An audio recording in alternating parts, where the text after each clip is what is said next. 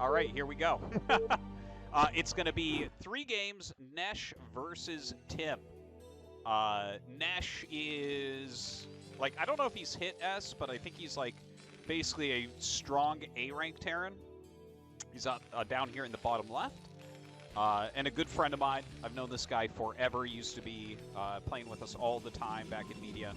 And in the top left, we have Tim. Tim is a newer Protoss. He's only played since, like, 2019 or something, but he's an S-rank Protoss. But he hasn't been as active lately, and he hasn't played as much PvT. So he says he doesn't feel confident, but we all know that Protoss is going to do fine. So we're on Radeon here. This is going to be 3 games in the winner bracket. As I said before, the winner will go up and play me, and someone else will hopefully be commentating. Yeah. So, let me think here. Yeah, a couple more things about the rules, basically. Okay, so winner bracket is best of 3 until, I don't know, top, like, winner bracket finals maybe is best of 5, something like that. Loser bracket is best of 1 until top 4, and then it goes back to best of 3. And the maps are chosen for you. You don't get to do anything with maps. There's no map veto, there's no map choosing. It's just like, these are the maps you play. This tournament, of course, made by Zen, who is just fantastic. He makes StarCon every year. So there you have it. There you have it. Up the volume a bit. Which volume? Which volume are we talking about right now? Is the game, like, talk in relation, is the game volume too high compared to my voice? The game volume's a lot louder. Okay, I'll fix that. That's easy.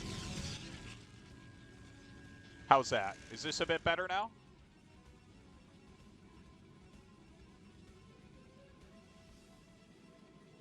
Game is fine now? I don't know how to raise my voice up anymore on this. They're using a program that I never use. So, yeah, hard to say what to do there. Anyways, yeah, let's take a look at what's going on here. So we have from Nesh a very fast factory. So this was 11 gas based on the factory timing. Not too surprised. Nesh is a very aggressive Terran player. And you can see second depot, of course, starting after factory, as you must with 11 gas. Looking over here at Tim's base, it looks pretty standard. No scout coming out from him. There we have range starting up. We'll see if he continues on range or not. Yeah, I'm honestly not sure what we'll see from Tim. Like, when Tim was more active, like, a year ago or so, he did, like, a lot of Nexus first that I recall. Pretty good with Reaver, good macro, stuff like that. Yeah, I'm not sure how he's going to play here today. And as far as Nesh goes, he always gives really exciting games. He's a pretty damn aggressive Terran. And I think he's practiced an okay amount lately, too. Even though he was saying last night at dinner that he wasn't practicing, I know that he's been somewhat active. All right, so we have that Nexus starting up, and that's a Nexus after range. So looking just like, I mean, a very normal build. And we're going to have 3 Marines and Vulture here. This Marine misclicked, so that's a little bit annoying. It'll allow this Dragoon to do slightly better. And Nesh just going to run by with that Vulture while he makes his own command center.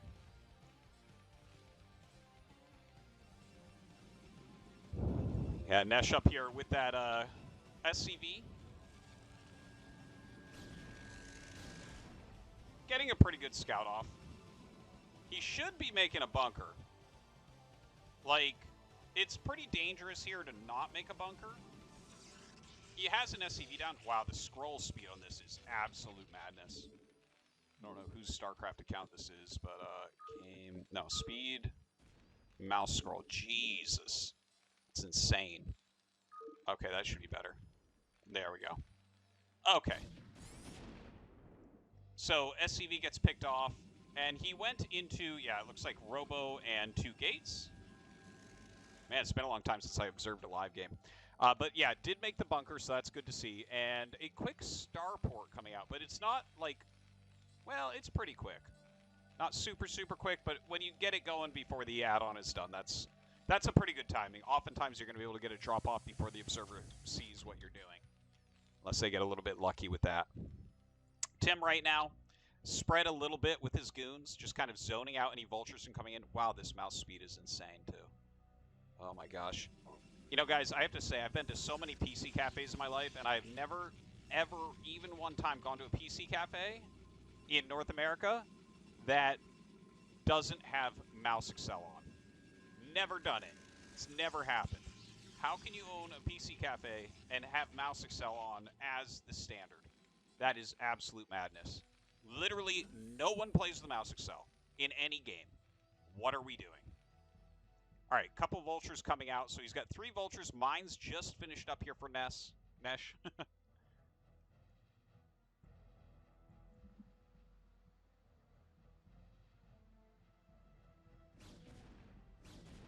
And yeah, just gonna run by and lay some mines. After this game, guys, I will look into more sound stuff. I won't. Well, I hopefully won't be commentating too much today because I hopefully get far in the tournament, but we'll see. Ooh, that was some bad control from Nesh. To lose 3 vultures after laying 2 mines here and then 3 mines here, that's pretty rough. Like, you really want to turn around a little bit quicker. So he was a little bit too far forward with that. That's a bit rough. And, oh my god, the mouse is so fast. Yeah, going into that Reaver tech off of the 2-gate observer. Yeah. And probably getting ready to clear these mines out as well. So the dropship that has been being made, it no longer has as many vultures for it, right? Like, we have 3 out here, but he had 3 other ones. So he could have had like a drop of 3 or 4, and then the other ones run in the front. That's like a pretty decent tactic. Something Sharp uses occasionally. Actually, Nesh plays a little bit like Sharp. But yeah, again, a very fun style. Here come those vultures. He does have that speed upgrade. Oh, man. The Dragoon chases. He's going to have to dash by, get in that dropship, and go in. And the goons are all coming down. So he's going for a counterattack. If he turns around completely, yeah, so he's trying to zone out like a run-in, but it's actually a drop. So this drop is going to work way better for Nesh than I think it should have. But gets up there, and he is going to get some good pro kills. Oh my god, that's some serious damage. Oh, I'm surprised he's loading up. I'm surprised. It's only 1 goon. I think that's almost always a mistake. Like, once you drop the vultures, they should almost never leave. You should just keep them in there and just target anything you can get. And he could have slipped by there and gotten a bit more. So I think that was a little bit of a mistake there from Nesh. Definitely could have gotten a bit more damage. What's up? Now, I don't know what's going on with the sound here. So hold on, because this one, hello, testing. You guys hear me still? Hello, do you hear me? Hello? Here. I don't know, the sound is all fucked up. Okay. But we're trying. Like, this one doesn't have game sound, but the mic works better or something. Okay. Oh, maybe if you there's a mute button. Oh, is there a mute button? Hello? Oh my god. Yeah, there's a mute button on the side. Oh my god. Okay, guys, you hear us? What's going on? All right. We've been fixing this, and all hell is broken loose on this game here. Yeah, Nesh got a drop off there, and did okay with it, but he actually backed out before he should have. And now we just have like a dive in here. Nesh with 2 wraiths. Unfortunately, versus the goons, not doing too well. They're not the best against Dragoons, going to be honest. But look, serious damage here for Tim, man. He's killing a ton of SCVs. Siege tank count is reset, taking his 3rd base, really pushing forward. This may be it here. Yeah, Nesh is taking way too much damage here. I think he's pretty much dead. It just... oh my god, he was getting Cloak as well. Nesh is like too fancy for his own good. Yeah, Cloak, maybe not the time. Maybe not the moment here. Yeah. This is very, very rough. Maybe he was studying some Bishop replays last night, and he was like, yeah, I'll get some Cloak Wraith. Worst idea is to come up with an idea for your tournament like the night before. I can't tell you how many games I've lost because of that. Not the moment to change up your whole game plan No. the day before, looking at some crazy stuff. Certainly not. I mean, we see the supplies here, Artosis. I mean, 71 to 38. That is really significant. He's in a lot of trouble. Tim floating some money, and there's the GG from Tim. From Nash. Holy cow. 1-0 Oh to Tim. my gosh. Super one-sided, unfortunately. He had a good opener. Like, getting the Vulture drop-off was good, but then he kind of ran too early. He didn't reinforce his front. Okay, guys, what do you hear right now? What does everything sound like? I've actually never used Streamlabs. I should just download a better program that I know how to use. OBS Studio. Download. Oh. Download installer.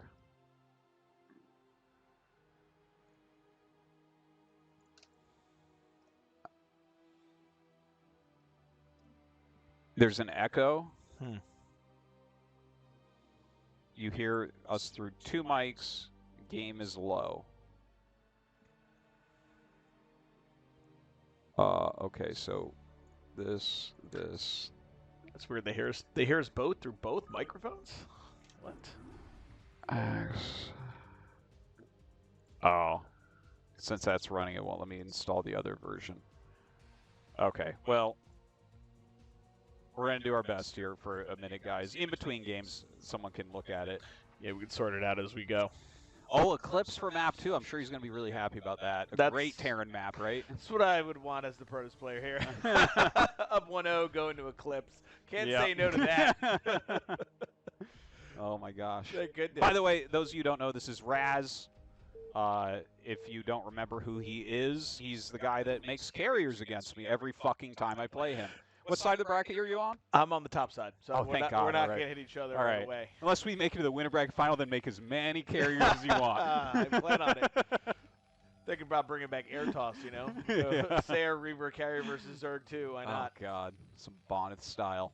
All right, so Nesh is down 0-1. He's here in the top right. In the bottom left, we have Tim. And do you know Tim's style very well? I think pretty standard guy, man. He plays pretty straightforward, you know, very solid player, especially when he's active. Don't know how active he's been recently, but very standard, very solid, you know, definitely a tough opponent. Yeah. I can't think of anything that, like, really... I know he's gone Nexus first against me a fair amount. Good at Reaver play, just solid macro, stuff like that. But yeah, I was talking with him a little bit at dinner last night, and he was saying he doesn't feel like he's in great shape. Like, most of the games he plays right now are Protoss vs. Zerg. Okay. So he wasn't feeling too confident in his Protoss vs. Terran, but I mean, he did fine there against Nesh, who I think is pretty good right now. Yeah, Nesh has been definitely practicing a lot. Definitely, you know, training, getting up as much as he can to play. So Nesh in decent shape, but I don't know how decent shape can help you on Eclipse sometimes, you know? Eclipse PvP, I feel bad for all you guys. I understand what it's like out here now. Yeah?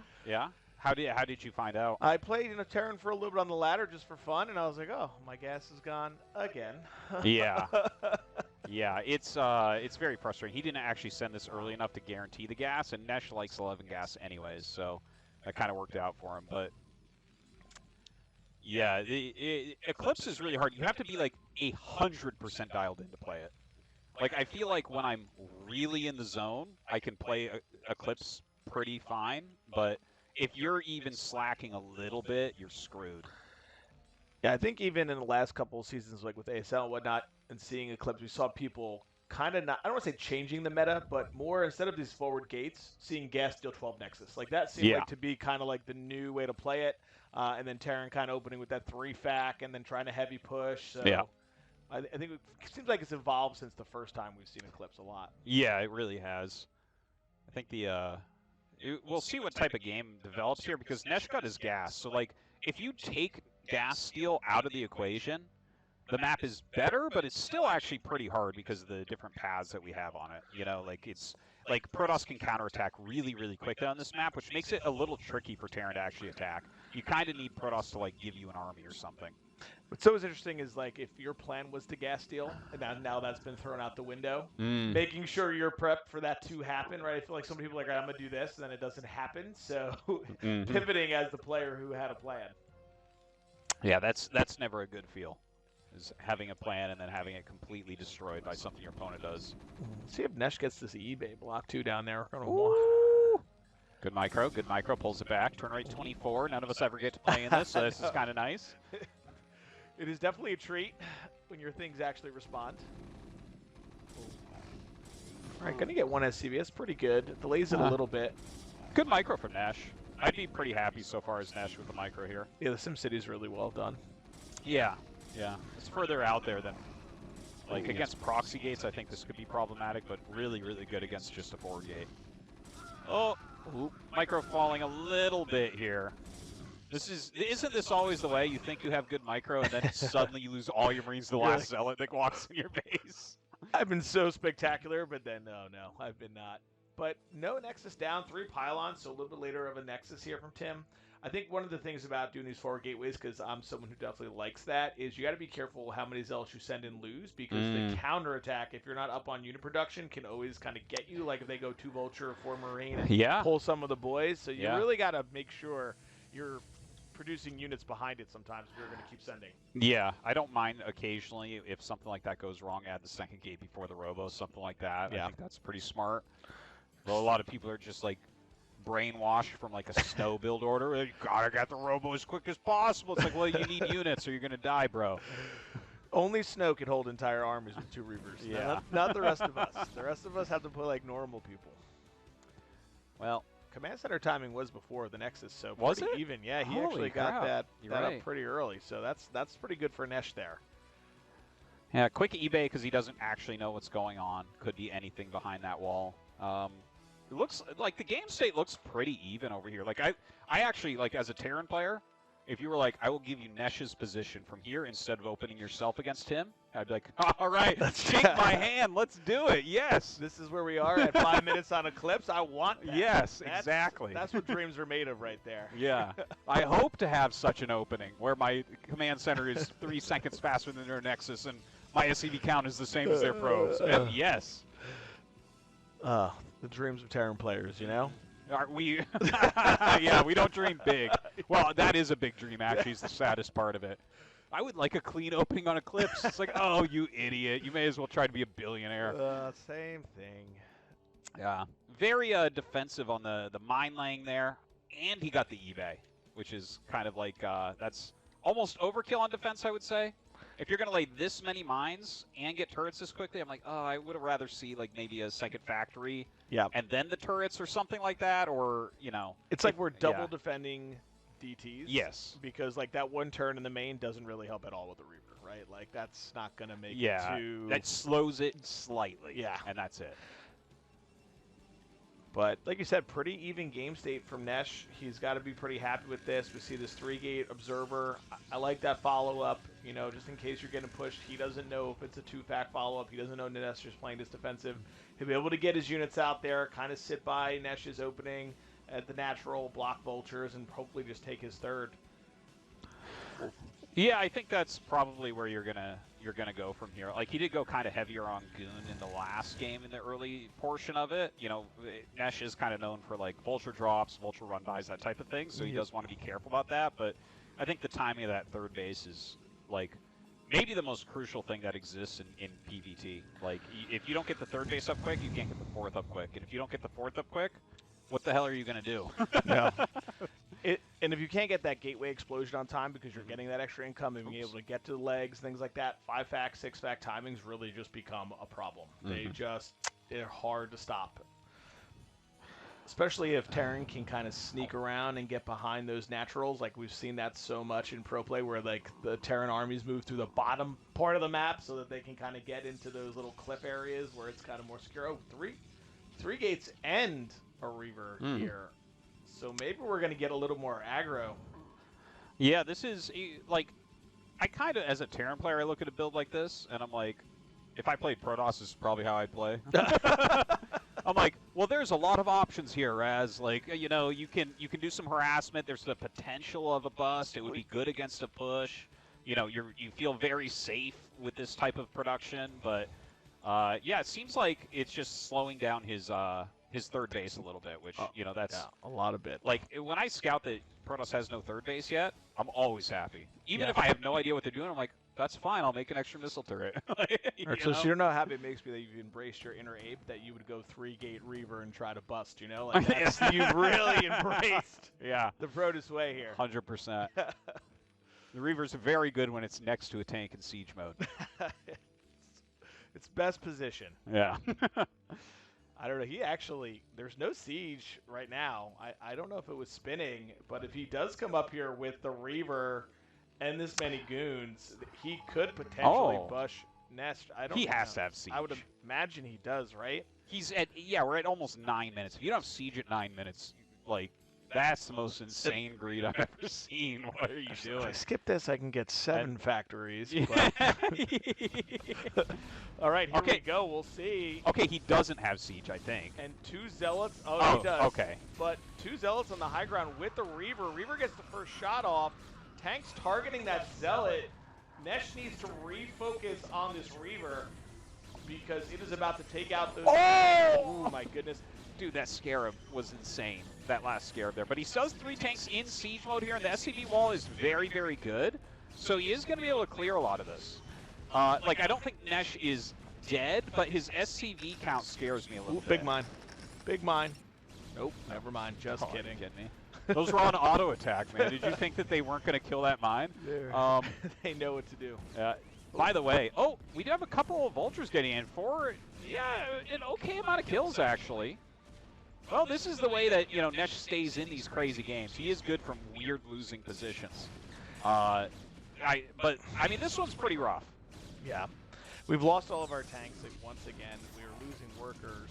And the only saving grace is he is on 2-base still, but it's 6-gate 2-base. It's going to be a while for Nesh once he stabilizes to move out. He's going to have to play this game slow from here. Yeah.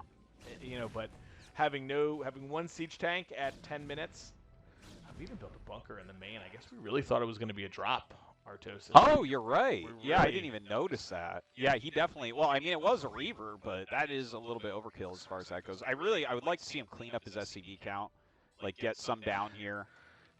I think you actually have to go 3rd add-on here. Like, look at his gas bank. I would just go 3rd add-on, try to rebuild that tank count, because, like, you're going to have to play kind of a turtley game. You can't make vultures work here against the 6-gate Reaver. Yeah, and I think going 3rd add-on allows you to hopefully take a 3rd eventually. Yeah. Right? Like, I don't think at this point he can play like a 6-vac, like I'm going to cut SCVs and push. There's too many gateways. Yeah. There's double Reaver. Like, Protoss here is hoping you push into them on a high ground so they can just melt your army. So I think he's got to take it a little bit slow, get his upgrades going, just try to play and build back into the game. Mm-hmm. That's, to me, what Nesh needs to do to try to get back in here. Well, I mean... It is a tough spot, but, like, the thing about StarCraft is you can always come back in these positions just because the game is so hard. Like, Tim might get far enough ahead that he's like, okay, I'm going to go kill him. Yeah. And then you screw up that attack, and suddenly it's, like, close to even. Maybe Protoss a little bit ahead then, and then it's like, okay, well, that's why you stay in games like this, right? Like, if you're on the ladder, if I'm in the ladder in this game, I might just leave it. Well, I probably wouldn't because I'm really stubborn, but people would tell me I should leave, and I should leave. If it's just a practice game, Yeah, Terran players on the ladder never leave. Yeah. They're like, I have a tank and 3 SCVs. I think I can come back. I can do it. I know it. If I sit there long enough. Yeah. Bore them out of the game. Protoss will eventually just run their army into the blender, and we'll have some goon soup, and we'll make it work. Yeah. But here's Nesh kind of moving out to middle already here, Artosis. I think he needs to get his siege tank count up a little bit more. I know we're laying mines, but I just don't know if we have the DPS to hold what's about to come up here. We'll see. Yeah, it's pretty rough. Like, he has a good amount of vultures in the front here. I wish he just had a few more mines out there to slow this a little bit more. But the drop comes up. He actually clears everything really, really well. Actually, like, he might hold this. Yeah, he may. Hold on.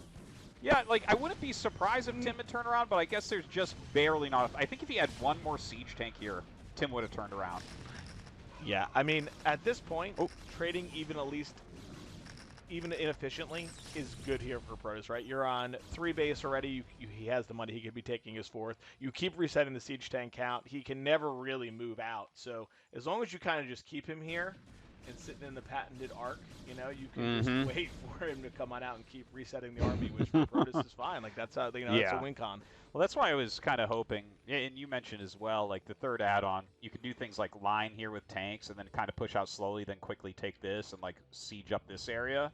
And it's like, yeah, that can turn into like a defendable position. You get up to like 120 or something, you're like, okay, like, you know, this is an army I can work with. But this tiny 81 supply army is pretty tough. And now with Zealot legs out, ooh, it's going to get worse. Yeah, but this may be okay if he can clear it. I don't know if he has enough vultures. Yeah. He doesn't, unfortunately. I'll say maybe this would be the moment where Protoss just kind of comes into the net and wastes his army, but a lot of Zealots getting right on top of these tanks, and SCVs going down here. Nesh in a tough spot. Yeah, I feel for him. This is a tough round one. Like this is a tough bracket. And I got to play Tim next. It looks like, but yeah, like so you're taking notes. I'm taking notes. I'm like, hold on, I'll commentate that. I'll watch really closely. Yeah, I'll watch very closely what he's doing. I'm like, but then you see my Terran self. I'm like just watching Nesh's base because that's what I do. But yeah, it looks like he's going into Arbiter from here, looking very strong. Yeah, forge spinning, that's good. You know, can get to that 2-1 break point. Is taking a 4th base at 6 o'clock. I don't think there's anything wrong at what base he takes at this point. I mean, Nesh really can't afford to be sending too many vultures out if he's going to continue to try to move out. He's going to have to keep units at home because his tanks will never be safe. Oh my goodness, just oh man, who needs an observer, right, Shuttle? Oh man, oh there it is. Okay, so I mean this is looking pretty grim right now. I think that, well, the supplies are actually like surprisingly close. That's like, I am actually surprised as I look up. I'm like, how are they only, what, like 18 supply from each other? That's kind of insane. So good on Nesh for kind of keeping that up. And he is making the 3rd command center. And like, if you remember back, the most crazy comebacks in StarCon over the years have been Nesh mostly, right? Yes, they have been. He has some of those crazy TVZs. I think it was last year or 2 years ago with Herbmon. It was crazy games. Yeah. So he definitely has the potential. Against Sugo, that TVP in New York. Oh my God. In retro, right? Yeah, I believe it was retro. Yeah, that was the most insane comeback ever right there. Yeah, okay. He might be able to get down here and at least deny some of the cannons and kill some pro, or just catch the transfer if he wants to wait out there. Yeah, that's true. That's true. Sometimes you have to like decide to not show your vultures looking for damage when you know there's a transfer coming. Oh, and here it is, the train. Yeah, because here, like, you could get almost every probe here. If you micro really well, you might be able to get all of them. And that's like, I mean, that's some really good damage. Well, yeah, that is good. And these are the little wins you need in these positions to start clawing your way back. Like, all right, it's killed 10 probes. Yeah, that was sick. Like that was really good. I'm feeling good, but Tim is not. Okay, yes, he is. I was like, he's not waiting. I thought he was just going to go right back for it. And that's kind of what Nesh needs. He's 1-1. I don't know if we have a science facility to get to 2-1 because 2-1's really like that kind of that break. Yeah, we're building it now. Okay. But we're trying to get to that break point of like, all right, I got 140 supply, 2-1. I can kind of hold on and take a third and fourth, you know? Dude, if Nesh makes this a game, like even if he doesn't win, but if he makes this a game, like if this game goes to like 25 minutes, that's like some superb play out of him. I'm actually really impressed with what he's been able to do. Because that looked like an impossible position. When the speed zealots came up here, I was like, okay, he might leave. Yeah, he's dead. Like, that's where I would probably just GG. Like, all right. I've had enough. On my I don't want to do this anymore. Oh, no. Oh, no. Okay. Oh, man.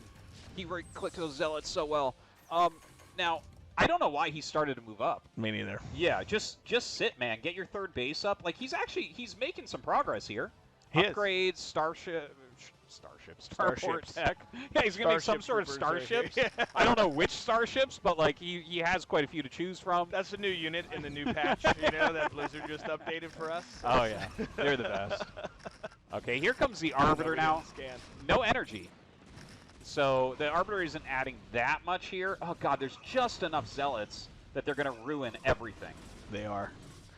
They're just running through, and like I said, even if if Tim trades his whole army here, which he didn't, he absolutely crushed it. It would be a dire position, but to lose everything, and there's the GG from GG. Nash. And Tim advances 2-1 or 2-0. 2-0. Sorry, 2-0. Yeah. Holy cow. I guess let's take a quick look at the bracket.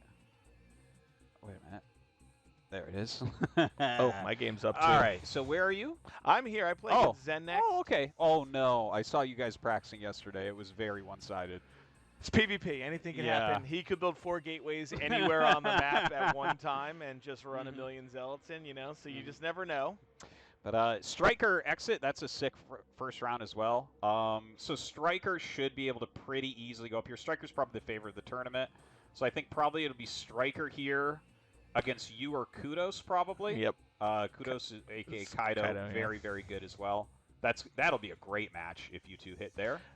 Looking down here, Herbmon Pandora is actually going to be a pretty good match, I think. Pandora's getting a lot better. This is a big upset to me. Herbmon over Sterling. Sterling has been very strong. Yeah. We saw him in BSO Pro League. I know TVZ is not his favorite matchup, but that's a pretty good win for Herbmon. That's right a there. sick win. Yeah, so that'll be a good match right there. I'm really happy for him. He's like one of my #1 practice partners. I play with Herbmon all the time, and like he is very good. If you don't screw him up in the early game, he's like real good. His multitask is phenomenal. He has good mechanics.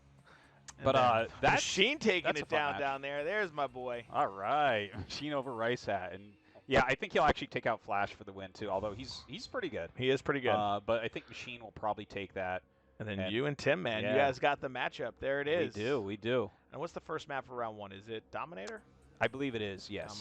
Dominator. How do you feel TVP Dominator? You know, the opening can be a little bit tricky. Yeah. You know, obviously drop play you got to really pay attention to. But yeah, I think it's okay. Like if I have an okay opener, I feel good on it. Yeah, I think when Terran grows into the game, like that's really tough for all the pizza slices attacking uphill, but a lot of craziness. So it can be tricky. But okay, I got to go get ready for my match. Same. Maybe we can put a load screen on or something here because I've got to go play my game as well. Okay, in between. So yeah, let's do that. And guys, someone else will be back with you soon. We got to go play. Yeah, alrighty. See everyone later.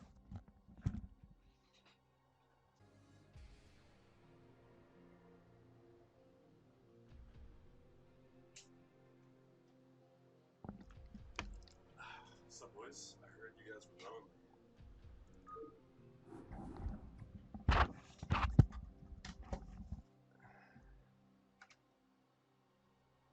We're gonna watch a little bit of Tim versus Artosis.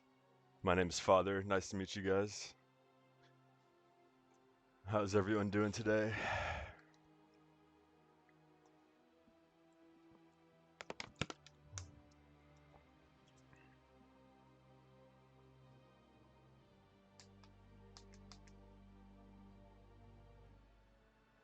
What's up, boys? This should be a good one. Tim versus Artosis.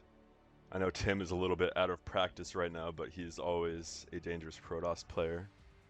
And we all know how Artosis feels about Terran versus Protoss, so I wouldn't be surprised if this was a close match. But here we go. Game 1 on Dominator. This is a map that I'm not super familiar with. I think I vetoed it on ladder, and now it's in the tournament pool. And I played one game so far today on it. My only game. But down to the bottom left we have Tim, and up in the top left we have Artosis as the majestic magenta Terran. Now I know that this, what do you call it, 11 o'clock spawn is kind of a pain in the ass for SimCity. It's not quite as bad against Protoss, but against Zerg in particular, you kind of have to like stuff all your units up here and kind of turret this location, so you're left with all this area that's not getting much done. So yeah, plus there's the reverse ramps, so not an ideal situation for Terran. We'll see if Tim decides to play abusively, knowing this fact. What's up, man? You want to hop on? Yeah, sure. I don't even have sound, so I'm just wearing the headphones for looks. Hey, there's sound in here. Oh, there is? Okay. Well, yeah. I got the dud. Would you like to introduce yourself to the stream? Hello, everybody. I am Rice Hat. I got eliminated pretty fast from this tournament. You're out already? Here is like S rank. Shit. Okay. But yeah, now I'm excited to hop on this desk and start casting. What do we got here? Artosis versus Tim? Yeah, it should be a good one. I know Tim's a little bit out of practice, but he's always dangerous against Terran players. Yeah. It's good to see. Tim is apparently came onto the scene a couple years back and everybody thought he was like really good. I heard people talking about how they were like writing articles about him, how he's gonna be the next top foreigner. Oh, really? And then he just like stopped playing. Yeah, yeah. He just like, nope. He was doesn't wanna around. play anymore. He was around when I started playing, and he was always the ProDOS to beat in Yeah. North America. But yeah, I don't think he's been quite as active lately, unfortunately. But Yeah, yeah. But it looks like he's oh wait, really we're not strong on the game. right now. Hold on, how do I? Games? Oh, dude, we're not even. Okay. You guys were just watching this the whole time. We weren't Okay. even watching the game. That's fine. Okay, This is okay. Artosis' setup, isn't it? Yeah, we have a lot of privilege here, so we got to make the best of it. Yeah, yeah, yeah. All right. Let's talk about the game. What is going on? Nothing crazy. Yeah, nothing too crazy. I'm a little bit surprised to see Artosis go Rax Factory into expansion. I feel like these low ground maps, I like going the Rax expand right away, because then you just claim this high ground. It's a little bit more dangerous because it's a 3-player map, so Yeah. if they go Zealot, you're more likely to get hit pretty quickly, but I think it's also just such a pain in the ass to try and take this high ground here. So Oh, for sure. we'll see if Tim decides to play aggressively and try and lock down that high ground location. Do you know if this is game 1 or 2? I believe this is game 1. Game 1. Okay, so they Yes. just started. Yep. Yeah, yeah. All right. That sounds good. Yeah, both players just playing standard. CyberCore is spinning. Yep. So this is, I'm just assuming is like goon range. Yeah, Tim is a very standard ProDOS player. He came up when the Arbiter meta was the big thing, so I don't think he's kind of evolved into that Shuttle into Templar style, Reaver into Templar, I should say. Yeah, that's what the pros have all been playing nowadays. But honestly, Arbiter is still as strong of a... I think it's a bit more defensive and risky, but it's still super strong. Very hard for Terran to deal with. Yep. Artosis is getting a full scout here. We'll see that core is spinning, and you'll see the Nexus timing on the way out, going for Vulture first, which I like quite a bit. Yeah. But we got to deal with this goon. So yeah, he's going to position these Marines up here to intercept the goon so that he can sneak out this Zealot, or sneak out this Vulture. Positioning them on the pizza slice as well. Very good. High Yeah, he ground could have been a defense. little more precise with that. He's going to lose 1 Marine for his troubles, but getting the Vulture out on the map is definitely worth it. Although I guess he has to keep it because he doesn't have a bunker yet. So he's going to have to micro, keep this goon at bay. A little bit annoying for Artosis. But yeah, there goes the Vulture. So now Tim has to be careful. Keep in mind that there is a Vulture on the map. Second goon is dealing with the SCV, so no further pressure coming out of Tim at the moment. Feel free to correct what? Oh, I was just saying no further pressure from Tim at the moment. Oh, okay. But It's a little bit hard because I think these headsets are noise canceling. Yeah. So we can't actually hear each other that well. I don't even have any sounds in my headphones, so I'm just wearing them for the professional vibe. Oh, I see. Yeah, I have sounds here, but maybe Yeah. I could take this off just to hear you better. He's trying to he sneak in with the almost Vulture, sneak in. but yeah, I think it's Yeah. much more important to keep that alive. I assume he's going mines first because he keeps making Vultures, so I don't even really like that move that much. Even if you get 1 or 2 probes, I think having the mines is much more important. You can see Tim trying to hunt down this Vulture, and he is going to find it, so... Oh, never mind. Good move by Artosis. Not quite. So Like he went... ships in the night. Yep. No, I agree with you though. Like having Vulture with mines out on the map, like you get to see where the Protoss is moving their army. You get to see their timings for expanding, and it's like super useful in a lot of different ways. Yeah. So even if you get a couple probe kills, like yeah, I agree. The scouting information is much more important. But look at the way this Vulture just like dodged death right here. Oh. Yeah, he's gonna want to lay a mine here to prevent that expansion and protect himself. He's got a couple more Vultures here, but we're going for the very quick armory rather than a starport play. So this is pretty normal. I think this is kind of the favored build nowadays from a lot of Terran players. I'm surprised that he's not going for speed here. I like that as a follow-up. You just kind of get the contain with mines. Oh, he's just diving in here. Yeah, this is a bit of a... This is a very aggressive move from Artosis, but unfortunately it doesn't really pan out for him. Yeah. I think those mines would have been better used just kind of around the map. Interesting, we're going straight for shuttle. We don't have any Reaver techs, so I wonder if he's just going to go for some quick bust here. Yeah, we're already 6 minutes into the game. We'll see if some Zealots come out, because I think that would be the kind of requirement to go for some sort of Bulldog bust here, but he's already getting his second gas quickly, so I'm not exactly sure. Oh, yeah. Oh, here comes the Reaver, so yeah. Interesting. We are going to go for some kind of damage early game. Yeah, it's a bit curious. Did he get an observer? I think he went shuttle first, but now he's going to build the Reaver, so interesting timing here. Going up to 4 gates on the Protoss side, pretty standard. Still no third base yet. Artosis is aware of this, and he did get the early eBay, so he's going to put up a light turret ring. It's really annoying to defend on this map because your main base has so many angles to come in. So we've got 2 turrets here. We're going to need another one here, but even with that, we still have so much space to get in there, and we're definitely going to need one at the natural as well. Yeah, this is looking a little bit scary for Artosis because we do see Tim adding on more gateways as well, but Artosis is only on 2 factories. I think the standard nowadays for Terran is to go up to 5 factories before getting another base. And that's just to like defend any kind of Protoss aggression. Protoss is playing a lot more aggressive nowadays than they did before. So if Artosis doesn't like defend this like exceptionally well, he could be in a lot of trouble. Yeah, moving across the map now with goons. We're still waiting. Okay, we just got our Reaver now, so Tim on the way to apply a little bit of pressure, and we see on Artosis' side he's got 2 first Goliaths out to kind of make up for any holes in his turret defense. Also laying some mines here. So looks like Artosis is very ready for the Reavers to come out. Yeah, this is a pretty standard timing. Reaver was, so he's definitely in position. Takes a couple goon shots. He's kind of just going in here. I'm not sure how I feel about this, but with only there's a 3rd tank on the low ground here. Dude, this turret is working magic. It's gonna get the observer and the shuttle, but the Reaver does come out, and the Zealots take care of that first tank. Yeah. The tank on the low ground is dealing with that Reaver here. Yeah. And I think, he's gonna hold. Quite a good hold from Artosis. Only loses 2 tanks in the process here. He's gonna hold this bunker. Oh my god, keep repairing the bunker! Yeah, unless he stops repairing it, which is very important. But only lost a couple tanks, a couple SCVs, a little bit of an overextension here by Tim, in my humble opinion.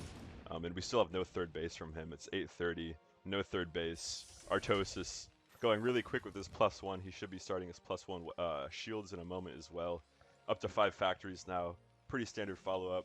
And Tim might feel like he has to kind of get greedy at this point and start maybe taking a 3rd and 4th expansion. And if he does decide to do that, then I think Artosis will have a really nice timing into it to attack with.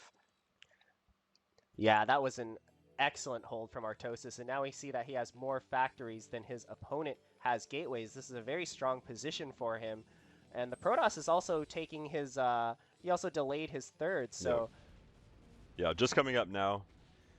So he's not really going to have the money to add on a lot of gates here. He's instead teching up very quickly to Arbiters. So I think Tim is going to be extremely vulnerable here. Artosis sneaks 1 Vulture out on the map, which kind of gets the goons out of his face. Also taking this forward position with the turret so he can just rally all of his factories up into this kind of pizza slice right here, which is going to give him a lot more flexibility when he does decide to push out.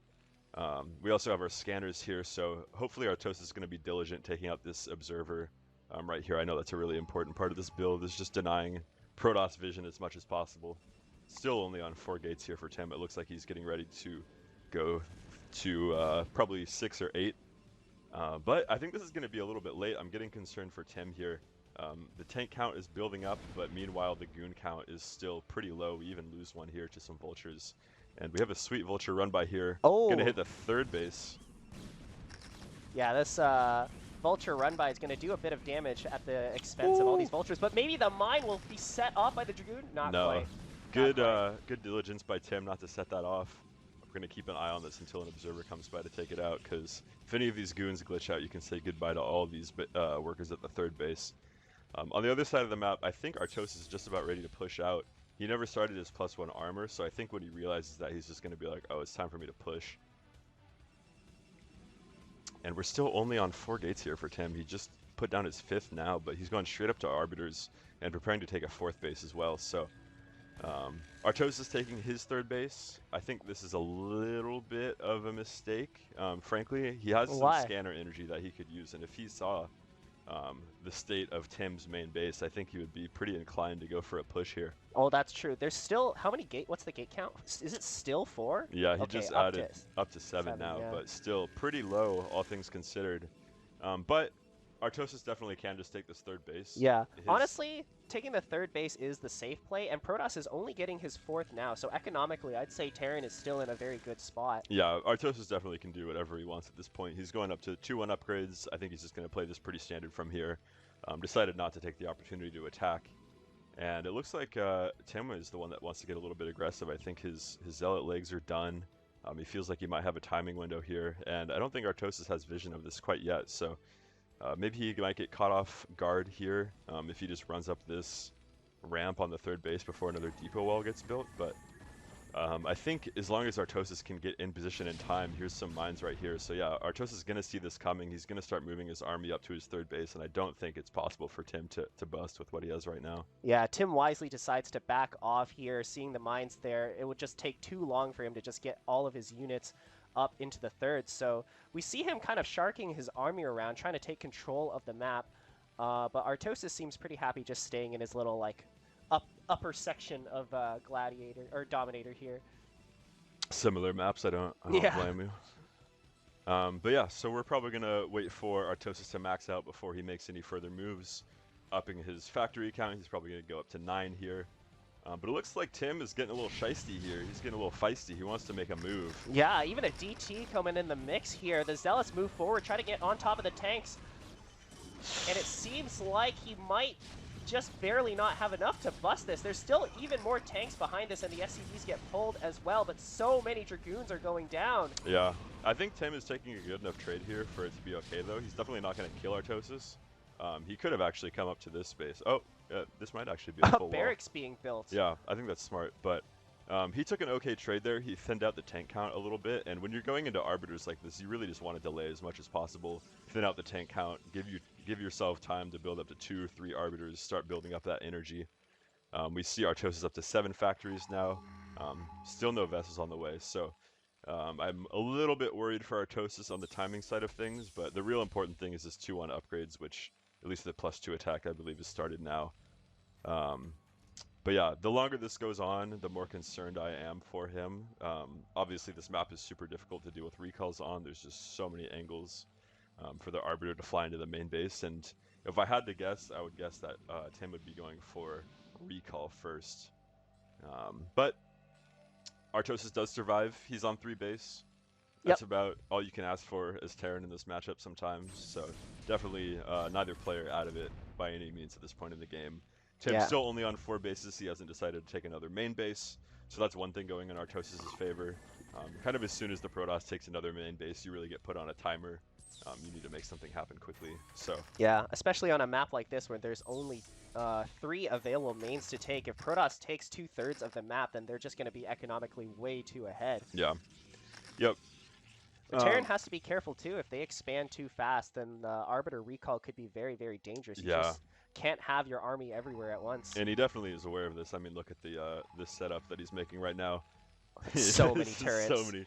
So many turrets, and I can't blame him. I mean, even with this many turrets, I think an Arbiter still could sneak in, but he has the mines here, so I think he's banking on a bad recall going off, which I could definitely see.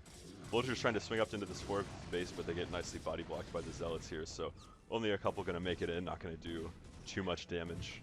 Man, Tim loves like just adding DTs into his army. Yeah, they do a lot of damage output, but we see carriers? A carrier switch from Tim, which I think is interesting. He really doesn't have a huge economic lead.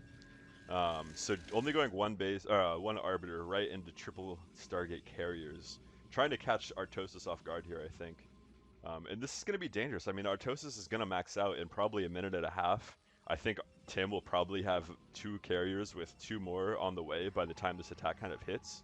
Yeah. So even if Artosis gets totally blindsided by this, there's not going to be enough carriers to really punish him if he moves out exactly when he maxes out. Yeah, but that all depends on if he actually attacks. There's a chance. I mean, we didn't really get to see if he scanned and saw that there is carriers, because I feel like Artosis does tend to like to try and play a split map against Protoss in the late game. Yeah. So it all sort of depends on whether or not he scouts the carriers, whether or not he actually moves forward with an attack. Yeah, and we're having a little bit of macro slip from Artosis right now. It's really important for him to get maxed out ASAP here. Because Tim's army is really small right now. He has he's going to have 1, 2 stasis, if he was maxed out right now with 2-1, I don't think that this little ground army could deal with what Artosis has right now, but the macro slipped a little bit, and he's deciding to take a 4th base here, and yeah, like you said, he's getting pretty entrenched. It doesn't look like he's really trying to go push out right now, so the longer that Artosis delays his attack and is unaware of these carriers, the worse it's going to get for him. So a little bit concerning. Hopefully a scan will go off soon, so he'll realize what situation he's in. I'm kind of in this situation as Terran.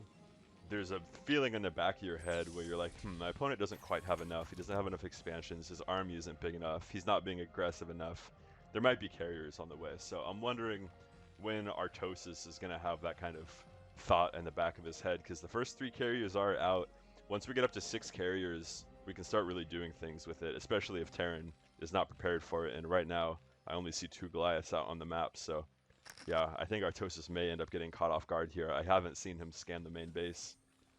Yeah, we really need to see what Protoss is doing here, because as soon as the carrier count gets into high enough numbers, the game just becomes so hard for Terran. Even with this economic lead that we have here, we're at 4 bases versus 5 bases. In a normal standard game, this is amazing for Protoss. Or sorry, this is amazing for Terran. Yeah. But the second they have like 8 carriers, the game kind of flips on its head. One thing I will say is that Tim is maxed out right now, and he's only making a 4th carrier, so it's not going to go from 3 to 6. It's only going to go from 3 to 4, which is not too bad. I think Artosis being maxed out here, I think it's probably time for him to make a move. It seems like he really just wants to play this slow and probably take a 5th base, maybe this one, but I still think when you're maxed out like this as Terran, it's pretty important for you to make some sort of move. At least thin out some vultures and keep getting up that tank count, but the longer that he delays this, the worse it's going to get with the carriers out now. It looks like he is looking to come out onto the map. A pretty big army is moving towards the center here. A lot of vultures and a turret. Oh, but it looks like the carriers have been revealed. Only 3 of them on the map so far. Yeah, I think this is a big mistake from Tim. He needs to wait until he was up to like 6 or 8 and can just immediately end the game, because right now, what is he doing? He's picking off turrets. That's not important in the slightest. Artosis is just jumping with joy right now. Yeah. Because he's getting plenty of time to start building Goliaths. He's going to go straight into an attack here. Not a good engagement. His army is way in a line. Oh no! Yeah. The Protoss jumps right on top of this army. A crazy huge stasis. Hits Oh my like a God. million units. How does that even work? Was that 2 stasises in 1? That must be. I mean, I don't think Stasis has that kind of range.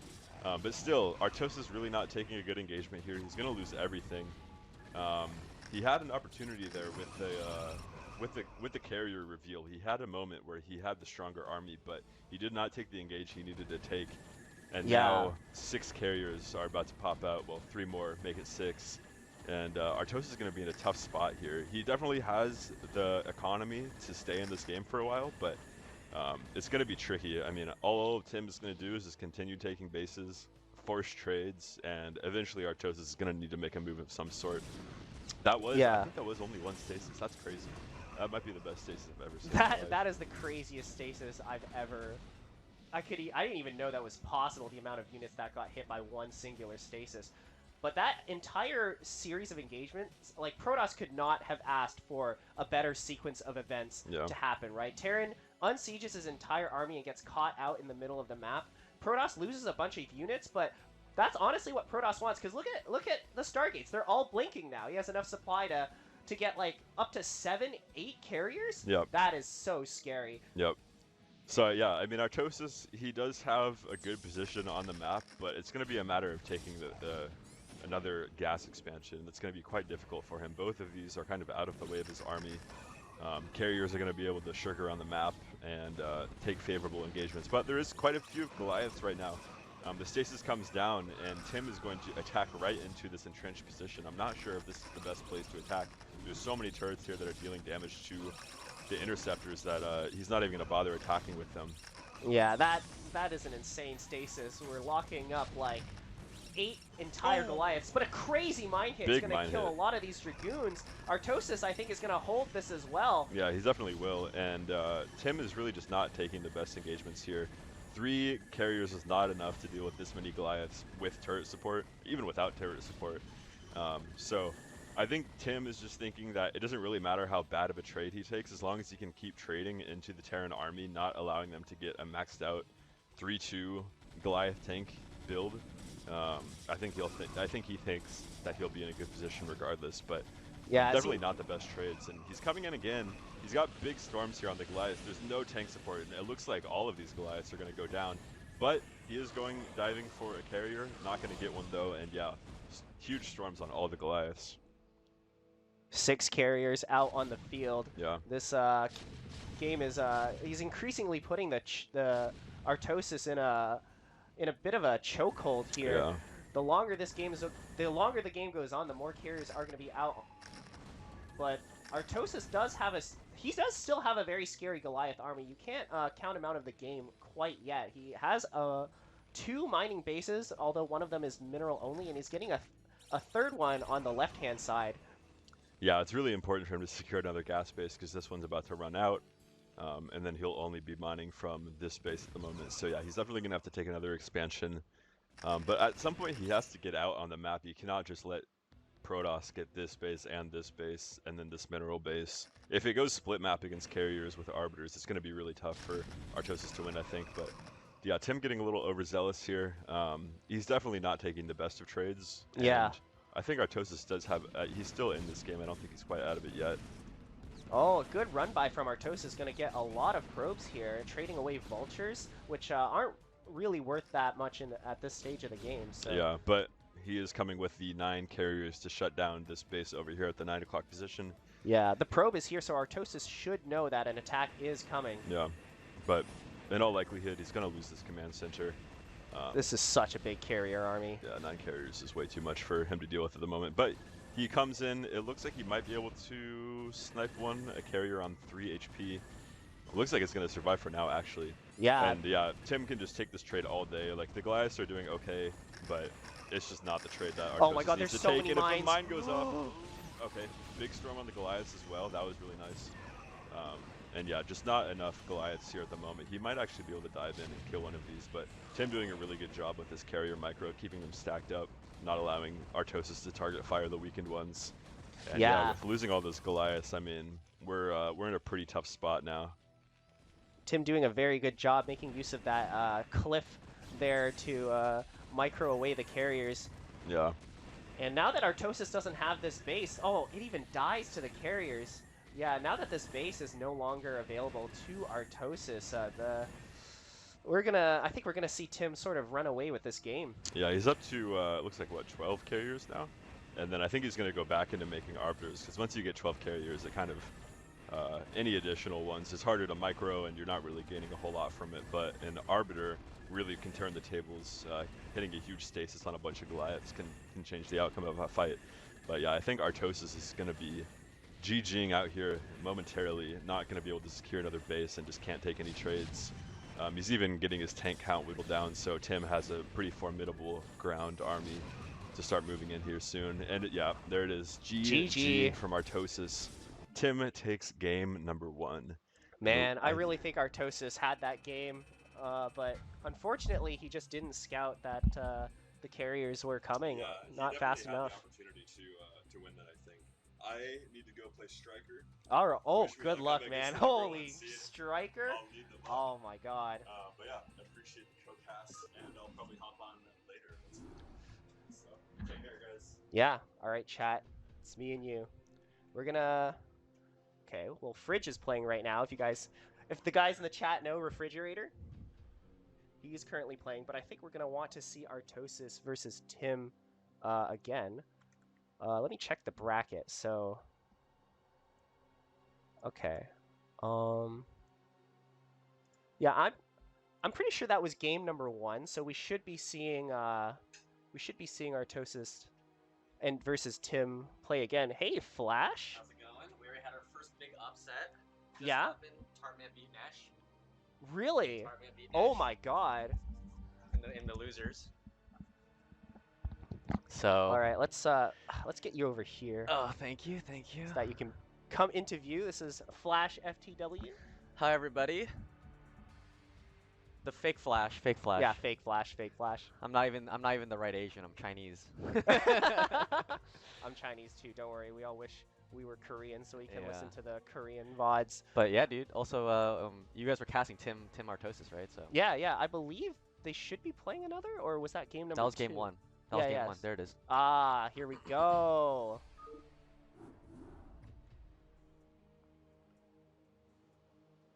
All right, let's get ourselves in the observer slot. Sick when I was watching a little bit of the game there. Tim played quite well, from what I saw. Yeah, yeah. That was a pretty good game. Artosis was playing really well too. I think if he just scanned and saw that he was going carriers earlier, he could have just like attacked. But Oh, he also Tim went carrier afterwards because I Yeah. stopped watching. Okay. Yeah. So they entered into kind of like a split map scenario where Artosis was trying to split it, but Tim went for a carrier transition. And I think by the time he revealed the carriers, Artosis, I think he panicked a little bit and A-moved his army, and unfortunately got caught out in the middle of the map. Fucking carriers, man. Yeah. It's too bad. Yeah, we're both Terran players, so we're probably going to cast this with a little bit of bias Yeah. towards Terran. Yeah. Yeah, I don't like I carriers used to play Protoss, but I had self-respect for myself and decided not to play that race anymore. I also used to play Protoss. Every Terran is yeah. just Artosis light, man. We complain about Protoss every single day. All day, man. Yeah. Well, I don't complain about carriers that much. I mostly complain about arbiters. I think they should just be removed from the game. That made Semih really mad. When we were at dinner yesterday, I said that, and he was just like, "What? What are you saying?" All right, looks like the players are ready to get into the game here. Game number 2, Tim's up 1-0. Will we see another potential upset here in the bracket? Remember, guys, Tartman beat Nesh in losers in a BO1. And so Nesh is out. We thought he was going to make it to the top 8 probably, and but he hadn't been playing a lot, so yeah, we'll see how it goes. All right. Spawning on the bottom left, it's our boy. It is Artosis. Down 0-1. Does he always pick pink Terran? I think he does. Oh, okay. All right, top left here we got the teal Protoss. Gonna be Tim up 1-0. Tim was saying actually how he's not good at PvT because he never practices it. He only practices PvZ. Oh, they all say that. Against like... Herbmon. But I mean, you're right. It's Protoss versus Terran. Like, how bad can you be, really? You know what I mean? Honestly, I thought his play was pretty solid. I feel like he made some questionable attacks. He was on 2 base for a really long time and tried to like do a big bust in the natural, and it got held. Yeah, I saw that part of the game. Yeah, he's the one thing I'll say about Tim is that because he said he's out of practice, he hasn't really been playing that much. Is that his Reaver control is just definitely not up to how it used to be. So he's definitely got to work on that a little bit. But maybe did he skip Reavers last game? No, he got Reavers. He got Reavers. Okay, so it's Yeah. interesting. He's still trying to pull it off, but it's really hard, man. Like when you come back and you're not practicing, like the little micro tricks, like with Reavers especially, is so difficult to really kind of get back onto the train. Yeah, especially for something like Reavers. Like even like the smallest mistake, like that's minus 200, 100, right? If the Reaver dies, if the shell dies, that's minus 400 minerals. Yeah, like that's what he did against me in our practice games, and he lost the Reaver to like a mine and blew up like 4 probes with it and everything. No. And so it's like it's just small things, you know? It's all those small things that add up over time, and I mean that's a big thing. You lose the Reaver to a mine with 4 probes, but we'll see if we'll see how this game pans out. Looks like pretty standard opening from both players. I think Artosis went 12 gas. It looks like. Yeah, seems like it. So this is just a factory expand from him. No. Yeah, I think it is 12 gas because he's scouting with the SCV now. Normally on 11 gas you don't scout with the SCV because your economy is like super weak if you try to scout on 11 gas, but I think it's 12 gas. But favorable spawn I think for Artosis because he can always push up to the 3rd base there, inside 10 o'clock position, and then push, or not 10, inside 8, and then push up to the 9, and kind of split map that way, going upwards, almost playing like a TVT style, and try to secure that. But he might go down to 6. We'll see. It depends on kind of style. Like I know for example, like I like to play aggressively with my expansions and push towards Protoss, but Artosis may be a little bit more passive on that front. Yeah, it does seem like lately Artosis has been trying to play like a very long split map game. against Protos's. I hate this SCV timing, by the way. Every single Terran does this because you're putting down depot and factory at the same time that this scout gets to the base. So you always forget about this SCV when it gets to the first spawn location on a Yeah, normal I've been 12 doing guess. that all day today, Yeah, man. you just gotta shift click. I always just shift click because I'm like, I'm not gonna be able to remember like sending the SCV to the next spot. Yeah. Honestly, even if you shift click, the SCV like has to go all the way to like wherever you put it, which is Yeah. like sometimes like over here, and then it stops there and it stares and contemplates life for like 2 seconds before actually going. So even then, right? It's Yeah. still.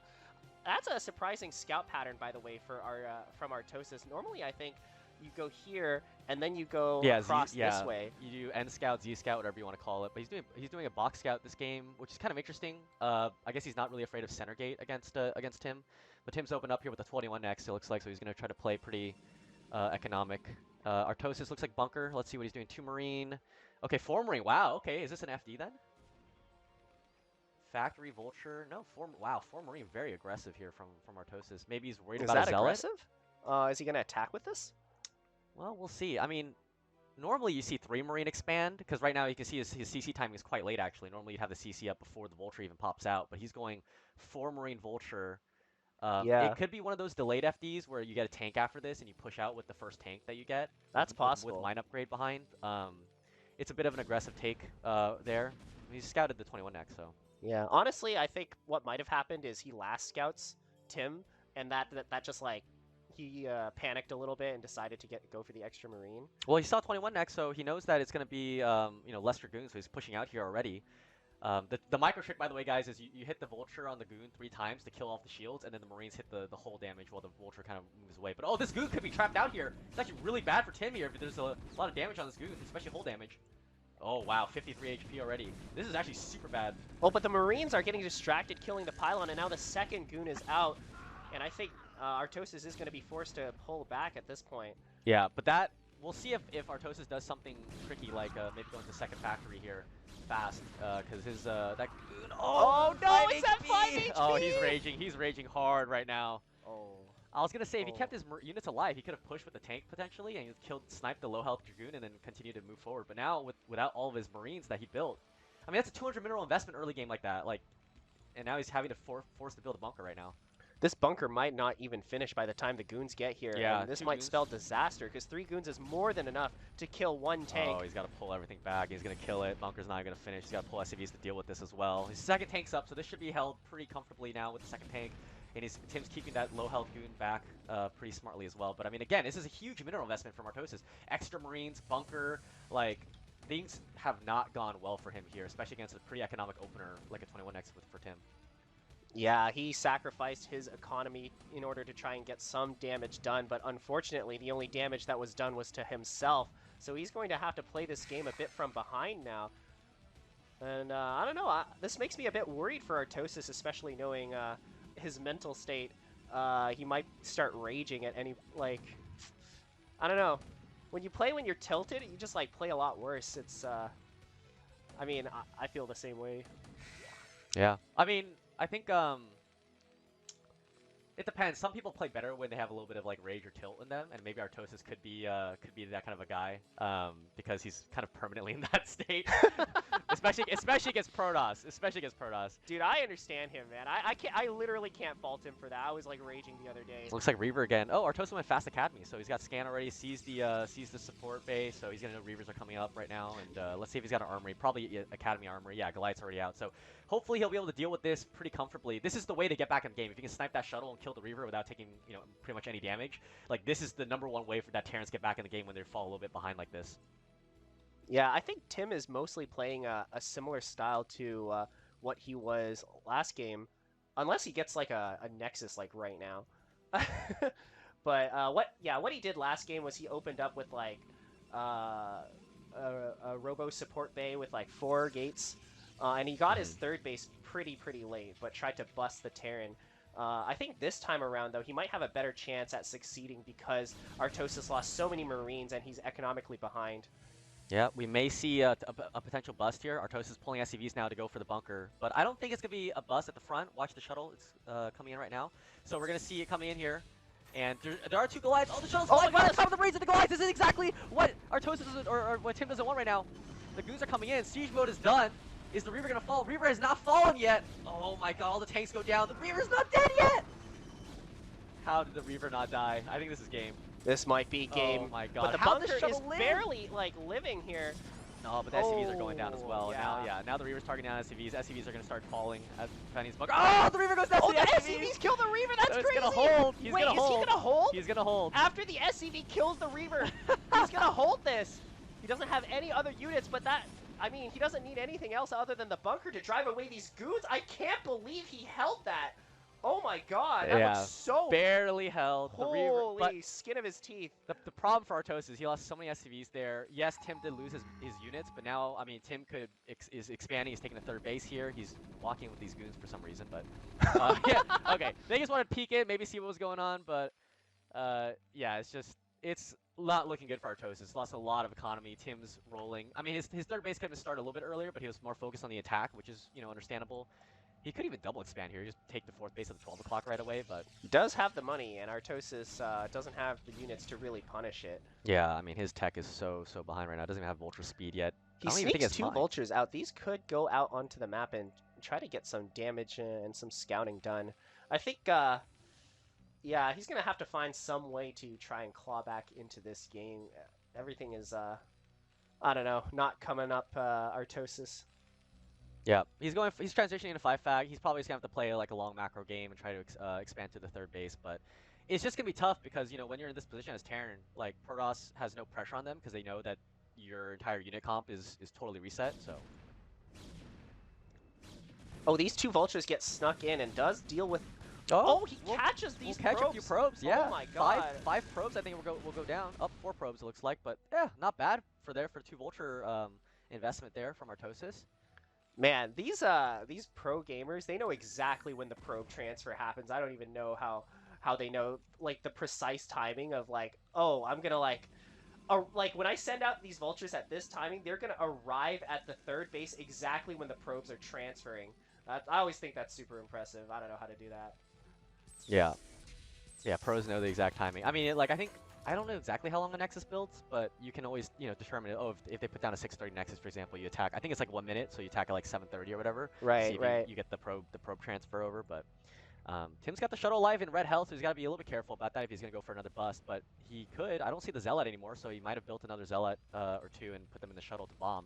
Honestly, I don't think Tim really needs to go for another bust at this point. I mean, standing outside the natural in an arc is already pretty strong. If we don't let Terran expand, then you could just kind of out macro him in the late game pretty comfortably. Yeah, and Artosis did also go for the 5 factory, so he's gonna have quite a few units here when he pushes out. But again, if the arc is good enough and Artosis doesn't micro control the kind of initial push out to secure the third well enough, I mean, it could just be game over right there.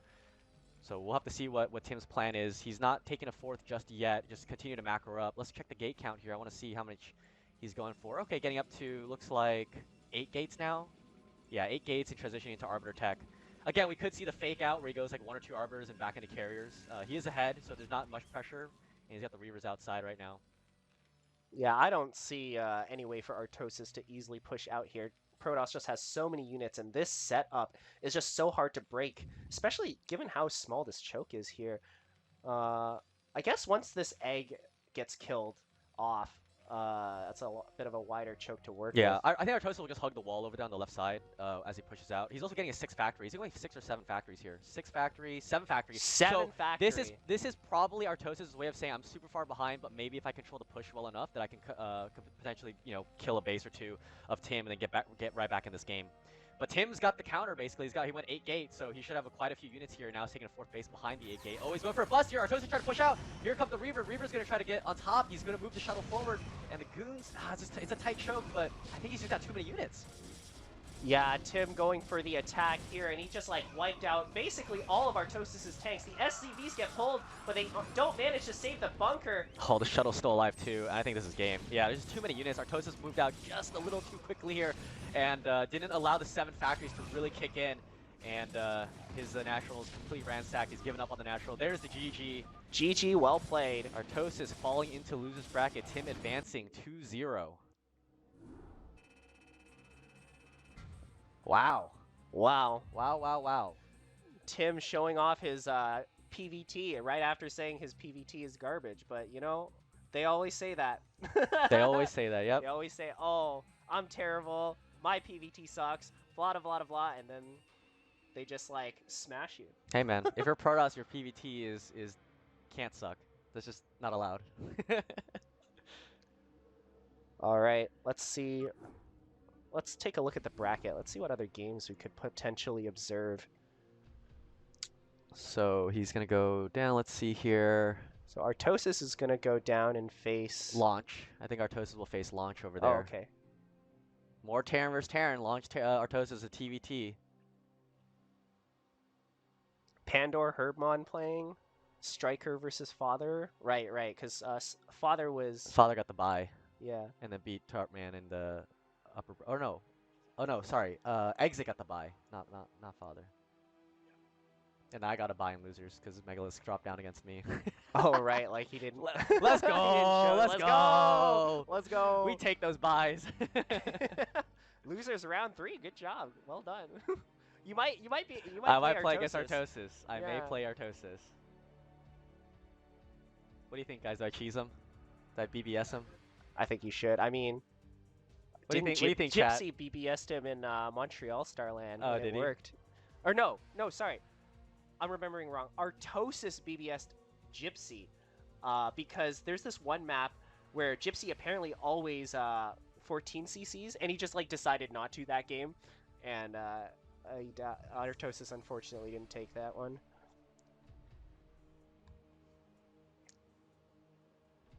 Yeah, wow. Some interesting matchups going certain ways right now. Pretty cool. So let's see if any game is going to be played. I might peek out and see, or maybe ask someone what the next game is going to be. Yeah, go ahead. We could do Artosis versus Launch. Yeah, we could watch that. Yep. Let's take a look at the bracket one more time. I want to see if maybe there's a game that's going to finish soon here. Sterling versus Fridge is going on. If that ends, maybe we can get Zen versus the winner of that, which is most likely Sterling. But again, BO1, who knows what will happen. A lot of TVTs going on this this tournament. I think there are 12 Terrans. A lot of Terran. 12 Terrans, 8 Zergs, and 6 Protoss. Yeah. So Terrans are feeling happy there's not that many Protoss, but then Terrans also sad because there's a lot of Terrans. I mean, What I Terran don't- really wants is just a lot of Zergs. We want a That's lot true. of Zergs That's in the true. bracket. TVZ is a fair and exciting matchup for Terran. Yep. TVT is fair, but maybe not exciting. TVP is exciting, but maybe not fair. You guys agree, chat? Every mirror is fair. A lot of Protosses like to complain about PvP though, being a dice roll. Although Semih tells me that it's really not. PvP, I will say that PvP is more of a dice roll than people think it is, because there are a lot of builds that just outright get hard countered. Yeah. It's funny because like in ZVZ, people call that also like a rock paper scissors matchup, but you can definitely out micro your opponent with like the early lings or whatever, and somehow manage to get a big advantage in the early game, even if you get like the disadvantaged build. Yeah, I think very famously in the early days of the pro scene, everybody thought ZVZ was like an impossible matchup until Jadon comes in and got like a 70% win rate or something. Yeah. So you can definitely play around like the rock paper scissors of the early game. TVT is pure StarCraft. Yeah, pretty True. much. It's the purest True. form of StarCraft. Anything that isn't TVT is trash. That is definitely an opinion.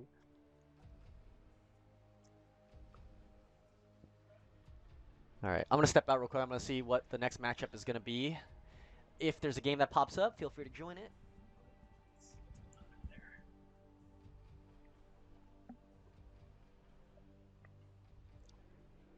Hello everybody, it's just me.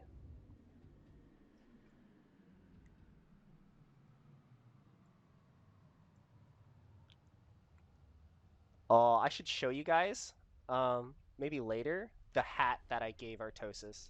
I brought I had a Toronto Tees print out a bunch of hats that say SIMP, StarCraft is my passion. and I want him to wear that in his next stream.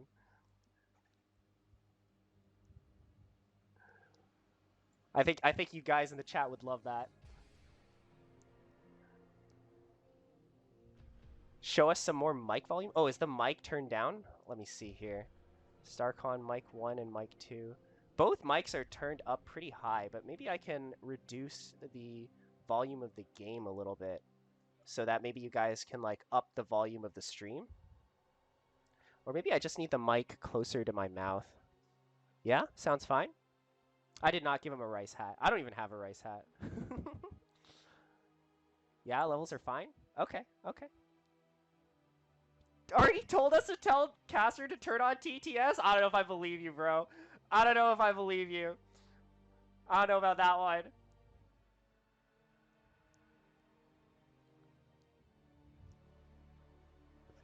Where are the games? Come on. Show us some more games.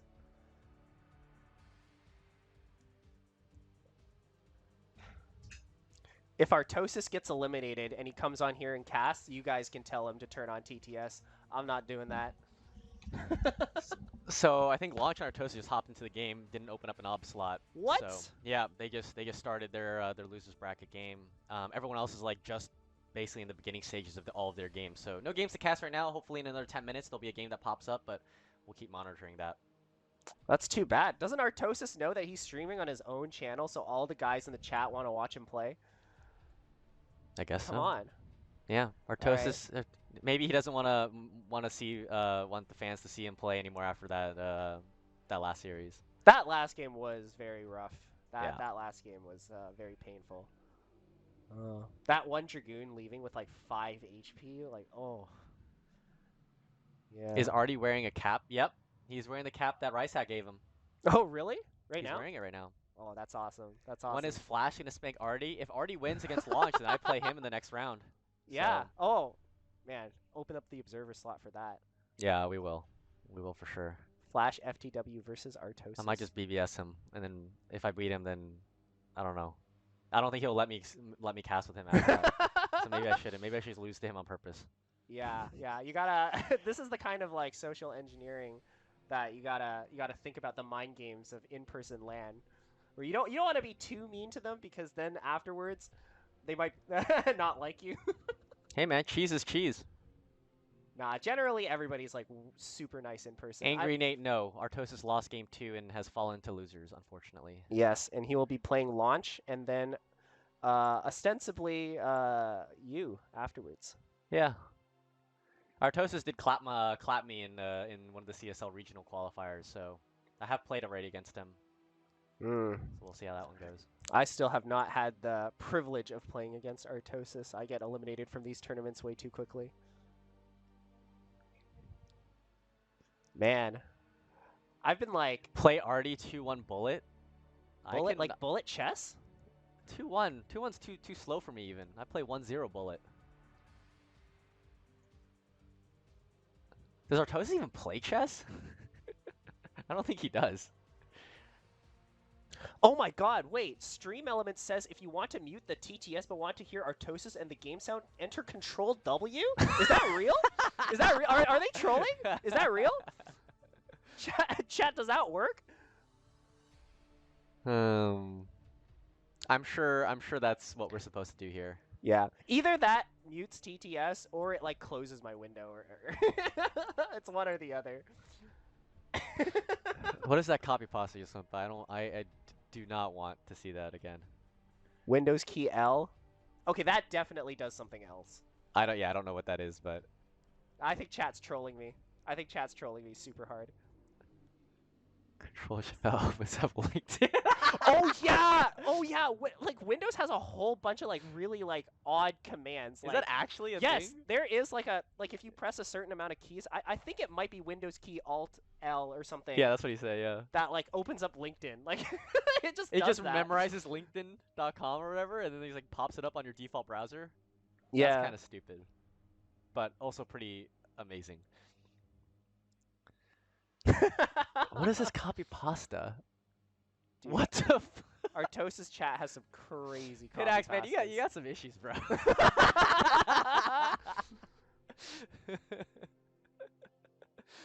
Alt F4, free up your mind. Control Alt Escape, best one. Yeah, I'm sure. I think Alt F4 gives us more RAM, actually. I think we should do that. No, you have to download it. You guys ever seen that website, Download More RAM? Yeah. I think it was funny back in the day. Combat X was like got told to download more RAM. I think Destiny told him that or something like that way back in the StarCraft 2 days. Oh, Raz, let's jump in that game. all right. Let's get in. Let's get in there.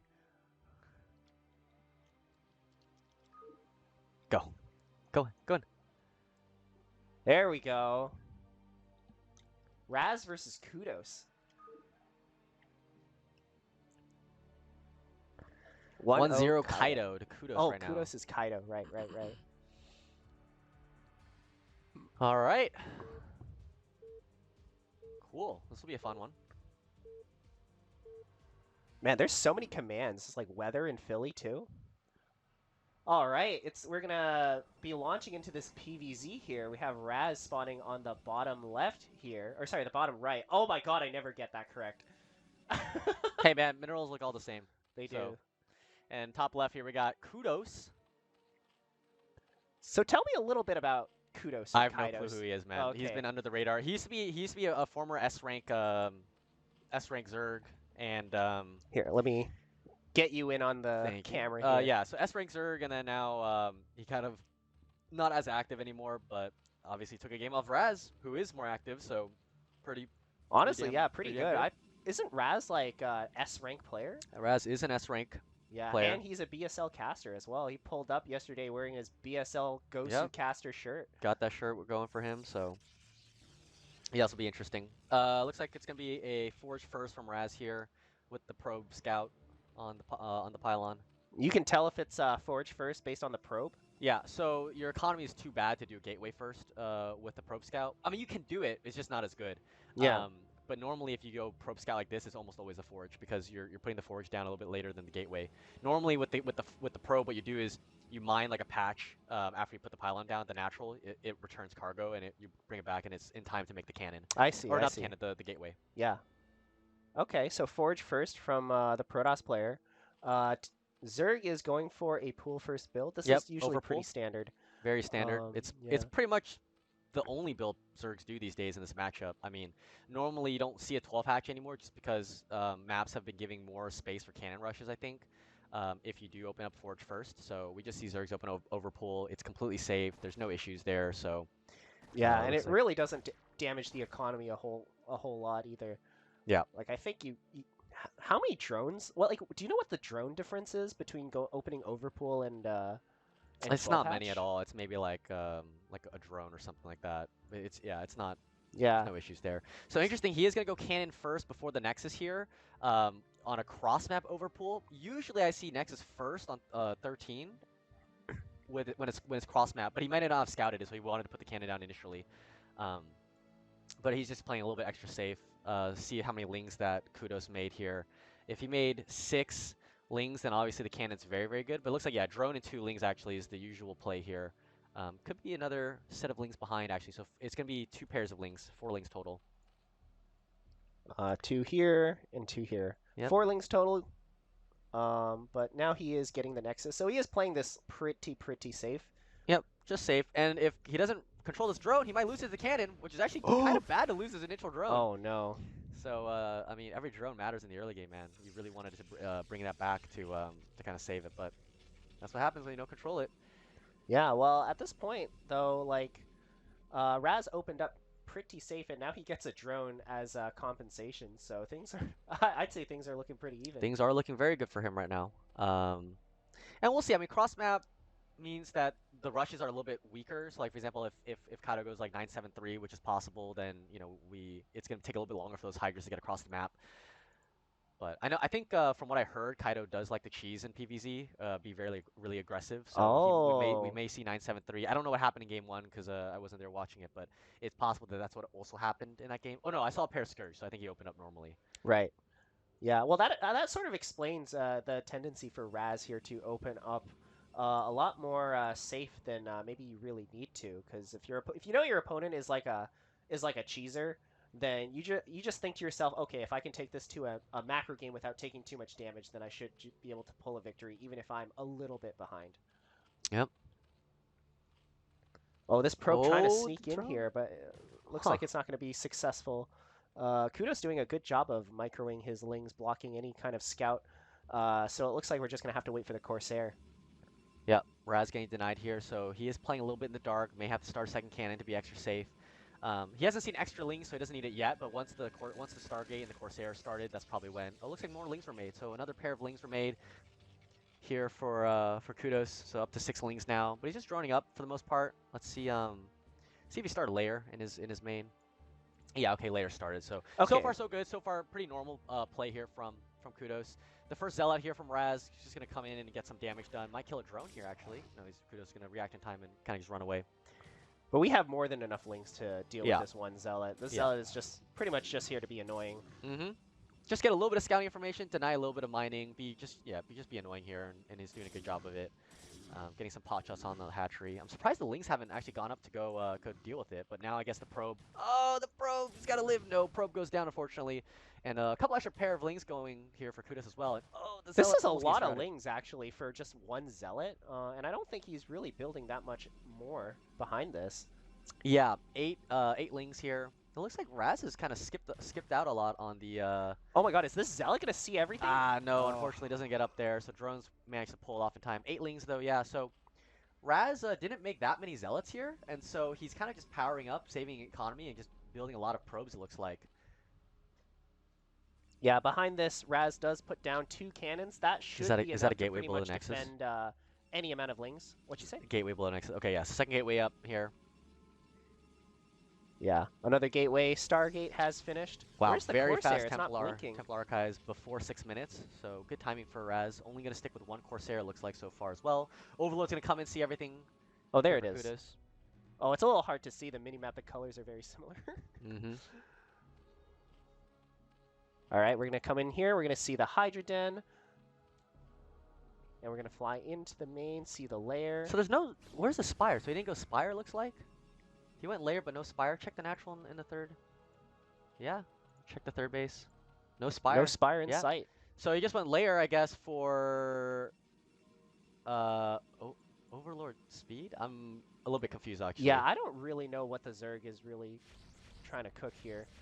Yeah. Hydras are out to deal with the Corsair, though, so no Overlords will go down unless he's trying to target down his Overlord. Oh, he's gonna get greedy. He does get it, but the Corsair is very low on HP now and the whole damage. Yeah. So that Corsair will not be scouting anytime soon. But he does Yeah, get an not Overlord. sure if that's worth it, but at this point, he has pretty much seen everything that he needs to see. Yep, the no Spire into 5-hatch Hydra looks like. So no mutas, which means Raz can be very confident that his High Templar really won't get sniped by the mutas. And oh, it looks like DTs are out as well. 1 DT, 1 Templar. So DT's going to come out here, maybe get some link kills.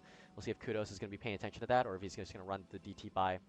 KUDOS did see the blur potentially. He was controlling his lings right there when the DT moved by, so I think he might know. And that's one of the problems when you go for this this Corsair and get it to low HP. Now you can't really deal with any of the Overlords here. And also he only built 1, so should be pretty safe overall here when the DT comes in. Yeah, 3 Hydras should be enough to deal with this. Plus, he can always send more from the other bases. Mm-hmm. Oh, a fresh Corsair coming out here. Yep, 2 Corsair. Just getting a second one because the first one probably was damaged quite a bit. But he saved a lot of gas, for example, right? He didn't go into a lot of Corsairs. Didn't go 5 Corsair with +1 upgrade. Didn't build that many Zealots. So Raz's economy actually should be very, very strong here compared to, maybe how a normal PvZ looks, where they usually go for, like, the 5 Corsairs and the mass Zealot kind of leg timing. So it's going to be interesting to see how it's going to go because, again, Zerg also skipped Spire, so their economy is going to be a little bit better as well. They didn't have to put down a drone to build the Spire. They just went straight into the 5-hatch Hydra, and now we're going to see the Hydras moving across the map. So storm timing should be there for Raz as well, and he's going to be able to get into mass gateway count as well. Yeah, it seems like KUDOS or KUDOS is powering up on Hydras right now. I think he's gonna be looking to sort of camp the Protoss natural and just tear down these buildings out in front. Can you check if +1's done on that Zealot? All right, let's see. Yeah, +1 is finished. Doesn't start a second upgrade there on the Forge yet. Might have built a second forge back at home, but now he's just pushing across the map with Mass Hydra here. It's just gonna be a 5-hatch Hydra timing here, try to break down the natural, and we'll see if Raz is gonna be ready to deal with it. He is a little bit supply block around, supply block at 74. Oh, so this that is a could little be bit of a rough. concern for him in terms of not being able to pump out units here. But oh, there's also a Templar at the front. Doesn't want that to get sniped, so he's got to be very, very careful. But he does have quite a bit of energy biked up. So I think he has enough for 4 storms. 4 storms, and with that one Templar with 136 energy, he's gonna have a 5th storm up soon. Is this a drop play potentially as well? He's got a lot of overlords here. It could be just doom drop into the main. And Raz is still supply block at 74, so he is missing a ton of pylons right now. Finally unsupply blocked himself. But that was a huge time there where Raz was not able to build any more units, especially if this is going to be a doom drop into the main. It looks like that's exactly what we're going to see. I expect these Hydras to start getting loaded up into these overlords anytime. And Raz doesn't have that many units, honestly. Like, he has a lot of Templar, he has a lot of Storm, but if he doesn't have that many units, the Hydras could just freely dodge them and snipe the Templar before they can really do anything. And here we go, loading up. He also did kill the egg, so his units are not able to get that ramp that easily as well. So here we go. Here comes the big doom drop here into the main. We'll see how well Raz responds to it. He's got goons pumping out right now. Only it looks like 4 or 5 overlords here. So now he's bringing up all the units here, doing an okay job of getting the goons back up. But again, this is the problem with not killing the eggs early. Here comes a storm. Nice storm there. Good onto one. those Hydras. Huge storm actually. So this could potentially be held actually pretty easily. Another storm on 2 Hydras. Good job there from Raz. Another big storm on a lot of Hydras there. So he's doing a reasonable job here of taking down these Hydras. But again, that supply block is hurting him so badly because he just doesn't have enough units right now to get out here. And that Templar is blocking the goons from getting back up into the main. Ling's also dealing a little bit of damage here. Oh my god, he's picking up these Hydras as well, trying to save them from the storm. I think that might have been the last storm that he had here. And only 2 Dragoons are out, and look at this. Is this a reinforcement drop coming out? More drops coming in here. He is rallying Hydras on the minimap. You can see all the Hydras streaming across the map here. And Raz just doesn't have that many units here. His supply has fallen dramatically here at the same time. Probes are finally being pulled. A couple of Zealots popping out the gateway, so they're starting to reinforce, starting to hold it off. But yeah, man, that was a lot of units that went down there for Raz, especially the Templar. He's got only a couple Templar left over right now. Oh my god, that Hydra. This one singular Hydra just sniping all of the units. But unfortunately, I do think this drop is over at this point. But yeah, that was... Oh, but look at the minimap. Look at how many Hydras streaming across the map right now. This is going to be round 2 of this drop. We'll see if Raz is going to be able to hold off the second wave here. Look at him, just like completely bypassing this wall and cannon setup. He's got even more overlords rallied as well, so we'll see. Raz is now Raz knows the strategy now, so he's just got to hold the main. If he can sit underneath these overlords for long enough, because when the Hydras get dropped, they're not going to be in big numbers yet. Raz is just got to respond really, really well here. Might have to build a couple cannons here in the main base as well, but he's going to drop behind the middle line here with these Hydras, so the Zealots can't really get on top of them. But the probes can also come off the line here and help defend right now. They're going to be pulled. Yep, there's the manor, and now the Zealots getting on top of the Hydras. Probes on top of the Hydras. This might have been the best place to drop here, actually, for KUDOS. Oh my god, and what a big huge storm right on top of all the Hydras. Huge storm from Raz. Where did all the probes go? Did they all die immediately? Yeah, I mean, Hydras do have pretty fast DPS, so he's got some units left over here, but now more High Templar, more Zealots coming out, but it's just non-stop streaming of Hydras across the map. Another decent storm here from Raz, softening up a lot of these Hydras. A DT's out in force as well to kill some of these Hydras as well. Raz is just desperately trying to hold on. He's only on 1 base of Kami right now, not able to mine for the main. Oh, that was not a good storm. Burn the storm there. He's just got to... Oh, man, I don't know if he's got enough. He might have to start morphing some Archons. Oh, he has another storm here. He's just barely holding on. But, oh, man, KUDOS got so much money in the bank. He can freely transition out of this as well. But whereas Raz is, like, you know, desperately pumping out units right now. Not able to mine off of his main base either. He's got a shuttle even for some reason. He's already got a robotics facility. Oh, there's some in the corner here. Yep, and they're going to pick off some probes here as well. That Zealot is not able to get on top of these Hydras very easily, kind of hold positioning it right behind the mineral line there. And now he's going to pick off some probes. So oh my god. Raz is bleeding just a little bit here. Another big drop right into the mineral line. Will there be a good storm here? He's got to be careful. The probes are also on top. Pulls the probes first. Now there's going to be a storm. Yep, great storm right on top of all of those Hydras. A lot of these storms have been just amazing for Protoss, but this entire time he's just had such a grave shortage of units, just barely not having enough to deal with this efficiently. Oh, but look at the front, look at the front. The Hydras might be attacking the front here. They're gonna break down the wall, so not anything spectacular. They're gonna break down the forge, although he wasn't really researching anything on the forge anyways. Look Break at down this. this wall. So now what Kaido's doing is he's creating a potential to break in either the front or in the back. So now it's creating a little bit of uncertainty here for Raz. So Raz doesn't know where to put his units right here. And now he's also got Lurker upgrade. Lurkers are being baited right now for Kaido. Lurkers, where? There's one Lurker egg back there. Scroll up there, right there. So Oh, I starting see, to I make see, I lurkers. see, I see, I see. But Raz is starting to build back up. He's starting to finally solidify himself. He's starting to stabilize a little bit, getting back up there to 90 supply. He's got an Archon as well, morphed. But again, this next push here, I don't know if he's got an observatory. He's got no cannons, broke the forge, no observatory yet. So I don't know if he's got detection for these lurkers here, which might be in these overlords right now. Yeah, No, this could be lurkers game. haven't been made yet, or they just finished, so they're not dropped yet. Oh my god, look, he's loading up the lurkers into the overlords as well, and there are no cannons in the main. All the cannons are at the natural. Oh, this could be a fake, a little bit of a fake here. Now he's going to try to bring in all of these overlords here into Oh the my god, center. the Archon! But the Archon's now the anti-air to deal with some of these overlords here. Again, dropping right on top of the probes. Will he throw these lurkers immediately? Yes, he will. Can he get some of these probes? Oh, there is an observer. Okay, Raz does have an observer out. Oh, good storm on top of the Hydras and the lurkers and some overlords right now. I think Raz has held this. I think Raz has done it. Dude, Raz is doing it. Oh, that lurker getting a lot of damage actually on these zealots. Good storm, but all of that, dude, that That's- lurker's getting so much damage, splash damage onto those zealots. Finally, observer moves over, so the lurker will end up going down. But Mutas, wow! What? Muta The Muta switch! transition? A Muta switch. Is this yellow? Is this NC yellow playing this game right now? There is an Archon, though. There is but an Archon, but he's sniping the High Templar, and so the next Hydra drop will not have any storms there. Picks off 2 Templar, a 3rd Templar Oh there. my god, they flew Will he right get- over Will the he get the 3rd Archon. Templar? Yes, does get the 3rd. So now he can also harass probes now and hurt Raz's economy real bad. And now look at supply again, back down to pretty even numbers here. Oh, he's gonna snipe the observer here with the Mutas as well. But no, he's not gonna go for it. Oh, that instead. would have been such a big brain play. Yeah, it would have. Kaido's also established the 4th base there at 12 o'clock now, so he's actually transitioning. Raz has got the shuttle in here. Oh, the DT Wait. kills so many drones! No, it only killed 3. 3 drones. Yeah, they so were all Kaido's- moved down here. Kaido's They were all moved response down was here. fairly good, but he could pick off the Spire here or just lift off the DT into another base. Oh my god, is Raz gonna like slowly claw his Oh, way back? kill the in? observer. Oh, he does kill Does the kill the observer, observer. so we'll see if he's got does kill it. lurkers here. He's got cannons starting to be built up again as well. Yeah, he does. Does he have a lurker? I don't see Oh my god, one. Raz is not paying attention. We're doing another drop here. Are there lurkers here? Doesn't look like it. The Archon's overhead right now. Mutas have to be a little bit careful. One Sarah as well. Oh, the Archon. Oh, but it goes down really quickly. The Hydra's targeted down. The Archon. Big storm on Oh the my Mutas, god, though. that storm was Huge storm on the huge! Mutas. They're all super low HP. But is there a second storm to clean up the Mutas? No, there isn't. They're just going to fly away and regen.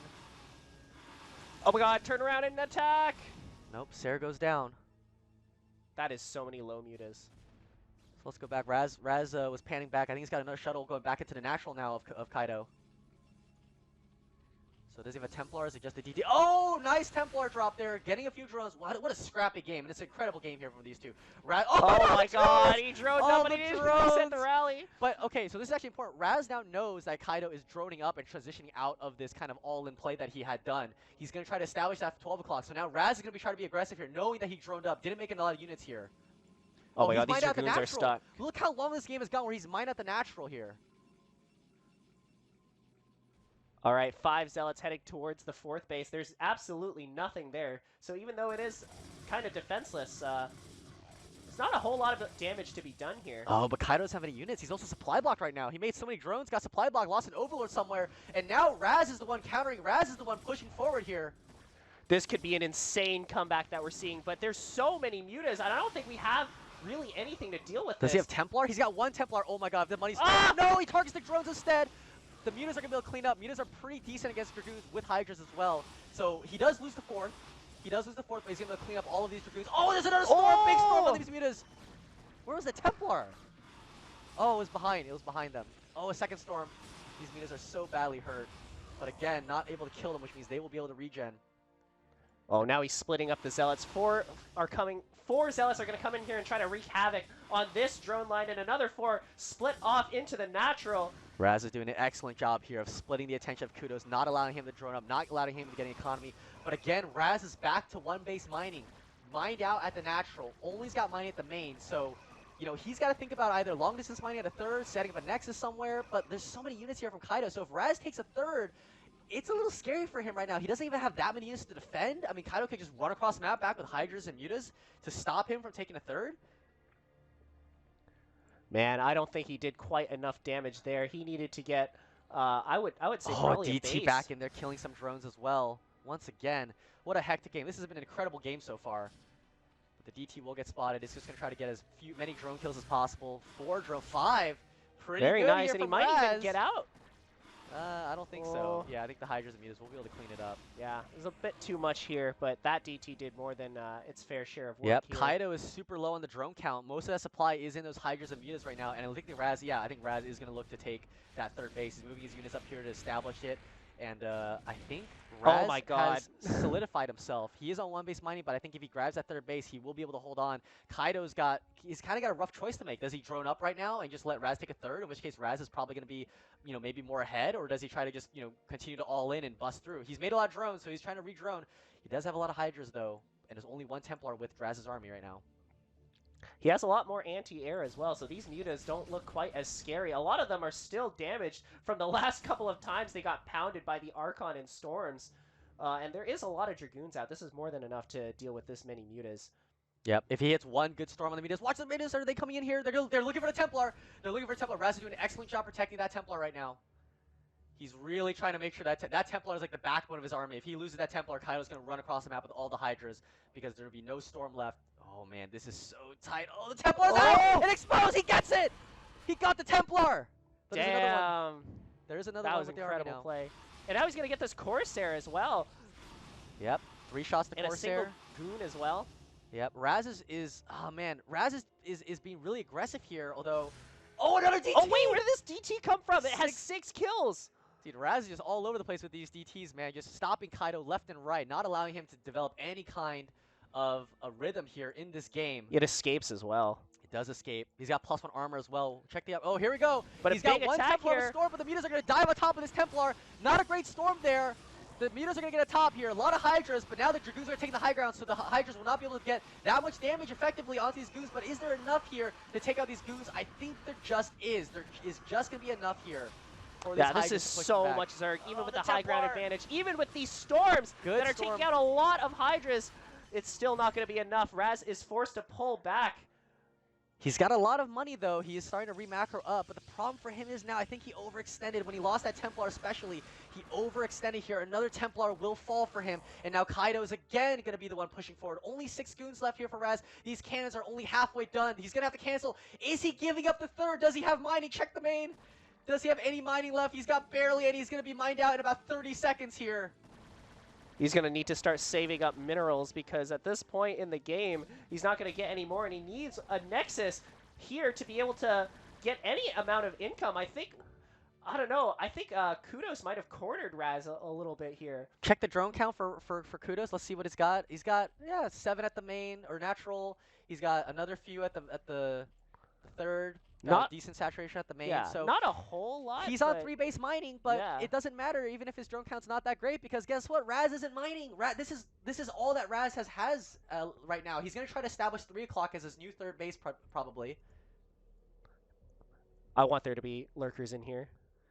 Nope, he's just gonna scout the third, see if Raz is retaking it. Nope, Raz is taking 3 o'clock right now, and he's got all of his units there. Here we go. The units are colliding here with Kaido. He's even got a battle drone in there. No Templar with this army. Check the Hydra upgrade real quick. He's got one There's 2 storms and plus two on these Hydras. And lurkers are so coming many as well. Units. And when Zerg takes the supply advantage over Protoss without having mutas out on the map, that spells really big danger here. We have a lot of storms, though. We have a lot of storms. 4 High Templar out on the field, each with 1 storm. Well, this one's not quite, but by the time the attack starts, it should have enough for 1. It'll be 4 drones. Or 4 storms. And here we go. Is he going to try to snipe some of the Templar right now? Nope. He's going to bait a little bit, try to see if Raz... Oh, the lurkers in from the bottom-hand side. He's going to try to surround, but these storms are really good. The Hydras are not synced up together right now. Is there going to be a few more storms here? That one wasn't the best. That one was good, though. And so Raz is holding on just barely right now. But he's kind of pinned up against the wall. How many storms do we have left? No, 0 storms. He's got to take the high ground. He's got to bring his Goons to the high ground, try to defend from there. But he's just holding on to the low ground right now. The Goons are trying. The High Templar are blocking the Goons. All the Goons are going down. He's got no mining left. He's got no units left. Is this it? This might be the end for Raz here. Even the probes are going down. He's forced to cancel this. Oh, man. He's going to lose all of his probes. No mining. I mean, where does he go from here? He's got no money left. Is there a DT going over to the third right now? Another DT does kill a few drones. Check the third. Another DT is going to get a few drone kills, but that's going to be it. There's the GG. GG. Wow, what a game. KUDOS is going to take this series 2-0. Oh my gosh. That was incredible. Wow, what a back and forth game. Yeah, it looked really bad for Raz in the first like 7 minutes, where when the drop initially, came out, he didn't quite have enough units to defend it cleanly, but he barely clawed his way back in and turned it into a 23-minute game. Honestly, very well played from both sides. Yeah, that was an incredible game. Let's check the bracket. Here, let me let Twitch see the bracket. Let me see if I can work with Artosis' stream setup here. There we go. Here's the bracket. All right, what do we got? So KUDOS beat Raz. So StRyKeR, KUDOS, ZVZ. So this could be the matchup that maybe StRyKeR gets knocked out on into losers. Everyone's kind of like seeing if StRyKeR is gonna be the one to get knocked out. So okay, Artosis beat Launch. So I gotta go play him. Look And at then that. Zen Sterling's playing right now. Tartman beat Exit. Wow, Tartman's taking some names, taking some Terran names right now, dude. Nesh and Exit falling to Tartman. That's pretty incredible. All right, I'm gonna go get ready for my match. Good luck, man.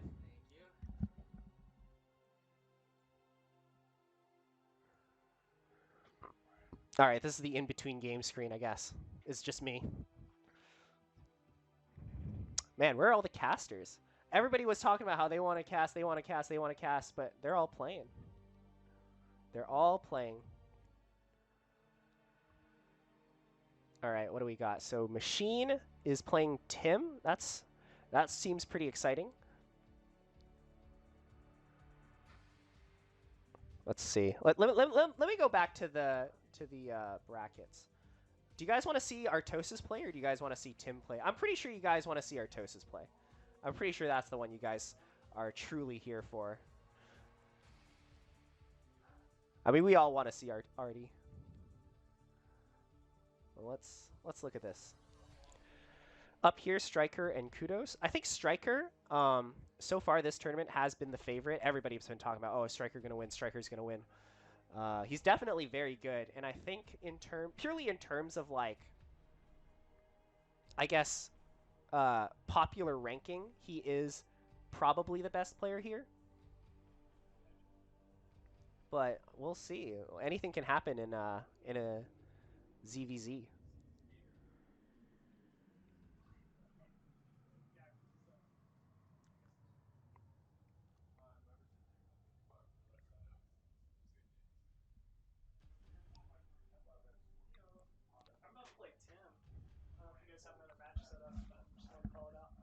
All right, thank you.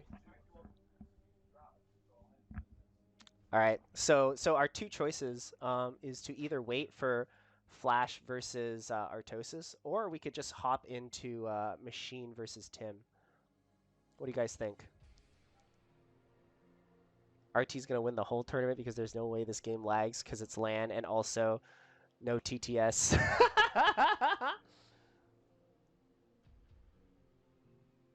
Wait for Artosis. Who the fook is Tim? Tim is he's a bit of an older player. 5 years ago, he was like he was a big up-and-coming foreigner. That's what everybody tells me here, at least. I wasn't really in the foreign scene like 5 years ago, but he's really good. He is really good. Don't let his name fool you. Yeah, anybody can come on and cast. All right, introduce yourself to to Artosis' chat. Hey chat. I'm balanced. I lost so fast. Did you? I lost super fast. Where are you? Where are you here? I want to see your adventure. So first, you played Neon Sword. Oh, Neon Sword's pretty good. Yeah. And then you bumped down to the losers bracket. Played Zen. Oh, there's not a lot you can do. Well, I like. You did better to me. I lost 0-2 to Machine, and then I lost 0-1 to Manadog, which is really tragic because I played like 3 practice games against Manadog yesterday, and I beat him 3 times. But the second the tournament's on the line, like, I choked, man. Dude, that's dude, good results. I haven't played. I feel like Manadog was saying the other day that he has a losing record versus me, and I don't believe him. I have this image in my head of him as somebody that I can't beat, but I think it's been a little. I think been a little while since he played. Yeah. Yeah, I lost to man. Yeah, a little unfortunate. All right, let's join this one here. Sorry. Ooh. Me.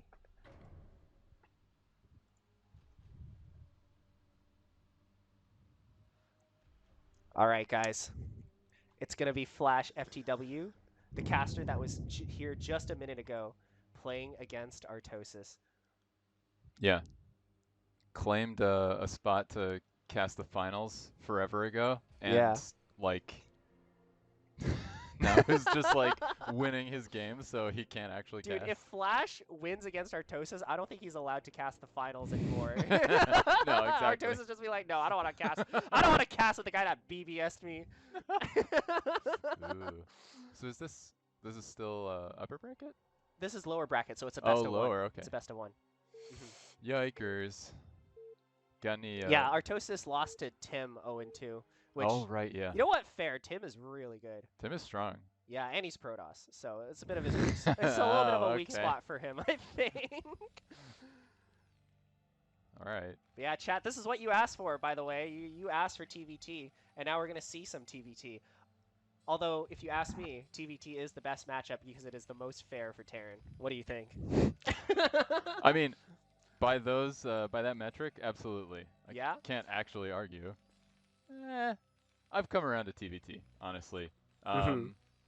Yeah, I used to be one of those plebs that was like, this is too long, nothing is happening, they're just sieging their tanks. But like, I don't know, a lot of modern TVTs, there's actually, I really appreciate all the like micro decisions that are going on.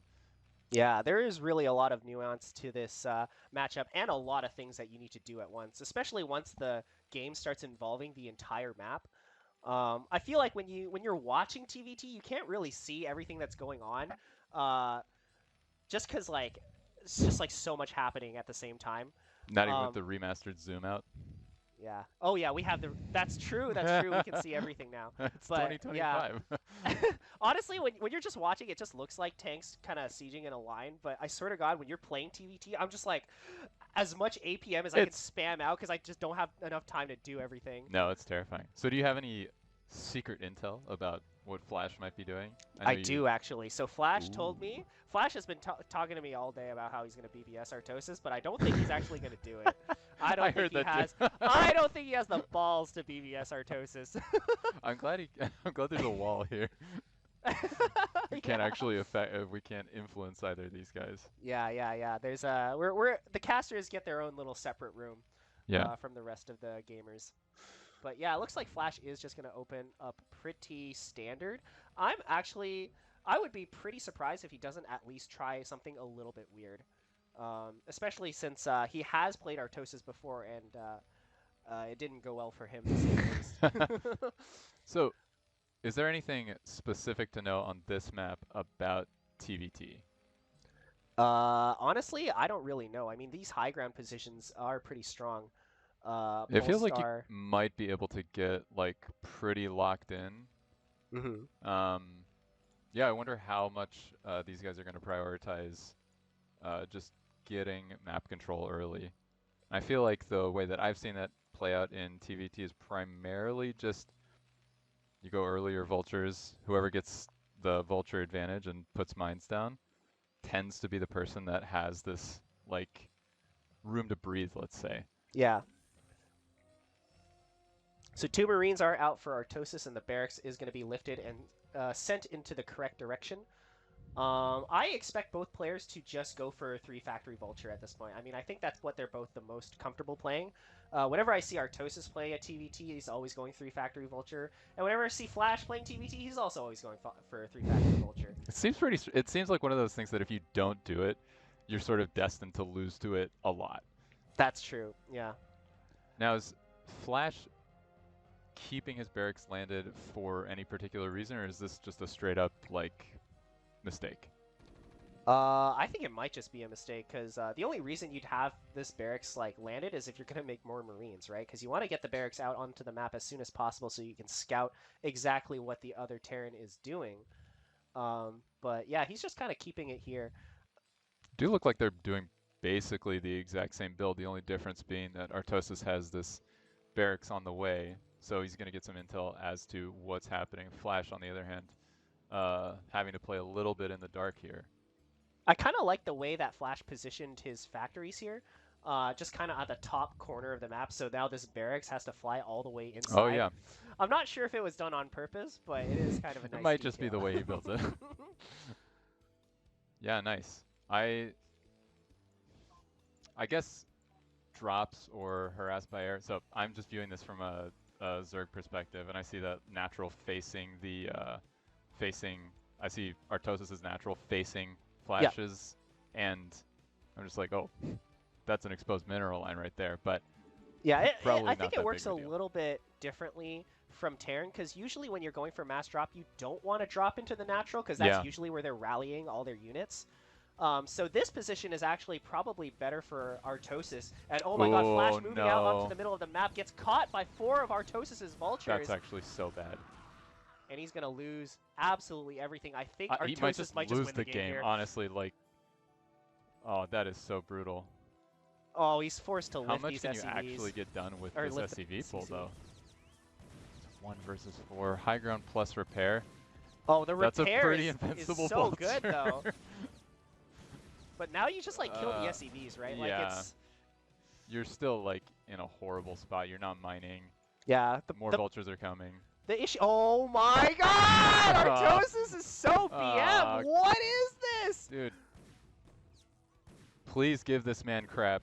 What next is stream. this? He's playing... That's so gross, man. Honestly, that's Where's crap. the honor? Where's the honor, man? No, that's awesome. Ooh, that is so annoying to deal with. There we go. He lifts it off, and now Flash can finally land his CC. Now, the biggest issue with this is both players went for the literal exact same build. It's just that Artosis, with more vultures, caught out Flash's army in the middle of the map, and now he has this huge advantage. So even though, like, he didn't get that much damage done, it still, like, compounds over time, and because they started at the same spot, he's just ahead now. Yeah, I think that, like, the decision to go into tanks here, probably like all you can do. If you stick with vultures, you literally just lose the game because it's just a numbers game. The initial 2 vultures like dying like basically means that you can't play the vulture war game. So you just have to surrender map control to the other Terran and go for tanks. Yeah, that's so scary. I wonder if there was actually like some build order like detail that went a little bit differently that allowed, because I mean, Artosis showed up with 4 vultures to Flash's 2. Yeah. I have to imagine that there's like some variation going on. I can imagine Artosis might have been a little bit cleaner with his build. Oh, But I don't know about this Flash. Ooh. Okay. Yeah, but I think it's mostly that Flash had like 2 vultures, 2 Marines out in the middle of the map. And like his army just wasn't together, right? He had another vulture back at home, but it wasn't like with his main army. So Artosis basically just did a defeat in detail, right? Dude, did he just step on that? Are those tanks? Oh, yeah. He just stepped on him. It looks like we missed a mine hit here, but he's also right next to a bunch of Artosis mines still. I assume he's not going to do that again. Yeah, this is a really scary time to move out for Flash, especially since after surrendering map control to Artosis, he could have mines literally anywhere. Yeah. Yeah, you actually just can't move out until you get some form of detection. Yeah, although Terran units do, like, I mean, Vultures 1-shot mines, Siege Tanks 2-shot mines, Goliaths 2-shot mines, so they're not that scary, but honestly, it only takes 1 mine to ruin your day. Right? Yeah. And the way that Artosis is setting up these mines, look, he's, like, putting all of them in, like, essentially the same spot, and also placing them onto the tops of ramps as well, so that if you try to kill them, you could have, like, a 50% chance to miss. Yeah. So even though, like, sometimes as Terran you might feel that, oh, like, it's probably safe to A move because, like, you know, I could just kill the mines before they pop, it's really not that easy. And even one mine could just like ruin your entire day. Yeah, you can get lulled into a false sense of security pretty quickly with Goliaths and tanks, all these and vultures. I mean, all these units shoot so fast that unless you do have these like super clumped up minefields, you know, you could just get away with a moving a lot of the time. I will say that I think Flash is making the best out of a subpar situation. Moved out a little bit. I mean, yeah. So this is one way to do it, and Oh no! oh, That one was yeah. close. Yeah. It's always very scary. You have to do it very methodically. I just got over, like playing the game nerves, and I'm just getting it all over again. You just got over playing what? I just got over nerves from like playing the actual games. Oh. And now I'm like getting Yeah. heart palpitations again. I know, right? Like moving out like this, like when you don't have detection, is always so scary. I do think that like these sort of counter minefields from Flash. I mean, this is a really good move, and he is taking like his own map control as much as he can. Also, is that an expansion building at 12 o'clock for Flash? Yep. Okay, just just started. All right. But I think we saw it. Yep, we see Oh, it yeah. with the barracks. The floating barracks is so good, man. Yeah, and now I think kind of looks like Artosis. I feel like Artosis is, generally speaking, not that concerned with shutting down expansions in TVT, which I think is probably the right thing to do. He's way more concerned about like he's going to take center control and he's going to make it so that it becomes harder and harder to break out of your corner of the map. Yeah, absolutely agree. Especially since you already know that your third is coming up faster than his, so you're already pretty confidently in an advantage at this state of the game. There's no reason to do anything super risky to try and throw it. But here, look, we're pushing in from a bit of a weird angle. Flash isn't really ready for this. A lot of his tanks are sieged up on the bottom side. No. And this is such a strong position for Artosis. He gets to have the high ground and push up into Flash's third base.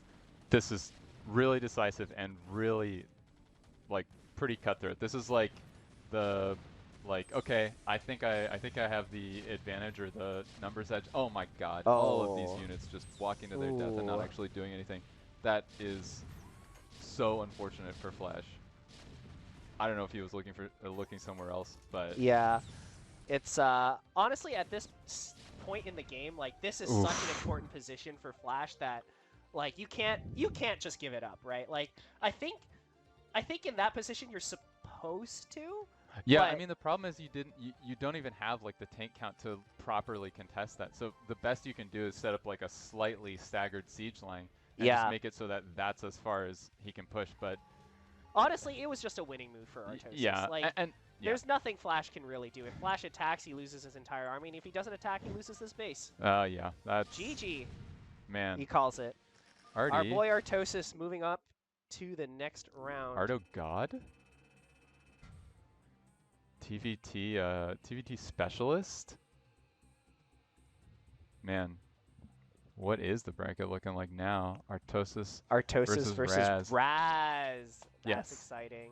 That I want to see. Yeah, we're basically just following Artosis in this tournament. I don't know if that's exactly what the people are looking for, but we should check with Zen. Technically, it's Zen's turn. Yeah, I don't know, man. He seems to be very off, like hands off when it comes to the casting and the streaming. It's so rad. Honestly, the whole tournament has been awesome. And I'm saying that as somebody that got totally dunked on. I'm having a blast. Yeah, this has been great. I got totally dunked on too. That happens. Yeah, I don't know. It's the nerves. I'm just like I don't even know. I just like choked super hard. Yeah. Missed like 3 whole macro cycles for no reason.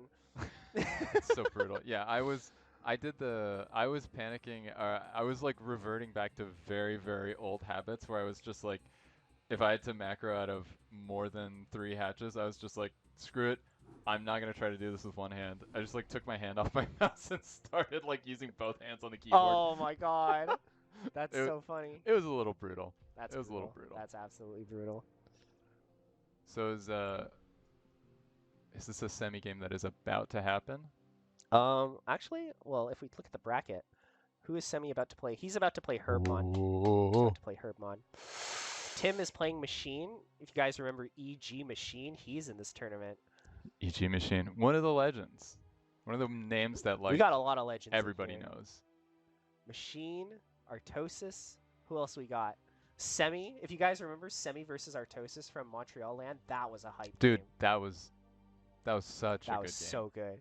Honestly, like I've said this already that I need to stop saying that like, oh my gosh, wow, Semih got so deep in this tournament. He keeps doing this. he's just a good really player. good. Yeah, he's S rank, man. Like he's a good player. I think I get fooled by his demeanor. He's this like big, deep voice, slow talking guy. Yeah. And I'm just like, oh. He also plays in Seems all of pretty like rad. the potato leagues, like CPL and like NSL and all those things. So Probably. Are we gonna? do we want to watch Semih versus Herbmon, Let's. or do we want to watch Raz versus Artosis? Yeah. I don't know when that game's gonna start. Nice skin splash. Do you wanna hop on? Is it up to us, or do you Word. actually do you want to take my spot? Yeah.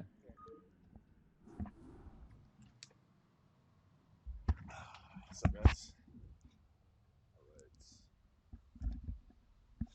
Oh So- boy. Yeah, this will be a big one. Semih and Herbmon, we're all in the same Airbnb together, so there may be some tensions if this goes awry. Let's see, back here. Oh. Yeah, dude, we're ready. Yeah, we're in there.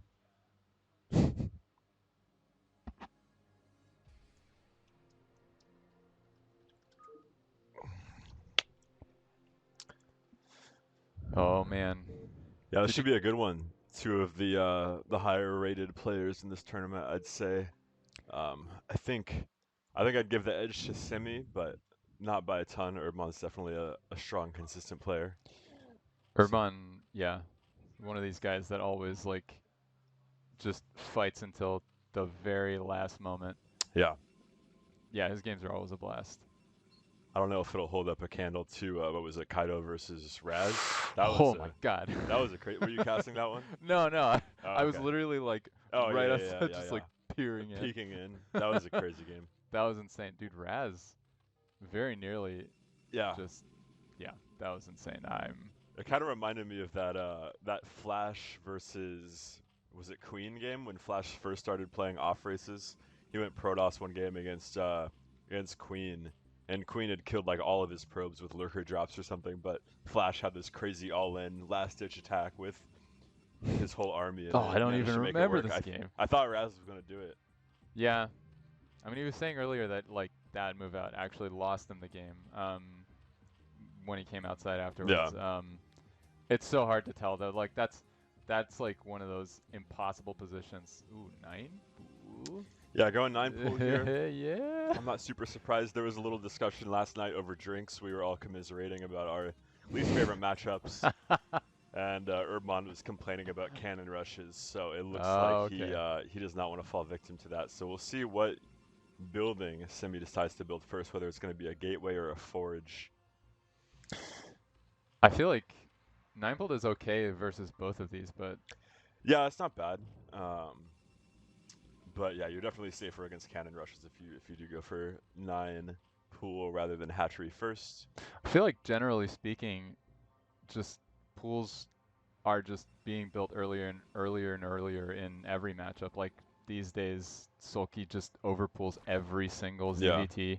It's definitely the safe in-between build. Like, you're not going to die to anything, and Mm-hmm. you're not so far behind like you sometimes are with 9 pool if you don't get anything done. Yeah. But yeah, Semih going to go for the Nexus right away after Forge, it looks like. Nope, Waiting to one see cannon. stuff. Nice. He sees no Yeah. hatcheries, so he knows 6 slings are on the way. And yeah, so he's going to get 2 cannons to prepare for that, which makes sense. And we do get the hatchery out with no pro block. The pro block can actually be quite annoying, even with the Zerglings there, because the Zerglings end up body blocking a lot of the time too. Yeah. He manages to escape with only some shield damage, which is nice. I wonder how much more of a pain it is if you get blocked and you're on a 9 pool. And Yeah, because every second counts at that point because Yeah. you've already kind of sacrificed your economy. And it looks like Herbmon wants to take a third base immediately as well, which I think makes sense here. He knows he's not going to be under pressure for a long time. Yeah. Still no gas from Semih yet, so yeah, there's going to be a long time before any tech gets started. Gateway just going down now. And yeah, Herbmon not even going to bother going across the map with the Lings because he can presume that Semih is prepared for that.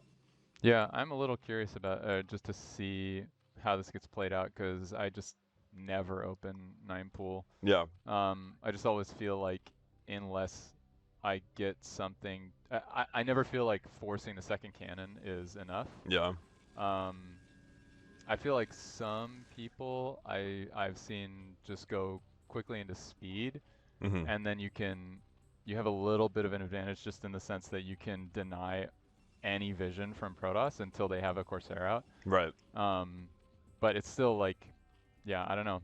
Yeah, the Slayer timing is going to be a bit late since the third hatch went down before gas, so I don't think Semih's going to be behind on tech by any means. Yeah, for sure. Yeah, I mean, this is a... Oh, okay. Okay, so yeah, we're going right into Hydras. I think that makes sense. I don't It think does you make want to go sense. for like a tech scaling build when you've gone 9 pool like that. Yeah, it's a sort of a weird situation because I feel like one of the things I've heard is that if you're... one of the things that I heard recently where like I didn't really think about it that way until somebody said it. It was just one of those things where like they just said that if you're larva starved, it's actually a lot more reasonable to go mutas. I guess this isn't quite that situation. You still have your normal 3 hatcheries, but yeah, I guess the point of the Hydra Den is just apply some pressure and again sort of force a response and delay whatever tech you can with those Hydras. Yeah, a little Ooh, bit sloppy doesn't here. see Herbmon didn't that see the Zealot. Zealot come in, so he's going to get a full... Semih's going to get a full scout, know exactly what's going on. He's going to see the Hydrogen, no lair. So Yeah. even if this Zealot doesn't get any kills, we've gotten plenty of information. Oh. Okay, yeah, okay. one drone gets drilled away, second one gets drilled away. Oh, but he gets that third one, and he's denied a lot of Yikes. mining time with those drones being pulled like that. We still have one off the minerals right now, so... oh, and we go and get a second one. So yeah, this Zealot's done a ton of damage. Semih knows exactly what's going on. Is that a probe or another Zealot at Herb's third? Oh, Ooh, you're that's right. I totally missed that. Zealot? So it's another Zealot. Oh He my got God. a drone kill, and he's gonna engage with this Hydra here. This is honestly so brutal. Yeah. The fact that you have to like hold your Hydras back to deal with these Zealots is just such a pain. Yeah. Could be getting a couple more Zergling kills. Oh, he's gonna go after a drone. Let's see if he gets it. Oh, nice okay, micro from okay, Semih, okay. But yeah, Herbmon drills it back in time. But yeah, these Zealots are super annoying. And yeah, I don't think Herbmon feels like he's under any pressure right now. Semih, that is. Yeah. Herbmon has been totally scouted, and Herbmon he knows is it. super under pressure. Yeah, totally. And he's gonna lose this Overlord as well, which Yikes. isn't great. The nice thing about getting that full scout also is that you can be more cavalier with your Corsairs going after Overlords since you've gotten a full scout. Usually you have to send that first Corsair directly into the main to get an idea of what's going on. Yeah, this always feels like such a hard position to balance because it just feels like it doesn't take much to get into this situation where you have to use your Hydras for defense. And one of the ways in which you actually handle this Hydra bust that gets scouted is you're like, okay, I'm still going to put pressure on. I can maybe cancel the +1. But he doesn't even have the option to do that. God, gets another drone. Yeah, that's brutal. And another drone pull. But yeah, we got Herbmon going up to lair now. Definitely a bit delayed. 4th hatchery down at the 3rd base. And he's trying to take on this gateway. That's some consolation, I suppose. But definitely not going to be able to touch that forge, which is the real prize. Looks like he also lost the Hydra at the front when he was trying to knock that down. He did. Yeah, it's kind of all going wrong for Herb. It is, and he's going to lose this Overlord as well. Well, Semih thinks he's a Mutalisk or honestly.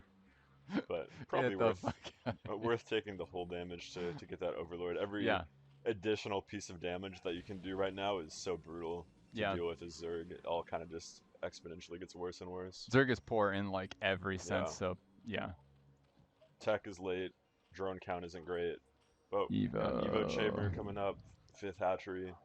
So, Herbmon definitely not out of it at this point, but not yeah, loving his you can position. still make some stuff happen. Like, I think one of the options from this position, even though it's not ideal, is like turtling really hard and just like teching up. Yeah. You kind of have to hope that the Protoss just throws units at you though if you're playing like that. And it kind of looks like Semih is just not really in the mood to do that. He's just doing exactly what he needs to do. Yeah, I'm gonna chase away these units at the front here. Oh It is a little bit concerning that the starport is stopped at this point. There may be some opportunity to get something done with the Muta switch here. I think there's only like 2 Corsairs out, and they're both pretty damaged at this point. So something that will have to be considered. But he is aware of the Spire timing. So, Okay. yeah. Oh, there we blinking go. again Yeah. on the starport. Man, Semih's just covering all his bases really. Yeah, I think from this position, all you have to do is just kind of make sure all your holes are covered, and you'll be in a good spot. Zealots coming into the natural. There's no Sim City here, no Sunkens. This is so scary. Yeah, this is hard to deal with. He's just going to engage the Hydras and leave a couple Zealots on the mineral line, and these are going to take so long to deal with that we're going to get a handful of drone kills already. Put another huge pull of the drones as well. Herbmon is definitely not in a position to be taking even more economic damage. Oh, and there was a DT in the third base that I missed. I mean, Herbmon did do a really good job of controlling his Hydras, kind of losing the minimum possible, but like, man, you're taking so much economic damage here. Yeah, he's getting hit from every angle. We'll see if he really decides to commit to the Mutas, but I think at this point he's so broke that it's going to be a hard. Yeah, I don't know that he has the gas for it. I mean, no, I don't think so. Oh my God, more drones. More drones going down to the third base. Yeah, I think things are starting to fall apart here for Herbmon. I'm so sad. This is such a familiar situation. Yeah, I think every Zerg understands the pain, and in the meantime, we're just up at 5 gates. We're not going crazy. 6 gate. I wouldn't be surprised to see maybe some sort of like 8 gate all in from this position.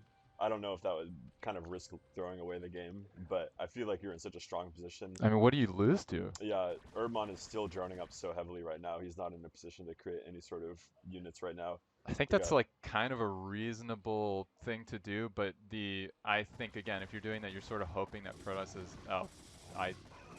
Okay. Yeah, I think this might just be it. DT getting into the main base, so even if he does clean up these Zealots, oh, nice warfare on the lurker. But yeah, we're going to be losing drones in the natural, and we have a full drone pull in the main, full drone pull in the natural. We're only mining a little bit at that third base, so Herbmon in all sorts of trouble right now, I'd say. Oh, we're even going to get this Spire, which is really nice. Limiting the options. Of now Herbmon you're really, You're just making the game easier for just like a simpler problem to solve. And yeah, exactly. And yeah, here we go. We're up to 8 gates now. Upgrades have been turning along this whole time. He's at +1. I assume we have more in the works. So. I will say I would have expected at this point for the like supply difference to be bigger than this, but I think part of it is just the fact that Herbmon keeps building drones. Yeah. Well, 9 kills on the DT, not bad.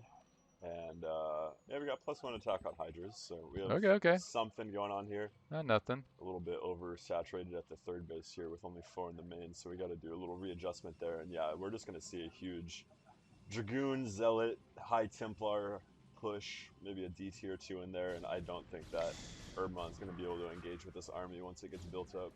Yeah, I don't think so either. I assume Semih's at 1-1 on his army right now? Yep. Yeah.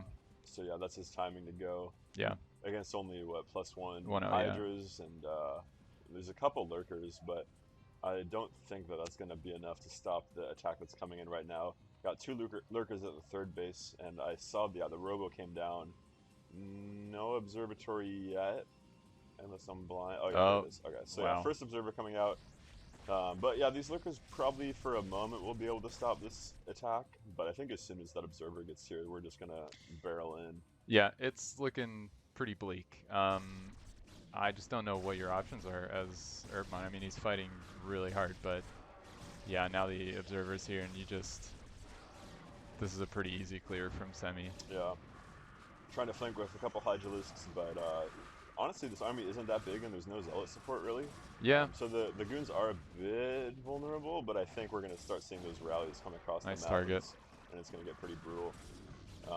Yeah, taking down all of the lurkers. Ooh, okay. Storms, pretty good, but the Templars get sniped, but yeah, GG. Alright, yeah, GG.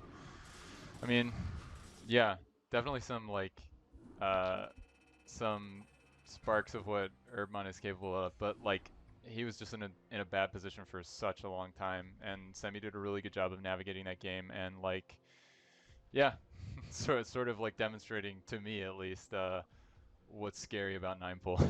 Yeah, no, there was kind of just as soon as there was any sort of lead, Semih never let go and just kept pressing his advantage he wasn't satisfied with. Those zealots Yeah, no, the like zealots are brutal. created such a problem. I think also just the fact that Hydrogen got scouted and he was able to be like, okay, now my choice is made for me. I'm just gonna move out and put pressure with zealots. Yeah, no, it was a big mistake from Herbmon letting that zealot get in. He had vision of it. Yeah, he could have blocked it with those lings. that was really rough. Yeah, for sure. Yeah, I don't know. I think he only had one Overlord at Semih's base. Yeah, my bad. I should be. Very good. Yeah, I think he only had one Overlord. I feel like a lot of the time I see that build because for whatever reason I just never go 3-hatch Hydra. But I feel like when I see that build, I'll see both Overlords get sent, and I kind of suspect that like that zealot would have been on the path, and you just would have seen it, maybe stopped it, and I don't know, maybe that game goes differently. Yeah, but now we're here in game 2. We got cross spawns, so maybe that'll alleviate some of the zealot pressure that Herbmon was struggling with before. Herbmon with is that the classic like shift tab teal, or is that a different color? Is that? You might be right. I'm not sure. I'm not a huge Zerg player, but that looks about right. The funny thing about StarCraft Remastered is every time I see it played on a different computer, the gamma settings are slightly different, exactly. and like it always everyone has a unique setup for StarCraft. Yeah, I'm so far afield right now because like I have the super annoying setup at home, which is like I just don't have Windows on my main machine. Yeah. So I'm just running StarCraft under some like Linux emulation. Oh, okay. Fun time. Some wine or something like that. Okay, we got 9-pool again from Herbmon. We'll see if it works out better this time. I mean, it does give you a lot of like decision agency, right? You sort of get to, I think like if you play this in a really careful way, one of the things it lets you do is it lets you kind of dictate the pace of things. Right. And I think that's why a lot of people do opt for the speed first. But honestly, like going for that is risky in its own way because then you're so committed. Yeah. Yeah. Semih opening Forge again, and yeah, like you're saying, the advantage of the 9-pool is kind of the flexibility that it has, and it lets you get map control, denied vision, but it just didn't. Herbmon didn't execute on it properly. He gave away too much vision to that zealot. Yeah. He just didn't take advantage of the things that 9-pool gives you. Okay, Semih seeing the same thing. Sees the 6 lings being built, or presumably what looks like 6 lings, and you kind of have to respect it at this point. Yeah. Same thing as before, double cannon. I wonder if he's gonna he might actually not do one because his cross spawns. Yeah. Being real annoying with this probe as well. When there only is what 9 drones every second of denied mining is pretty important. Honestly, just the fact that those lings turned around for a second to chase the probe, I wouldn't fault him for trying to. I mean, you're up a game already. I don't really know the math or the timings, but I feel like that would be a good enough reason to just give it a try, get your wall up instead, and then just bring some drones down, or some probes. Some probes, yeah. No, that's a good point, but I think Semih thinks that he's good enough to not have to get away with every single edge like that and just losing the game. So. That is like, yeah, you are sort of taking a pretty big risk if you do that. Yeah. Natural getting up unimpeded and third base once again, so same build from Herbmon. Getting a bit over eager with those lings, losing 2 of them. Definitely going to be a pain in the ass once zealots start coming out. It's a little scary. This probe's still being so annoying. We've had multiple drone pulls to deal with this. I'm really glad that most of the people I play aren't like good enough to do this. Yeah. Because this is infuriating. Yeah, especially as Terran, we don't love oh to my deal god. with that. Yeah, no HP regen. Yeah, no HP regen. No our SCVs are kind of committed to the buildings, so. Oh yeah. Not great. But interesting. Second gateway in the natural here. Is that a normal thing? I don't think so. So I don't actually know in my head what the like when your second gate timing is supposed to be. Okay, gets the probe, which But yeah, is there's pretty good call. no cybercore, no gas. I would assume it's one gate cybercore gas, right? Yeah, so yeah. he's going for second gate here. Okay. Maybe he got those 2 lane kills. He might think that Herbmon's gonna try and get greedy off this and not be ready for 2 gate zealot. Yeah, and also the advantage of this position is that you know at the very least that you're gonna just your Sim City's not gonna get scouted. Like none of your buildings are gonna get scouted for a while. You've got those 2 cannons at the front. I mean, literally unless there's some huge lane all in, but I mean in that case it's that sort of thinking goes out the window anyway. Right. And having a second gate would probably be helpful for dealing with a ling all in, I suppose. I mean, this is one of those things that like it can it's a little spooky. Sometimes it can like really trip you up. Yeah. Okay, no reaction from Herb. So all right. Zealots get out on the map. First 2 zealots, only 4 lings. Can't deal with that right now. So honestly, even seeing the 2 zealots now is a little. What do we have? 447 wasn't a gate first. Yeah, this is already kind of. I mean, if you're Herbmon and you're really dialed in, you should maybe be. We had a zealot get across the map already. No. I didn't catch that, let alone Herbmon. And yeah, first drone goes down. We got to be making lings right now. So 3 zealots are going to convene at the third base here. I think we went lair before speed. Yeah, so this is just all sorts of bad. We can actually just hold this ramp with the zealots. Oh my god. Force the lings to go the long way around. Yeah, I mean like at this point I think you know that this is an earlier second gate. Yeah. Good job here surrounding this first zealot, but 2 more are coming across the map right now, and he's going to start going to the natural. Yeah, not quite enough lings to actually take that fight. Does have speed on these lings. Yeah, so we should be able to clean this up fairly soon, but I mean, you have to think about all the drones that have not been. Oh, he's still making drones. I sure hope that he's really brave with the drone production still. Yeah, and 2 more zealots coming across the map. We're building up to like 6 zealots. Wow, that's. Yeah, and Herbmon's been droning this whole time. Okay, here come some lings, so. He might be able to hold this, but this is going to be tough. I don't think he can take that fight. Yeah. I don't know. That's a tough one. I mean, a good surround and you can kind of make magic happen, but that's a lot of zealots. We're getting in the mineral line now too. Yeah. Honestly, I kind of like hitting the hatch. It's sort of demands a response, right? Yeah, no, for sure. And this is not the engagement that Herbmon wants to take not right the now. engage. Yeah. Okay, we'll get one, pick up 1 here. Okay, that's pretty good. That's a nice surround. Yeah. Keeping his drones kind of under control. If he's not careful, he's gonna miss the zealots that are just being rallied to his natural though, because he's so concerned with this fight at the third. And it's hard to blame him, but once again, taking an engagement that he really doesn't want to. The lings in the back were getting stuck on the drones, and now we have zealots in the main base. Oh my god, this is just so so unforgiving. So now there's going to be zealots in every single mineral line at the same time. I think there's no mineral patch that's safe. No. I actually do respect that he had the wherewithal to get these Scourge coming out, knowing that the Corsair should be en route briefly. So that's good from Herbmon, but I can't say that he's in a winning position right now. We got 4 zealots in the main base. 1 gets taken out, but I mean he's denied so much mining for so many lings. Does he even have like what's his Zergling count right now? Probably pretty low. Man, like still killing 7 drones. in the main right now. Yeah. Okay, we get that one, but yeah. I think you got the Sayer as well, so not nothing, but okay, yeah, that's true. You're bleeding quite a lot. I will say that like I mean the one sort of silver lining is that you sort of know that Semih is just sacrificing a lot of sacrificed like some of his timings to put all this aggression on, and he is just throwing zealots in, so like these last 2 were a bit much. He doesn't even get that drone kill. Yeah. So. Yeah, not the worst case scenario from Herbmon. I think if Semih had kept those 2 zealots back, I think that would actually have been a much worse scenario. Because it kind of just kickstarts your ability to hit that next whatever +1 timing or whatnot. Still not the greatest. I mean, the supply count is like that tells a story. It's a little scary, even though you're supposed to like you're kind of expecting to be behind Protoss for most of the game, really. Like, yeah. 21 is big. Not super happy. No. I wonder if he's gonna go into. I mean, the Sunkens at the front sort of make me think that he wants to build mutas, but maybe he's just scared of the high zealot count, or the high zealot counts. Yeah. Semih going up to what is this? 6 gateways now. And yeah, it's going to be going non-stop on these Corsairs, knowing that the Muta switch is a possibility. We got Queen's Nest on the way. Oh, okay, okay. So it looks like Herbmon is planning to stay on 3 base for a while.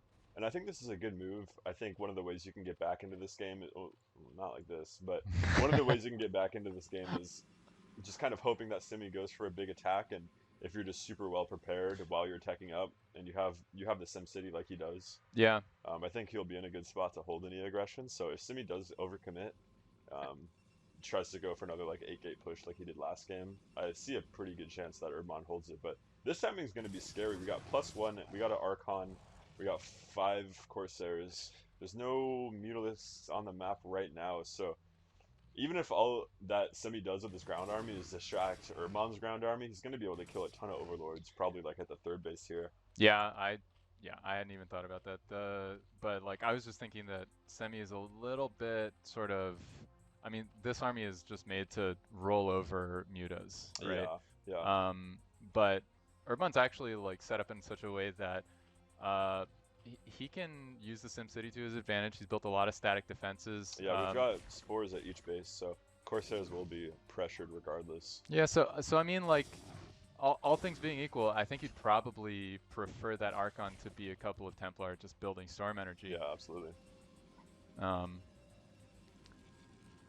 We'll turn up the volume real quick for you guys. Oh, word. Apparently, we're a bit low. Thank you. Who was that? Okay, let's see if that's better. We'll pull up the chat too. This is delayed. Okay, yeah, let me know if the sound is better at this point. But yeah, 8 gates, but also a 3rd base for Semih. So he's definitely aware. That's a really good move. Yeah, I think he knows what's going on here. Yeah. He didn't actually get a scout of the hive, I believe, but I think he understands what position he's in. And I mean, if you see that much static defense, I'm not even sure you have to like identify it as the hive. You're just like, okay, you're playing single player. That's fine. I'm just gonna do whatever I want. Yep. What is that sunken? Was that sunken attack? Oh, getting rid of the God. sparks is interrupting the gas mining, and even this sunken is still trapping drones now. But now he doesn't have this. Okay, he's got another spark. Yeah. I was very worried for a second. Yeah, so this is a pain in the ass for Herbmon. We've got to deal with that. But yeah. How does that even happen? How does that happen? That's. But yeah, we're going maximum turtle mode here as Herbmon, and I think Semih realizes this is perfectly. He can take this 3rd base totally uncontested. Yeah. Do whatever he wants.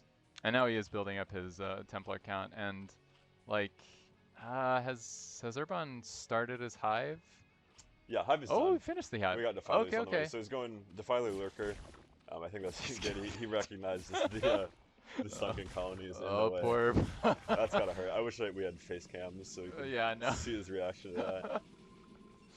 Herbmon's also the type of player that will literally just shout about things in the middle of a match. Yeah. I imagine that like there were some swear words in the actual in the actual room. In the room, yeah. We got 9 gateways for Semih now, so yeah, he's gonna be full on production mode. He's up 50 supply, which, like you said, a slight discrepancy is expected, but 50 supply That's a lot. Is a lot. I admit. I mean, yeah. So I mean, pushing into entrenched positions like this is pretty hard, but I feel like it still has like a very kind of threadbare army. Yeah. No, he's definitely hunkered up in his base. He doesn't have any ability to take map control and go. Oh, this will be interesting. This is nice. Okay. 1 Templar snipe. What was this, like 10 lings? Yeah, not great. Okay. Those Templars are slippery. Alright, I mean, you'd rather get 2, but honestly, anything at this point, he probably has consumed by now, and that does sort of change this dynamic. You get to play a lot more slowly, a lot more deliberately. You're a lot less worried about just losing outright to this push, even though you have all of this SimCity. Yeah, I don't think there's any way that Herbmon gets busted here, but at the same time, being contained on 3 bases is just basically a slow death at this point, It's I think. pretty annoying, although I haven't seen that Defiler consume anything yet, so... Yeah, oh, there we go, okay. We got it. We're safe. Really So, yeah. thought the game was about to end. It's going to be very difficult, but these are clumped up. These could probably get hit with 1 storm. So, I will say, this is one of the situations where, like, you sort of start to try to get really sneaky. Okay, Yeah, he and actually I has think a that's exactly what his plan is here. yeah. 3 cannons, 4 zealots against cracklings with no upgrades. Ooh. So not ideal. I will say that like one of the ways I feel like I've seen Effort and Soma break out of these positions by just like you hide a hatch in like a corner of one of the starting positions. But you see Semih. Yeah, Semih is on top of it. He knows the only way he loses is if he lets Zerg get out of this contain. Yeah. Looks like those links have Adrenal, but still no up. Okay, he's got He got Carapace, +1. but I mean I assume we're on at least 2-2 for Oh, Protoss. this is I know. interesting. We snuck out a This- Wiggler. to the other A side of the little map. wiggly boy? Yeah, we got a Wiggler. over Okay. there. So there is potential to do something here. I guess what, a Dark Swarm, and then you just engage these Zealots head on. It is pretty close to the natural, so you gotta imagine that Yeah. like only one Templar, but it's gonna run right into these. No, it was supposed Oh, to be a no. surprise. Yeah, not too surprising anymore. Unfortunate. Yeah. And yeah, Semih's going to take his 4th base. I think, yeah, here comes some lurkers. So, I mean, this is good. Okay. He's kind of connected his armies together and gets the Dark Swarms out. So he's going to be able to take this engagement. Zealots do not want to be in the way of these lurker spines, and the Dragoons aren't doing anything. So Yeah. I think this is about as good as Herbmon can hope for at this point. I mean, Semih did elect to bring back his entire army, so for at least the next like 20 seconds, the pressure's up. Yeah, and he's going for a snipe on this Nexus. I think he's going to get it because there's no, there's no That melee was units. insane. That was Very awesome smart. decision. Yeah, good decision making from Herbmon there, but unfortunately the But 4th base, but he's got a backup. it came up just in time, Gotcha. so there's not even going to be that much loss mining time, all things considered. But yeah, Lings under Swarm, definitely Ooh, a pain that's in the pretty ass. annoying, yeah. Okay, I'm excited for the Stark Archon. I assume just for feedback. Yeah, Still pretty rad. yeah. Don't get to see cool casters too often. Cool No. caster units, I mean. Cool casters? Cool casters, we're here all the time. Dude, is he's gonna scout this too. Yeah, Oh, no stone No, he left just- unturned. He just, I love he just mogged him. the He just delayed like hide from the drone. Yeah, that's brutal. Nice. And yeah, Semih almost maxed out at this point. He's got the support base, so I wonder if we're gonna go for some like, yeah, build a robo here, just build reavers and then reavers and cannons and storms. It's really It's a pretty not a easy task to take out a base with those. It's pretty frustrating. Still checking that, doesn't see anything. Okay. So yeah, we got the 6 o'clock base with for Herbmon. I mean, this is pretty hard to bust, even though it's a couple units. So I think it was. Oh wow. Disgusting Not stuff. looking. Yeah, That's brutal. that was brutal. That was honestly a decent Questionable. chunk of supply. Yeah. Herbmon was kind of talking about this earlier, where like just saying that if you get in to this position where you go this early hive build, at a certain point you sort of feel okay with double expanding, and I suspect a lot of it is down to once you're up to defilers and a decent lurker count, you can set up these entrenched positions that are just ludicrously efficient. Yeah. Yeah, Zerg it's annoying because if you let them get that hatchery up, then they can totally entrench themselves, and even if your army's way bigger, they just have such a huge defender's advantage. Yeah. There's Wow. nothing you can What are the upgrade differences right now? do. This might be a We little. got 1-1 versus 2-1, so nothing Okay. crazy. Herbmon's doing. He's keeping himself in this game. Yeah, Semih honestly maybe missing an upgrade or two, because Yeah. I feel like it should be further on upgrades. I mean, he's maxed, so things are fine, but Yeah. So I guess from this position as Protoss, like you're maxed out, you're building up a bank. What is your move from here? A lot of people like to go like mass robo reavers. yeah, I think that's an interesting idea. But yeah, this matchup gets interesting once you get super late game and start splitting the map. I feel like the advantages kind of switch back and forth. yeah, no, exactly. I think that like super late game Protoss armies, when you start replacing a lot of the kind of tier 1 and 2 units with just Archons, Reavers, whatever. Yeah. That becomes like a really hard thing to answer. And I'm not exactly sure what the if there is a sort of canonically correct thing to do. Dude, sniping. Okay, not actually going for the Templar specifically. That's always so annoying when that happens. Yeah. Yikes, even loses the Defiler. So going for a 5th base. But yeah, I am curious to see, with all these resources, what Semih decides to do. Because, I mean, his army's not getting any bigger. And you have to, you know that Herbmon is just building up over time. Like, he had the 50 supply advantage, and that's only going to get smaller over time. So there is some pressure to accomplish something here. Got I'd an love obs to see here, a okay. feedback on that. The obs there sort of makes me think that he's like looking at that as an attack vector, but I don't know, just kind of moving around, controlling space right now, which, I mean, that's reasonable. But on the other hand, you know, this is a Hive Zerg that's getting up his 4th and 5th, or like has a 4th up and is getting a 5th. Okay, so gonna push this base slowly. It looks like.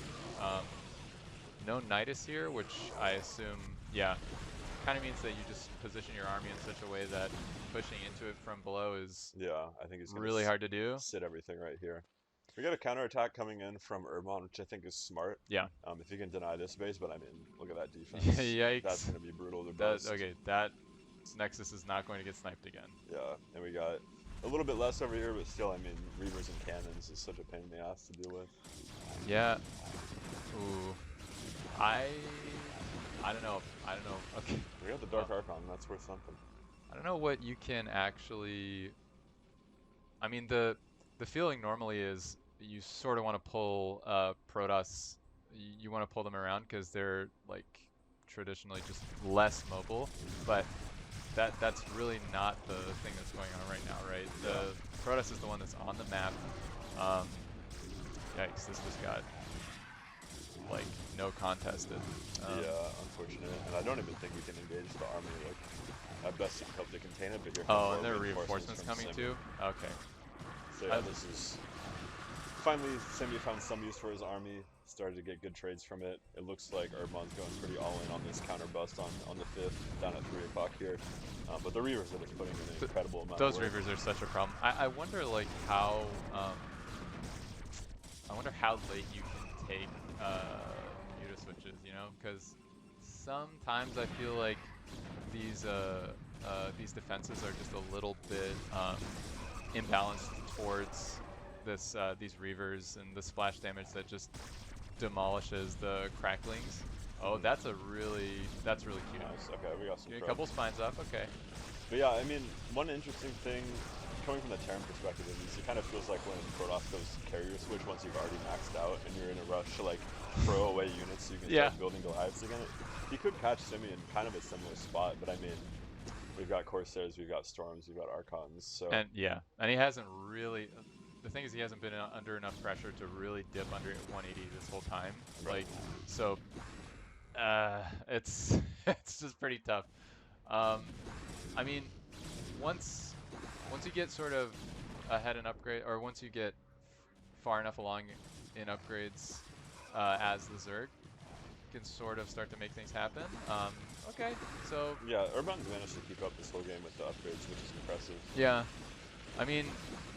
Oh, here comes the Dark Archon. Nice! Not gonna do much. Was that targeted down? Oh! Oh my! Huge those is lurkers were taking a bath. That's... No! Weather's stormy. That's crazy. Lurkers don't like it. Oh no. Yeah, so these lurkers are never going to see the main base, and yeah, Semih's locked this one down for sure. Yikes. That was painful. Yeah, and then Semih's just going to replenish his army with a further increasing technology of Protoss. There's hardly a Zealot in sight. It's just mass Archon Reaver. I mean, so this is the thing, right? Like, you build these units that are like not affected by plague, really, and can still do some work under Dark Swarm. It kind of means that you have this direct answer to the Defiler, which was actually the thing that's been keeping Herbmon kind of in this game. Yeah. Now it's, once you show up with like a full control group of Archons, it's a little scary. Yeah, Archon Reaver. Pretty tough to deal with. Oh my god. Another Dark Archon. We've seen, this is the 3rd Dark Archon. We've not seen a single casted spell from it, but I appreciate Semih's commitment to the plot. Dude, I'm a fan. I'm rooting for the Dark Archon. Yeah, I'd like all to the see, spells are cool. I'd like to see something. Maelstrom, feedback. And we're seeing the rare situation of a Zerg mining out.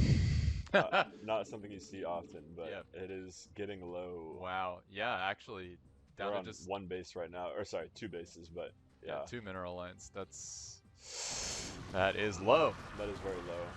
But yeah, I feel like for all the supply that Semih has, he hasn't been able to consolidate his army in one place. Yeah, it does seem. I mean, you It's- have a lot of stuff tied up in these Reavers, and just this Yeah, this base defense. but Generally speaking, it does feel like there should be more army moving across the map right now. I agree. So interested to see where all that supply is tied up in. I guess yeah, we got somewhat static defense at each base that's taking up some supply, and I mean, Archon, pretty much straight Archon. Yeah. It is hard to deal with. It's not The Orb trivial. army. Yeah, the rotund army from Protoss. The round boys. Yeah. They've got something to say. So Herbmon getting his 5th base back up for the time being, at least. Semih is aware of it, so I can't imagine that he's going to allow that to happen for much longer. No, I mean, yeah, Semih's been doing a really good job of just constantly sweeping the map and keeping an eye on all of these expansions. So he really is on top of where Herbmon is, like actually expanding and trying to expand. So, yeah, he's really been sort of dictating the pace of this game the entire time. Yeah, not letting Herbmon cull his way back, and you can see how poor Herbmon is at the moment. Yeah, I will. Mining off one base in a little bit over here. But man, that's so fragile. Like that Yeah. defense is so thin. You kind of, the only thing that's defending that base, honestly, is like the moves that this army is doing in the middle of the map. So like, however, Ooh, oh, there's a- nice. that was a good one. Okay, Semih wins. yeah, I think this may be it. The Maelstrom signaled the end of this one. And he's Even if just gonna that come wasn't into the the actual natural. end, like, yeah. Wow. GG's. So yeah, Semih 2-0 over Herbmon. First game made it look pretty easy, but in the second one, Herbmon was definitely in it for a lot longer. It still looked really strong though. Like, Yeah. still like just put up a really robust defense. Didn't really look like he was like kind of sweating at all. Yeah. I assume that he is. It is But- pretty hot in here. But like, yeah, no, he did a really good job. Yeah, so good games. Let's take a look at the bracket now at this point. Oh shoot, I have to go play a game actually. Yeah, I gotta go play Pandor. Yeah, you're still in this. I am. But yeah, we got StRyKeR versus Kaido and Semih versus Tim in the Caster swap. quarterfinals right now. That's totally Yeah, fine. I gotta Yeah. go play Pandor. Wish me luck, boys. I don't like Good luck, buddy.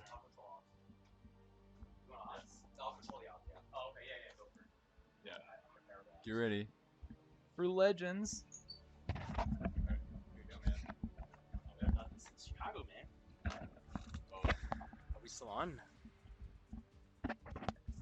How are you guys calibrating? Like, Oh, I have no idea. That's like halfway through that cast, somebody came in and like showed Father in the chat. It's just like, you guys are, game volume's low. That's the calibration. alright. We Is are this on- back? Is this a mouse Excel? Oh my god. Might have to slow it down. What is this? Hey, chat. We're gonna get Artosis versus Raz next. Where is the mouse?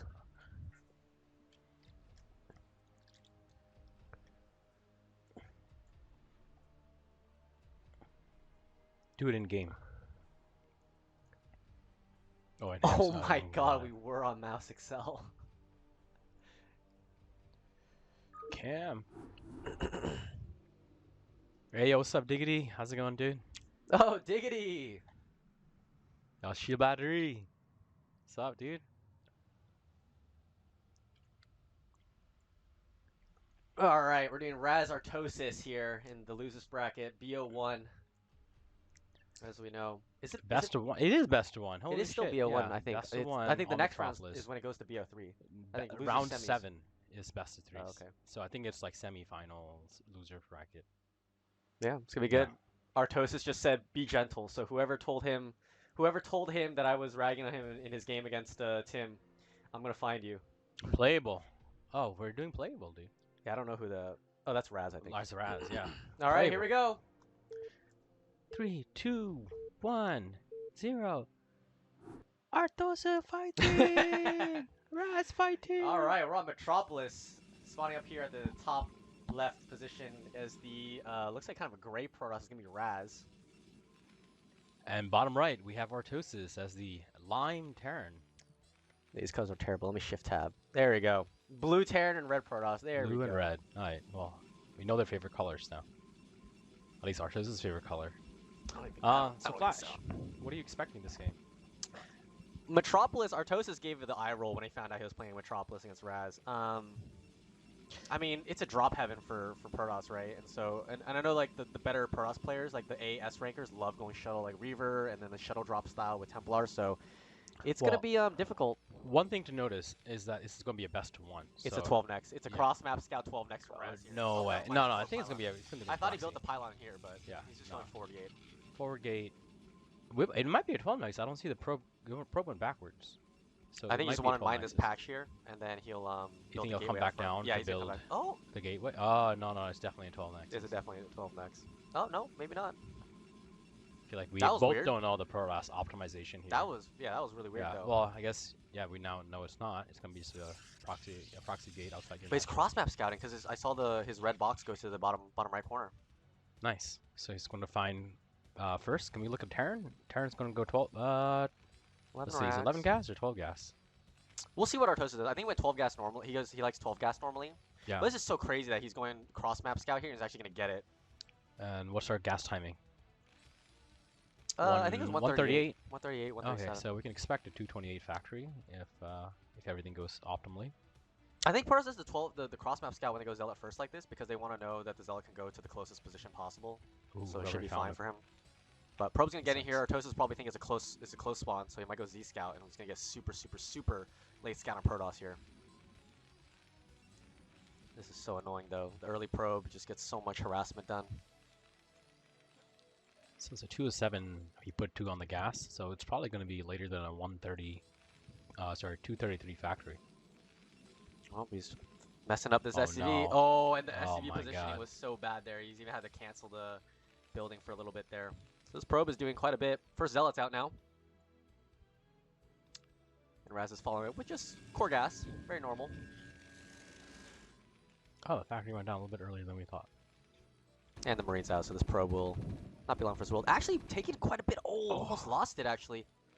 But barely survives. The problem with this is that the probe not having much HP means that it can't come back and help out the Zealot and get harassment. So it's going to try to, but it's very low HP. I think Artosis will know that and will probably target down the probe quickly once the Zealot walks in here. I think it just depends on what you're doing. I don't know. Nope, never mind. Probe's not going to come with the Zealot. Nope, it is. Oh, it is.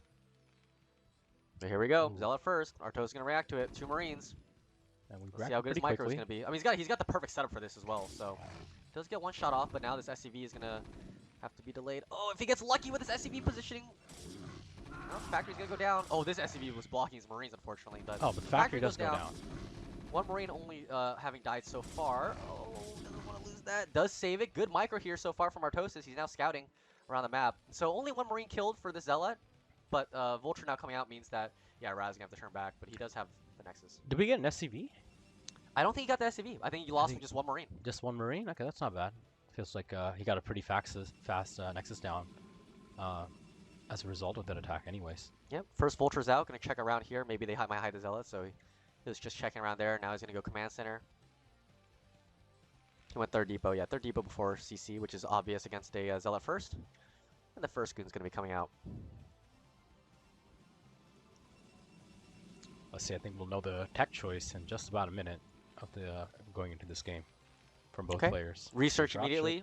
So it's probably going to be a mine upgrade here for Artie. We're going to skip the bunker. He's going to get it. He's got 4 Marines though, but no Vulture here. Ooh, well, we need the Vulture back. Yeah, this will be a little bit testy for Artosis here, but he's got a couple SCVs pulled. Really nice reaction so far from him, actually. This Goon's going to try to get some pot damage off. A 5th Marine even. He's going to pull back here, just target down the Zealot. This is so annoying to deal with, but very good control here from Artosis, only losing 1 Marine so far. Now the bunker's done here, and these Marines are... Raz is not focusing on this Dragoon. Dragoon might actually just go down to Marines here. Oh my goodness. Oh, 1 HP, dude! Dude, Artosis and not killing Goons today is never not going to be... I mean, that's just... How unlucky is that? I think maybe something this SCV could go and kill the Something else was probably happening. I think we probably missed a Vulture run by or something, because... Oh, you're right. We're not seeing. Ooh, He was dealing with DT it. drop. Yep, DT drop here from Raz. I'm not sure if the Vulture got in and saw everything. We'll see if he goes past eBay. If he goes past eBay, then for sure he knows. Yeah, this could be pretty game ending. Well, if Raz he is way doesn't- down supply, so definitely lost some probes to that Vulture actually. Because neither player were controlling their units there. I think they were focused on the Vulture. The that got in. Vulture, yeah, they got in. Yeah, that sounds about right. So, Artosis must know something is up, since he got in the base and didn't see any tech. Yeah, for sure. But this will test Artosis, see if he's gonna react well to this. Just making depots right now though. No eBay up just yet. So, man, I mean, Normal timing for an E-base around 520 to 540. So he might be just going Academy. He might still be able to block with the Academy. It's going to take a little bit of time for the shuttle. he and does DT's like the stop. Academy. Yeah, he does like his Armory Yeah. Academy builds. But I mean, shuttle's on the way. DTs are being made, so it's got to come up kind of soon. Unless he lays defensive mines out. But no depot only, no eBay still. Oh my Oh goodness. man, you know, the worst thing about this is that the Sim City for this is all over the place. You're going to need a ton of turrets to like Yeah. basically, or you need to take out the DT just fast enough, which I don't think is going to happen.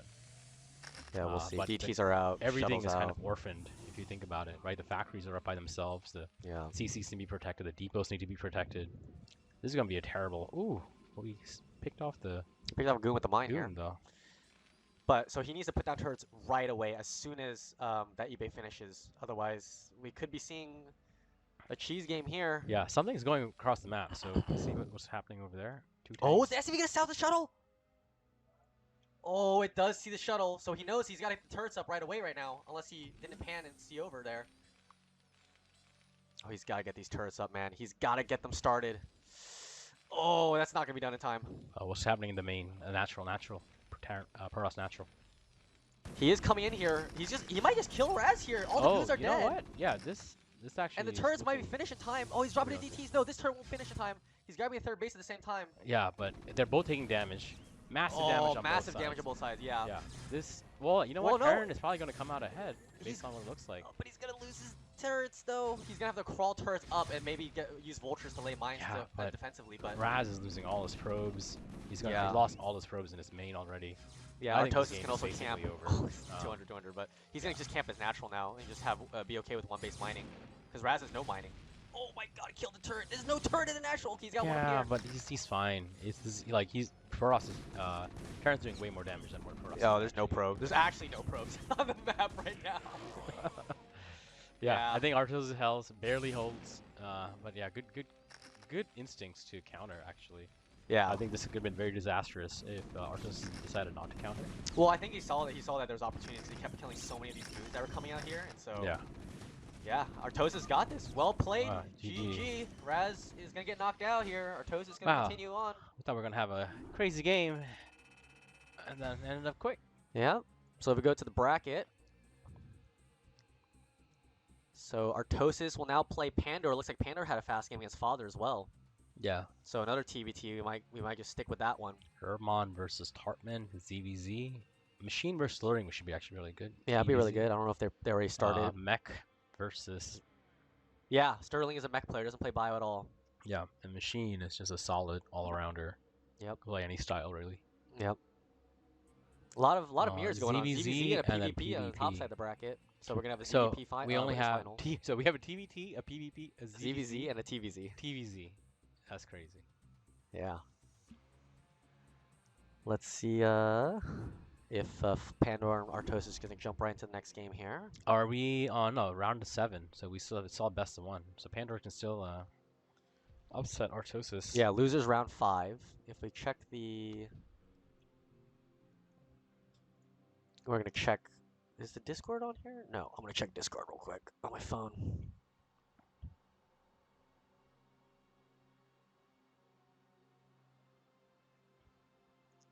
Taking a look, see if the losers is a BO3 yet. It will be. No, it's round 7 is best of 3. Last 2 rounds. So round Yeah. 7 and 8. Yeah, you're right. Last 2 rounds on both sides are BO5s. So actually, These are BO5s then, I think. Oh no, this is winner semis. Huh? KUDOS, StRyKeR, Semih, Tim. These might be BO5s then. That's a replay.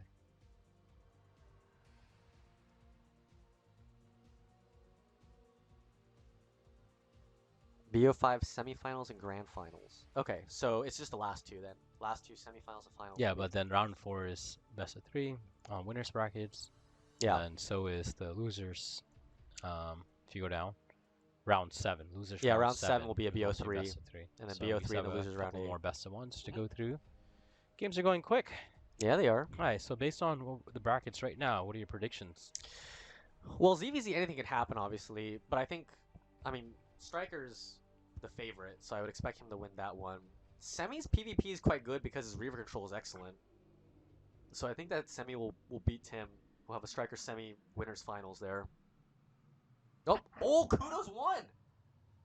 KUDOS beats StRyKeR. KUDOS beats StRyKeR to ZVZ. Yeah, CVZ is a coin flip, man.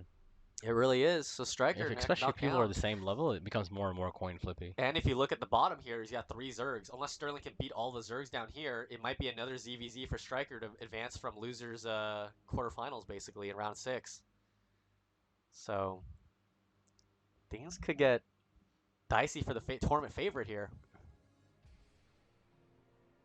The odds are in your favor. Yeah. Yeah. All right. So what are we casting next?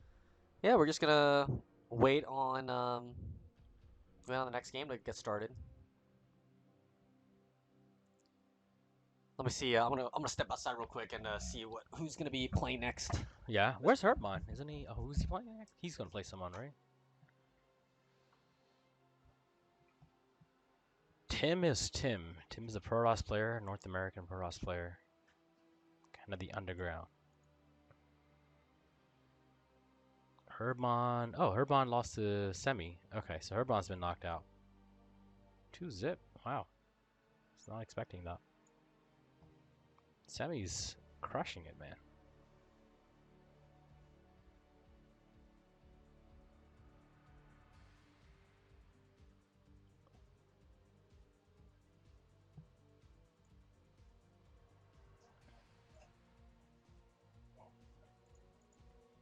Anyone playing Flash? Okay, so Artosis is gonna play Pandora. The problem is their setups are like literally right next to each other, so I think one of them has got to move right now. Yeah. And so we're just getting that set up right now, and then we'll jump into that game. Herbmon versus Tarp is also gonna happen at the same time probably. It'll be a quick ZVZ. So they haven't played that one yet. That will be played, and I think the rest of the matches are currently ongoing as well. So Machine Sterling is probably being played right now. Semih Tim is probably ongoing, and then KUDOS is now waiting. So moving pretty quickly through this tournament. Yeah. Pretty good pace so far. Pandora versus Artosis is actually quite good. Yeah, Pandora's TVT is very good. I mean, they're both very knowledgeable players, so I think, especially in a thinking matchup like TVT, I think it's gonna be really exciting. I think Artosis still has the edge over Pandora. Yeah, I agree. All the tournament experience plus Artosis just gets TVT a lot better. Yeah. But Pandora has been, he basically tries to emulate Light as much as he can, and he does a pretty good job at it. So he's going to be on point. We are going to see most likely Vultureman from Pandora. Mm-hmm. Artosis, I could expect him to play unorthodox. So he might do things that he normally doesn't do on stream. Yeah. Like 2 Factory. Yeah. Vulture Rush. I think that's most likely the case. If he is going to cheese, he's probably going to choose 2 Factory, proxy the second fact, and then go 3 Vultures as quickly as possible and then rush in. Yeah. Otherwise, I think we're going to see the standard opening from him, which is going to be, was it 5 Vultures Goliaths, something like that, or 7 Vultures Goliaths. Yeah. Kind of just all in, kind of holds everything almost. Yeah. Artosis got so much game knowledge. Like he's got all of the builds that he knows and how to execute them.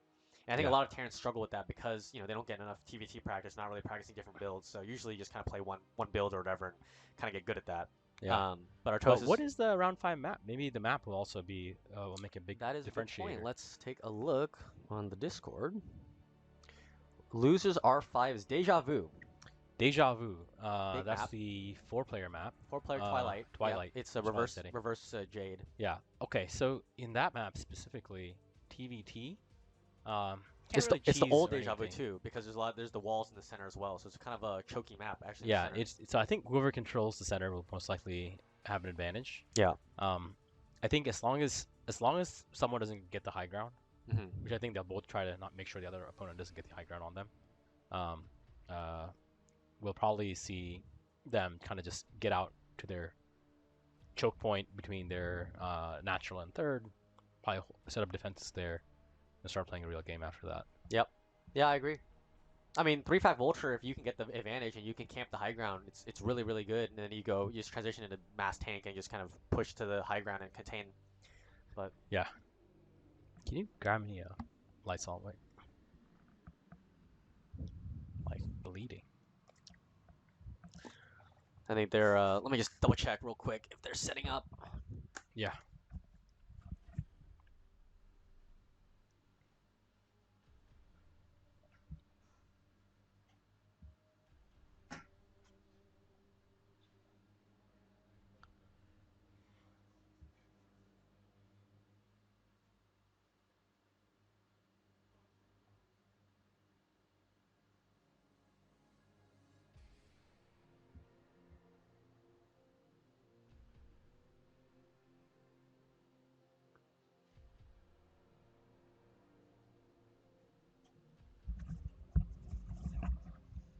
Almost done. Pandor just is almost done setting up his new setup over there. Pit axe, man. You just this guy keeps spamming this Yo. copy pasta. Machine, what's up, man? How's it going? Get in here. And do some commentary. A triple? Doing with Flash, but you want to hop in with me? Or me, or Sure. you want to do it with Flash? Would you mind if I? Yeah, we go play for it, dude. together? Is that cool? Yeah, absolutely. Alright, Me that'd and be fun, Machine haven't man. gotten together in a while. Yeah. Oh, we got it, dude. Enjoy Flash. TBT. Oh, I'm such an expert here. You are the expert. I don't know What's what up, the fuck I everybody? did. I scratched myself and I'm like bleeding. I'm now. joining the caster booth of shame over here. Wait, Just you're got, still you're still in, right? Or are you out? Sterling just got me, dude. Oh yeah. shit, Way to mech? get set. Way to get set, but it was best of one. But yeah, he what got did he me. get you with, man? Dude, you know the fucking silly ass '80s mullet go into mech and then Yeah, the bio thing? five fact. With yeah. The tank rush. It was mech into bio. Like he did this like marine Oh, medic. that Goliath. 80s mullet mech into bio. Yeah. That's so crazy. He got Oh, me. man. It was good. It was Yeah. good for sure. Yeah. Sterling is actually I've been playing with him a whole bunch, man. He's definitely an underdog. I think his TBT is fantastic. Yeah. Actually, his TBT's His amazing. he was even saying like his best matchup by far is Yeah. TVT.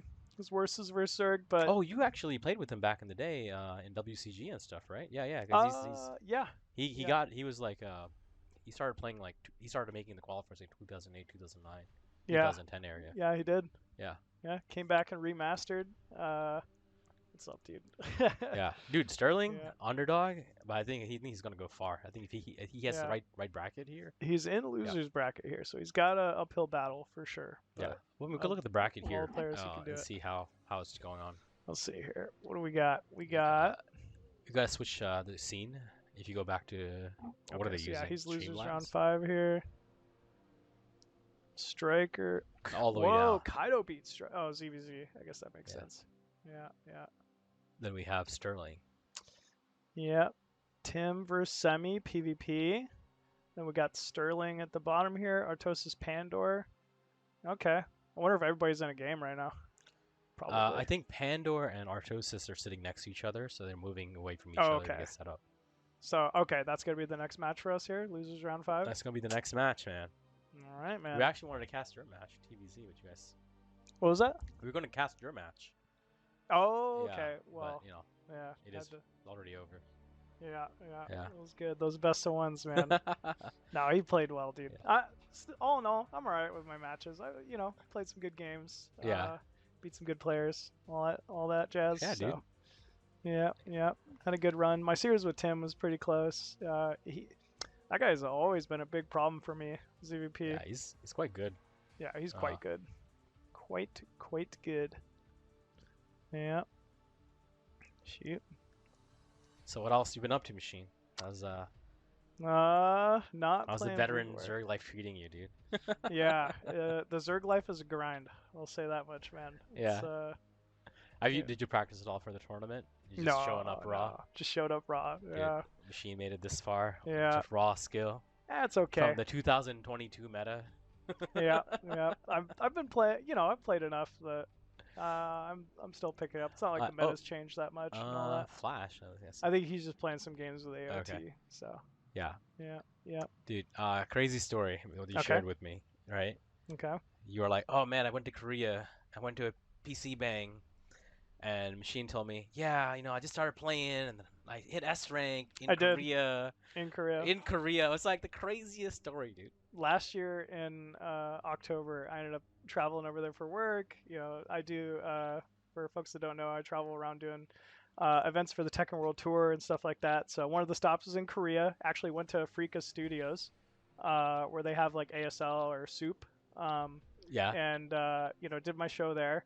And then a couple of the mornings, before I had to go into work, I'd get up super early, go to a PC bong, and I was like, let's just play some. When in Rome, right? Like, Yeah, let's see how it yeah. goes.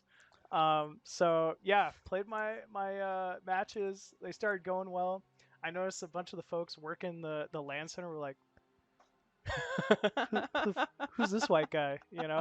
They'd pretend like they weren't checking it out, but then they'd come behind me and be like, oh shit, Yeah. this guy's pretty good. So What the-" Bryce, he has a very American accent, but he also has a very redneck accent. I Did you do. bring on the full redneck accent while you were Oh, playing? full on Reddit. Howdy, y'all. I'm from Freedom Land, USA. Welcome. No. I do have a little bit of redneck accent. this Matt McConaughey. Yeah. all right. all right. Yeah.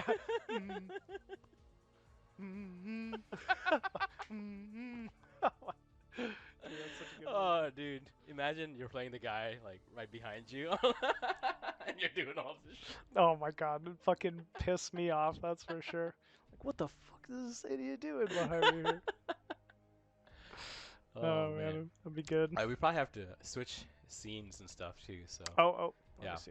We gotta look at the chat, and I think, like, over here, if you click on these, Okay. this will go between the games. Okay, it goes between the game. camera and the bracket. In between games. Alright, we got a nice close-up of the face there. That beautiful Nesh cam we got. Representing Philly, Yep. Super Bowl Philly. winners, dude. Yep, You know, yep. all green today. Yep. Are you a true, Philly fan? No, Eagles? no, Okay, I was moved just here, curious. in 2021. Not sir, when I was 21. Okay. But okay. I've been living here now, for 17 years, so Dang. might as well be a Yeah. Phillies fan at this point. Yeah, for sure. Yeah. I'm on the Light, HoTube fan, actually. That's my team. Team Light, yeah. Yeah, Team Light, HoTube. I remember Light. StarCraft. You're talking the old one, right? Huh? Wait, I don't get it. I thought you meant Brood Team- War. Light. Yeah. Yeah. With Xeris and them. I remember I was in Light. No, dude, the Pro Gamer Light. Okay. HoTube, Different. man. Okay, HoTube. HoTube. Yeah. We're on Team HoTube here, See, he's actually your go-to Terran if you had to He's pick my one. go-to Terran, dude. Him, I would say Flash and Speed. Those are the three guys that I watch. You know who, unironically, is been coming up is fucking Mihu. Did you see he Me made it to the finals in a ASL qualifier versus Yeah. Larva? You saw those games? I did not see those games. I probably should check them out. I've been kind of busy this last week. I Just got you. traveling and stuff. So Yeah, he's good, man. dude, Mew's a fucking monster, dude. He we're talking since 2004, no foreigner has ever Gotten close. gotten that close. Heard Bonnet wrecked him though. Dude, he did.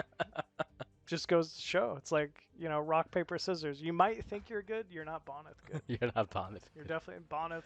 He's juggling 3 kids on his we- lap. we- His wife's yelling at him in the background. We were Doesn't just matter. talking about Bonnet backstage.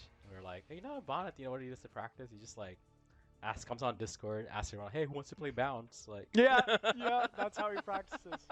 Maybe there's something to it, man. Dude, maybe we just need to be bounce experts. Yeah, we need to be bounce Play more experts. UMS all day.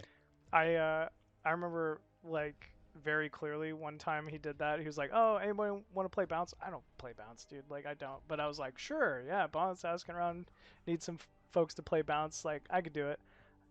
I couldn't make it past like the second one or something. He was clearly like, you know, in a Bonnet way, being like hella nice, but he was like hella frustrated. Like, dude, why can't my scrubs here like get past this level? You know, Yeah, like yeah. Oh, talking about robot stories. This reminded me of.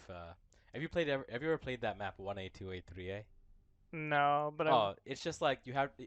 There's a bunch of units that go in a line, and you have to hit 1A, 2A, 3A. They're all neutral units. okay. So you don't attack any of them unless you manually use the commands. Is it the one with the ghosts? Yeah, Like, the one with the ghosts. okay, Yeah, I have yeah. played that. Yeah, Yeah, I have played that. Yeah, Pandor, right? Uh-huh. The game's so easy for him, right? So it's so easy for him. He plays it on 2x. Oh. Yeah. Oh shit.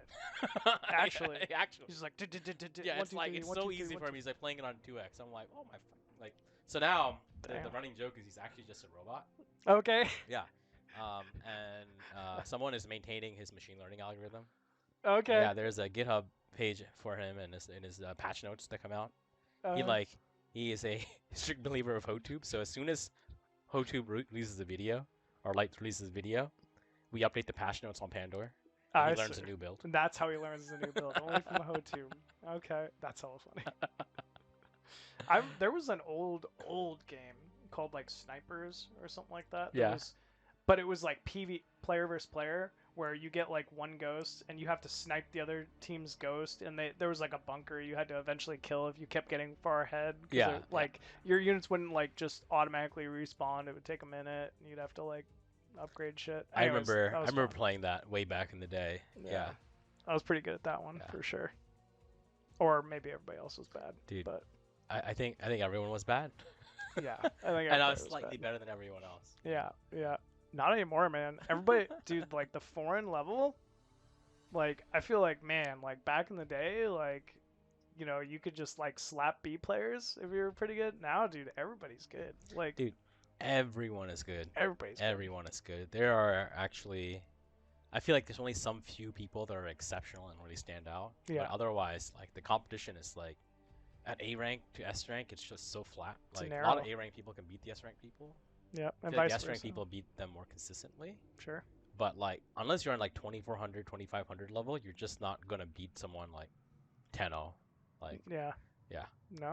No, definitely not. Even then, it also depends on the matchup a lot too. I think like some of the matchups, people just gamble, and eventually just get a win against the high rank players. But I'm convinced that PvZ, I could like just go like cannon rush and make it like pretty high. Like, you know what I'm saying? Like Zergs would go like hatch first all the time, or like just cannon rush the third, like out of you know, vision, because nobody does that shit anymore. But man, you could get pretty far doing that. Dude, for sure. I was watching some pro gamer talk about like different skill ceilings, and basically, I think it was Light actually, since I don't really watch that many people.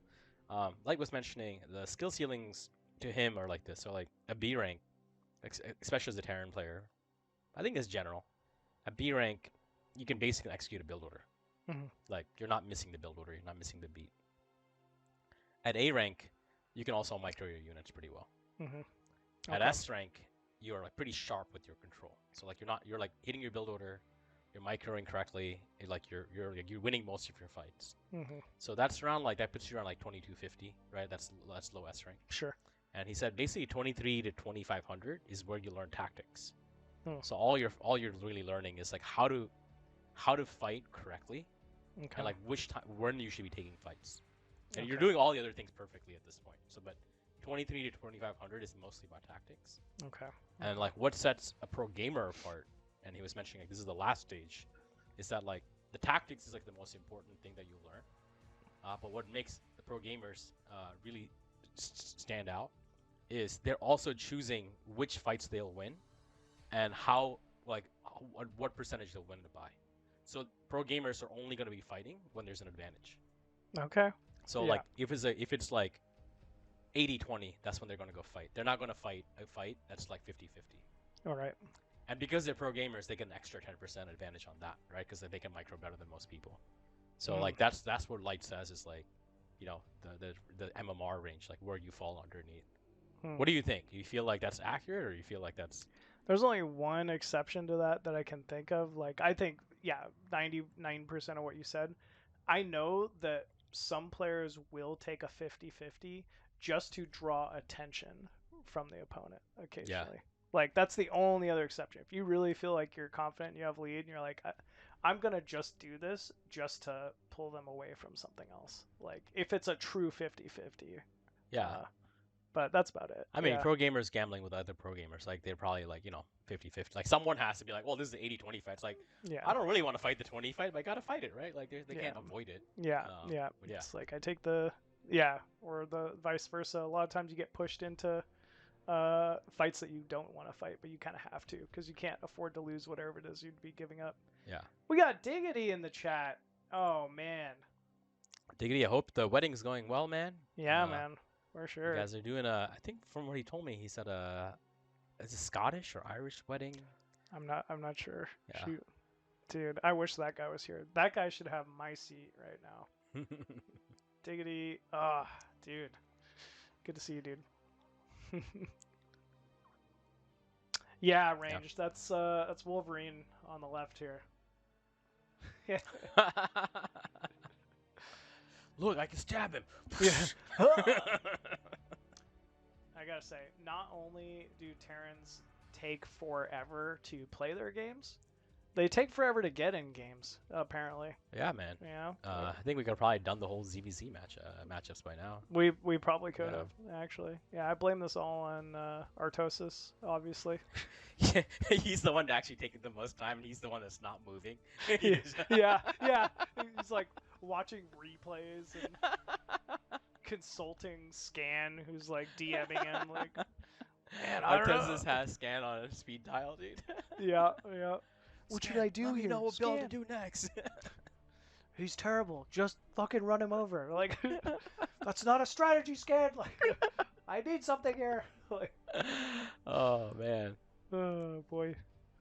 Yeah. Still, it'll be fun. Good old TVT. TVT, dude. Yeah. Guess let's who's still in the bracket here? Do you want me to go check up on them and see where they are? I'll be. No. It's Semih versus Tim game. Sure. Let me go figure it out. Sounds good.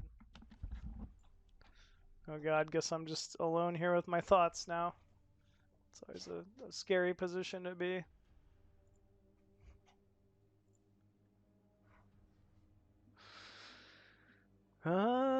Yeah, we're just waiting on this Artosis match here. Gonna be let's see here. Yeah, good old Artie versus Pandora. Pandora, I'm hearing, is having quite the run. As Nesh was saying, clearly a pro of 1A, 2A, 3A. We'll see how that transitions into TVT versus Artie here. Artie making it pretty far. Actually took out Raz, never an easy match, and Flash. Wow, well done. Pandora, however, taking out Father in a TVT, taking out AOT. Who else did he take out? Gerthang. Oh, we got it. We got the match here.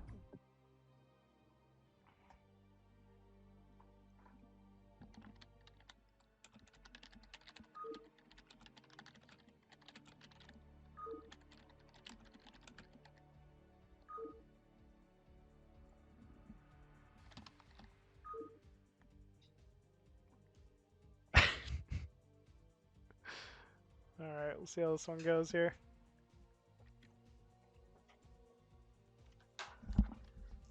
Said, hey Artie, it's Machine. Gonna cast your game. Don't fuck up. Yeah, I just asked Artosis to go set up everything. At least set up the game. Cool. Yeah. Let me know the ton of TVT knowledge you have from playing so much Terran back in the day. Yeah, I mean, so much Terran. I might as well be a Terran if you really think about it. I mean, you are a Terran, infested Terran. An infested Terran. Yeah, I'm a Terran that went to the dark side. The dark side. For sure. The Zerg dark side. All the creepy Zerg green shit inside of you and crap. Yeah. I was like, why be a respectable, Terran player when I can just 4-pull? Dude, yeah, why are you being so respectable? Yeah, I do. You know what I've been doing recently? I've been playing the most degenerate ways possible. Okay. Yeah, like Go I think I on. only open 8 racks these days. Yeah. Yeah, only opening 8 racks. Yeah. Yeah. It's good. Dude, I proxy everything. It's I good. make most of my buildings outside of my base, It's good. and people don't know. They're like, "Hey, is he bad? No, Or is he actually cheesing you?" it's I don't actually know. amazing. And then I make walls. Build that wall, dude. Yeah, walls are Yeah. great. Walls are great. Nio can. And I make them pay for it. You make them pay for Yeah. it. Oh, okay. It is Trump's America right now. And then I go air units. So I won't even let you mute a micro. I'm the one. You're in my house now, dude. I'm the one mute a microing, okay? I'm gonna do it. Go race every game. Go race every game, dude. Dude, you were showing me like some good like media control tips for sure. Yeah. And I gotta say, dude, I know wraiths are like, in my opinion, like twice as hard to control as Yeah, they don't heal, Yuta. man. Yeah, they Yeah, don't you heal. only get one shot. Like, if you fuck it up, it's just done. Yeah, it's Yeah. it's over. Yeah, you can't make mistakes with them, but you're really good at it for sure. Yeah. Yeah. Yeah, I've I'm- been hiding 2 SCVs under racks, put on move command, and just hold the ramp.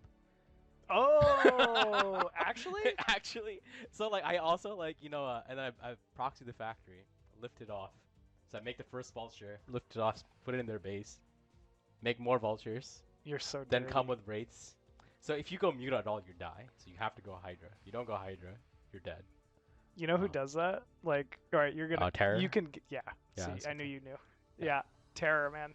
I've been saying it forever. I'm Dude. terrified of playing Terror. Terror Yeah. can open 8 racks, and I can know he's opening 8 racks, and it doesn't matter. Dude, 8 racks is standard these days. 8 racks is like a normal build now. Yeah, it Yeah, is. yeah. Yeah, You it- can actually just open 8 racks and be like completely fine.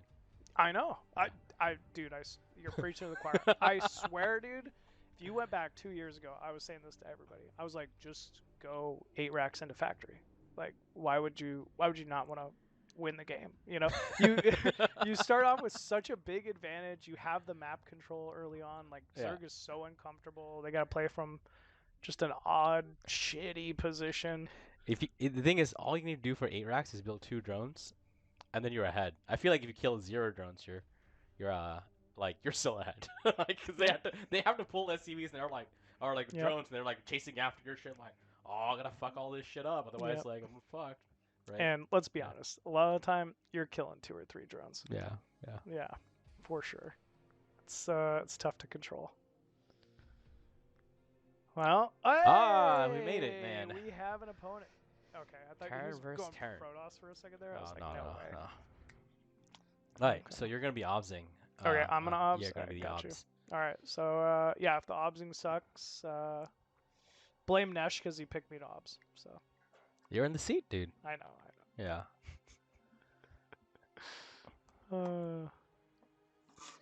I think it's about time to get things get started here and go on to our next game. So, based on what I've told you, what do you think? What do you think the chances are for each player? I mean, you gotta say Artosis is the favorite here. I don't even know how much Pandora's been playing lately, but it's not as much as Artosis leaning into this. Yeah. That being said, I mean, the pressure's on Artosis here. I'm pretty sure everybody in this chat wants to watch Artosis lose, you know? Yeah. Like, Dude, Artosis is actually plays really well when he's under pressure. he does. He does well in every single tournament. I would never Yeah. tell that to him, Yeah. to his face, obviously, but yeah, Yeah. he's obviously a very He's legit. very, very, very, very good, man. He's got so many memes and haha, sure, but I definitely wouldn't want to hit him in a tournament for Yeah. sure. Yeah. And I think he will also play unorthodox too. Like, he does not play like he plays on stream. He doesn't play ladder builds. He does very much tournament builds. Think he'll do something like that in a best of one here? I think it depends. I think it depends on how much he respects the other player. Yeah, I think if Yeah. it's 50-50, he might try it. I think if he's like, no, I'm clearly advantaged here, I don't think he's going to do anything fishy. Okay. I'm not sure how he feels like he'll do against Pandora here. I'm not sure how often they've played each other, but Yeah. yeah, it's got to be I don't know. Knowing Artosis, he normally thinks he's better than every other player, right? So like Yeah, but he's been watching Pandora play all day, so he might be like, you know what, maybe not. maybe. Still, Artosis definitely not a slouch TVT. I mean, I don't know where TVT is in his list of matchups as far as like, you know, how good he is at it, Yeah. but he's great. He's great He TVT. is, I would say his TVT is probably his best matchup. Okay. Okay. But I mean, I don't know, man. His TVZ is also pretty scary. It's not like something, like I'm pretty sure Zerg players are scared of it. StRyKeR lost to it last year. I am. And I think his TVP is also pretty fantastic if he's on point sometimes. He says he hates TVP, but he's good at it. But he's good at it. Yeah, he's fine. He's gotten way better at it. Did you see the series with Artie and Tim earlier? I did. Yeah. Okay. Yeah, I think I watched it very quickly. But yeah, lost to Carriers, and then Yeah. I guess got busted. Tim game played 2. really well. Tim's man. playing really Tim well. is, I think he's up. Is he still in the winner bracket? I think he's in the winner bracket. Yeah, I think he's playing Semih. Okay. Okay. Oh, you're right. Yeah, he is. I was gonna say we could tab and check it out, but yeah, he's playing Yeah, Semih. I think the games are tied or 1-1. I don't know. I think that's what I saw. I saw them like host a new game. So. Okay. Okay. Okay. I mean, any minute now they're gonna any press minute, dude. start on this game. Yeah. You know, and then we're gonna commentate a match instead of sitting here like a podcast. Welcome to StarCon, the podcast. StarCon, the Here podcast. we're gonna interview Machine, the Bryce. Oh no, Bryce the Machine, Zerg player, StarCraft 1 and 2 Pro, from Team EG. And we got Nash, the Terran Pro, from what you were on? What teams? Like I'm I'm on Nas right now. Nas. Yeah. Nas Nash. I like it. I like it. Yeah, Tim's good, man. Tim knocked me into losers bracket this event. We had a close set, but he definitely deserved to win it. 2-1. Yeah, Team Light. See, Diggity knows. Diggity Team knows. Light Dude. with Xeris back in the day. Man, that was That was the Team light GNS. Team Light I thought you were talking about. Yeah, no, not that one. Where's Idra? Idra's right here. I'm Idra. Where's the Kraken, dude? Grak. Yeah, I don't think people know a lot about this, but you watch Dragon Ball Z at all? I mean, I did. Yeah, you remember Piccolo? Oh yeah. Yeah, Piccolo, like the way he gets more power is he absorbs people. Okay. Yeah, I don't think they know that you absorbed Idra. Yeah, that's Yeah. actually why he's gone. I absorbed him, and I mean that's why I'm like so much more powerful now. Yeah, You know, that sounds about right. and so much angrier. Oh man, you know? here comes Oh, Razzie look at Raz this Raz. guy. Oh.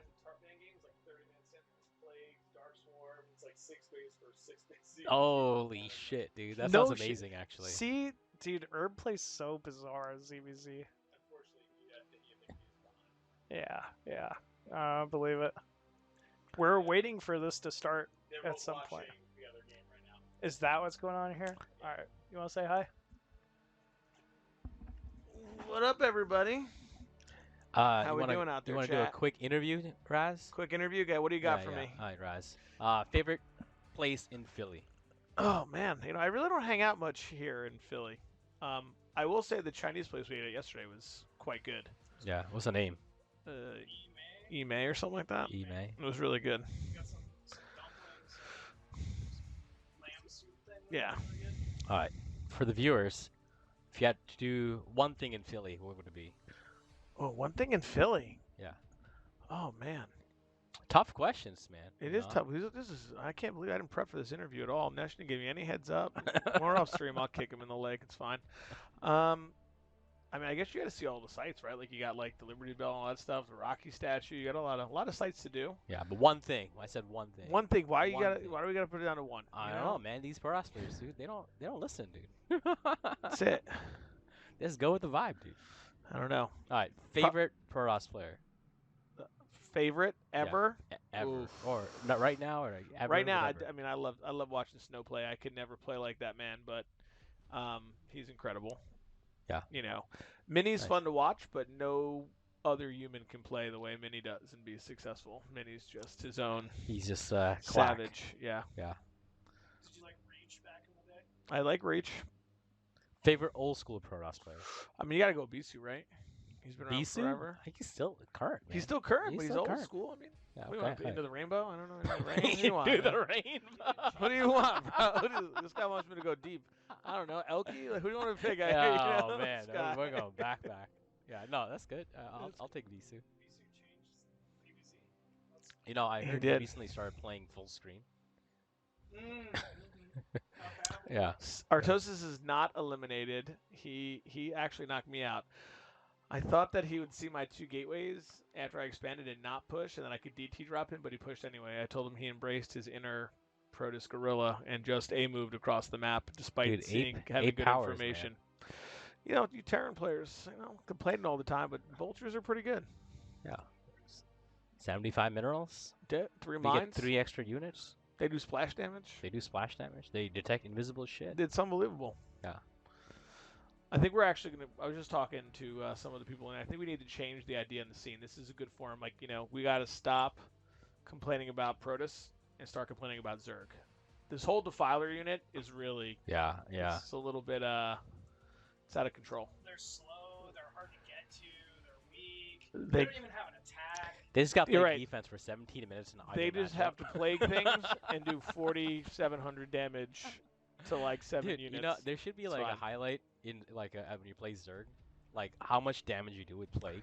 Like you get like 1,000 damage, 5,000 damage, 10,000 damage. We should have like a little counter in the corner. Oh, You should have seen my. I think they're ready. Versus Flash today. Yeah. Full stack of like 12 vessels. Oh right my on the God. Bio, like it did thousands. It was crazy. Thousands Yeah. of damage, dude. All in like All 5 right. seconds. good luck in this cast, gentlemen. The Thanks. most exciting matchup in the game, TVT. Hey, give it's the you most back the intellectual, cerebral matchup in the game, dude. Yes, most cerebral. All right, it's brain time. Here we go. Could you imagine? They both Oh, hate dude, that'd be Rex in the amazing, center. dude. Alrighty, folks, here we go. Without further ado, spawning at the top right side as the magenta Terran here, we have Pandor. Spawning bottom right, we have Artosis as the lime Terran player. Good old Lime Terran, man. Well, Nesh, let's pick this Terran brain ears. What do you think on this map, TVT? What do you think of these positions?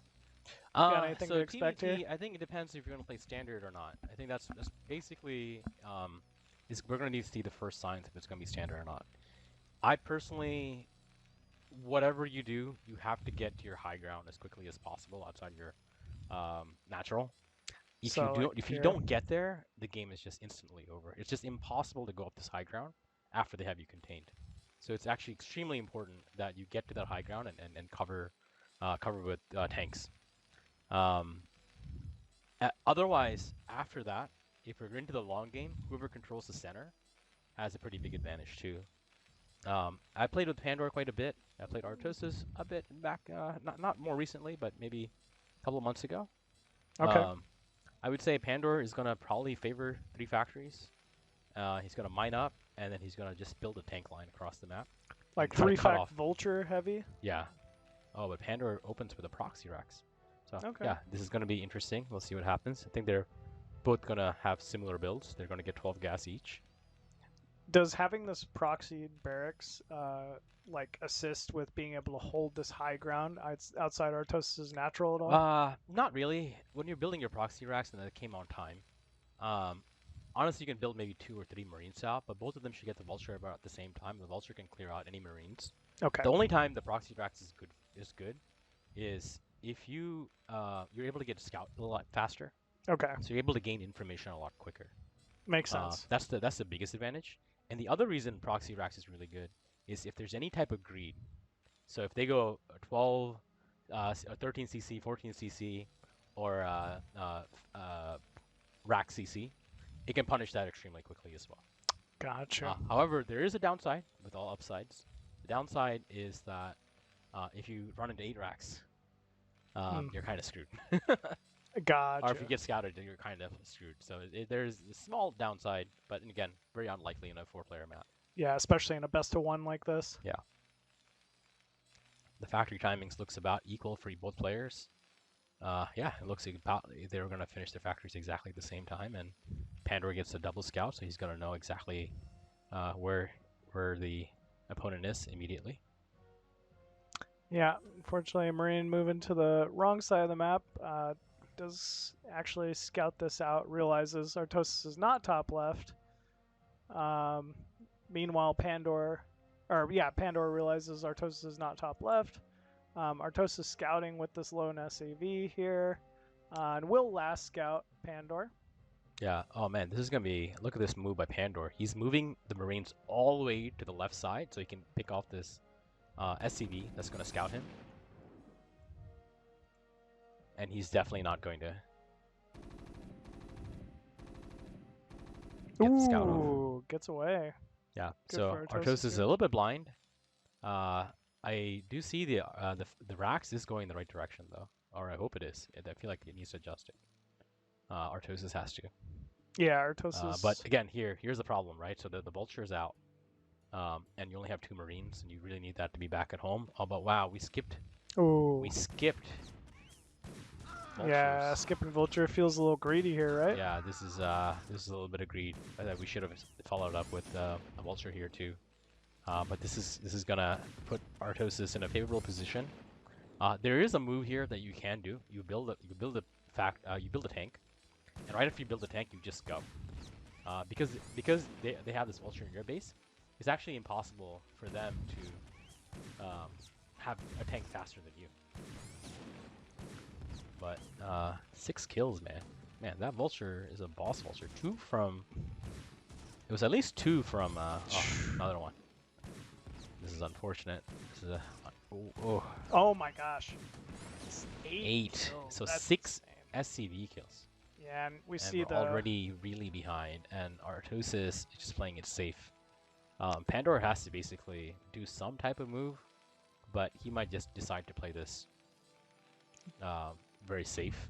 I don't think he can. I don't think he has much options. No, definitely not. I mean, does have the faster tank, right? But by the time that makes it across the map, Artosis already has the second factory online. Big SCV count lead here because, you know, not only the killed SCVs, but a faster, not delayed command center at the natural here. So Yeah, I think we're also. I don't know if we're opening mines or if we're gonna go tank Goliath. But yeah, this 2 tanks. Okay, so 2 tanks.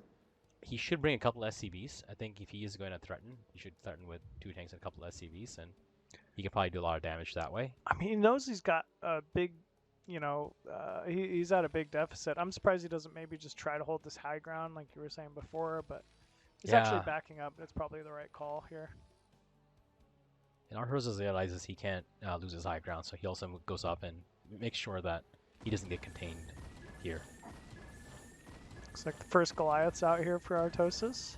Yeah. And Still we have Vultures. Yeah, still sitting at about a 10 supply lead. Second factory completed now for Pandora. Looks like we have an armory. And Artosis moving out with mines. Has vision of these tanks and Vultures here of Pandora. So, just kind of wisely choosing not to engage that, but placing mines for vision. Yeah, I think they're both kind of just taking it slow. Hopefully Pandora realizing, you know what, I lost 6 SCVs. It's not the end of the game for me. Terrence still has to run into me at some point, and maybe if I just win 1 battle, I can maybe have a little comeback potential. However, he is playing at a disadvantage. Everything Artosis is going to do is just going to be slightly faster than what Pandora can do. But we're getting this big supply block at 52, which also doesn't really help that much. Yeah, that dreaded 52 supply block. It's gotten me a time. And Artosis got the 68 supply block. Oh no, look, Artosis made 2 extra supply depots right on time. Third factory just about to finish up here for Pandora. Artosis as well. So faster third factory for Pandora, that's something. Yeah. We're not mining 2 out of gas here. It might be intentional. Like it's like a Raz thing?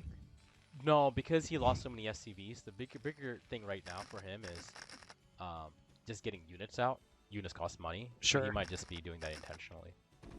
I'm a little surprised Artosis is giving this position up. Doesn't feel right. Yeah. Either way, these mines, I mean, all it takes They is a might couple connect. of lucky mines. If he puts it on move command, he might be in trouble. Ooh, the tension. Oh no, he does it Okay. kind of safely. I don't know if that was intentional or not, but Yeah, got the job done Got either the way. job done. All right, looks like take lines are starting to set up here. Pandora looks like he's about in position to siege. Yeah. I don't know. He haven't does seen need to be Siege. careful though, because Artosis can just swarm him right here. If he doesn't have any supporting units, you are able to jump on tank lines very quickly, because if you almost have the same amount of tank count as them. But no, he decides that he's not going to get contained, and he's also going to build his own. Again, they're just going to build a tank line, and I think Pandora's realizing, I'm just going to try to cut you off. That's a pretty fast third, huh? TBT, thirds are pretty fast. They should be. You do just need extra gas. I mean, one thing Pandora has going for him is he's a little more positioned to at least lock in this third base of Artosis. I don't think it's really... I think Artosis can still take that third base if he wants to. Sure. Yeah, I don't think he'll have any problem taking that third base, but we'll have to see. A little bit of a vulture skirmish here for both players. Looks like Pandora pretty even on vulture count for this fight. Yeah. Pandora's starting to go up in supply a little faster, gotta say. Yeah, we might have missed a couple of rounds of SCVs from Artosis, maybe. Yeah, maybe. Yeah. Still. Yeah, TVT is mostly about positioning, and especially tank positioning. If you can get your tank set up correctly, and Pandora, I felt like skipped siege mode for a very long time, so Artosis is definitely going to punish that. But I think Artosis is also probably, you know, it's the best of one. Why risk it, right? Why kind of decide this game on something? And he could have mines there. He did put mines down, so he couldn't just go up and kill those tanks. So he had to just play it safe and be like, let me just take it to the long game. I'm ahead. I should stay ahead. Yeah. But Pandora is going to build this tank vulture line, and then he's going to go to 2-1 and kind of just push in one specific spot once he has a bigger army up. Artosis is still maintaining a lead in supply, though, however. Still, eventually, you know, not even having a third command center started. Oh, he does. He's got it. Oh, man. He has to scale his own academy. I think it's blocking his scanners. Ooh. Yikes. And So he those- can't make the Wow, scanner. that sucks, dude. Well, you know, sometimes these things happen. You kind of just do it in the heat of the moment, and you just don't realize, like... Well, looks like Artosis is retreating to high ground here. Looking to take a little bit better of a fight. Well I have done. the high ground, Anakin. Look, he's smarter than Darth Vader, dude. He is. Decided Man. not to do it. Yeah, he did not fight. Did Yeah. not fight. Oh, but he's going back. You know, I think people would like watch these movies and learn something. Never, man. That's what I do. I watch Star Wars to learn things. Star Wars, StarCraft, really close. Yeah, Same yeah. game, almost. Well, yeah, looks like Artosis is finally clearing that third.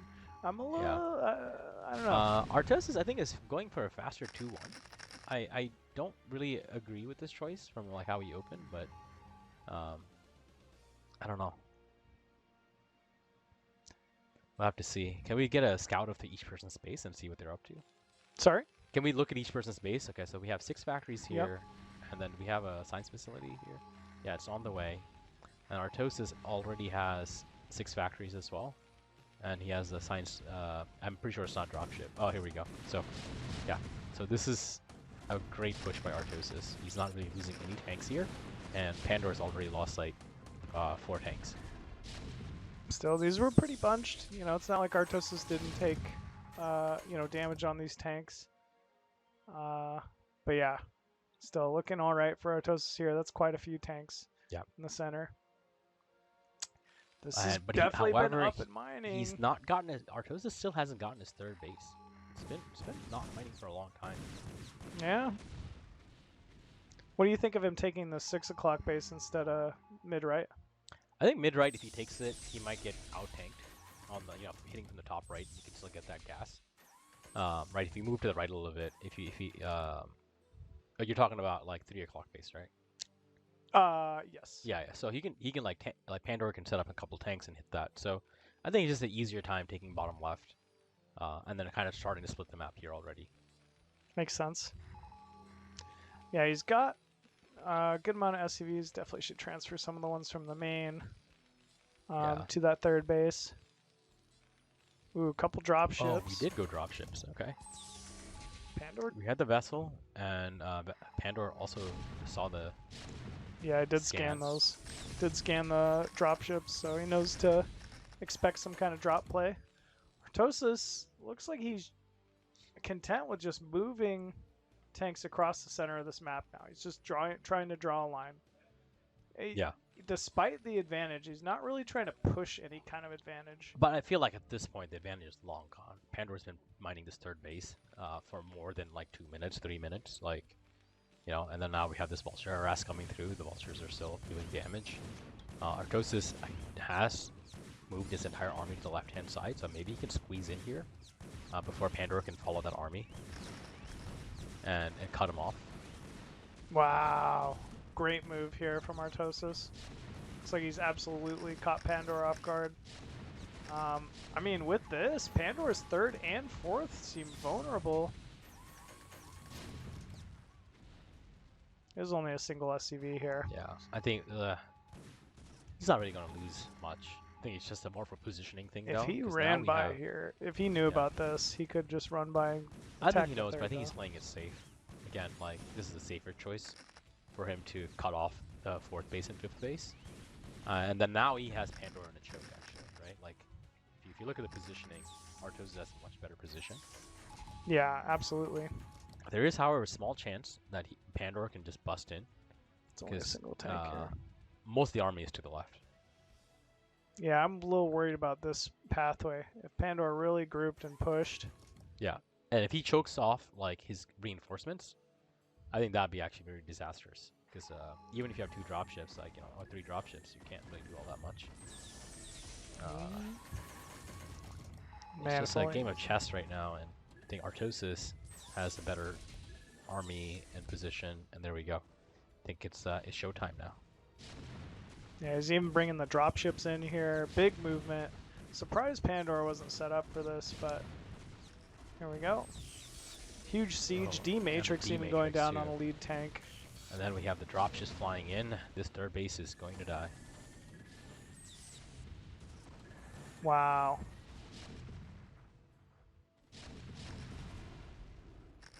I think we lost the contain.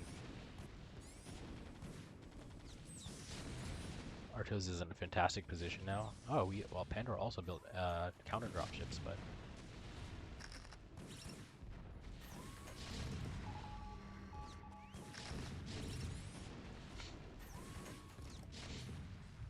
still big damage done here. Looking really good for Artosis. Oh. Wow, those are some really hurt. Artosis bleeding a few units over here, but looks like he's really just trying to secure this potential next base at the 3 o'clock position. Yeah, he's staying in slow. Honestly, Artosis is playing this fantastically. He just, if you really just think about all the moves he's doing, it's been very strategic, right? Like, right. He was up ahead, and he probably could have ended the game a little bit earlier. But he decided, hey, you know what? I'm just gonna play it safe. I'm gonna actually just squeeze you in, and make sure that I'll take a more significant lead, and just have a better positioning. I will say Pandora's very behind, and I'm not really sure there's anything he can do to really come back at this point. I think the talent can't count from Artosis is just a little bit too high, and Pandora's tanks are a little bit too spread out. Great splitting here from Artosis. Oh my god, that mine was huge. That's a supply. Yeah, we're seeing the supplies kind minerals. of drop here for Pandora continually. Artosis just staying a 20 supply ahead. Oh, but that's not good. We're Yeah. losing. We're bleeding tanks, man. Yeah, definitely bled some tanks. Still, he's securing bases. He's preventing Pandora from getting this fourth up. Ooh, some idle SCVs here. at the third base for Pandora, not utilizing his workers. Yeah, and we're down to 1 base mining at this point, so we really have to. Oof. Ooh, nice drop Not play, the- but unfortunately Artosis reinforcing just in time. Yeah, vultures at this point are just like little paper airplanes, like rates. They don't do shit, man. Yeah, they don't. They're so vulnerable, so frail. Well, Artosis does have his 5th going on now, bottom left. Just needs to take the Vespian Geyser at it. 6th base starting as well, mid right. Yeah, this is looking more and more extremely favorable for Artosis. I think it's just a matter of time at this point. He just has better army composition, and he has more bases. So this is as basic as the TVT can go. I have more bases than you. This is an interesting drop, though. I don't know if I like it. You like it? Yeah, Why do you like it? it's annoying, man. It's only a dropship with a tank, a Goliath, and a Oh, and the vulture, tank but- connect and the mines connected to Oh that wow, tank too. that's pretty big. I mean, on high ground, this is gonna take a lot of attention from Pandora just to kill this one tank, right? Yeah. And it costs nothing. Yeah, Artosis is feeling pretty confident. You can see it here. He's starting to move in, Yeah, take some bigger engagements. Ooh. his minerals are just like exploding. Ooh, Oh, that mine. dang. Wow. Yeah. I don't know what you can do now if you're Pandora. I don't think there's much to do. I think it's just a moment of time now. Cool. We're on 8 factories, 4 add-ons, non-stop tank and Goliath. We have drop ships. We got this. We have split more than half the bases. When do you start going BCs if you're Artosis? You want to technically not go BCs too early. I think the best time to go BCs is when you mine out half the map. So Okay. you might not have you might not.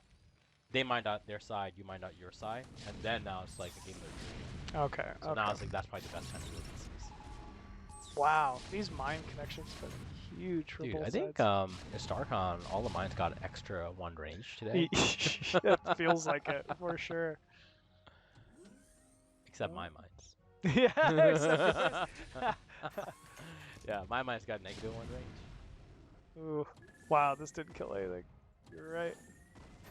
Just Yeah, gonna get- there's just not enough tank power. I think like any amount of units that he sets up here will just. I mean, it is but taking some these- attention. But these mines though, Oh, they might let's do see. the job. Boom! Ooh, Wow. dude. Okay, yeah, you called it. These mines have been pretty insane. Yeah, there's still a mine blocking this. Oh, this is all gonna die. Oh no. Well, I think it's just a moment of time. Yeah, there we go. GG is Artosis called. wins decisively. All I think from the initial SCB bleed, 6 SCBs behind, playing the whole game behind, and just never felt like he got a comfortable pacing to do what he wanted to do. Yeah, it's funny, but at this level, like even just the slightest little advantage, like 1 vulture there, I Yeah. mean, it's so tough to come back from that. Yeah. So It's interesting because I've never seen Pandora proxy Raxus, and I've never seen him not go vulture. yeah, So yeah. just it's kind of unfortunate that he tried to do something kind of experimental at this stage in the tournament. Right on. Artosis moves on here. Yeah, So, and well done from yeah, him. it looks like we have some replacement folks- casters. Yep, yep. Right on. yeah, yeah, it's Yeah, cool. absolutely. it's cool. All right, folks, enjoy the show here. Yeah, we're gonna give it back We're to gonna hand it Flash over. and Zen. Yep.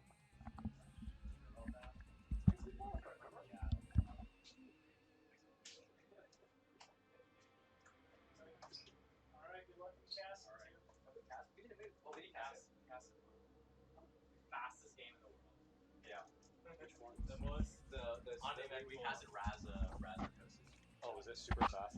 Yeah, it was like a DT. Vulture, DT went the other way, and Vulture went the other way. Oh, that sucks, man.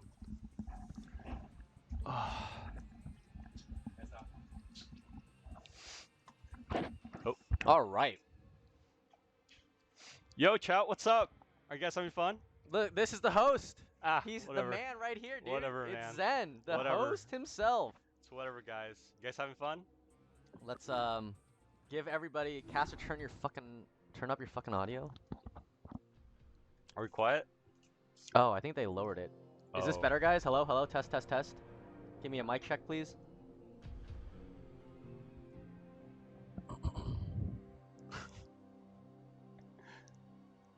Turn up the main. Better. It's been quiet all day. A bit louder, please. I think that's desktop. Y'all are good. Okay, cool. We're good. Better? Okay. Zach, can you please teach Flash how to wear headset? If I put the headset on, I can't hear my co-caster Yeah, you talk. can. You can hear me. I can hear you talk. Well, yeah, but I don't know. It's gonna be okay. Because you don't have audio in yours. Yeah, I can hear you still. It's okay. Yeah. Anyways, loud. People are saying louder. Louder. Let me see what we got. Louder? Mic is fine. Whatever. I'll do like a little bit louder. No, I think that's desktop audio, so I think you have to do the second one. Oh. Desktop audio device. No, this is the microphone. Really? Yeah. Oh no, These these are are- the mics. oh, Wait, they're these turned are all the way up. they're already tolerant all the way up, guys. I don't know if we can Okay. boost them. That's weird. Okay, how's that? You just gotta keep the mic like right next to your fucking mouth. Yeah, I'll just do that. We're gonna eat the microphone at some point, guys.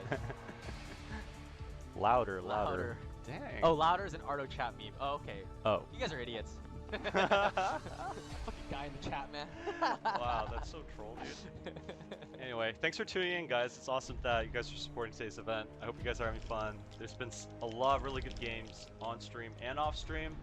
Yeah, Flash and I watched some games that weren't on this stream, and they were super. They nutty missed too. the Tartman Herbmon. Yeah, from yeah, the yeah. CVZ. There was a 30-minute Hive Tech CVZ with Devourers, Lurkers, Defilers, Mutas. Dude, it was so sick. That was so crazy. sick. We may have to cast it back or something at some point. If we have like a little break in the action, we may cast it back. 'cause Oh, game that was would be absurd. awesome. That would be Probably awesome, match actually. of the tournament so far, I would have to say. I would say so. I mean, it's a would vote ZVZ. If it gets past layer tech, it's automatically the best match of the tournament, the best game in the tournament. that. Yeah, no, for sure. Yeah, incredible. And I think we'll be able to post a replay pack because we're trying to get everybody to post the replays. No promises on that, but if there's Yeah. a replay pack, if we can't get it today, I'm sure someone will cast it afterwards. For sure. But we'll try to get that at least that game out at the very least. I think the world deserves to see that one. Oh, the game audio is unbearably loud now. Oh, that's why they put it down. Oh. Yeah. Dude, it's your fault, chat. Thank got you, us- Dada. We trust Dada here and here. Yeah, I don't know about anyone The else. best CPL mod. Don't let Y2Kid or anyone else hear them say that. Oh. So yeah, I think we're waiting for Semih and KUDOS. KUDOS in the finals, in the Yep. winners finals. Yeah, they're KUDOS. Not surprisingly, because he's a very strong player, but he made it past StRyKeR. ZVZ, man. In Anything the can winners happen. bracket, but it was a really close 2-1. StRyKeR was really ahead in game 3, but KUDOS managed to pull it through in game 3. So, yeah, StRyKER's kind of fighting in the losers bracket now, but KUDOS has a clear path to the grand final from the winners bracket. Yep. Oh, StRyKeR already beat Sterling. I wonder what happened there. Oh wow, okay, that happened was fast. fast. Okay, okay. So should someone tell StRyKeR and that his next matchup's a BO3? Oh yes, that Yeah, would be. that's good. a BO3. I'm gonna go tell him real quick. I Yep, think go KUDOS and for Semih it. already know it's a BO5, but mhm. yeah, I'm gonna run in Cool, there man. just to double I'll just check. hang out with chat. Yeah. Cool. All right, chat. Just you and me. Hang out for a bit. How you guys doing?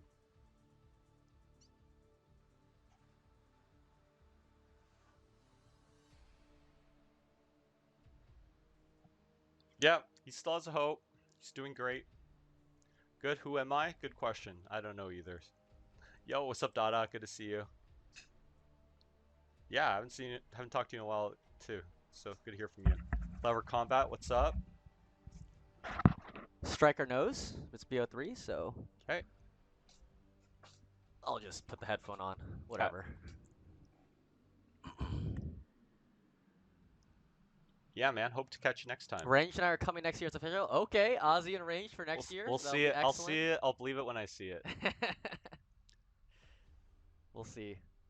Yeah, I can't wait for next year. I mean, all the StarCons have been a big success so far. I'm pretty sad I wasn't able to go to like the other ones. Mhm. But yeah, Better late than ever, dude. You made it. this one's incredible. Yeah, so man. Glad you're having fun. Really, really been really happy with how things have been. And Yeah. the tournament's moving quickly. I think everyone knows from past experience when things go overtime. They and always then do, you're scrambling man. to finish. Yeah, They yeah, always yeah. do. There's always one match that lasts for like 3 hours that like holds everything up. Yeah. This year seems to going pretty smoothly, so I'm pretty happy about that. It is better when it is BO1 in the losers because that's usually where the holdup happens if you have BO3 losers bracket and then like it's guys who maybe can't end the game quickly enough that we just get into a bogged down matchup and then kind of slows everything down. But this time, BO1s have been great. It's also sudden death, so it makes everyone feel much more pressured. Yeah, It ups the stakes. that is true. It's That is awesome. very, very true. Mm-hmm. Can we get Snow as a third caster to laugh? Oh, here we go. To laugh at Artosis losing. If only, dude. I don't know if we have enough money to convince Snow to get out here. Damn. Yeah, I'm upset that Diggity couldn't make it either. We wish he was here too. Yeah, we miss yeah. you, Diggity, man. All right, looks like they're about to get started. Game 1 of a best of 3. This is Semih versus KUDOS. Best of 5. We're My bad? semis. We're My bad? winners We're in the- semifinals. we're the Or winners finals, wow. technically. Yeah. Yeah. We're gonna get going. Here we go. Players are ready. This is crazy, man. Yes. All right, let's do it.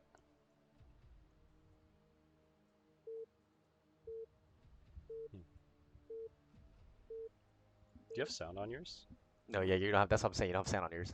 I have audio on mine. Oh, okay, whatever. All That'll right. be okay. Spawning up here on Polestar, map number 1 at the top right as the red Zerg. It's KUDOS.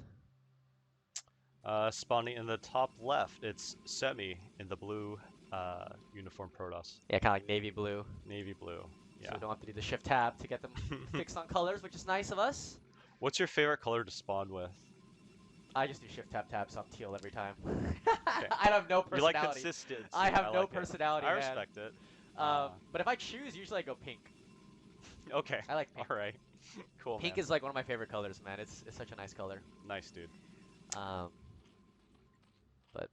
we're gonna see how this goes. Semih's run into some really strong Zergs over the course of many lands. So I'm sure he's got quite the experience here playing against KUDOS in terms of not him in particular, but against just really high quality Zergs. So we'll see how he goes. Semih, I know, likes to go Forge Fast Expand. Yep. This is his primary modality. I don't think this game's gonna be any different, especially with the scouting pattern with the Pylon Scout. Yep. KUDOS is gonna probably scout Semih last or second, given that the Overlord's, not gonna go to the correct main. And it looks like he's gonna go for an, is that Overpool? Yeah, it's an overpull. 'Kay. Very typical for Zerg. I mean, I don't know. Zergs these days never open up like a fast pool, like a 9 pool or something like that. They're just always gonna end up going for a overpool or 12 hash at this point. Yeah. KUDOS likes to go for this a more macro style. He'll toss in aggressive plays here and there, but yeah, he definitely wants to play a more solid defensive style for sure. Looks like very typical build. He's gonna take that natural, but yeah, it's a smart move. He's gonna hide the drone and then make the hatchery as soon as the probe notices it's not there. Yep. And he's going to see his Forge. Semih is going with Nexus here, and the drone's going to block it as well. Oh, that's this so is annoying. pretty bad for Semih. I think he just dropped the cannon down here. Oh, that's or so he's just going to annoying. be late. Oh my goodness. He needs to drop cannon. We'll see if KUDOS decides to go for like a 6-ling here instead, kind of punish this super late cannon. He does get the Nexus down, but man, he's got 4 lings. This is sketchy. Cannon starts right as lings pop, so this it's not might be cross-map. really bad. He has to block with probes, I think. Yeah, he needs to drop a gateway and then block with probes, Yeah. I think. But oh boy, Dude, this is not good. This could be GG right here. This is real scary. man. Is he pulling probes? I don't see any No probes being pulled. probes. No probes. Gateway's up. Oh He needed my to block God, here. no! Oh, the lings. Ah, it's game over. Oh, it's GG. No, not that tiny. No, that's so bad. Oh, Well, that's so rough. well, that was a fun game 1. Yo, at least they're warmed up. Yep, at least Yeah, they're warmed that's- up. that's That rough. is, and that's, I mean, listen, if you spawn close position on a 4-player map, I think you just have to go for the cannon first. Like you can't risk being greedy, to try to go for the Nexus before cannon there on 13. Yeah, so the idea is that if they go overpool, you can go 13 Nexus, 13 Cannon. Yeah. But his Nexus was late, and by that sequence, his cannon was late too. Yeah. So that's why it was the timing was off. Yep. Yeah. In that sequence, you have to go that cannon first, just to get get it up on time. Yeah, that's awesome. You just put the cannon down, man. If you need to pull another probe to push the drone away, pull another probe. But yeah, this is a super late cannon, and it's kind of what happens. Yeah, KUDOS loves to harass the natural. I played some practice games with him yesterday. He just loves to delay that Nexus. Usually it's the other way around with the probe delaying the hatchery, but he just loves to, reverse the tables. So shoes on the other foot, man. Yeah, his micro is really stellar.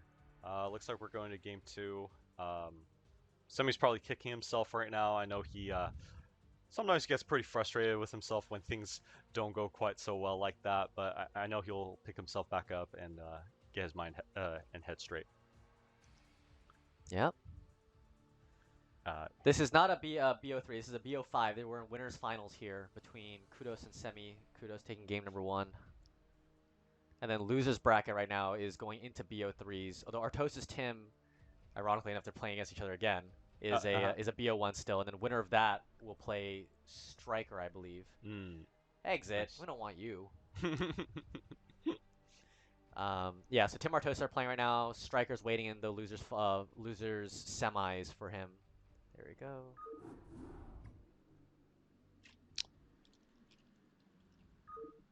Okay.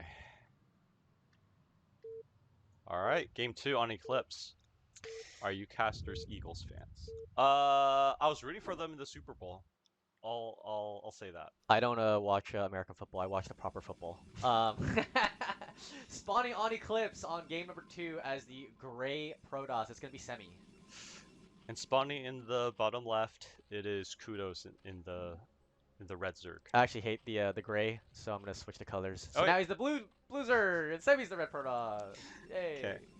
Okay. This map is interesting. I mean, it's a 2-player map, but Protoss has a few more options. Pretty much 12 hatch is not an option here because Protoss is guaranteed a first scout, and if they go 12 hatch and Semih's going to go forge expand, it's going to be almost a guaranteed cannon rush, of which it favors Protoss. So yeah, overpool probably again is the build I'm going to predict out of KUDOS. Semih with a little bit of a late probe pull here, so he's going to build his cannon, or his pylon, sorry, at a little bit of a late-ish timing, but it's not going to matter in the grand scheme of the whole game. Yep. Unless, KUDOS had gone for like a 4 pull or something like that. Yeah, that pylon time is more... the precision is more important for gate expand, but for forge expand, there's a lot more wiggle room. There's a lot more work around. But probe and overload will see each other in the middle, and at this point, KUDOS is definitely going to know that this is a pylon scout forge first game. And again, he's going overpool, very standard, especially again on a 2-player map. As you said, you kind of just have to go overpool. Overpool is just going to be safe against everything. It's it's fine against proxy gates and stuff like that as well.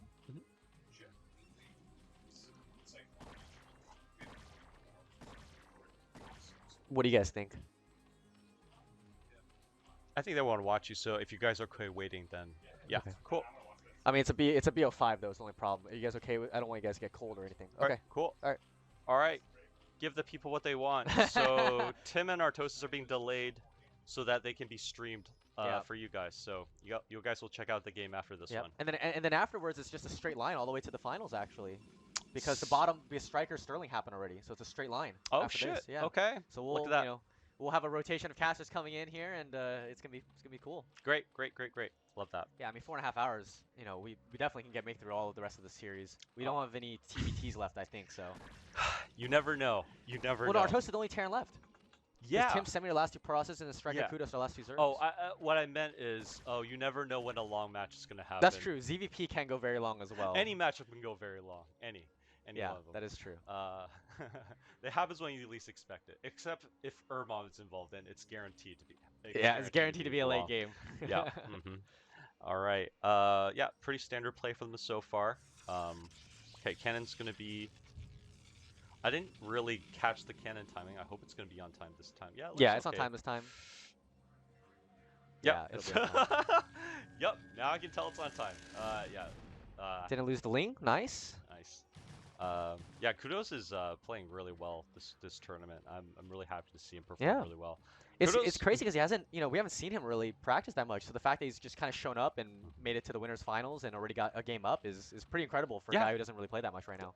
He definitely is playing a little bit less than before. he definitely grinded a lot more, I think, in the past 2 lands compared to this one. But you know, he's certainly a very, very good player. He, reaches S rank consistently. Yeah, he's definitely a really, just a really solid player. So you can never count him out, no matter how much practice he has or hasn't had. But yeah, he's performing really well this tournament.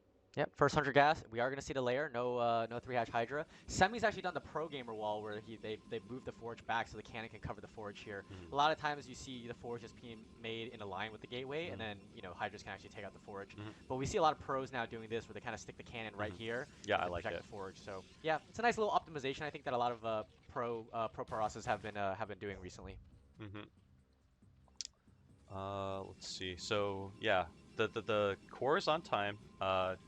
Yeah, I think looks like he's just gonna go for a +1/+1 730 Zealot Corsair timing. Stargate's a little late. He hasn't started quite yet. He started. What is is goon that? range? Oh, I think it's a goon. I think it's it's goon goon build. range. It's goon range. So okay, I take it back. He's gonna go. I think I've seen this before. Yeah, it's like a 5-gate. 5-gate goon. 5-gate goon. Yeah, it's a very precise build. It has to hit at a certain timing, otherwise, yeah, it flounders. But yeah, he has one timing to hit it. So we'll see if he pulls this off. Yep, here you go, 5-gate goon.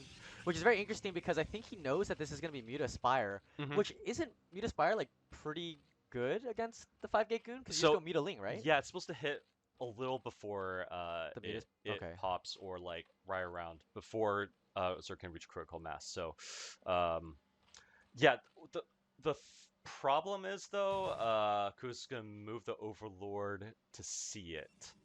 He's going to expect to see Stargate, but we know that that's missing. He sees the +1. He thinks it's going to be +1 air weapons, but he sees the third gateway. There's gateways. So he knows that something's funky. He's going to adjust his build accordingly. Yeah, he's going to see a lot of gateways coming up. Yep. And he sees the core spinning. He sees the goon. So yeah, he should know at this point that this is going to be a goon build. Yep. The other thing is, yeah, he knows that the probes are being cut very, very hard for this build. So KUDOS knows that if he holds off this timing, then he's pretty much won the game. Yeah, it's pretty much won.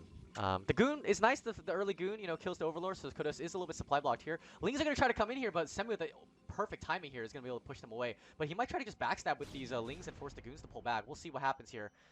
But yeah, here comes the timing. Goon range is about to probably finish in a little bit here. And now, yeah, Lings have to be pulled back. We'll see what he's doing. Just building creep colonies, getting extra hatcheries down here. Fascinating. Oh, kills another Overlord. That's 2 Overlords down. Pretty good here from Semih. Wow. I didn't think that this was a strong build until I'm seeing it now. I think some of the mistakes that some Parasas do when they do this build is that they wait until they have like a full group of goons to attack, but that's not the right move. He's attacking with 5, and I think that's a much, much better timing. Oh, he's going to wait. He's going to actually counterattack with some Lings up here and then go for a surround with the Lings behind as the goons push in here. No, he's cutting off reinforcements. This is so smart here from KUDOS, doing an excellent job here. Lings are coming in to try to stop the Zealots and Goons from coming on top of the Sun Colony, but the problem is that there's not enough Lings here because they're being used to counterattack right now and stop the reinforcements. Now they have to be pulled back here. Goons, only one going down so far, and this is the thing, is if the Goons can get some momentum here, it's really, really bad for Zerg. Yeah, it all comes down to micro here. Feels like the goons are really tanky. Yes, if you can get behind the mineral lines, you can get a lot of reduce the surface area coming from the Lings. There are a lot of Lings coming out, and gosh, Lings just trade so efficiently. So well with goons. I mean, excuse me, with Dragoons, alongside Mutas too. Yep. This is looking bad for Semih now. He Yeah. got his main clump of Dragoons taken out. He's not going to have critical mass of Dragoons anytime soon, so that's going to make the push much weaker. Yeah, this is the problem, man. Just Speedling, just, you kind of was able to deal with this really well. But KUDOS did such a smart thing, which was to cut off the reinforcements there. Had he not done that, man, I mean, again, it's all about momentum in this matchup or with these builds. If you get enough goons, you can overrun Zerg. But he never let him get that. He let Semih have the first initial 5 goons out, but then he went over and cut off reinforcements, and now Semih's in a pretty bad position here because I'm sure, yeah, fully saturated here at the 3rd base. He did lose a couple drones, but he's going to be able to re-macro really easily. He's got the mutas out, so he can go pressure with them as well. No cannons, only 1 cannon in the main base as well. So he has a lot of options right now with his mutas, and yeah, they're going to go fly around and get some harassment done. On top of that, one of the things that's a little bit more subtle that happened earlier was when he was cutting off the reinforcements, that actually made Semih hesitate with his main army in attacking, and that bought a few extra seconds for extra Zerlings to come in and reinforce. So Oh, that man. really actually had a secondary effect of allowing the defense to come into full force. Here now, KUDOS is going to take out the entire Dragoon army, and I think this timing has been thwarted. Yep. GG. GG. Well done from KUDOS there. Well stopped, well scouted. I mean, perfect overlord timing as well and everything. So Yeah. he's just playing really well. He's just reacting to everything super well, and he's got the right reaction. Yeah, absolutely. He defended that perfectly. So, yeah, Semih's down 0-2. So, yeah, he's on the ropes. Semih's also known to have really strong PVZ. He's taken out a lot of really strong Zergs in the past. So, we'll see what comes up with Game 3. Yep.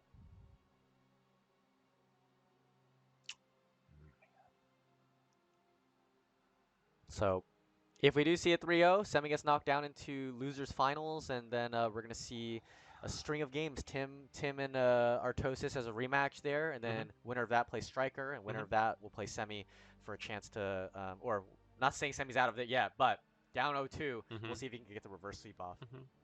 I'm excited that every single one of these matchups that are coming up is going to be a powerhouse matchup. Like every player that's remaining in the tournament is super strong now, so it's fireworks are going to fly with every game. I'm really excited for that. Definitely agree with that one. Let's see. All right. Might I think he's just looking at a replay. That's what's going on there. Okay, there we go. Oh, there it is. Okay.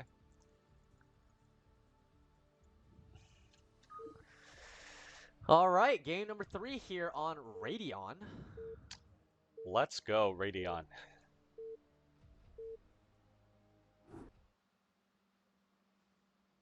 Alrighty, spawning up here at the top right-hand position as the blue Zerg. It's going to be KUDOS, up 2-0. And spawning in the bottom left, it is Semih as the red Protoss. So Radeon, interesting map. I know a lot of Zergs don't like it because they always say that Protoss can kind of just camp the 2 chokes here outside the front of their 3-base setup, and it's really hard for Zerg to kind of push out, especially Protoss doing their typical like 8-9 gate timings and stuff like that. What do you think of the map in this matchup? I think with that being considered, I think it's a very relatively balanced map. I think both races, all in all, enjoy the map and prefer to play it. It's one of our modern staples like Polypoid. Yeah, I'd say it's the new modern Polypoid. Those chokes can be a pain, but I think all in all, it's a very balanced matchup or map.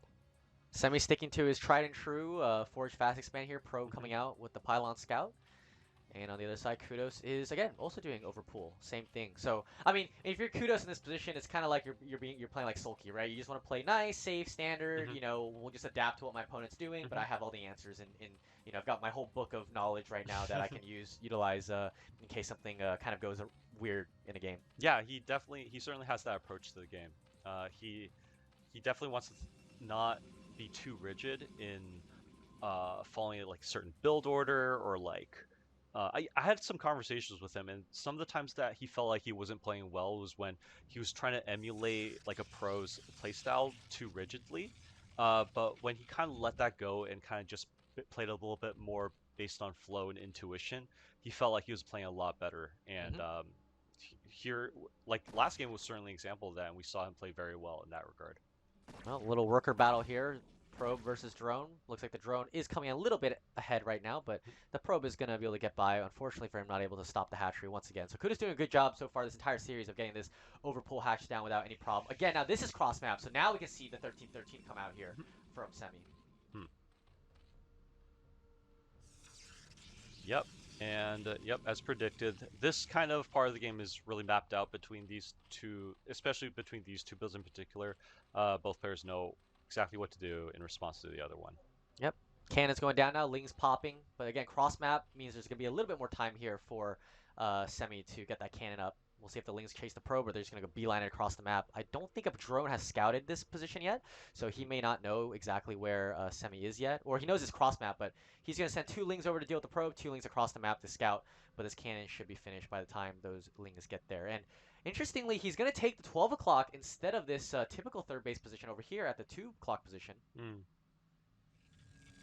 Yeah, KUDOS with maybe kind of a mind game thing going on, but looks like he's gonna scout it eventually. Yeah. You're absolutely right, Flash. The base that you point to earlier, that's definitely the more typical one. It's a little bit more nested in that region. It's a little bit more harder to easier to defend. So yeah, looks like here's the mix-up that Semih is going for this game. So instead of going for the typical tech or fast tech with gas, he's going for a second gateway to get zealots more quickly in higher quantities, and then go for pressure to slow down the Zerg and possibly kill them if it truly catches them off guard. Yep. Instead, he's just gonna KUDOS though. He's just gonna go standard layer tech here. But yeah, this is the mix-up he's gonna try this time. No gas yet. He's really gonna just bank on these zealots to get as much pressure as he can, and then just rally them across the map and see if he can catch KUDOS a little bit off guard here. I will say, so Zerg players doing this little mix-up here, it means that, you know, this is an easier base to take later than if you start with this as your third base and then grabbing this base later as your fourth base, for example. So it's you're kind of giving up a little bit. So you're giving up the early game defensive capabilities by grabbing this safer third in exchange for being able to take it a little bit later for a easier fourth base. So maybe he's playing for a little bit longer game here. Yeah, perhaps. I really like this mix. Gosh, I think it's a mixed bag of how I feel about this mix-up by Semih. One is that he knows that the Overlord scout is going to be really late to get to his main, so he's not going to scout this quite, you know, quite as quickly as, let's say, the 5-gate goon strategy that he was going for a few games ago. The downside though is that the rush distance cross-spawn is a lot further. So any prospect reinforcements is going to be hard. Looks like they're going for the engage now. 3 zealots against a bunch of lings. It's based off micro here, but it looks like the lings are winning the battle at the moment. Yeah. Oh, there's so many more lings. They're going to eat these zealots up. So Semih's got to pull back, reinforce with this, get the 4 zealots, and I think 4 zealots here can be a little bit better against this mass amount of lings. I think ling speed finishes as well. No, oh this man! is bad. And he's got to be really careful about getting these zealots separated, which he does. 1 zealot gets separated here. The bottom 3 are microing relatively well. Unfortunately, one of them is super low HP, and this little force contingency here is going to get completely wiped out with 4 links surviving here for KUDOS. And KUDOS is now also getting Spire behind this as well. Stargate is quite late here for Semih, obviously, as a result of his decision here for his 2-gate pressure. Yep. Yeah, the saving grace from that is, you know, KUDOS had a drone, or wasn't able to drone because of the zealot pressure. He had to make a lot of lings. So his drone count isn't quite as ideal as it would be. God, he's just got everything covered, man. You see that ling spread there? And now he's going to catch these zealots again. He's going to eat these as well. Beautiful surround here by KUDOS, man. He's playing so well right now, not letting anything get by him. Yeah, it's rough. Once Zerg has ling speed, it's kind of unadvisable to send out zealots. They just get surrounded so easily with ling speed. Now KUDOS, 5 muta. The biggest problem is that he's going to not have air control whatsoever. The Corsair is behind because of the 2-gate pressure build. He needs a couple of cannons to be extra safe in order to defend. I think KUDOS knows that his air tech timing is so much faster, so he can definitely capitalize on the delay of Semih's Corsair timing. Yep. First Corsair finally out, but man, if he runs this across the map, it gets out of position, man. These mutas can just swoop in and just kill this Corsair. Now, these zealots are able to get a couple of lings kills, which is nice. He's got another big batch of them, 6 zealots right now. But are the mutas going to go after the Corsair, or are they just going to go fly right by? It looks like they're going to fly right by into the potentially natural, or they might just come up and clean up all of these zealots here. KUDOS, instead of going for economic damage, is going to go after the army here of Semih, and a couple of zealots are going to be falling right now. They're doing a decent job of getting rid of these Zerglings. But the problem is now all the zealots are dead. All zealots are dead, and the Corsair is separated. It's hard. It's hard because the mutas just cause so much pressure in this situation, so that Protoss just feels like they have to defend. He lost all his zealots. He won't be able to cause pressure on Zerg for a very, very long time. Yeah, and now Scourge crap along with these 5 mutas. I mean, this is very, very, very typical of a Zerg in this position. They're going to have that lovely double Scourge set up here to deal with the Corsairs when they come flying in. And we're going to see what's going to happen here. He's going to try to bait these Corsairs out, and then Scourge are going to get ready behind. But Semi's going to play very, very passively here. He's going to play rock solid, stay on top of that cannon. That cannon is his life force, basically, that defensive measure to make sure that those Scourge can't just get on top of his Corsairs for free. I will say the saving grace for Semih is that he didn't lose any Corsairs. There's a very real possible chance that that first Corsair, if it met straight on with that Muta Cloud, could have been taken out by the Mutas. So the fact that he's able to preserve all the Corsairs that he has now, he's pretty safe from the Muta threat. So that's great. It's just the matter, the new danger now is that KUDOS is, with the death of the Zealots, has bought himself a lot of time with droning. And so, yeah, KUDOS' economy is going to be really incredible in a few minutes. But here it looks like he is going for a timing attack. Yep, looks like Semi's going to push out with these Corsairs and the Archon here. A pretty good composition to deal with those with the Ling Muta. The problem with him is, again, he lost all those Zealots early in the game, which means this force looks really, really ragtag, honestly. Yep. And he's going to try to keep the Corsairs just around that Archon. Oh, he's going to pick off a free Overlord, which would be nice. Oh, but the Muta's okay, taking some damage here. Yep, that's nice. Yep, that's good. So yeah, just imagine if there was like 5 extra Zealots, that this force will look a lot scarier. I do like what Semih is doing, though. This still forces Zerg to build a Sunken, a few Hydras, anything to stop them from droning and really exponentially grow their economic advantage. Got free Overlord here and there, so really just trying to scrape some value wherever he can, since he's in theory feels a little bit behind, despite the supply looking very good right now. Yep. Supplies looks fine. Looks like Semi's going to try to take a fast third base here. Not going to go for the big... Well, he's still on 8 gateways, but he's just going to take a really fast third here at 9:40 instead of me pushing it to 11 or 12 minutes. But, oh, the Mutas are going to snipe that probe, unfortunately. But it looks like he's just spending money not on the Nexus. Instead, he's just going to be building more robotics facility. He's probably going to start his Goon range upgrade at some point as well. But yeah, as you said, I mean, KUDOS had grown up super, super hard. He didn't even take his second gas for the longest time ever there as well. So he was able to utilize a lot of time there to kind of build up that drone count. He's actually got 4 guys on gas right now. A little bit of a mistake, but very small. Oh, he's going to be able to get the probe! No! I'm actually kind of glad he didn't get it off. He might have insta-killed the Nexus as it flopped down. So okay. But no, he's got to be careful here, though. Scourges are crazy. Yep. Oh, Semih! That was some interesting micro there. Really, Let's go. That was pretty cool. Very good. Some lovely moving shot there from those Corsairs while still getting them around the Scourge trap there. Is he going to send out another probe? Nope, he's just going to start building his army up. He's got to be careful, though. I mean, the Mutas, yes, they are badly damaged, and so he can feel a little bit more confident moving these High Templar out. But right now, there's no anti-air with this. I'm not a fan of this. Oh, no, he's going to find them. He's got to get the Corsairs back in position. Storm's on Templar! Oh, no! The Storm, and he's going to be able to maybe get the last Templar. Oh, my. He still has two Storms left with his army. I didn't like that move out. I think it was okay if he made the assumption that he was going to stick with 5 Mutas and if the Corsairs were close by, but that second part of the plan didn't quite happen. His Corsairs were a little bit out of position to defend against the Templars. Yeah, he just needed to hold them back here and come back and defend first before going out. I really liked the third idea, even though it got delayed. I still thought taking the third... It looks like he was gearing for a move out. I still thought being defensive was the right move in that situation. Yeah, I mean...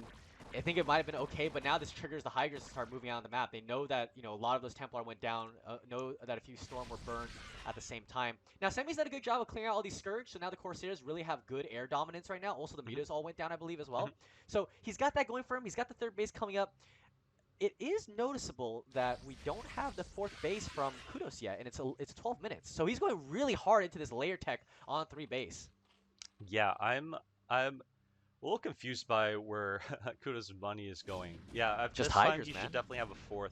But even if he was going to commit to a 3-base setup, I feel like his supply should be quite a bit higher, and it doesn't feel like he lost a ton of units anywhere. But here it is. It looks like he's going to go for the big fight here. Templar a little bit out of position right now, not be able to get some big storms here. Yeah, on the Hydras. There's the big storm. Nice he had to move those Hydras soften up a lot. Now there's another big clump up here. Will Semih get the storm off here onto these Hydras?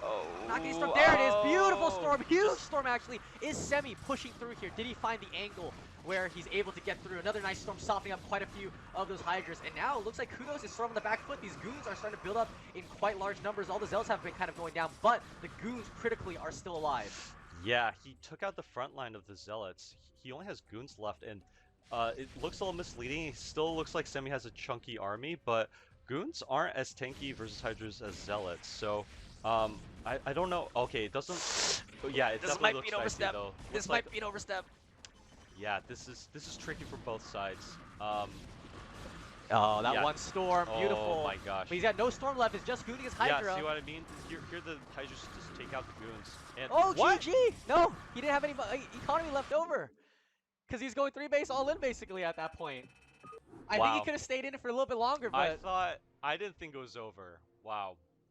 I didn't think it was over either, but he's going to check the replay. So I think what happened was that because he hadn't taken 4th base and it was already 13 minutes into the game, after he lost that big group of Hydras, and he didn't even go Lurker. He didn't have any Lurkers with the army either. So his tech was delayed. He didn't get a second Evo up. So his whole game plan was just making sure he could crush the initial push from Semih. I think there's a world where those goons are cleaned up, and that buys him enough time to take a 4th and a 5th. He could double expand. Yeah, I was going to say, he probably just double expands. But his tech is so... He didn't have a Queen's Nest either, you know? Yeah, it's still tricky. playable. It's I playable. think it's playable. It's tricky for Zerg in that position, though. Yeah, he's obviously behind. I don't think that was a GG moment, though. Yeah, I think it's that's a little premature. A little premature. Man, okay. Again, maybe he knows a little bit more than us, obviously. Yeah, I mean, yeah, I can't argue what he did. But yeah, Semih had some really good storms with the very few Templar he had left. I think if KUDOS just had a little bit better storm dodging, I think he takes that fight and wins the game from there. He only used 3 storms, and those 3 storms made all the difference. It's crazy that, like, there was that one part where he stormed the Mutas, and it killed 2 of his own Templar. He still had 2 or 3 storms left for that fight, and that was enough. That was that's definitely crazy. enough. Yeah, it was incredible. I just can't believe that, you know, the GG. I mean, again, maybe he's just thinking, whatever, give him this game. I don't want to fight, you know, try to stay in this game any longer. Let's just move on to game 4. I've got the 2-game advantage, right? You know, 2-1, not a big deal for him. Yeah, so it's certainly an approach. Yeah. Yeah, I could see KUDOS pulling it out. But here we go. We got game 4 now. Game 4 on Dominator, spawning here at the top position. It's going to be Semih as the red Protoss. And we got KUDOS in the 3 o'clock position as the blue Zerg. Overlord going to be see. Is this the updated one? I thought we went on the old Dominator, but they added this in, so might be the new Dominator. Who knows? Oh well. It's not. I mean, new Dominator versus old Dominator for PvZ specifically is not that big of a change. It's most of the changes were for like the TvZ matchup and TvT, and some TvP because tanks would abuse the crap out of this ledge. But it's not. Regardless, it's not a big deal. Yeah, no worries. Yep. The build's not going to be anything different. We're going to especially see Force Axe expand and then probably overpool again from KUDOS. That's been pretty constant from these both players. Yeah, I will say it does make PvZ a little bit boring in the early game because there's basically no build diversity. It's either, well, if a Protoss player only goes Forge first, then Zerg is kind of forced to only go Overpool first, or Overpool. Whereas if a Protoss player does mix in like Gate first a little bit of the time, then it kind of gets a little bit more exciting. Yeah, I would argue on this map though, if Protoss is known to go Forge Fast Expand, I would actually go 12 hatch on this. It's hard to cannon. Yeah, there's no real spot to cannon. There's one spot where you can fit in 1 cannon, but yeah, I don't know which area it is because I don't try to do it. I think it's right here. Probably. Yeah, it's a lot easier to block than say a 2 cannon gap. I think here's the gap over here. Sure, with the cannon right there. But anyways, so I don't like it. I think it favors Zerg if they want to go for a greedier build. So we'll see. Again, this is a short rush distance. This is a 3-player map. And so we'll see if Semih is going to opt for that little greedier cannon or Nexus first before cannon. He's got to be very careful about that. Now he's going to be able to stop the 3rd hatch this time around. But KUDOS has got the drone over here. Is probably just going to plop this hatch down instead. A little bit late, actually. He's going to wait for the Lings to come out first before dropping down this hatchery. Yeah, he's going to take the hatch at the 3rd because the Pro was just doing too much delay. Oh, he does go Nexus first again. But, okay, the thing is Semih's got the best mining spot on this map right now. And so with 12 o'clock being the best mining spot, he can get this cannon out a little bit faster. Okay. But the Lings are still on the way. If they're going to ignore the probe and go straight over to Semih's base, I don't want this to be another version of Game 1. That would be crazy. The other thing is that he's going. For the 3-player maps, the rush distance is a little longer, so I think Semih has a little bit of grace, but yeah, some of it is just hard to tell. He's going to pull probes He's going to be extra careful this time regardless. I think You know, you don't want to lose. The worst thing is to lose, like that, how you did before. But it looks like it's going to be up on time, and I do like the insurance policy he bought himself there. Yeah, nicely done from Semih. Doesn't die this time to it. And, you know, I will say that he's maybe ever so slightly advantageous here in the early game because he did delay that natural for so long. You know, KUDOS had opportunities to throw in this hatchery, but didn't. And so, you know, maybe delayed it by a larva or two from KUDOS. So, you know, we take those small wins, right? Yep, absolutely. Yeah. Oh, no! He needs to drop a second cannon right away. Oh, that's so bad. That is so bad. That is a huge mistake. Ooh, oh god. Okay, the very least he has to get his core down. Like, if there's one thing you can salvage out of this, he has to get his core. He has to get his core down. He didn't get his core down. Okay. Oh my goodness. I was saying that this cannon did seem a little far. Normally put the cannon like here or something. That's incredible. Sucks. Yeah. I mean, I think a Link may even still hit the gateway here. Yeah, I think it's still far, unfortunately. It's so. Oh my! I cannot believe that just happened. I mean, what does Semih do from here? Does he just go? He's just getting second gas, but what is the gas for now?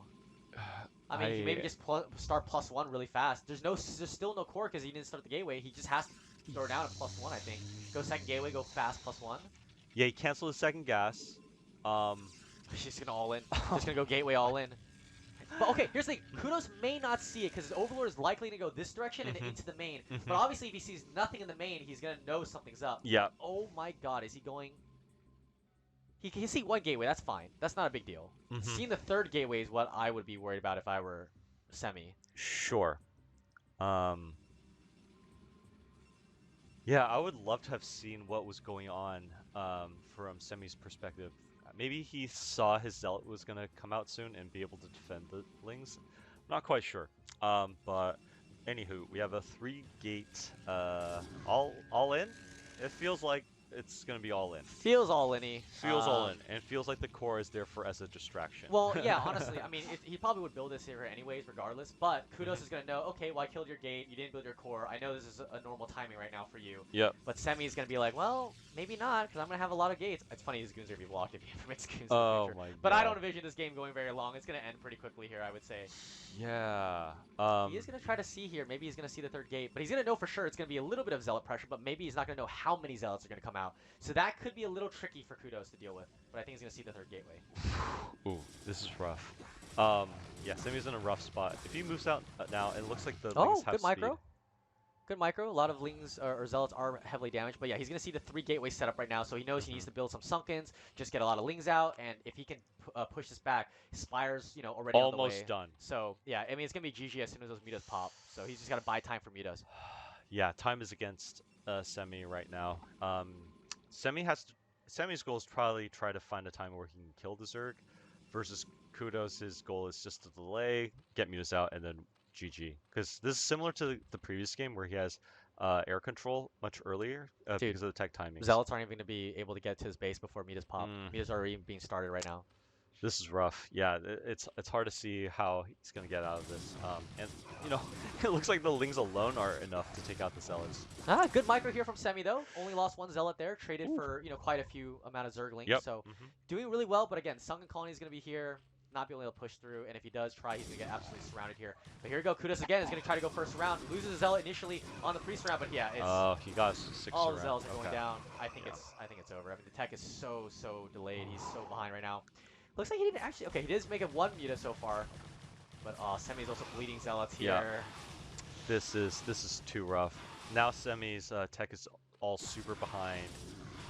He barely did any damage. This is not looking good.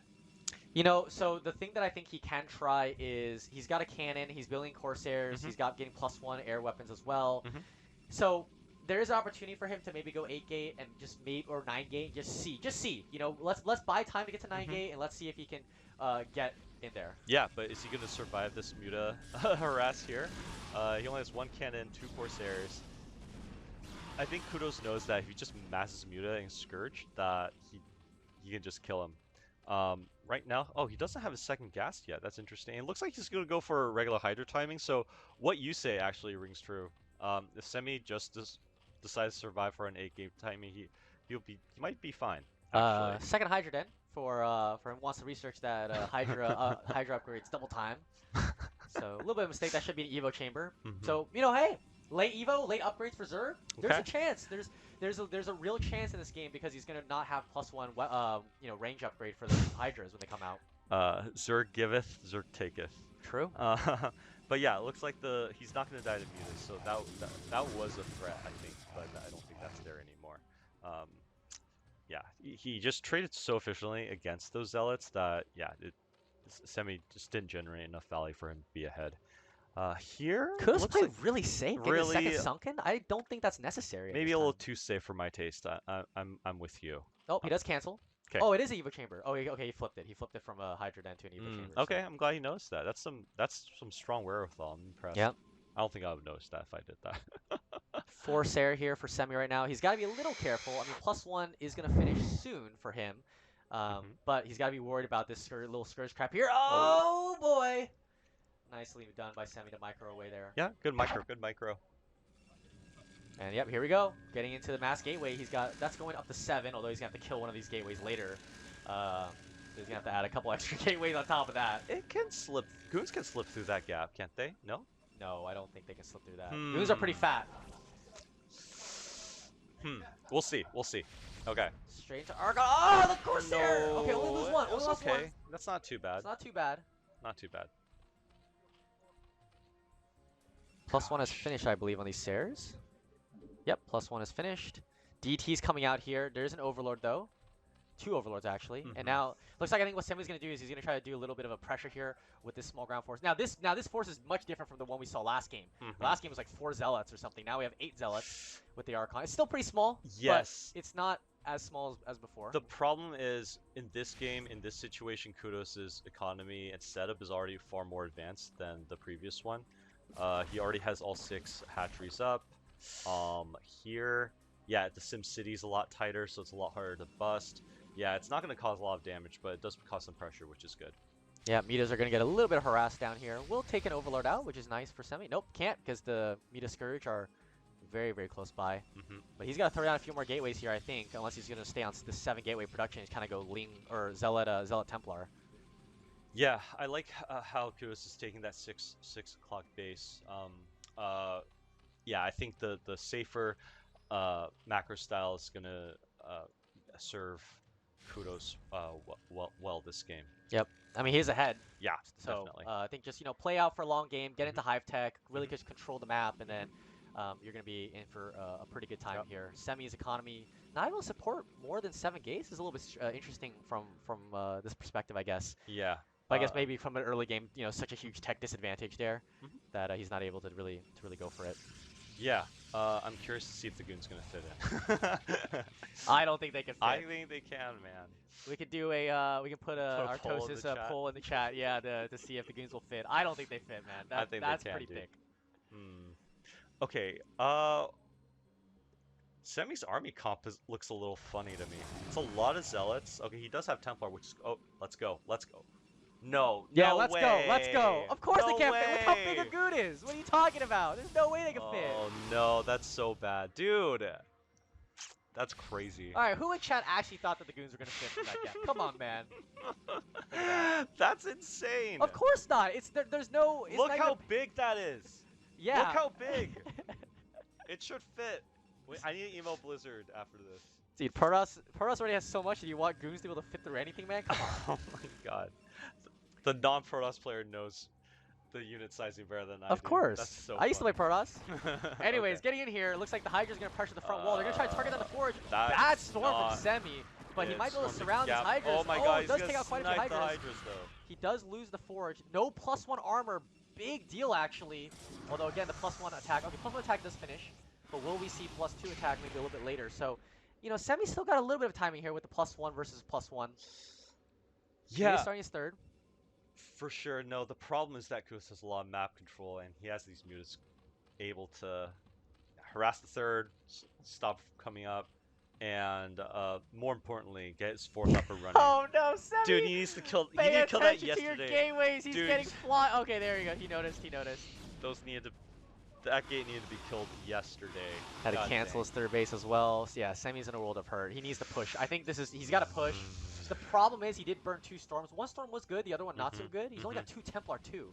So he's got 2 storm with this army so far. I really wish he had like 2 more Templar. I feel a lot more comfortable. But hey, last time he only had 2 Templar. Just steamrolled KUDOS. But this time KUDOS obviously has a much longer game plan here. 4th base, got a macro hatch up as well over here. Other problem is that it's so difficult pushing up these ramps. Like the other map, it was just clear, flat ground. Yep. Here you have to push a pizza over a pizza slice over and over and over again. So yeah, it's a pain in the butt. Templar! Not like this. Oh okay, no. Gets a storm off. Okay. Does storm, but the problem is now he only's got 1. He's gonna have 1 storm left for this next push. His army's big. His army's very big. Yeah. But all lurkers are out already. But does he have observer? I don't know if I saw one. I didn't see a robo actually. Okay, observatory's done. Okay. Robo. Okay. Don't see. Oh, he's gonna stop this third base yeah. too. KUDOS, Semi's just gonna go push. Oh my god, KUDOS' game plan is just to hold Semi to 2 base and just out-trade his army. His economy's definitely superior. Oh, Templar! No, that was a fully energy Templar.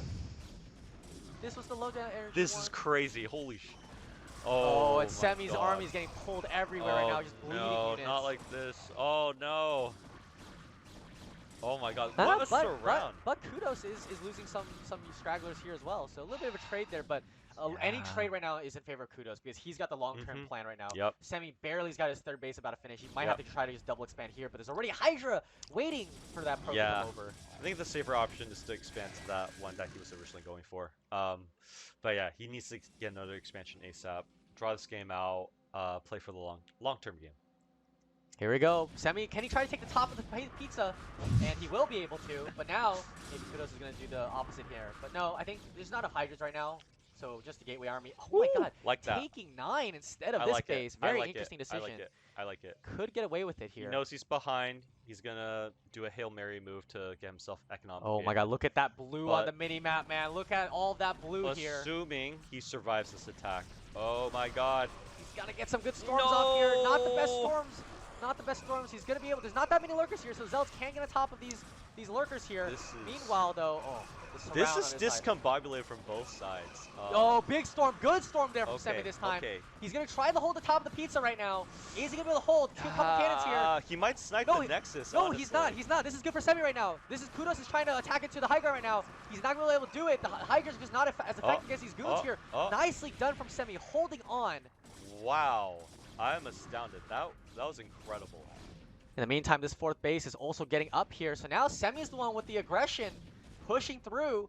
Maybe KUDOS overreacted a little bit, thinking, if I can just stop this, he's only on 3 bases. But Semi's got that 4th base going up right now. This could turn into a real game.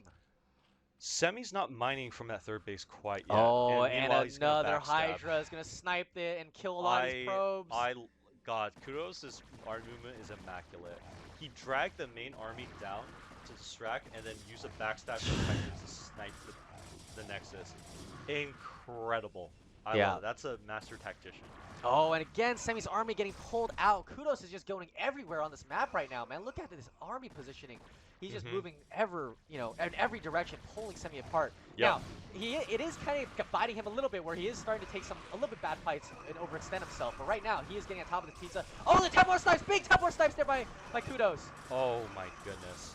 Yeah, any trade right now is incredible for KUDOS. Semi doesn't have one base mining, his main mining. His Nat's about to run out. He's long distance mining from his 3rd base. He somehow did get probes transferred, like a Houdini trick. I'm not quite sure how that happened, but he does have that base up and running, which is good. KUDOS is sticking to 4 bases. 1 Evo, 4 base, by the way. +2 is done. Yeah. Semi's got the 1 armor. Yeah, if this does stick, it might be okay for Semi. He might be in a stable position. But those are a lot of Hydras. Templar. Semi doesn't even have the energy upgrade. Yeah, KUDOS' army movement is just tremendous. Even if he didn't have quite the army advantage, he's definitely has tempo right now to control the game. And he's gonna go up here into this 9 o'clock. Knows, this base goes down. Yeah, if this base goes down, man, it is over. Semi's got no mining left over right now. He does know. The Oh, he's observers gonna are both snipe getting the safe. ops. Oh. Cannons go down here. He's gonna try to get on top of this ramp right now. There's no Templar. There's no Templar. He's gonna be able to take this base. Yep. The staying on layer tech is Oh. gonna work out here. That's rough. Oh my gosh. I thought it was a genius move, but it just didn't work out. Yep. Didn't work out. He did get some mining out of it. It was worth it in the end, but I just don't think he's got enough right now. This fourth base is gonna go down. More Hydras streaming in to take control of this high ground. The Nexus goes down, and I think that might be it. I mean, Semih is losing too many Templar. Another Templar about to go down to Hydras over here. He's going to be back down to one base mining here with this Nexus. Lost a lot of probes there as well. He's now behind in supply to Zerg. Now, it is interesting KUDOS does like to stay on layer tech. He didn't go to Hive after even getting 4 base, got 4 gas and everything, but he's like, nah, I can win this on layer tech. This is a mark of a smart player. I think sometimes players want to do everything that they think could be good, but really top players play to one game state and stick to that. KUDOS knows, okay, if I stay on 4 bases, if I can limit Semih to 2 bases, or 2 base mining or whatnot, then I win the game. And I don't need Hive.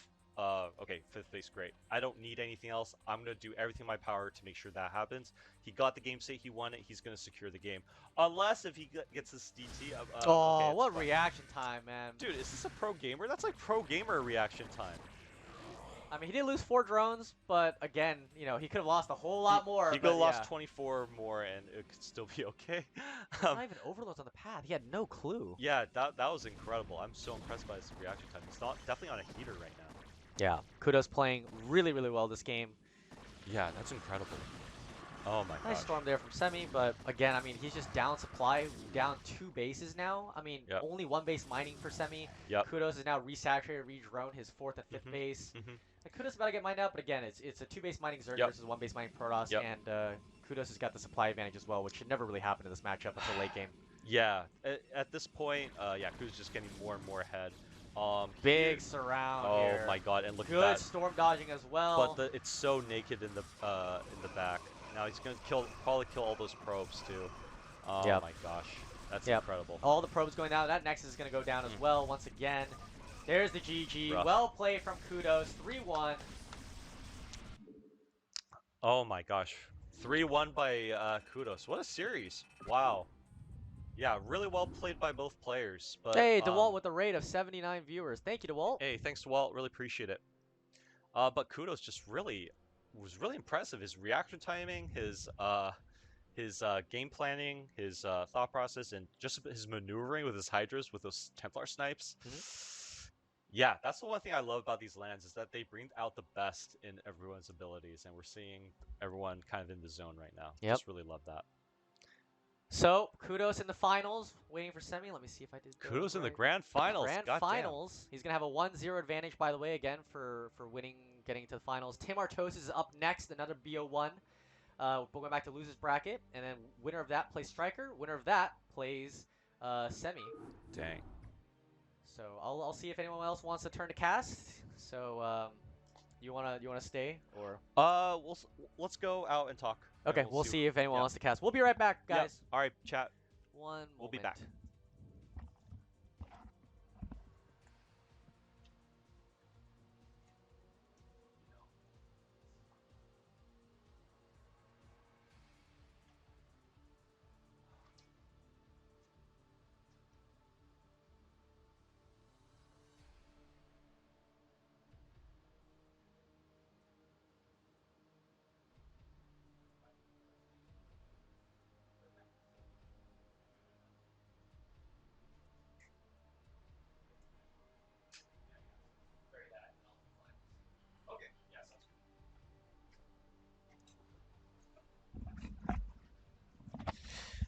All right, we are back. We're going to do this because we are tearing for us right here. So you're going to hear a lot of propaganda on the stream right now. Yeah, from the Protoss side. Listen, They'll say us they have the hardest race. We it's do. not true. No, it's true. It is. It's We do not have the hardest true. race. It's not. You know what's funny is that every Zerg player is just sitting there like twiddling their thumbs like, yeah, we actually have the strongest race, but Terran for us just want to bicker back and forth. Yeah, it's true. This is how Zergs. You know what? Zerg is like the propaganda machine. They're like doing fake news and pushing and getting the Terrans and Parusses to fight against each other. And then the Zergs are sitting back like, hey, we got them, boys. Zerg controls the media, man. Hey, All man. right. They have the 3 strongest units. They got Zerglings, Mutas, and Defilers. Yeah. Yeah, what are we doing bickering? All right, it looks like we're getting into our next match. It's Artosis versus Tim.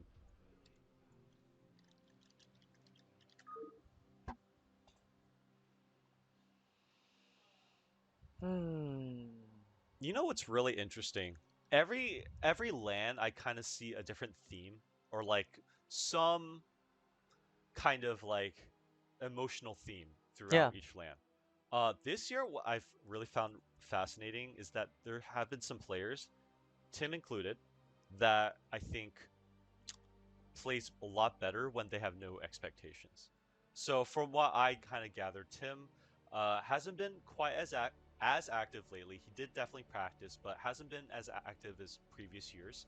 So he didn't come with a lot of expectations, but played super well this entire tournament. Has been on an absolute tear. Yeah. And I think there's something to be said about playing free and playing like in a flow state. I see that with Tim in this tournament. Also see that with KUDOS. in this KUDOS as well, tournament, yeah. too. Hasn't been practicing that much, but comes in here, is in finals, grand Yeah, finals. grand finals.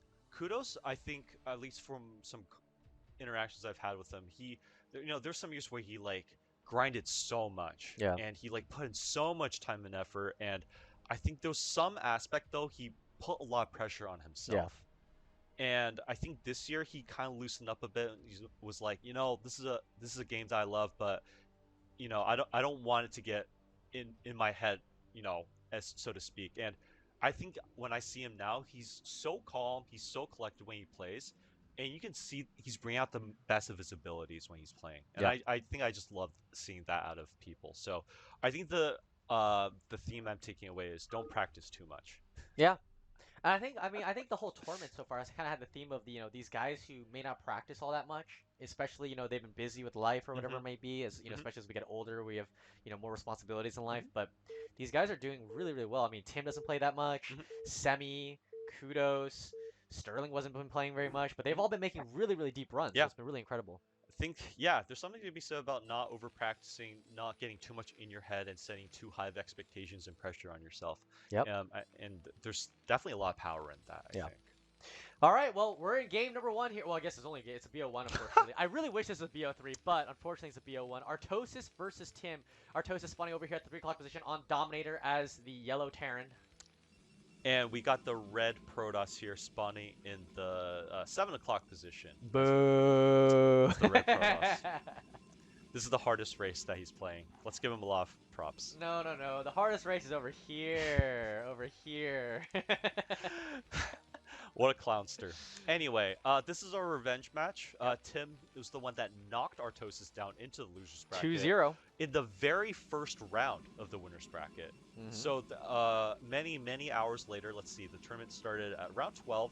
It's about 6 hours later, they're meeting back up and facing off for Artosis to have a chance at revenge. So we'll see how this turns out. Yeah, we'll see if it is. Remember, it's a BO1. Cheese could happen. Maybe Tim is like, screw it, I'm just gonna all in. Now, I will say, Tim loves his bust game, right? He's been busting every Terran player he's kind of been beating right now. So with the reverse ramp situation and a pretty wide choke once you get past that line there, all I'm saying is who knows? Who knows? He could do another bust attempt here and maybe even do a stronger bust in this game. Yeah, the one thing that's a little tricky is the pizza slices make it hard to secure vision. So sometimes you have to attack upper ramp, and sometimes you're in for a bad surprise. But I do see Tim going for more aggressive builds and tactics, and so I'm expecting a game full of fireworks. Now, a lot of people on this map really, really like to go for like Zealot first, Gate first, because of the reverse ramp, making it hard for Terrans to kind of secure themselves. That being said, we're going to see Tim here is actually likely just going to go for a very, very safe, not safe, but economically safe 21 Nexus here. No probe scout. He's going to scout with the Dragoon likely here.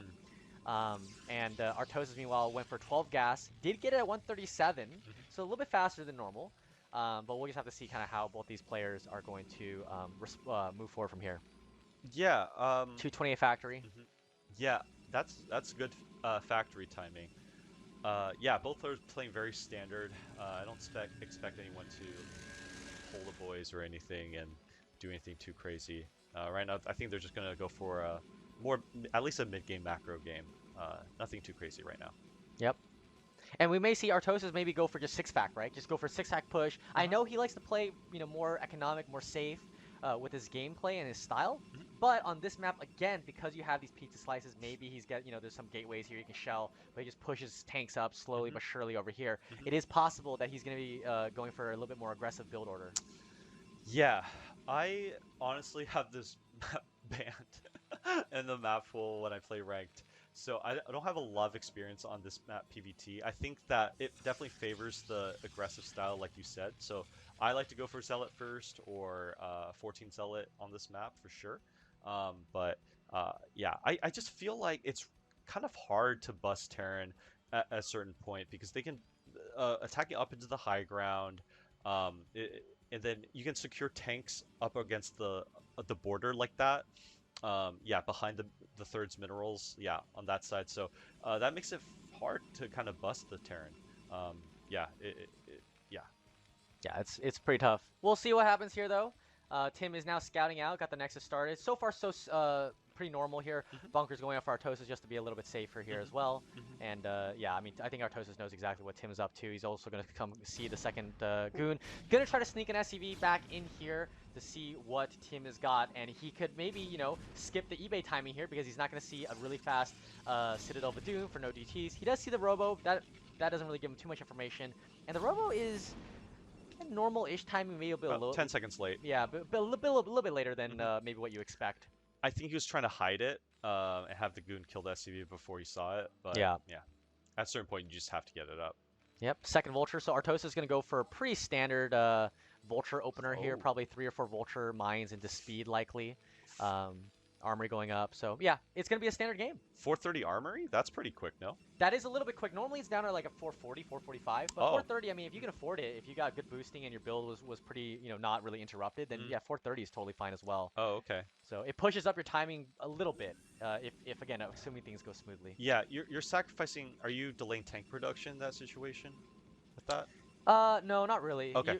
Normally you can go for a little bit quicker because if you go for more Vultures than yeah, like 3 or 4 Vulture opener. Gotcha. So we know he's not going to go for a tank timing then. Nice micro there from Tim. Does take out one of the Vultures. Yeah, it's not really going to be like a fast timing of some sort. He's just going to play normal and safe here. Gotcha. Get the Vultures out. He had 3 Vultures. We might see a tank. Yeah, tank out after 3 Vultures. So Artosis is playing almost stock standard. The thing that he is doing, though, okay, he's getting the eBay normal timing 5:15, so he's just going to be making sure that he's safe from the potential Reaver that comes out, especially on this map, because it's a 3-player, because the mains are more exposed, we definitely could be expecting some kind of Reaver play. Sure. Yeah, I'm curious to see if Tim's going to go for a 3rd timing or go for the Reaver before 3rd. There's obviously trade-offs with either one. Oh, okay, so he's going to go for Observer. Oh, he's going to go for Shuttle, Obs, Reaver. Yeah. Okay, I really like that. It does delay your 3rd a little bit, but it's still a very potent build. I like that. Now, Artosis did lay 2 mines here, so Tim can't. It's not easy to clear this with just pure goon. And again, Tim not having the most practice, not sure if he's going to try to do mine defusal tricks here. I would not. Yeah, I don't think so. When you activate 2 at a time, then you're guaranteed for bad news. Yeah, you're gonna lose like 3 goons, just go pop right away. Yeah, it's not good. It's not good. Artosis got his turrets up right now. 1 turret bunker with Marines in it. He's gonna add another turret, 1 more over here, and then probably 1 at the top here. No, he's just gonna put it here instead. He's skipping out on the turret over here actually, which is a little bit interesting to me. So there is an avenue here for Tim to kind of come in from the side here and get some Reaver damage done. Yeah. Yeah, you should clear that pretty quick. And 7-minute 3rd.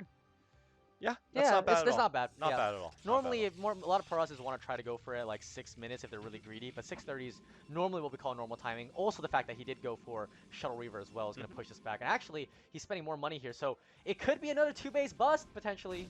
You could very well be right. How many gateways does he have actually? He's got 3 building. Oh, it's a bust. Tim with the bust. Tim with the bust. Yeah, if it worked a few games ago, why not give it another shot? Yeah, but Artosis, I think, should expect this. He's got a pretty reasonable setup here. Bunker and turret, so the shuttle really can't get in here with the Goliath out. The tanks do need to fall back a little bit and siege up kind of back here. But he's going to siege up. I think he knows what's happening. Okay. Going to 5-fact in the meantime. Here's the problem. Oh, I hate no, the this. shuttle. Okay. Oh. Good control from Tim. No hull damage. Artosis might bring like a tank down here or something like that. Yeah. What do you think? I'm not sure Tim can break. I don't think he can break. It's Okay. so with the mines especially, these 2 mines next to the bunker is really dangerous for him, and he doesn't even know yet if he can, because he doesn't know these mines are here. I don't think the observer can see them. Yeah. So he may just try to use the Reaver and push a little bit, but he's just gonna take a third behind this. The problem is again, you know, you go 4-gate Reaver into the third base, that third is really delayed. Yeah. So Artosis is gonna go to 5-fact, probably just play safe, normal gameplay here, and he's gonna be in a pretty reasonable position. Getting some extra turrets as well to stop this Reaver from coming in. So Artosis is playing very safe, very solid right now. And looks like +1 already finished. Yeah, +1 finished. Not starting the +1 armor just yet. But, you know, +1 armor is not the most important upgrade for Terran. He's unsieging his tanks. I'm a little confused why. I would have thought keeping those siege would be been the safer option. Unless he's going to move them in some sort of way. He doesn't have vulture speed yet, actually. That's interesting to me. Yeah, that's quite troubling. late. I guess he may have wanted to save the 100 and just go faster siege, knowing that Tim does like the breaks. Yeah. Oh my god, if he were to drop the Zealot on these. You see this no, little that mine was right there. so bad. But nice movement from Tim. Gonna stop these vultures from getting these mines down, and yeah, Artosis is gonna be thwarted over here. Yep, I like that. I like that movement quite a bit. Yeah, now Tim's idea is just to contain. I actually like this a lot. Yeah, I don't think he had a window to bust quite so much. So it looks like he's going to transition to Arbiter tech now. I like it. Very normal from him. He's been kind of doing this every game. And again, this map is good for Carrier, so it is possible that he could do like the typical Arbiter fake into Carrier, which he's been doing quite a bit against a lot of Terrans right now. Gotcha. Yeah. Oh, I like that from Artosis. He's doing the behind the back. A little reach around action. And the Vulture's going to see that these Zealots and Goons are coming out. So nicely done here from Artosis. Oh, he's pushing out again! Okay. Okay, he's got to be very careful here. He's got to get some defenses up, like turrets and supply depots up here. But this is asking for trouble, though, I have to admit. No, I would pull back here. This he's going is to drop crazy. Zealot, try to maybe Zealot bomb on top of the tank. Oh my gosh. Okay. Okay, one tank for two Zealots. I think it's a worthy trade. Yep, laying down mines now, but the mines are going to target. Yep. Oh, nice. Gonna go after the Vultures here. So this is very dangerous here from Artosis because we know that Tim is going for this kind of 3-base bust attempt. But he's gonna put a CC down on location. Wow, what balls by Artosis. Wow. Still no Vulture speed, by the way. Yeah, I'm not so sure if it's bustable. I think oh, he does have Zealot speed. I don't think he has the Zealot count to be able to bust no, up not a yet. ramp. He's getting some more right now. Yeah, he definitely needs a lot more supply in order before he can reach that mark. But and you can see that choke up there is pretty narrow. Obviously, you can't bust through there, and then busting up those ramps is just really difficult. I like the idea of him containing though. That creates a lot of pressure. I like that quite a bit. Yeah, the thing with Artosis is his positioning is good, but because he's trying to take this third on location, look at how spread out this tank line is. You know, if Tim slams into one area or another, he could just, you know, move goons up here, kill all of these mines, and then slam in and take this high ground position and deny the third base. Artosis is going to move. This is always when Terran is most vulnerable right now, where they're moving their units around to re-establish themselves and reposition.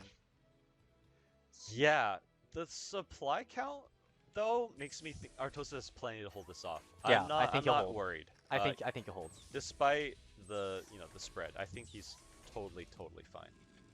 Maybe Tim could be waiting here for the Arbiter and then pushes in with just Cloak, using that to force Artosis to use a lot of scans. That would be wild. It is possible here. Can snipe down these couple turrets up here and then go for it. He is getting a fourth base. He does have that set up, but yeah, the supply count, man. I mean, it's so Artosis is in a very comfortable position right now. Yep, he's doing good. Upgrades I think are on pace, on time. Tim, I'm a little confused. I'm not sure what his game plan is from here. He did take the fourth base to try to keep up with Terran in economy. He's getting Arbiters, but I don't think that timing is anywhere near a stasis bust timing. Maybe he might be going for a recall. It is harder to defend recalls on this map because, oh boy. How does it even end up there? That's crazy. I don't know, but that is actually blocking all of his units. Artosis needs to be very careful that he does not try to push. Oh my god, he's going to see that though. Is he going to notice? I don't know. I really don't know. He's also attacking his own factory with his SCVs. What is going on? Oh my god. There's no way that factory goes down, right, guys? There's no way. Let's take a poll, guys.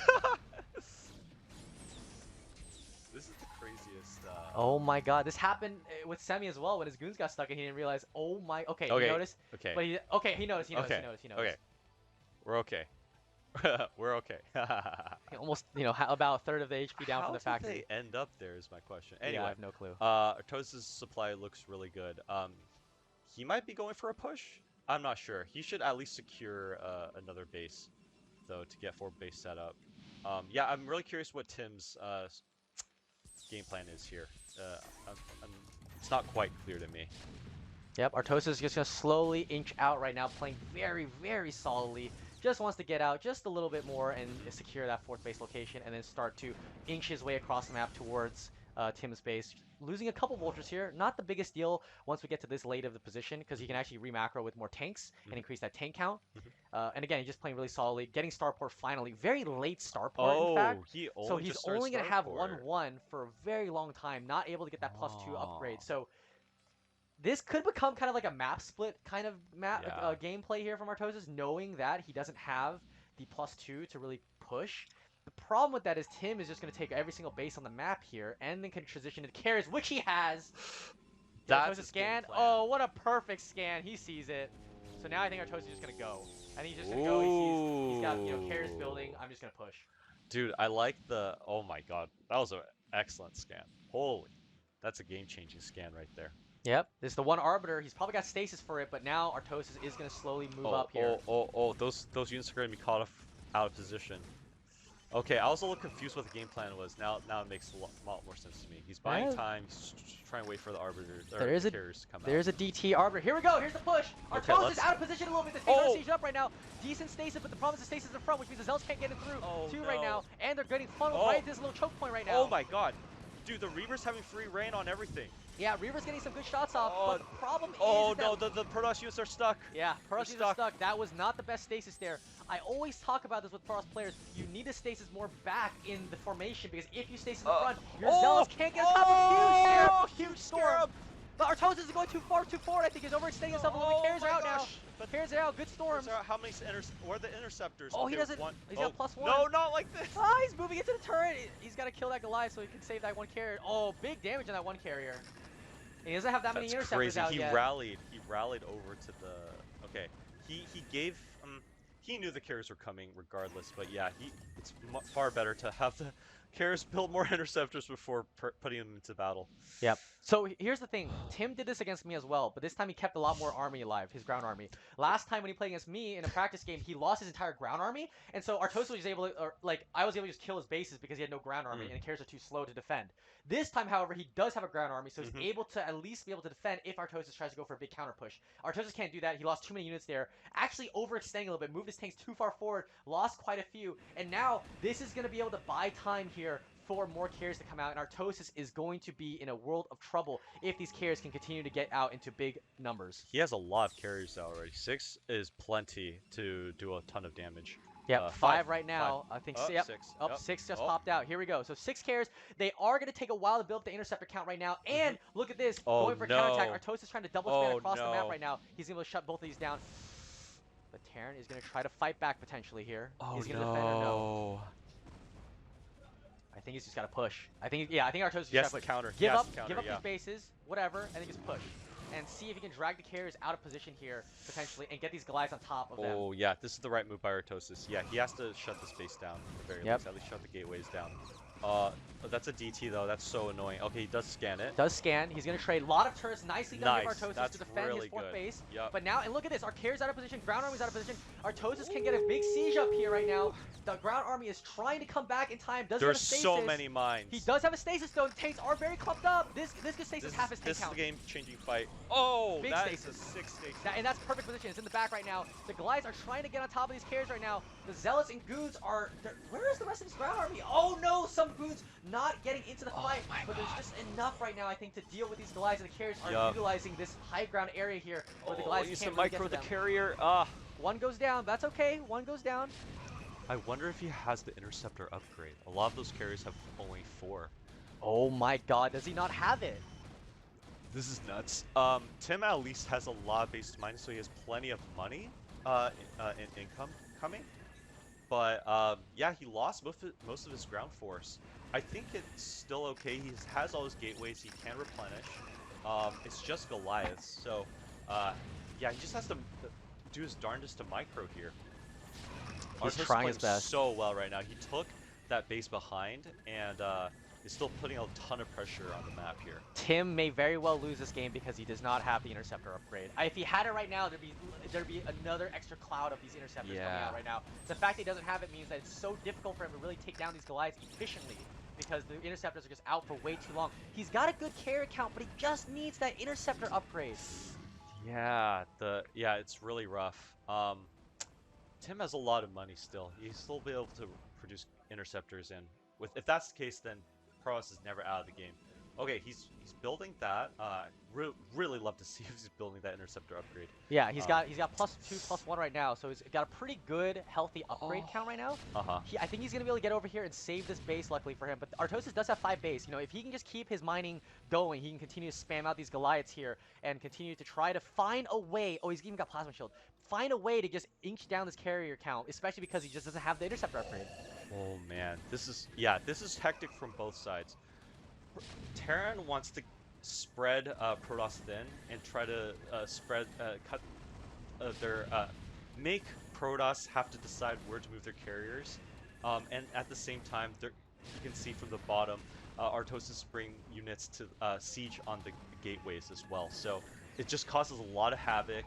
It takes a lot of attention from both sides, but it does look like, man, the ground army is reinforcing just in time. Yeah, just in time. A couple carriers do go down. Artosis is very healthy mining, so even though his supply is quite low right now, is getting lower than Tim's, he's going to be able to reinforce with more Goliaths back at home. Yeah, I would love to see the Goliath upgrade at the moment. Oh, he does kill the Nexus. Yeah. But he's going to restart this one. He's going to restart that one. He still has another 2 bases mining, and you only need 1 base mining to keep both interceptor production. So he does he's find going to the shut base. this base down, so that's absolutely huge. Artosis does have a pretty healthy bank, though, so he can lose his command center. He can always take 6 o'clock as well and kind of defend from that position instead. Yeah, okay, now it's looking rough. Now I think Artosis has to go for broke here. If that base is shut down, he loses gas mining, and that's huge in terms of Goliath and tank production. And so he needs to make something happen here. Oh man, the carriers are now harassing Artosis' main. Could supply block him with all the depots being built back here. Again, still doesn't have that interceptor upgrade. Artosis, though, doesn't have... He's 1-1 still. Yeah, he's still 1-1. He's trying to get 2-2 right now. We'll see when they finish. Oh gosh, he needs. But I will say, this is a turning point. If he can get 2-2 upgrades without the interceptor upgrade, Tim is going to be in a pretty difficult position here. He's going to fly the carriers aggressively into the main base. Artosis can maybe wrap around with Goliaths and sandwich these carriers inside the main here. But will he go after the armories? The armories stop spinning. 2+2 finishes. Okay. Maybe Dude, he can get +2. Get that one. He can get that one. But it was the weapons. The weapons did finish. Okay. Stops the plating. He's going to stop the armories. Artosis won't be able to make more Goliaths, but he's going to target down the carriers. He needs to micro. Oh no, Tim is losing all of his carriers right now. He needs to micro. Oh no! There's more zealots. Oh my gosh. Big storm killing all the SCVs. But over here he's Oh losing my carriers. They're God. trading SCVs for carriers right now. Huge storms going down. What a chaotic game. Oh my god, this is a multitasking fight. Oh my gosh. Oh my god. They're literally, he's not even moving the carriers at the moment. He's so distracted with the fight at the third. Artosis finally saves it, but he lost so many damn SCVs. The carriers are now being re-microed here, but he's lost quite a few, only down to 5 carriers left now. But does he have Goliath still to come in and kill some? One is super low HP, 23 HP. Tim should be on his hands and knees, so thankful that he didn't lose all his carriers at that moment. The fact that he managed to save them is incredible to me. Artosis attacking some of his Goliaths. Oh, Oh he's gonna my find God. them! He's gonna find them with these Goliaths. Can he Oh just my get 2? God. He just needs to get 2 carriers, I think. The AI is too good. Oh my god, Carry AI is so Goliaths, good. man. Artosis is probably shaking his head right now, but the supply is back in Artosis' favor. What happened here? He's lost a little bit of probes here. He's not remining from these bases. This is a crazy game. Oh, This the is a carriers are coming crazy back game. in. Does Artosis? He needs another armory. Where's the armory? Okay, rebuild the armory. Scans going down. Where are the scans coming? Oh my He's gosh. seen that Tim is not really mining from these new bases yet, so Artosis still has a chance. He's gonna think to himself, I still got a chance. He wasn't really mining that well. Yeah, this is crazy. Yeah, he's gonna lock the Goliaths here. Meanwhile, at least he's securing those bases in the at the 12 and 11 o'clock positions. That's gonna buy him a lot of time to get his economy secure. But they're wow. Oh, so many that's vultures. A lot of vultures. And vultures though. kill cannons That's so fast too, by the way. a lot of vultures though. Oh my gosh. Yep, cannons are gonna go down. There's no probes here, so the vultures are gonna probably dive into the main base over here. Okay. What's... Oh, and so many mines! No! Oh, the Templar are gonna get died to the mines! Oh my Oh god! Is Artosis gonna claw this one back? The carriers are over here just hitting nothing right now. They're not being useful right now. He A-moved. He A-moved. He got stuck with those Goliaths right there. So... Oh, but will the carriers get back in time to stop these vultures are coming in here? Tim's not mining that much right now. His probe count's very thin. Where? Gosh. But Artosis needs to move the vultures. He needs to move the vultures down, kill the cannons, and kill all these probes. If he can trade these vultures for the probes, it might be an okay trade. He's reestablished his base over here, remining as well. Where's Artosis still on 2-base mining? This is incredible. He's still got a little mining left, only 20. Okay, he's mining out. He's gonna be at 1-base mining. 1-base mining for Artosis now. He's killing off all the probes here, so Tim is now down to, looks like 2-base mining himself, but this base is about to run dry as well. So it's gonna be 1-base mining versus 1-base mining. But he does have the Nexus. He saved the Nexus. He saved the Nexus. He has enough probes to be able to saturate the 12. Oh, but he's going to go for a counterattack again at this last base. This, Templar actually. has Storm. The SCVs are coming up the line. Oh my god. Defend. Okay, this is huge. Is there going to be a big storm over here? Okay, the SCVs are spread out at the moment. Oh my god. Yeah, okay, he's going to hold. Okay. Can he buy one time more for storm three in... energy? Oh, the carriers! The carriers! Oh my god. The multitasking fight is insane right now. And he Templar didn't get goes the second down. storm off. Templar goes down. 3 carriers left. Never got the interceptor upgrade. He's got a couple more, but I don't know if he's at the mining. He's on 1 base right now. I know that's enough, but Artosis is gonna come in here with these Goliaths. This carriers, no interceptor upgrade. The margins for race are thin. He's getting on top of the carriers. Another carrier goes down. Is Artosis gonna get another one? I think he will. Good scan. Oh my Picks god. up another carrier. 2 carriers go no, down. all the carriers except 1. 1 carrier left, 2 more carriers alive, reinforcing 3 carriers left. Oh my the god, Goliaths. no, Oh my god, he's gonna kill this carrier as well. That was game turning. This carrier goes down, 2 carriers left. He's even got a big army over here, and more Goliaths. It takes reinforcing. Tim is running out of options right now. Artosis played this masterfully. He caused so many distractions and took small skirmishes and won each single one. Oh, he's even getting some free units over here. Will Tim get some storms off? No, the Templar don't have energy. Artosis is going to start remining here at the 3rd base as well. He's not. Oh, no. But I think he's got it. Does he have enough? Does he have scan at least? Okay, yeah, he's scanning. Storms it. He's got Storm, but his units are too spread out. Only storming 1 siege tank right now. Oh my god. Yeah. He's going to clear that tank, but what cost? He has only 1 carrier there. Those 6 Goliaths are going to clear the 12 o'clock base. Long distance mining. I think he needs to lift off a CC or something and move it over there. Oh, he's okay. He's remining. Okay, he's remining. Artosis is remining. Good. He's got the Goliaths back in What's here happening now. here? That's a lot of Goliaths. That's a lot of Goliaths. That's going to be able to clear the 12 o'clock Yep. base. This Nexus will go down. He's only got this base left. Yep. Tim never took this mineral only, so it's possible he can take this later on, but I mean, he's only got about 3 more minutes left, 2 more minutes of mining at this base. It's 1 base mining versus 1 base mining. Yeah, but Artosis can lift. Terran OP, they can lift their buildings to take another base. Scans going on everywhere. Where's Artosis scanning? He's seeing where the mining is right now. Yeah. Tim's saving grace, if Artosis allows him enough time, is that he's able to take some bases that are pretty clear and free. But Tim looks like his game plan is to just try to clear that bottom 3rd base. It's not working well. No, it's not. The high ground is too strong here. A good storm is going to clear some mines, but he just doesn't have enough ground units. I mean, he's got 2 carriers left over right now. He's never got the interceptor upgrade. This is way too well protected. A good storm kills some vultures, but I mean, he doesn't have that much anti-air here. He has 1 Goliath, 1 turret. Okay, if he just checks, this might work out. Wait, what is? Oh, the Goliaths are all the way down there. Up there. Artosis is moving his Goliaths back down now. Okay. Can kill this turret. Artosis needs to get the Goliaths in, but if the Goliaths get back here, then the carriers are stuck once again.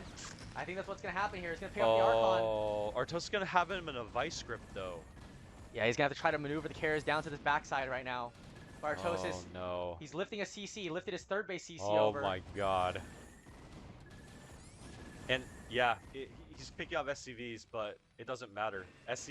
He just needs one base mining, a full base versus Protoss is about to run out of money. Yep, and the interceptors are just going down right now. Yep. That +2 attack is just so critical for Artosis to have, and he does have it. Oh my god, and that finished in the nick of time too. The margins are so thin this so game. thin. He almost lost his armories there before +2 had finished, but he got the +2 attack upgrade. That's so critical. Oh my god, High Templar, maybe Artosis will notice this. No, he doesn't. He's more focused on the carries right now and saturating his base. That's so many SCVs that Artosis has. He's going to be able to mine so much from that fresh base. Tim's about to run dry. Another minute left over for him. Yeah. Artosis just needs to get Goliath, sit, and just defend his heart out, and he'll be in a great spot. Yep. Tim is running out of time, running out of options. If he had the Interceptor upgrade, I think maybe he has a chance, but he's going to pick up a couple tanks, which would be nice, but... Oh no, he's going to get his High Templar picked off now, though. Oh, getting all Templar. One storm goes off, but he needs to storm on the Goliath. He needs to storm the Goliaths. He's got one Templar moving forward to try to get a good storm off here. Come on. No, Nope, it keeps nope. pausing. Oh, Oh, the bind! Oh. That's not a good. Okay, that's not a good storm. Only got one storm off, but this base might go down. It but doesn't Tim matter have any though. mining. He's got this base. Exactly. Tim doesn't have any mining anymore, so this is too little, too late. He needed another base. Yeah, he needed another base there. He could even take his natural back. Oh, that looks like what he's doing. But he's gonna try to snipe the CC, but the problem is he's not gonna be able to get it. Repairs OP, and these Goliaths are gonna be able to take down the Interceptors while they try to take down the CC. Losing more Interceptors, not good. Losing the Templar. Ooh, oh. I think that's gonna be it. I think Artosis Yeah, has done it. Artosis pulled it out. What a game. Oh, the carriers are floating over no man's land as well here. More Interceptors going down. Tim not mining. One patch left. One patch left. One carrier left. He even tried to rebuild his natural. Okay. Oh man. Whew. Yeah. It's interesting though. How's Artie gonna close this out? I just kill more Interceptors and make sure that he can't ever restart mining. I think he just dries him out because Artosis should know with all the scans he's been using. Yeah. Oh, gonna snipe some more carriers. Yep. His Goliath count is a little smaller than I would expect. Yeah, I mean he's sub 100 supply right now, but he just needs to buy time. Yeah. Buy time, keep killing Interceptors. Tim can't replenish his Interceptor count at the moment. Vultures are laying mines everywhere. Artie's doing a great job of continuously laying mines here. Yeah. Oh, the Templar. Okay, no, the Interceptors are well. clearing the mines. What is that? Oh, the Templar went down to mine. Okay. Bad storms. Oh, the Templar's all go down. Another carrier's gonna go down. Carrier goes down. Oh, no. Artosis is just doing so well. Just kind of moving forward a little bit, getting some pot shots on the carriers and pull back. He's just got to wait for more Goliaths to come out right now. Where's the rest of his army? He's just been whittled down, I guess. Yeah, I'm a little So what is surprised this Army's Goliath a little bit higher, but that's okay. He's still in a dominant position. Yep. Mining versus no mining. Mining will win every single time. Yeah, he didn't transfer the probes to the natural yet. Nope, not yet. Artosis even building more SCVs and trying to build more turrets here. Now, he does have a decent carrier count. He still never got the Interceptor upgrade. That's gonna haunt Tim, I think. And he's, oh man, the attention. Oh, another carrier goes down. Rough. That's rough. Oh, that's so hard. But he did reduce the Goliath count by quite a bit. By quite a bit, yep, that is true. I just don't know where. Okay, I'm sure they're coming from off the screen. The problem here. Oh, he might get the command center actually. He will get the command center, and he's gonna get a couple goons. But there's so many tanks that are just gonna clear these goons. Yeah. He got his value's worth. He got so much. He got so much mining out of that base already. Yep. Goliath count getting back healthier now. Tim transferred some probes now finally, so he's mining again. Yep. Yeah. Tim's idea is just to get buy as much time, pick units off here and there, try to get some sort of economic foothold somewhere. But yeah, it's looking real tough now. Yep. Artosis knows, scanning around the map, knows that Tim isn't mining right now, and he's just gonna wait. He's got one base mining. It's plenty to build a bunch of Goliaths. Just continue to mass Goliath, and Tim's just not gonna have the economy to continue to reproduce all the time. Yeah, slowly, Tim's gonna run Interceptors, and yeah, you're gonna have a bunch of useless carriers that can't build or carry any Interceptors. Yeah, the Goliath count's very healthy now, and Tim's only down to 4 carriers, and every carrier is so valuable because he can't remake them right now. He's trying to remake one carrier right now. I don't even know if he can afford the Interceptors on it. Yeah. And Artosis knows these mines, man, are just so well positioned. Yep. Kind of getting so much vision here. Oh yeah, and he's gonna catch him off out of position now too. Yep. Oh. KUDOS takes a little bit more damage. But yeah, Artosis is just going to control his army. That's all he needs to do. Control the army really well. You know, macro. Yep, spend all his money macro. Now reposition his attention here. That's a scary looking army. Okay. Oh, he scanned just in time Yep, for the DT DT too. doesn't get any damage done. And Oh this, my god. this might be the final blow. This is the last mining base here. Yep. Scans forward. Here come the carriers. Going to try to pick off some of these tanks on the edge. Okay. Nicely done. Oh, doesn't kill that tank yet. Oh, didn't even kill it. Oh. Storm, High Templar moving forward here. Storm move? Okay, Storm, gets one storm. Not bad. Okay. But he's just picking off the interceptors. Look, there's no interceptors left. There's no interceptors left. He's taking so much damage. Yeah. He's taking so much damage through it all. Dude, I think he's out of interceptors. He's out. He's out of out interceptors. Look at the interceptor like count. left. There it is. GG. What a game. Holy cow. Oh my goodness. That was crazy. What a game. Dude, absurd. Artosis is another player that as the tournament goes on and on, he just gets stronger better. and stronger. He does get better. He gets on a roll and he just like steamrolls eventually. He just builds a lot of momentum. Yeah. Well done. Well played from Artosis. Yeah, nice job. Wow. Incredible. Congratulations to him. All right, Flash. I think that'll be done for us. I'm gonna take a break. I'll see y'all back in the finals probably, and I think Herbmon's gonna come stream because we got StRyKeR versus Artosis now. Woo! Maybe there should be a break. Maybe a brief break. Maybe a brief break. We'll probably do a brief break. Artosis, StRyKeR in the losers semis, and then Semih wait in the finals for the winner of that banger match though. It will be. Oh it will my be. gosh. All right, chat. Hope you're having fun. Stay tuned. We'll be back for more soon.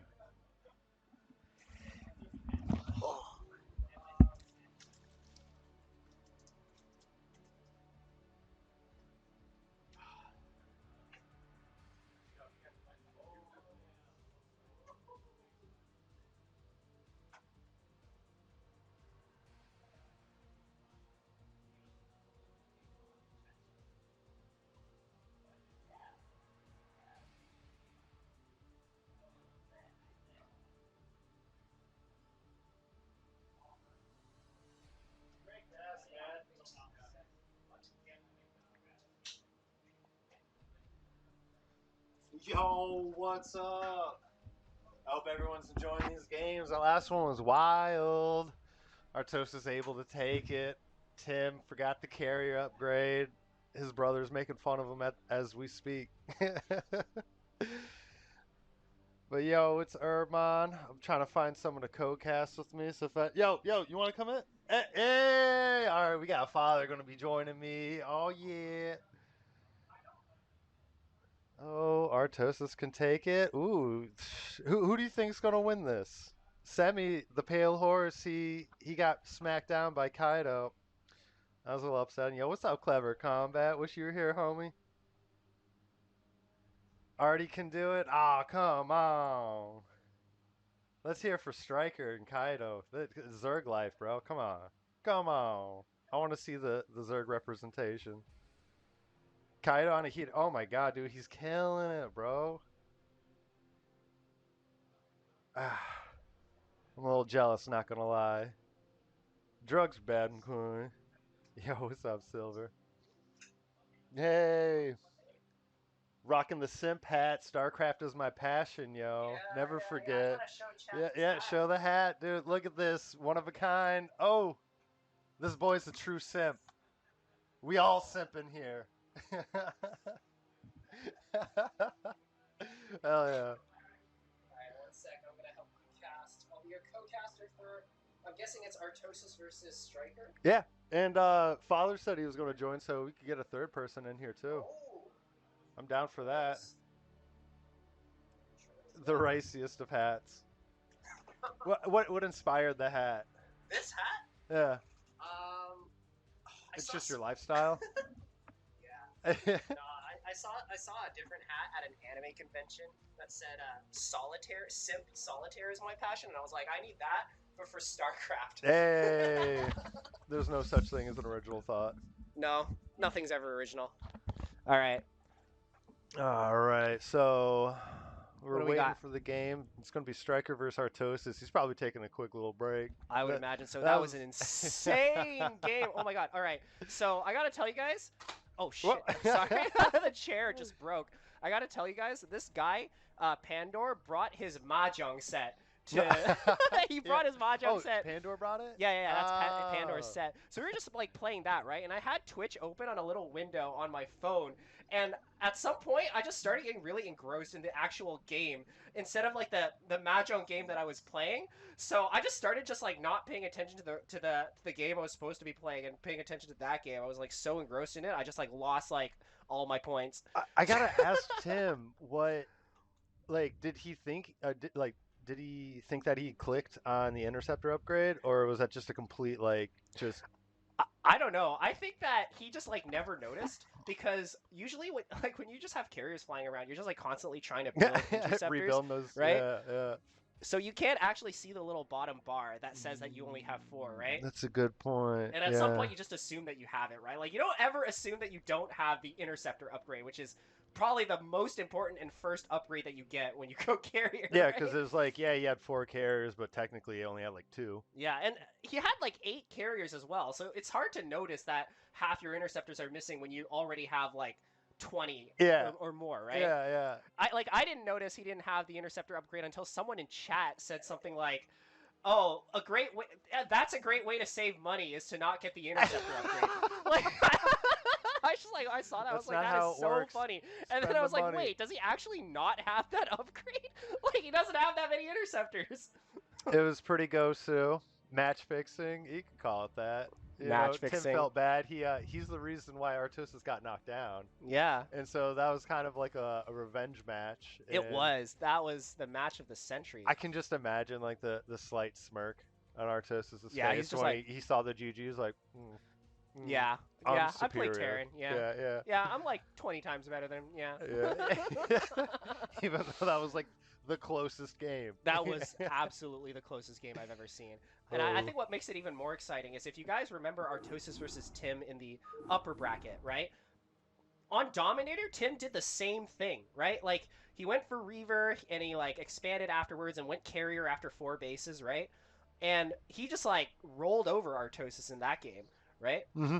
So this is, like, not only is it a rematch, but it's, like, the same thing again, but this time Artosis managed to beat it. And the funny thing is, Artosis, before they played, was reviewing the replays, and then Tim noticed and called him out for watching the replay. Oh, so, no like, way. you'd think there'd be a little bit more meta going on, Yeah, but Tim's yeah. just like, nah, this build's Tim's too just good. like, nah, bro, I got this. This build's too good. Why would I do anything else? Yeah, that. And now he knows. Wow. Okay, so Artosis really put him in his place there. Actually, that's what it sounds like to me. We'll leave it at that. Yeah. Oh my god. He probably just got lucky. I was too busy grabbing beer at the beginning, so when I came back, I just saw carriers, and I was like, well, I wow, mean, this thank is you for the interesting. beer, man. This is great. Cheers. Cheers to StarCraft. God, what Long a live Brood great- War.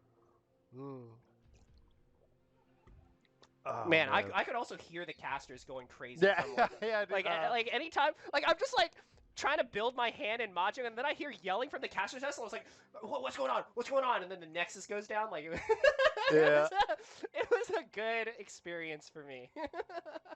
Let me go see what's happening, if they're charging up for the next game or whatnot. You need a refiller? Sorry? Do you need a refill? No, I'm good. All right, cool. I'm just gonna turn up the volume because I know chat has been complaining all day about the sound of the game, so I'm just gonna turn it up a little bit. What are we drinking? We're drinking. Oh my! What is this? Yue Mingliang traditional lager. That's what we're drinking. Sup, Dada? Turn up the mics too. The mics don't get any more turned. They're at max volume. At least on OBS they are. Yeah. What are you guys talking about? Yingling? Okay, I can't listen. I'm Chinese, but this is cursive. Okay, I don't know how to read cursive. Don't let these guys troll you about audio. Okay. I don't know, man. Who's that? No, that's nobody. Okay. Yeah, same letters, just tilted. Nah, dude, it's so much harder to read. What?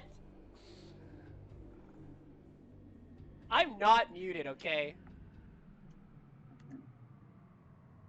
Am I muted? No, no, I'm not. Guys, stop trolling me.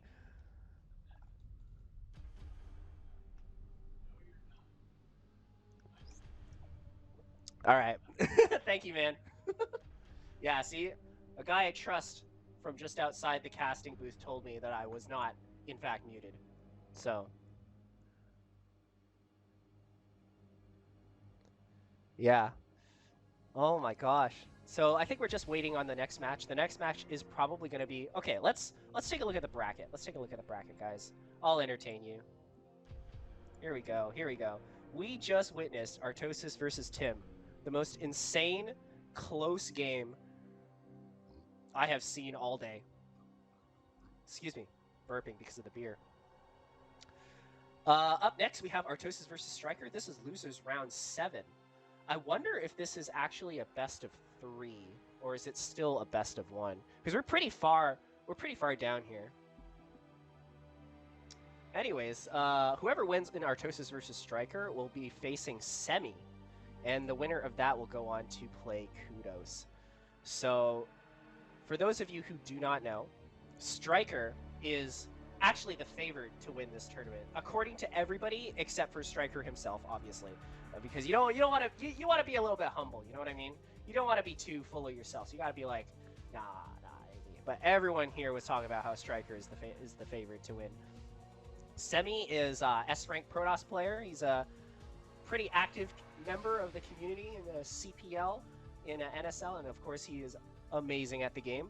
The last time Semih and Artosis played in a LAN, as far as I can remember, is Montreal StarLAN, where Semih won against him 3-1. The pale horse is present. Oh, are we good for the next game? Well, StRyKeR is hosting. All right, let's switch the scene back to something else. Do we switch it back to the game? All right, we're just waiting for Artosis, I guess. Do you know if this is gonna be a best of 1 still?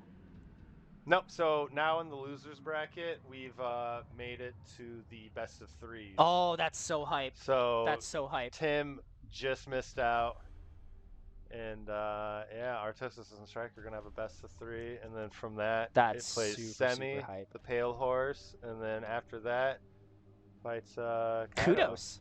KUDOS. Kaido? Yeah. What name does he go by? I'm I don't confused. know. I've like said both pretty much. I've all also day. said both, and people have corrected me on both. I was like, Oh, for real? I'm like KUDOS, and they're like, no, it's Kaidos, and I'm like Kaidos, and it's like, oh, it's KUDOS. It's like, which one is it? I guess it's just whatever we feel in the moment. Kudos to you.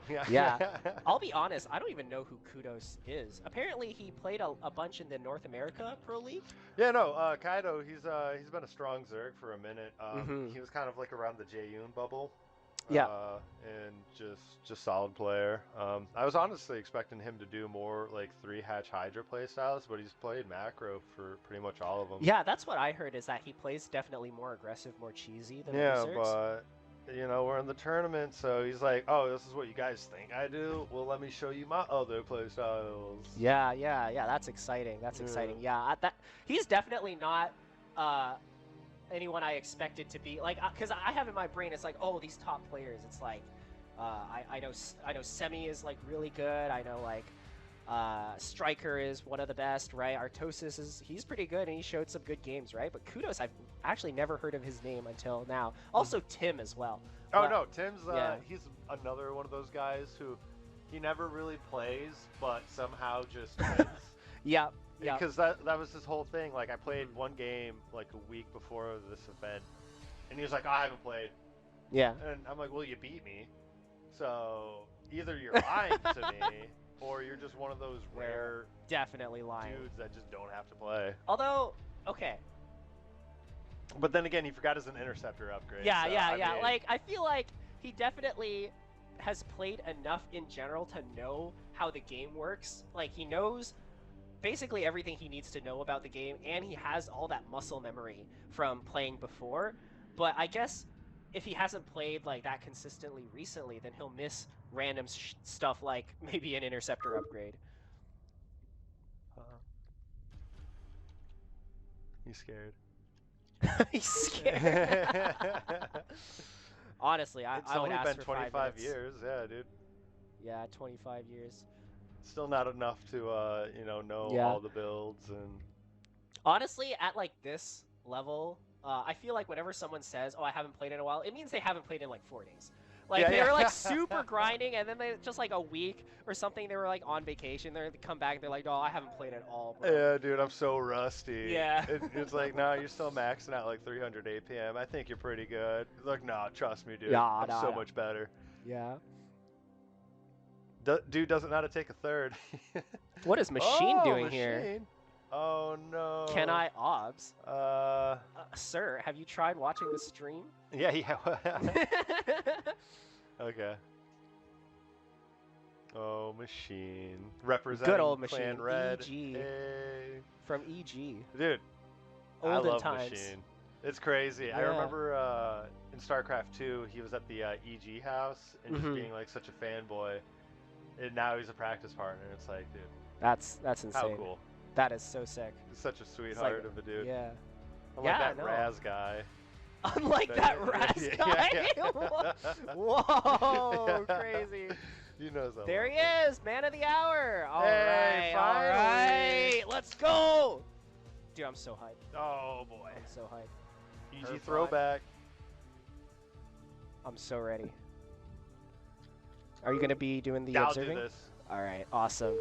I don't have to do anything. Oh, trust me, man. All I have to do is sit here and talk, which is the only thing I'm good at. Just like talking. I talk all day. Good at designing hats. Yeah. All right. Yeah. So, spawning on the bottom right-hand corner as the blue Zerg, we have StRyKeR. Let's go. And then bottom left corner, you know him, you love him, as the yellow Terran, we have Artosis. Artosis. Fartosis. Fart. Whoop. Oh. Oh boy. What was that? Oh, were you trying to do shift? I was trying to resize the screen. Oh, okay. I don't know how you Is do that that F6? then. Yep, F6. Cool. All right, so Resize the screen. it's deja vu, right? Yeah. This is in fact deja vu. All right. It's the map with the donut in the middle. the donut. This is the donut because this is low ground. Oh. I never thought of that. I like it. Yeah. Well, it's not low ground. It's like medium ground. Because this is high ground. This is high Oh, ground. got it. So there's got like it. a high ground ring around it. Mm. Yeah. So, for those who don't know, I'm pretty sure TVZ is Artosis's best matchup. Is that correct? I mean, it's every Terran's best matchup. What are you talking about? It's if you ask Vile, it's not my best matchup because I'm terrible at TVZ. Well, see, you build a wall, you do nothing for about 12 minutes, and then you win. Is this wall correct? Like, isn't Ah. that depot a bit too far up? I mean, I hope it's not so we can make fun of them. That'd be Actually, great. maybe it doesn't matter. I think 'cause- it's a tight. Oh, It's yeah, gotta yeah, be yeah, tight, yeah. and then you block with the SCV here. Yeah. It's just you block at the bottom instead of the top. I'm sort of used to positioning it like so that Barracks touches the bottom end of the wall, but that's fine. You think he's going for a scout or a quick?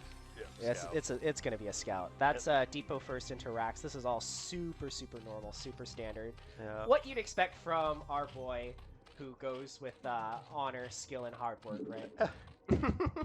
One would say. Yeah. Meanwhile, Zerg is also playing pretty standard 12 hatch, getting the gas and the gas in the spawning pool. Yep, so that means he's going to be opting for the fast 2-hatch mutaplay style. It's you give up that 0.5 hatch, the macro hatch, to get that mute out just a little bit faster, but I believe in StRyKeR's ability to macro out behind it, so... Oh yeah, as long as Artosis doesn't throw a wrench in his plans, that is.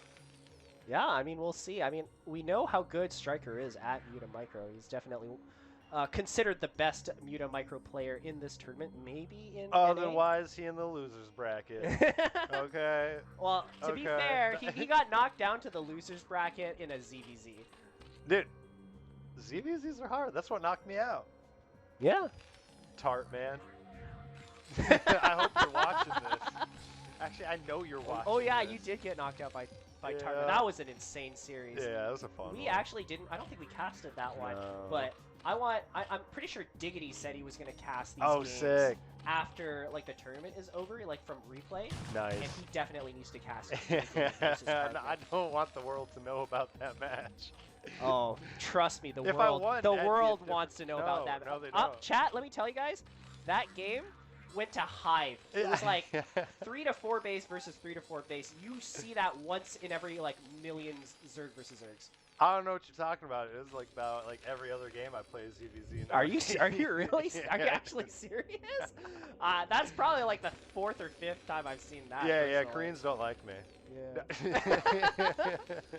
All right, let's talk a bit more about what's going on in this game. We see the wall has finished here for Artosis, and he's getting his CC pretty quickly. I'm pretty sure that was an 18 CC, so that's pretty standard timing. Yep, and we're going to go for a 2-rack stem timing. It doesn't mean you have to be aggressive with it, but it's nice because you get to force the Sunkens, and since StRyKeR went for the quick Spire play style, those 2 Sunkens will impede on his 6 Mutapop. Yeah, for sure. You definitely... This is the proper play against 2 Hatch Muta as Terran. Of course, if Zerg is going for that fast 3rd hatchery before the Spire, then you want to go for something a little more aggressive later on, like a 5 racks plus 1. But no, this is good for Artosis. He's doing what he needs to do. StRyKeR taking... is that an early 3rd? That feels early. No, so with this build, since you're going for the quick Muta, you'll have map control, and then you'll be able to take care of this 3rd, but that gives Artosis an opportunity to branch out some Marines and shut it down. So Yeah. if Artosis is able to get the scout off, he could do a little bit of aggression towards it. But as of right now, he's just Fire going Bat. to try to force some Sunkens, and boom, there's a double Sunken. Yeah. Honestly, at this point, his little move out actually did his job. He could just come back. StRyKeR trying to do a cheeky little run by, but the Fire Bat from before is here to defend. Yeah. Honestly, I feel like the SCV was more threatening than the Fire Bat. All right. Artosis actually playing very aggressive with these units. I think... Oh, he's going to go for the 3rd base. Yeah, he He's scouted the natural. He saw the Sunken, so he knows he doesn't have to worry about that. And so he's going to go pop a look at the 3rd to see what's happening there. This is actually really good because that base is totally defenseless, and I don't know if the Mutas can come up fast enough before the base gets erased. We'll see. He's stimming forward. Oh, those wings do a little bit of damage. Okay, is he able to focus this down? This is going to be huge if he's able to kill it, but Yeah. it looks like the Mutas are already inbound. Let's see, let's see, let's see. He's focusing down this hatchery. It's already at half HP. It looks like Zerg is going to save it with a little bit Oh, of... some good micro. Pulls out that one Muta. Oh, and he's able to clean it up. Yeah, there we go. StRyKeR saving this base. So that was Artosis a little bit on the back foot now because he was only producing out of the 2 racks.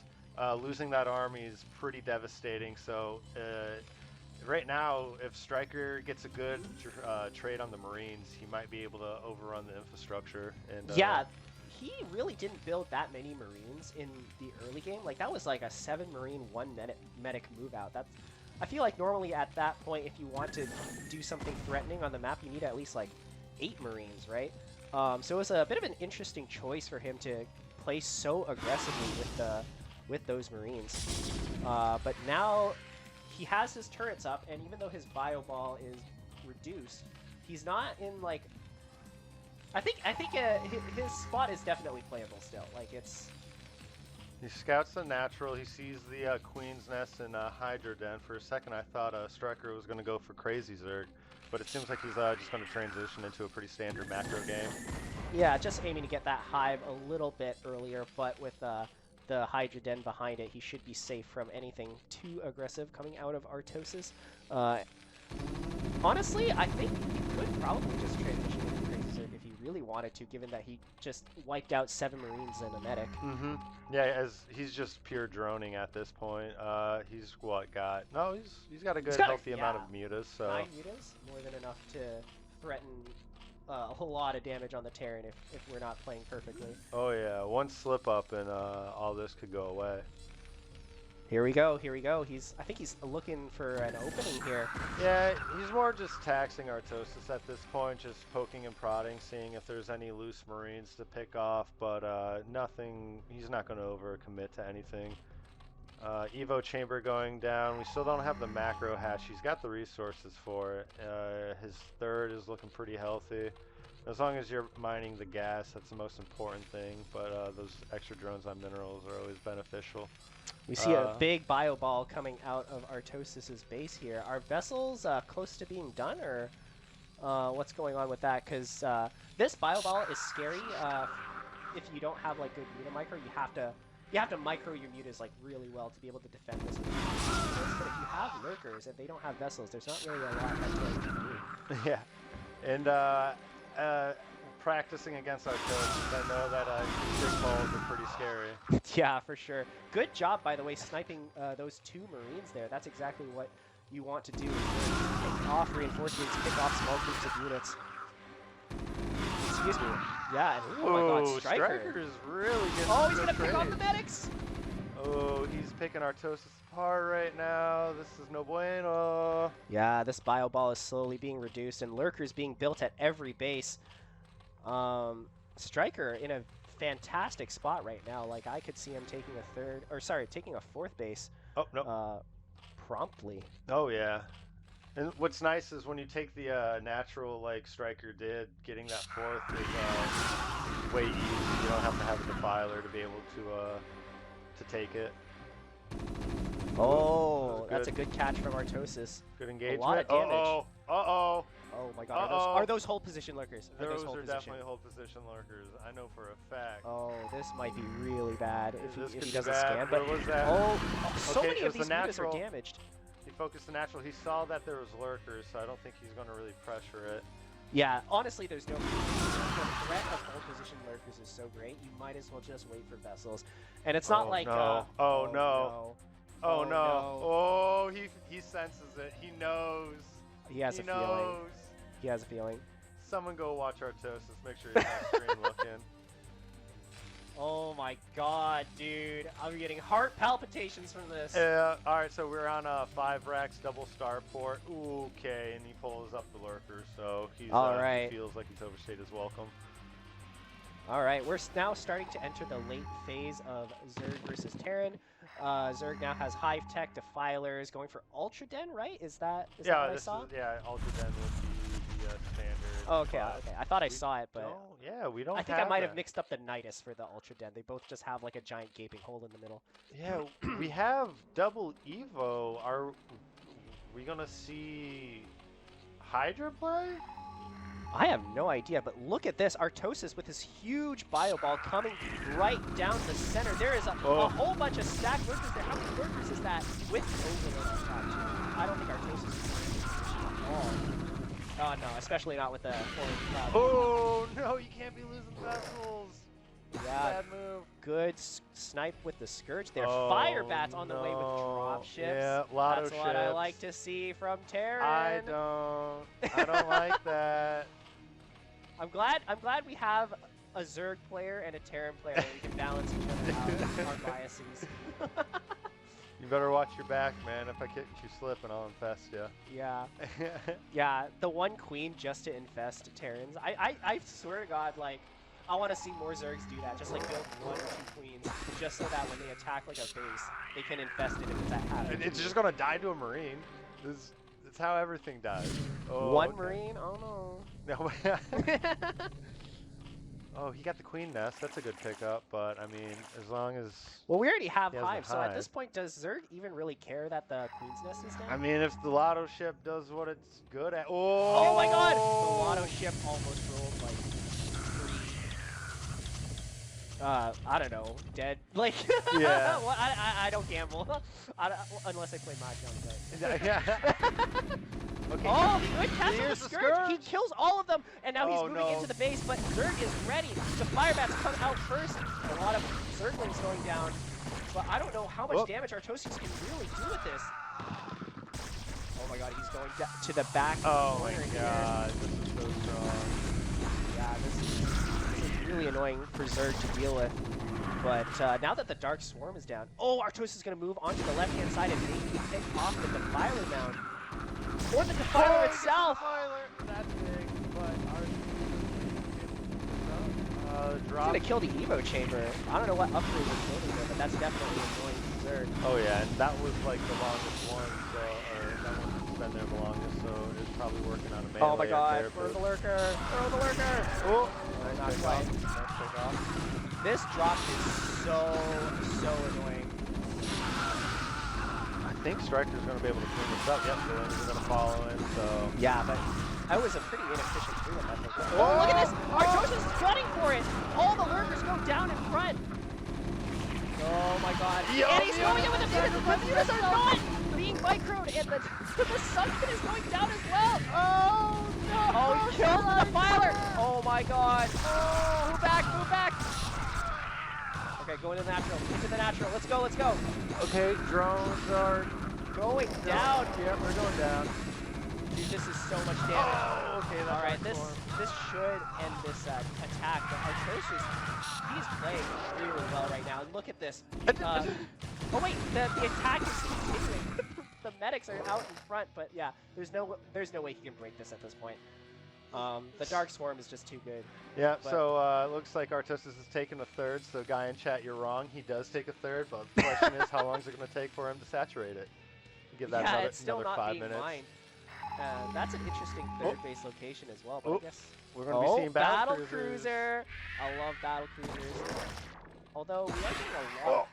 Wait, what just happened? Oh, no, he's going in!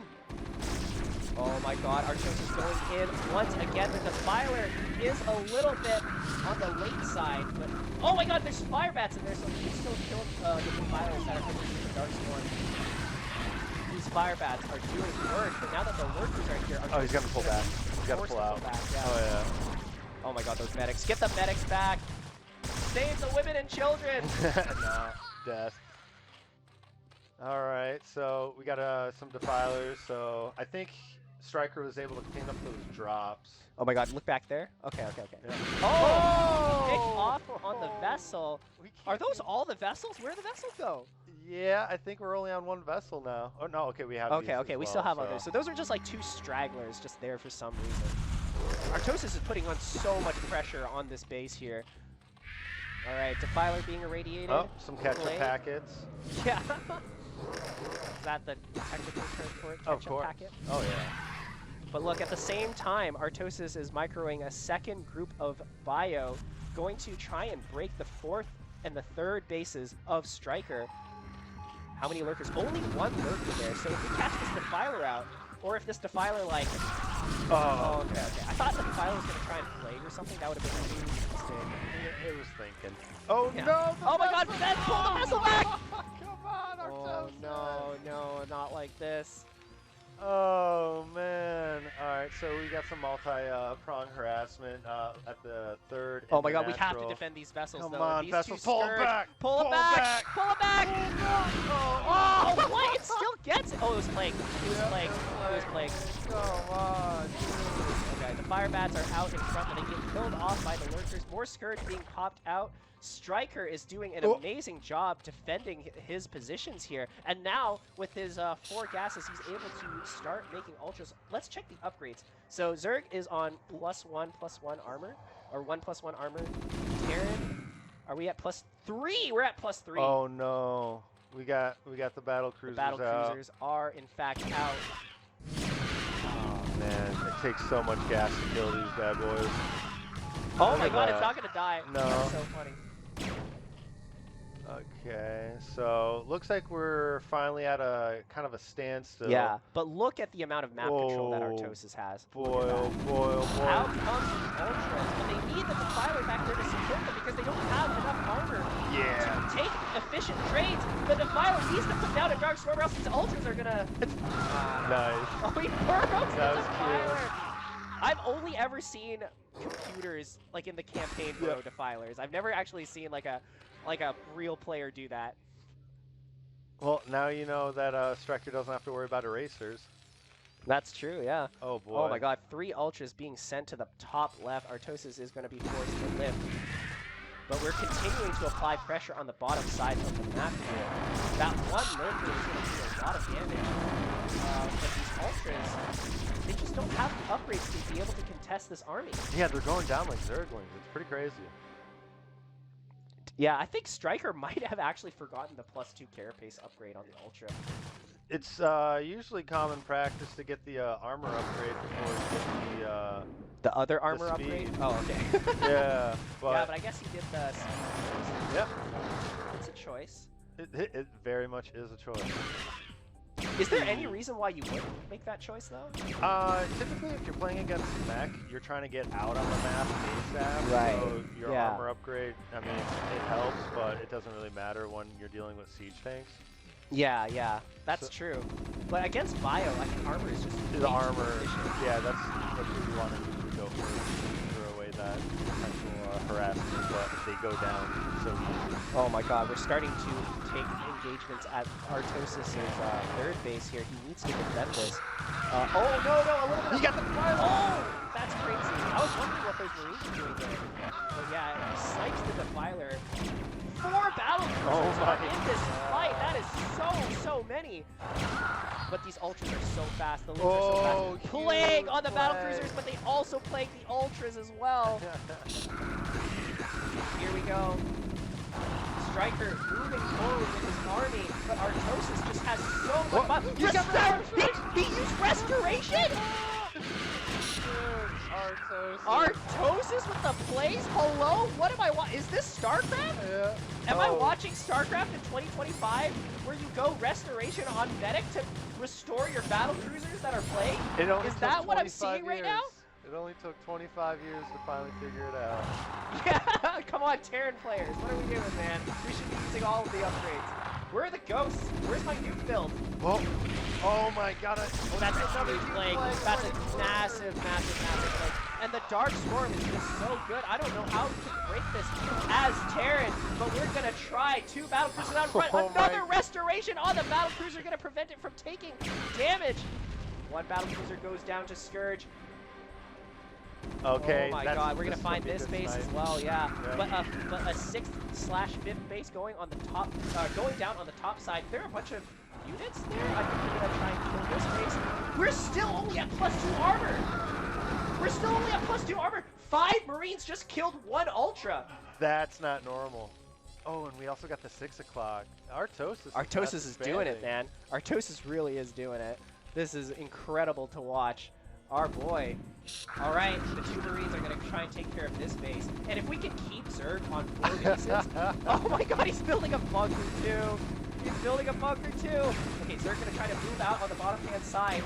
We're going to try and take care of Artosis' 4th. I don't even know what number we're on, but it's the 6th o'clock. Yeah. It's the 6th o'clock. It's 4th to lift. Oh my. Such a difficult thing to do is lift that structure, you know? Oh no!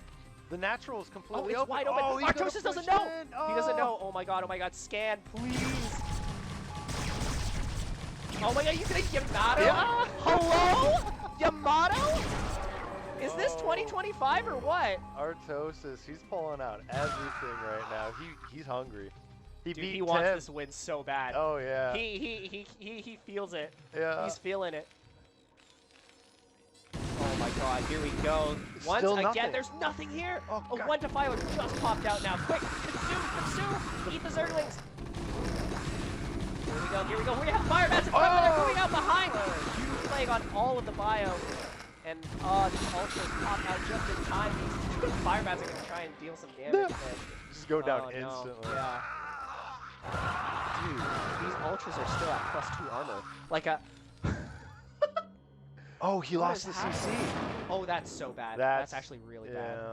Oh, we might... I feel like the game might be starting to turn against Artosis here. We can't afford to be losing that base. Yes, top left is top left is still mining. He's able to defend that. Artosis is out of minerals, but StryKER's out of gas. So this is kind of a weird situation to be in. Well, StryKER still has the base on the top side, so if he can mine from there, he should be in an okay position. Oh, that battlecruiser has 2 HP. We did not restore that one. Come on, medics. Get on with it.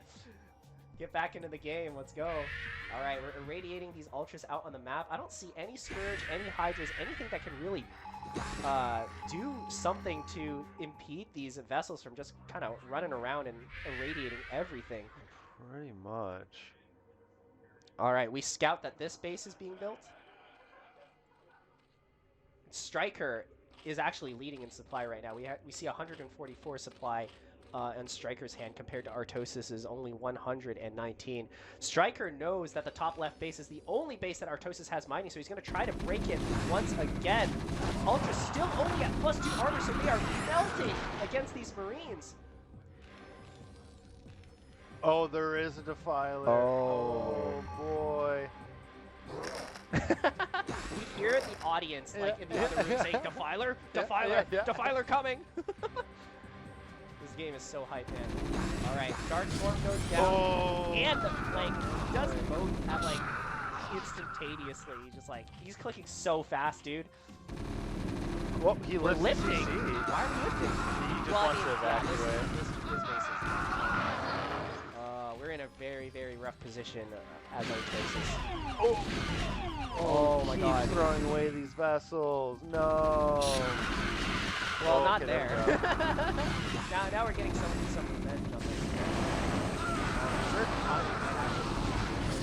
Artosis doesn't have anything here, and he's sandwiched between the two groups of Zerg units, and now with the Dark Swarm, there's nothing really he can do about this game. I think StRyKeR just did it. Yeah, he might have done it. There's no really mining bases from Terran. His natural's gone, his main's gone. This third just now getting those SCVs from the top left, and there's nothing here to defend it. Now a huge swarm of Lings and Lurkers. Okay, we got the battle cruisers, but I mean, will he be able to clean it up? There's no medics. Oh my god, we're gonna try and save this. Oh, it's not enough. It's not enough. Damn, 1-0 for StRyKeR. That was an incidental. Well done by him, pulling it back. It was looking really dicey in the mid game there. It was so stressful. It's just like you're just like watching that. You're just like, the Defiler, please. At one moment I was rooting for Artosis. Next moment I was rooting for StRyKeR. Both players are just putting everything they got into this. Yeah, the restoration of the battle cruisers, that was pretty cool. That was a treat to watch. That was so good. And then watching the vessels die was pretty cool to watch too. So not for me. I hated that. There was a couple points where if Artosis would have just pushed the natural, I think he would have... Yeah, there was one specific moment where he had his army just outside, and the Zerg had nothing there. There was literally nothing, but he pulled back, unfortunately. If he had just scanned and saw that there was nothing there, that might have been enough to win the game. Mm-hmm. Or at least really put a damper on the pressure of StRyKeR, because when you lose that hatchery on your hockey, it throws the whole flow off. Yeah, so, I can see it. I can see it. Artosis, come on, man. We believe in you, kinda, sorta, not really. I always believed in Artosis, man. He is the last remaining Terran player in this tournament, so I have to root for him. Good. I like that. All the other Terrans are gone. My dream tournament's just all Zergs in the end. That's your dream tournament? Yeah. ZVZ every game? Dude, I love seeing my brother shine. Yeah, okay, shine is pretty cool. Or unless you're talking about like the verb shine, not the verb. Oh, that okay. Verb. I was like, yeah, I like shine as well. I was like, no. No. This chat is actually so mean to Artosis. I've been like reading chat like when I'm watching Artosis' games, and people are just saying like, "Oh, typical Artosis is gonna lose again." This guy's saying Artosis was good in 2004, and then Zerg figured out Dark Swarm, and that was it. Well, you know what he's missing? What? It's the Mario Erotica. That's true. If he had that, he would be locked in. I don't know, He's man. He's not locked in right now. Yeah, he's out of his element. He's out of his element. He's not playing in his element Someone right now. just go with their phone and just start playing it in his ear. Yeah. I think he'll like. Yeah, the TTS, man. Skills. He needs it.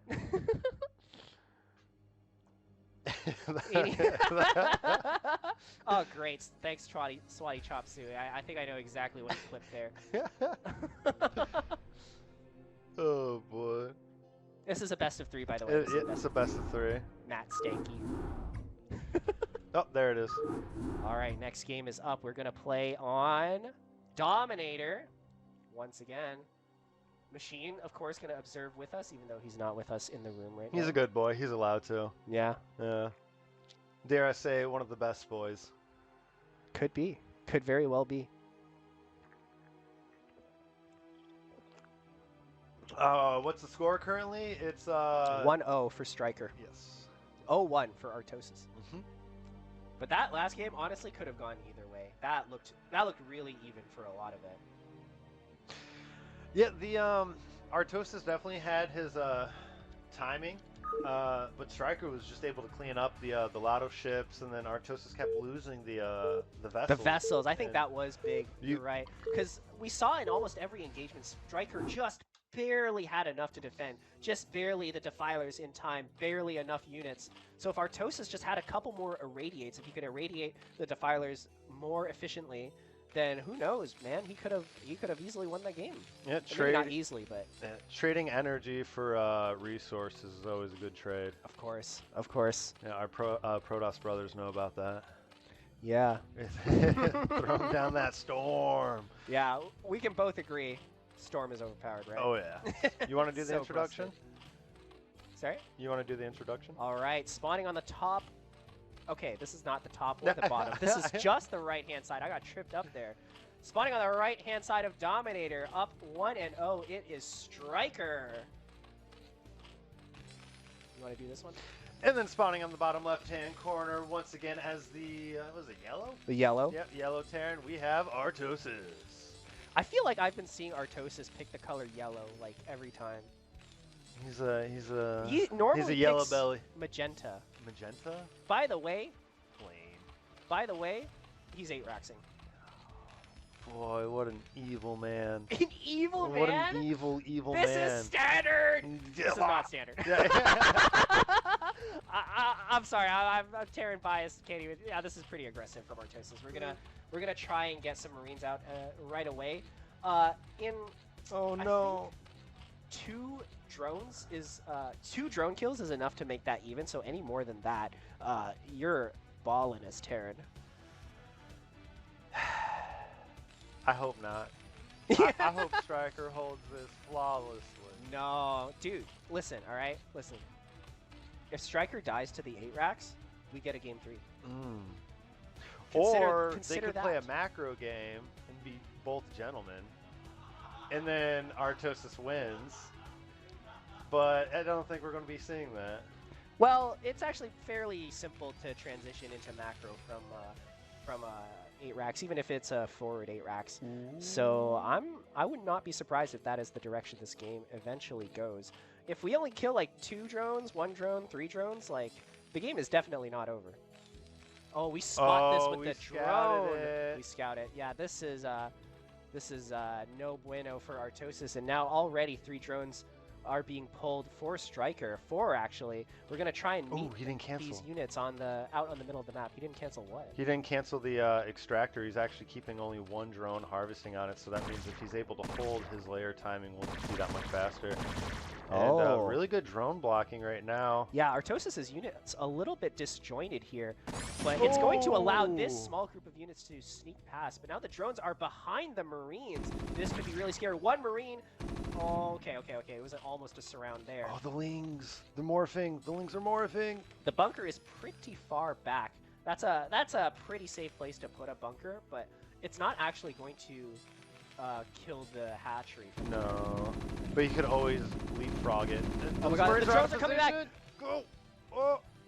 Oh, there he goes. He's starting to leapfrog with the bunker here. The Marines are well placed in between both of them. There are a lot of Lings for Zerg. Oh, he's pulling the boys. Oh, wait, He's this pulling is the boys. really all in. Yeah, 3 SCPs are out on the map here.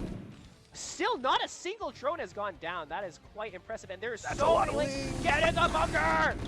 Oh my god, the full surround here is going to kill this. Oh, StRyKeR holds. No! StRyKeR holds decisively. Oh boy. Artosis, I can see it. He's shaking his head. He's upset. Dude, lift the barracks and come down! We need the wall! We need it so bad! I'm God, not the liking Lings the are gonna come in here. situation. Please, Artosis, please. He's not doing it. It's too late. He's only got 2 SCVs full. Oh, that might be enough. This might just barely be enough to hold this. It'll come down to the micro. It's going to come down to the micro. It's going to come down to the micro. We're hammering away at this barracks. Oh my god, we need to lift it. Oh, if we lose this barracks, it's so over. There's we no put way. down We a can't- CC? Oh, balls of steel here, Mr. Artie. God damn. All right. So now we're going to move in. Nope. I think we have too many Marines. Oh. All right. Well, you guys can't hear, but everyone's screaming outside. They're saying, "Go, go, go!" Yeah. Which I mean, like, you have this many Lings, and they only have 4 Marines. I feel like StRyKeR had very much a chance to win the game there. His Spire's already morphing. 1 Rax, his Artosis CC is about halfway done, and the Spire's already We started. committed so hard to that. Like, Oh boy, oh if boy. we didn't pull all those SCVs, I think we actually might have been, like, even a little bit ahead or even. Even though we didn't kill any drones, we forced so many Lings out of the Zerg, and those 5 drones basically didn't mine for like 4 minutes. Oh, right? man, yeah. But because we pulled those SCVs, our economy is in shambles right now, and I don't know if we're going to have the tech, the turrets, the units up in time to defend the mutas that are going to come afterwards. And you know what? It might have been actually pretty smart for StRyKeR to leave those Lings alive, because once the mutas start diving in, you can start doing like 2-pronged attacks and those kinds of ideas with these Lings. Very true, very true. Do you suppose that the best North American Zerg player might know more about StarCraft than us? Do you think that's possible? I know everything. Yeah. Yeah, I'm a god. Yeah. That's why I got knocked out of the tournament. 'Cause I'm so good. Yeah. Yeah, everyone else I is also got knocked stupid. out of the tournament. It's only because I needed to so I can cast for you guys. Well, no, it's because everyone's so bad that you can't play against them. That's And also that's the true. only reason why you lost is because your opponent's bad. Yeah. If we've They're learned literally anything, so bad that like you can't even predict what they're doing. Yeah. All right, we're gonna try and move out with this small group of Marines. One medic. Don't. No. Okay, he sees the. He scans. He sees. Yeah, he the knows larva. that Spire is done. What are you doing, But Artosis? No. I think he actually is forced to do this. No, he's because- not. Well, does he have eBay? Yeah. Oh, he does. Yeah. Okay. All right. Well, He's just being a crazy He boy. really needs to move back with these Marines. Then. They're all gonna die here. So this little pizza slice of the map is gonna be their grave. They do take out a lot of Lings, but it is not going to lose that much bio. Oh no. We can't be doing this. Firebat, what are you doing? No. Firebat's gonna clean up the rest of the Lings. He's like, alright, I'm out. 1 turret. Okay, That's a funny place to put the turret. I've never seen that before, but I guess it makes sense. yeah, You're it's sort of- just kind of like zoning out. Zoning turrets, zoning turrets. Oh, he's still going. That He's still Firebat going. is running for its life, man. Oh no, it's gonna get caught. He did not skip leg day. Yeah, that's for sure. The steroids help too. Yeah. Alright, so StRyKeR, I think he's going. he's going a playing little bit. standard at this point. It's Yeah. same build as last game, but he's in just such a tech lead. And Artosis has stabilized. He's got the natural going. The SCVs are pretty healthy. Turrets are around, but where's the factory? It's almost 8 minutes. Yeah, we are definitely because we're so behind economically. We gotta make sacrifices somewhere, right? And tech is unfortunately gonna have to be just to survive. 3 turrets in the natural, but that is not gonna be enough to defend this giant ball of units. We're losing so many SCVs as Terran. 7 SCVs. 7 SCVs to 7 mutas. Oh my god, it's just music getting hot in here. I'm gonna have to take off. Take off more. Take off more.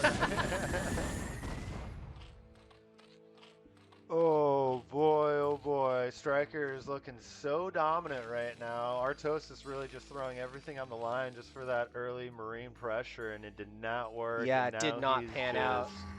He's just in a bad spot. This is not looking good for him. But, I mean, this game is still, like, fairly scrappy. I can see a universe in which if he plays perfectly, like... But it's Artosis. No, but listen, alright? Listen. In the last game against Tim, he was in a really bad position against carriers, and I was like, this looks really bad, but if he plays perfectly, he can still win. And guess what happened? We're here. He believed in the heart of the cards. And these Budas aren't actually getting...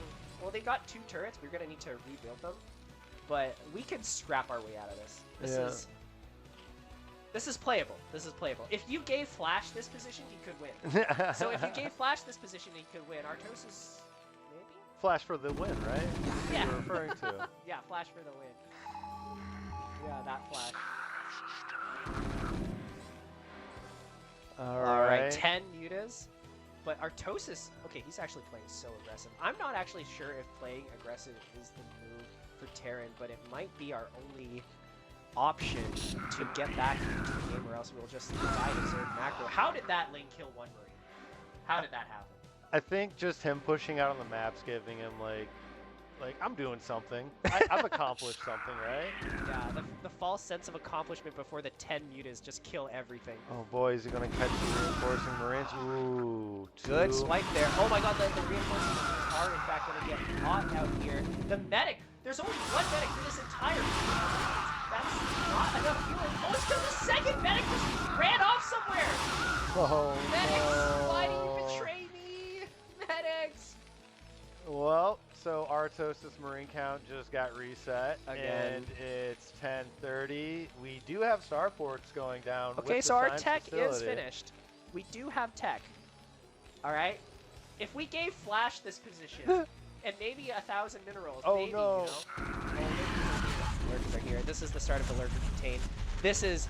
I have nightmares about this. Like, Zerg just, like, mutamicros you, like, and you're just, like, barely alive the entire time, and then you move out, and there's 10 Lurkers just in an arc around your natural. Pretty cool, right? Yeah, for you. Defiler Mound is on the lane. So this is how you end the game, basically. Is you just have these Lurkers out. Terran can't move out. Ooh. Terran can't move out, and then just come in with the Defiler, start swarm, and it's over. Oh no, oh no, what are you doing? Oh, and he's using both lanes! Oh, Yeah. Artos knockdown stretch is going to move on to play against Semih. Wow. Woo! Well done, right for that. Very, very scrappy. And the second game was just, it was just clean, man. It Yeah. was absolutely just clean. Man, why did Artosis go for the bunker rush, man? I think it could have been good, but he committed a little bit too hard to it. Like, I think pulling the extra SCVs, I don't know. It's just one of those things where it's like, if you get scouted, the fact that you pulled the drones off, like, I would count that as a win and just pull back, but... No, way that's that- not enough to offset the economic damage you're taking. So by delaying losing all your attacks. Marines is a better choice. It's not a better choice, but you want to get some damage done, right? Like you can't just like do a rush and then be happy that you survived. Like, no, you're the one attacking. You have to do damage. Yeah. Yeah, you want to? Yeah, cool. I'm down. I'm Zerg, so I'll stay. Yeah. Here. Protoss. Snap. Yeah. We're gonna be joined by our buddy Tim. How does it feel to see Artosis get whooped? Oh, yeah, pretty Thanks good. for the cast rise hat. Pretty good. Yeah. Did you get any joy out of watching him get creamed? I always get joy out of watching Artosis lose, to be honest. But Oh yeah. You're one of the guys in chat. yeah. Yeah. I might have donated a couple $3.33 here and there. But yeah, man. Yeah, I'm excited for the next match. Yeah, dude, StRyKeR versus Semih. He's good. Yeah, He's a good player. I don't think it was casted, but Semih's series versus me in the winners. Oh my The winners god, bracket that earlier was was like such an epic absolute series. nail biter all 3 games. Yeah, like It was really good. when I got it from the computer, I just saw just a huge crowd behind you, and just like everyone was just Yeah, those games were quiet. nuts. Yeah, and I was like, "What's happening?" And they're like, "It's been a nail biter this entire series. It's 1-1, and then it looked like Semih had like Yeah. a Reaver and 2 Dragoons at your natural. Yeah, And I'm it like, ca- what's it- happening it here? came down to like our naturals were both mining out, and I decided to take a third. Oh no! and How he dare you didn't, want to expand? And then he had like 2 more goons Yeah. than me, and he killed me. Yeah, it was ridiculous. But, Oh boy. yeah, and then his semi-series versus Kaido was pretty good too. Yeah. He managed to pull out, you know, a win from pretty tough position, and he made the games look pretty competitive. So There we go. I think he might do pretty well against StRyKeR. Yeah. I just I gotta say, I still think StRyKeR's the favorite here, but we'll see. yeah.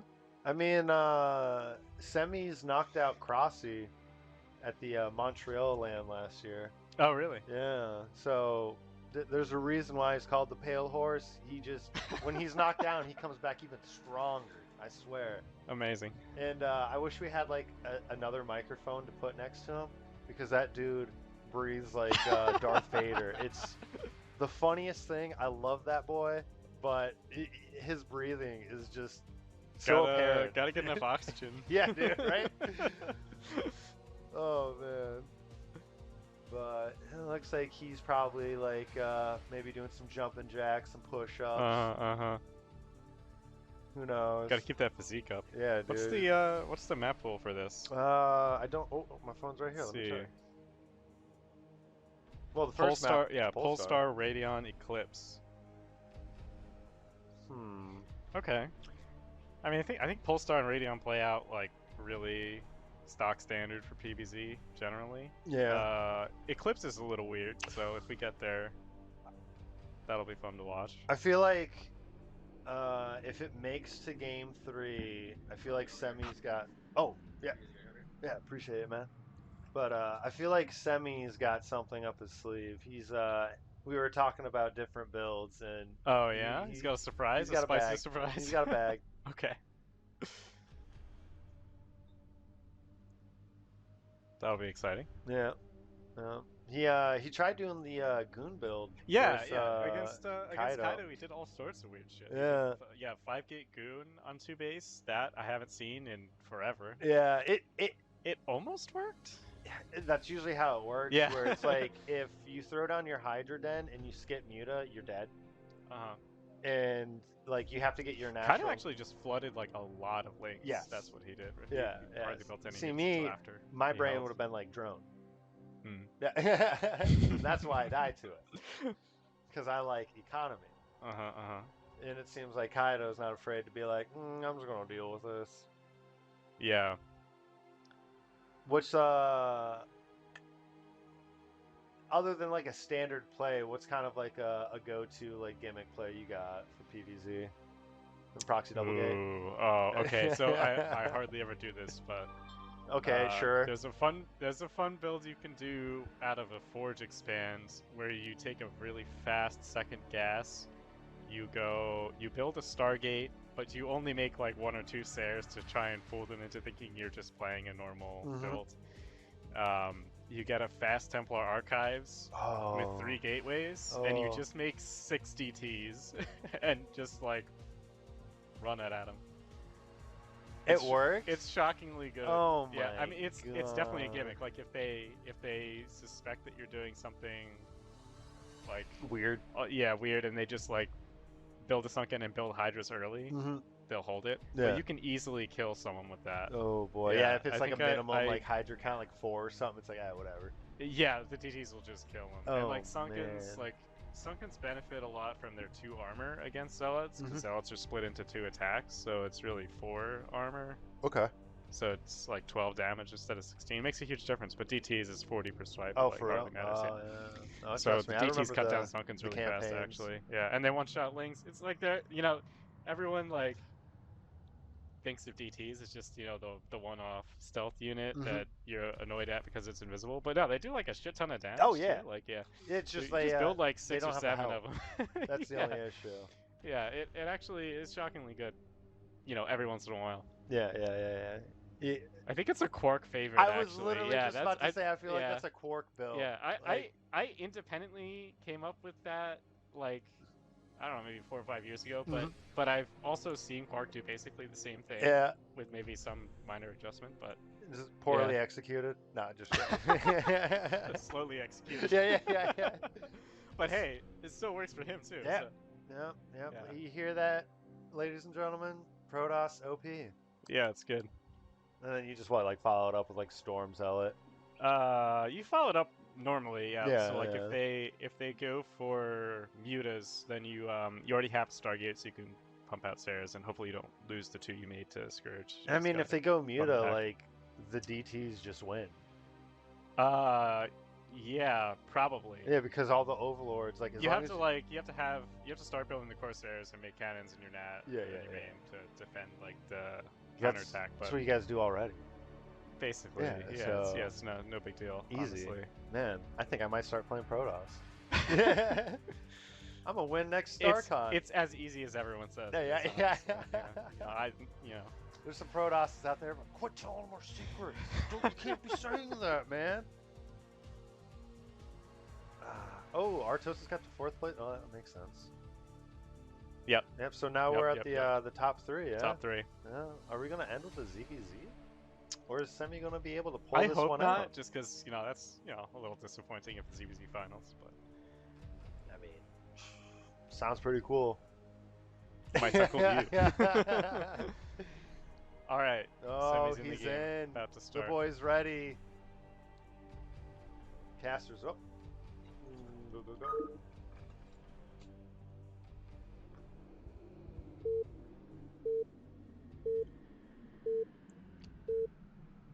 All right. So, spawning on the top right-hand corner as the teal Protoss, we have the pale horse, Semih. And then on the bottom right, as the blue Zerg, winner of the last set, we have StRyKeR. All right. Anything notable about the spawn locations? Not really. No, I mean It doesn't matter. It doesn't matter so much on this map. Yeah. What spawns you get, I don't think, in PvP. I feel like I don't know. Polestar, in my opinion, is it's pretty good for Protoss because getting this expansion's pretty easy. Yeah, that's and it's a fairly easy to defend. expansion, but it's not like it's not uphill, and the choke's not that small, so. Well, you can't give you too much of an advantage now, all right? I'm saying better maps. Yeah. like Polyploid. Yeah, or Fighting Spirit. Fighting Spirit. Yeah, dude. You know how many times I've just died trying to push up that 3rd ramp? Yeah, that's a map where it really matters with the spawn location. So. I hate it. I do like, as Protoss, I like that there's gas at every base on this map. Yeah. Really, once you get up to 4 base, you can just make as many Templars as you want, basically. Yeah. Endless storm. Double upgrades is easy. All right. I get it. You're pretty happy about that. Oh boy. All right. It's like gate expand from Semih, and what's StRyKeR doing overpool? Yeah. So we're gonna be getting the 2nd probe scout. We're gonna see what's happening. We went for overpool. Overpool. Which he's been doing every PvZ that I've seen StRyKeR play. It's a good opener. Yeah. It's flexible. Forge Fast Expand is a pretty good. Oh, it's Forge. It's not Gateway. Yeah. Every game I played against Semih, I was hoping that he'd go Gateway Expo. That's why I was opening 9 pool. But no, he just threw down 2 cannons. He's playing a lot of Forge today, huh? Yeah. Little Forgey boy. So he sees the 3rd, and there's no sight. So he might be able to cannon rushes. He could. Yeah, the Overlord didn't go there either. Yeah, and these Lings are going straight to the natural. Is he gonna? Oh no. Okay. Yeah, that'd be kind of crazy. I got too excited. He's gonna go spotted anyway. Yeah. So, all right. Smart man, and the cannons within range of the gateway. Yeah, notably not out of range. Yep, that's pretty cool. Looks like Semih's learning. No, he's not gonna block the natural. Oh man, missed opportunity. Oh well. All right, we're gonna get the gas. Nope. Psych. Okay, pylon. That makes sense. Gas. Yep, gas. Pretty good odds that StRyKeR goes for mutas. He's been building mutas and also basically every PvC I've seen him play. Oh, really? Yeah. Yeah, like at least 5 muta. I just find but the, oftentimes he's doing like the 9 or 11 muta with Carapace and like 15 Scourge. Ooh. It's just been the doing that a lot follow-up lately, is the what I always find the hardest about that. Mm. Like if you don't do like a significant amount of damage to the Protoss, they just push and win. Or just good luck taking a 4th. Yeah. Alright, so Semih's getting a good scout off. Yeah. He sees the lair. Solid scouting info. Knows there's no 3-hatch Hydra or anything. Gateway's done. Where's the Cybo? Semih, where's the Cybo? Come on, put it down. What are we doing? Just going. Wait. Above the gas. Oh, you do? Oh. He just placed it, yeah. Okay. That's pretty late for Forge Expand. Usually with Forge Expand you get the Stargate would start about 4:15. Oh, really? Yeah. It should. That's quick. Yeah, so I'm not sure what he was doing with the money. Maybe just a little focused on. Did he start? Pro He might have built control. his. Yeah, he built his first zealot before he started the core, which is 18 people. But that's Oh okay. yeah. Yeah. I could see how that would delay it. Right. It does. Yeah. Because it delays you putting down the core, which then delays the Stargate. So. Yeah. One thing leads to another, and there's a little ninja zealot. Yeah, but now he has a zealot out on the map that I don't know if StRyKeR knows about. Well, I Looks mean, like he's got scouting great. around. He's got great vision coverage, pretty much everywhere though. He'll probably see it coming in. And he And sees he has 4 or 6 lings. Oh. I think 8 lings now. out There on it the is. map, So he can easily shut this down. Oh yeah. Yeah.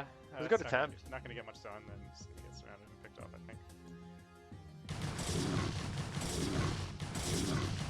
Okay. Nah, I don't. Yep, he missed a shot. That's so bad. Dang, only gets 1 Zergling. That's a little unfortunate. Is he building a Stargate now? Yep. Yeah, Stargate's coming up And and Citadel. So yeah, no 5-gate Coon. And we got Do the we have a 4th Spire and 5th from hatch. StRyKeR? Oh yet? Yeah. That's almost done. So Yeah, Spire's gonna be done well before the Stargate finishes, or well before the Stargate pumps out a Corsair. So he's gotta be very careful. If he goes to scout with the Corsair, he's gotta be very careful about not letting it discourage on the map. the Sim City at the 3rd is kind of interesting. Is that like so you can put That is interesting. creep colony there or something? Yeah, 'Cause I don't usually you could know. put it I don't know here. what Zerg's walling is supposed to look like on this map yet. I haven't played it too much. We're all still trying to figure it out. Yeah, but I haven't seen that yet. That's weird. I guess yeah, you can tuck units back in that little pocket, and that's probably okay. Scourge are out on the map. We only have 1 Corsair cannon going down in the main. Yeah. No natural cannon. Will he so- react in time to the Scourge coming in? Because he could lose that Corsair if he doesn't. Our gas is still kind of high, so I don't think he's going for the Muta, but he does have the natural gas, so there might Yeah, I guess he's be... just getting upgrades, Hydra upgrades, and then Yep. Just a standard start making Scourge Hydras. opening and all drones, so yeah, we're going to be playing Hydra Man. This is a little bit of an early move out. Legs probably won't be done for another 40 seconds or so. This actually could be a really strong move out. Oh no, he pump fakes. Maybe he was just That's trying good. Yeah, that's fine. I Yeah. mean, just make Zerg. Well, did he even see the? He didn't have any scouting units there, so he didn't even see the Zealots leave. No, the Lings ran back. The Ling. Okay. Yeah. Okay. Yeah. He's So not really StRyKeR active. will have had to make some Hydras maybe before he wanted to instead of drones. Oh, Mutas. What? How many? 5? Well, he's got 3 gas, so I guess it's not that bad. And yeah, it just Yeah. looks Okay. like so he's just going up to 5 Muta for now. So I guess No, he built more Scourge, so I think he's gonna commit. He's probably gonna build a bunch, like 9 to 11 Mutas. 4 gate going. We got the cybernetics core spinning. I blinded StRyKeR, so we fix Yeah. that. Yeah. So Oh this one- no! Oh. Oh, Corsair, pull back! Pull back! Oh, okay, alright, we're good. Alright. Got the double gate. Oh, so now we have 5. Is that more Mutas on the way from StRyKeR's base? Scourge. More Scourge, okay. So 5 mutas, mass Scourge. So it seems like he just wants to make sure he doesn't die to any type of zealot shenanigans. So instead of building Zerglings, he probably wants the muta route. And he's taking the bottom left main already. That's pretty timely. Yeah, that's almost done. That's a quite fast fourth base. So he's just exploiting the fact that he has map control with the mutas because he has so many Scourge. Oh, we have more.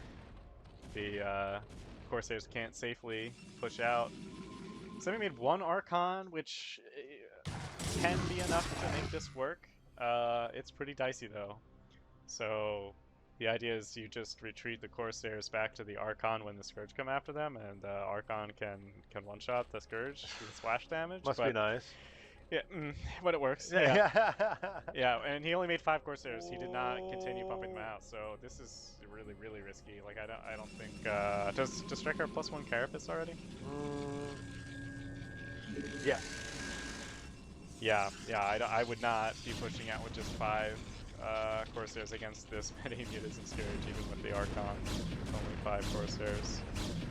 So Semih is just stuck in his base, and StrYKER's definitely getting away with that really early 4th base, and he's hardly built any Hydras. He's got a ton of drones. Looks great for StrYKER, honestly. Yeah, I mean, it seems like even supplies, which is yeah, usually in Protoss not great for Protoss generally. He's got a bit of floating minerals. I think he probably should be up to 8 gateways at this point. 7. Okay. Yeah, 7 gateway robotics is down, so yeah. He's prepping for the potential lurker. But I mean, honestly, I feel like with these heavy gateway pressures, it kind of goes into Protoss's favor because the quick 4th, you spend so much larva to get the drones that. Yeah, there's a little window where it can be really dangerous, especially when he also spent so much larva on the Scourge. So like that gave him the map control in the mid game, but at some point, there's going to be like 10 or so goons out with the High Templar with Storm and the Corsairs. All that together means the Scourge really kind of lose their relevance. Yes. So it's. I feel like it's just more of like the fact that no fight actually happened makes the Scourge like wasted larva in a sense, but they bought him all that time in the mid game to do what he wanted, so. It's just something there for the time being, but you definitely want to transition out of it. Huh. Really just avoiding. StrYKER doesn't want to dive in. He doesn't want to make a mistake, a micro mistake, and get all his mutas blasted. So we only have playing one it cautious. He's got Semih's getting his 3rd base up. Yeah. So I mean, it seems like both players are really respecting each other. Nothing has really gone down yet. Not a whole lot of fighting going on. They're just walking around each other, checking out what the other is doing, and just backing up. A lot of lurkers. Yeah. All right. Do we have Hive on the way yet? Oh, yeah. About Queen to. Nest is okay. down. I mean, the 3rd is being taken. That's usually like one of those benchmarks for Zerg. If Protoss takes 3rd, you can go for the Hive. But honestly, I've been going for it a little faster. I like Defilers pretty good. I've been listening to my opponents, and I'm like, they always complain about them, so I think I should make them. Yeah, stop that, please. No. Yeah, I actually loved the era where everyone was just doing like this flare heavy, like Hydra Lurker forever style crossing plays. I like playing against that. That was like not frustrating. Right? Yeah. Like, I don't want to respect Zerg. I just want to aim better. Yeah, you got like 1-3 lurkers that you got to deal with, and you're like, all right, I'm good. Push it. So kind of an acknowledgement of armies right there. Semih throwing down a couple storms, losing some High Templar in the process, but being like, all right, you got a lot of Zerg stuff. I'm just gonna pull back. Maybe take a 4th. I would think he would take the to be like 3 o'clock third. Yeah. Yeah. Or fourth rather. Because he's got this going pretty well. His gateway count's His kind army's of low. positioned well to defend that. If he just keeps walking back and forth around the middle instead of Alright, seems like Semih. He's going in to try and pressure here, but he's got no shots on the link. Getting all top of the... Yeah. Not a great trade so far. StRyKeR's up supply. He lost a bunch of their goons. Didn't really do all that much damage. His moves were okay. But the Zealots couldn't really get into the fight. They were just stuck behind the goons, and they don't really want to be in the fight anyway with all that multiple workers. Alright, StRyKeR's seeing how that trade went and decided that counter-attack is probably Semih. So, Yeah, what I've noticed is when KUDOS can't play rifled away through the army, the longer the fight goes, the more in his favor. Semih getting kind of caught up in the lurker, losing all the zealots behind Templars, only 2 left fighting against lurker Hydra. Not the best trade going down, and it looks like he's actually going to be chained into his natural, which is a terrible spot to be. yeah. StRyKER pushing to third, but... Fortunately, he has enough cannons up at the third base to hold a little contingent that StRyKER up there. But yeah. it didn't go as well as I thought it would for StRyKER there. But so Semih managed to hold on. But it's still a grim situation. Like, he doesn't have a 4th base going yet. StRyKER's on Hive. He's about to take his 5th base. He's up supply. How are the upgrades looking? What do we have on the links? 1-1, and then Hydra we have 2-1. So yeah, really good KUDOS. upgrades. Double Evo, triple Evo. So Zerg upgrades are going to be coming online. And yeah, it just Semih. 1, 2. Does he have double forge or single forge? She's been running off single forge this whole single time. forge. Yeah, so Yeah, we should have like 2-1. yeah. So that's another thing that's gonna tip in StRyKER's favor as the game goes longer. Triple evolution chamber versus single forge. Man, that's a really The good line. upgrades matter a whole ton in this matchup. So. Oh yeah. Yeah, really liking StRyKER's position here. If I was him, this would be. Yeah. He's sitting pretty. Yeah. Yeah, he's not worried. Yeah. Okay, 4th is now going down for Semih. Gateway count is starting to get a little bit bigger. His resources are pretty much non-existent, and his supply is off. What was that, a shuttle? Did we just miss a shuttle? I don't see a storm drop or anything. Well, something happened at the yeah, something happened at the natural. Fuck, I missed it.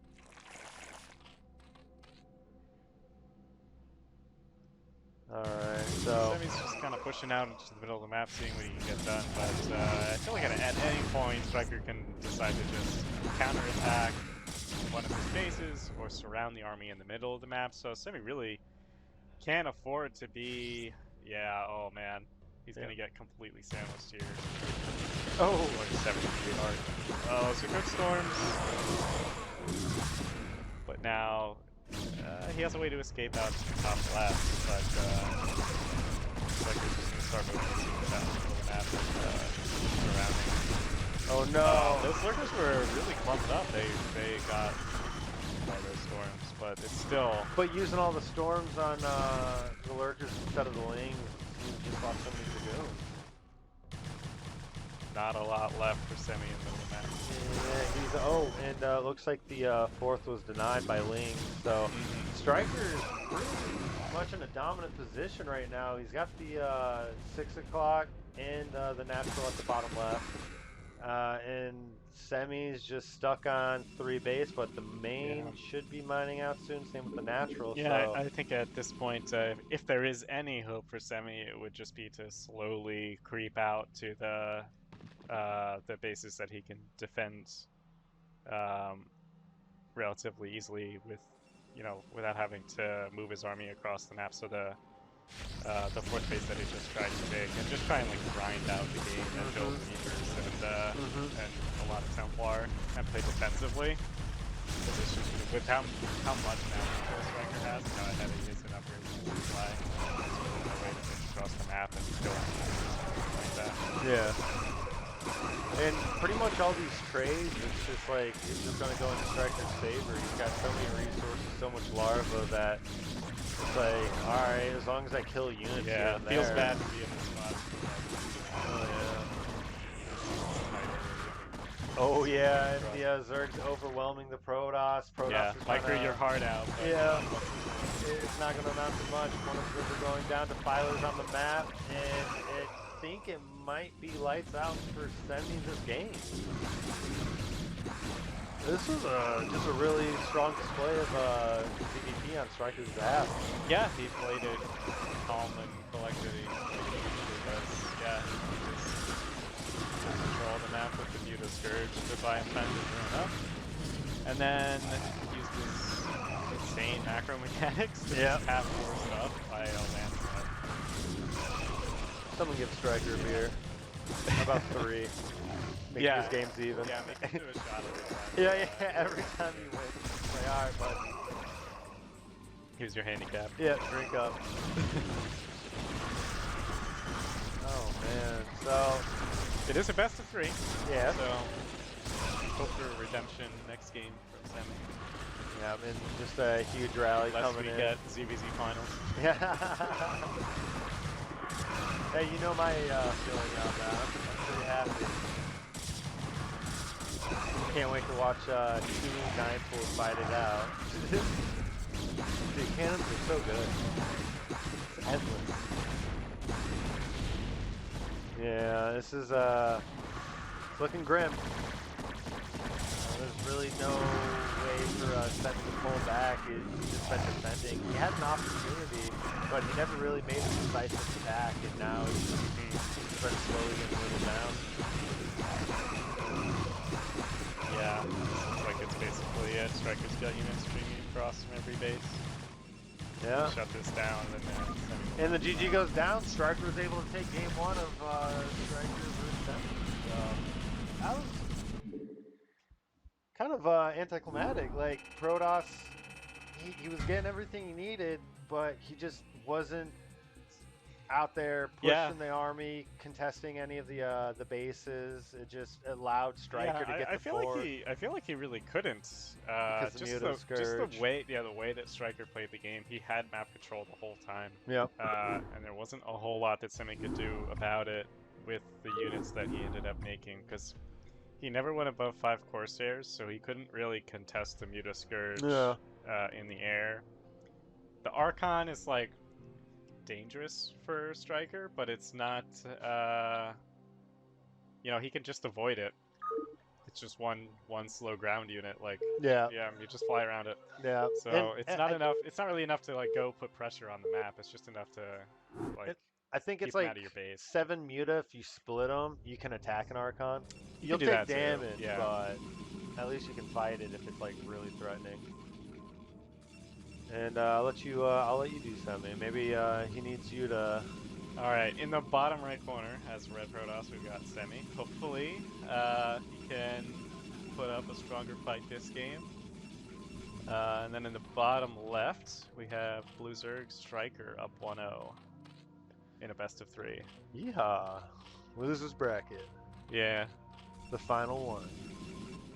Yeah, winner of this goes to the finals. Yeah, that's it. And they will play with a 1-game loss. Yeah, that's right. So it's a best of 5 finals. But the Kaido will winner's have bracket player, Kaido, will have 1-0 advantage going into the series as his reward for not dropping any matches. What a pro. You want to take over for a second? We're gonna grab another beer. Oh, sure. Just do a seat switcheroo here.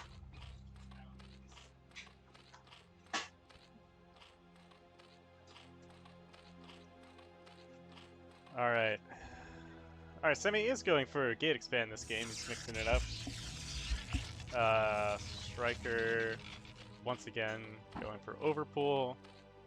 Nothing new there. Oh, wow. Okay. Semih's doing... Was this double 9 gate in the national? Yeah. Okay. He's going full Protoss right now. Yeah, I'm interested that he didn't put the second gateway here. Because you can kill these eggs later to get out, and then if you put the second gateway here, you have just this one gap wall to defend against slings. I'm just happy that second gateway is not Yeah, blocking but the maybe natural. he was just hoping the striker wouldn't see it, but I think he did. No, he only saw the one. I'm not sure. He's going back. He'll see it now. No? He's looking for the nexus. There Okay, it is. yeah, he saw There it. it is.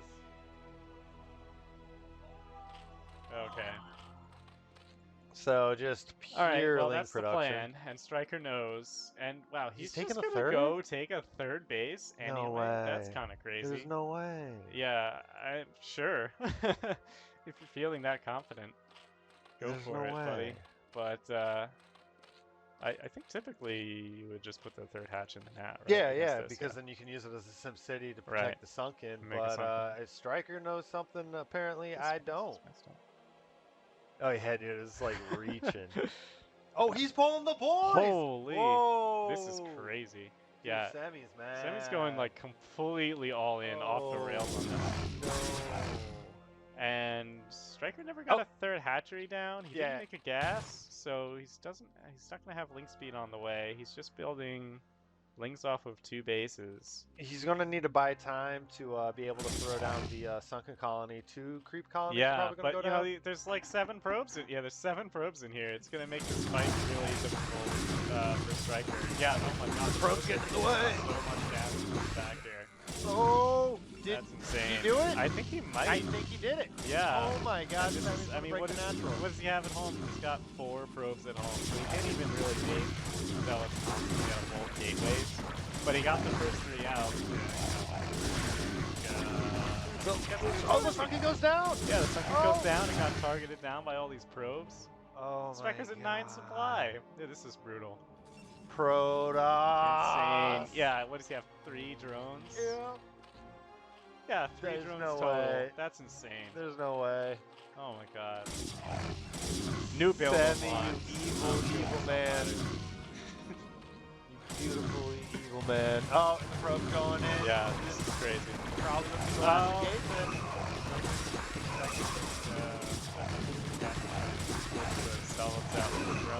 And I don't think Semi it's did gonna it. be quite enough. Yep. Yeah.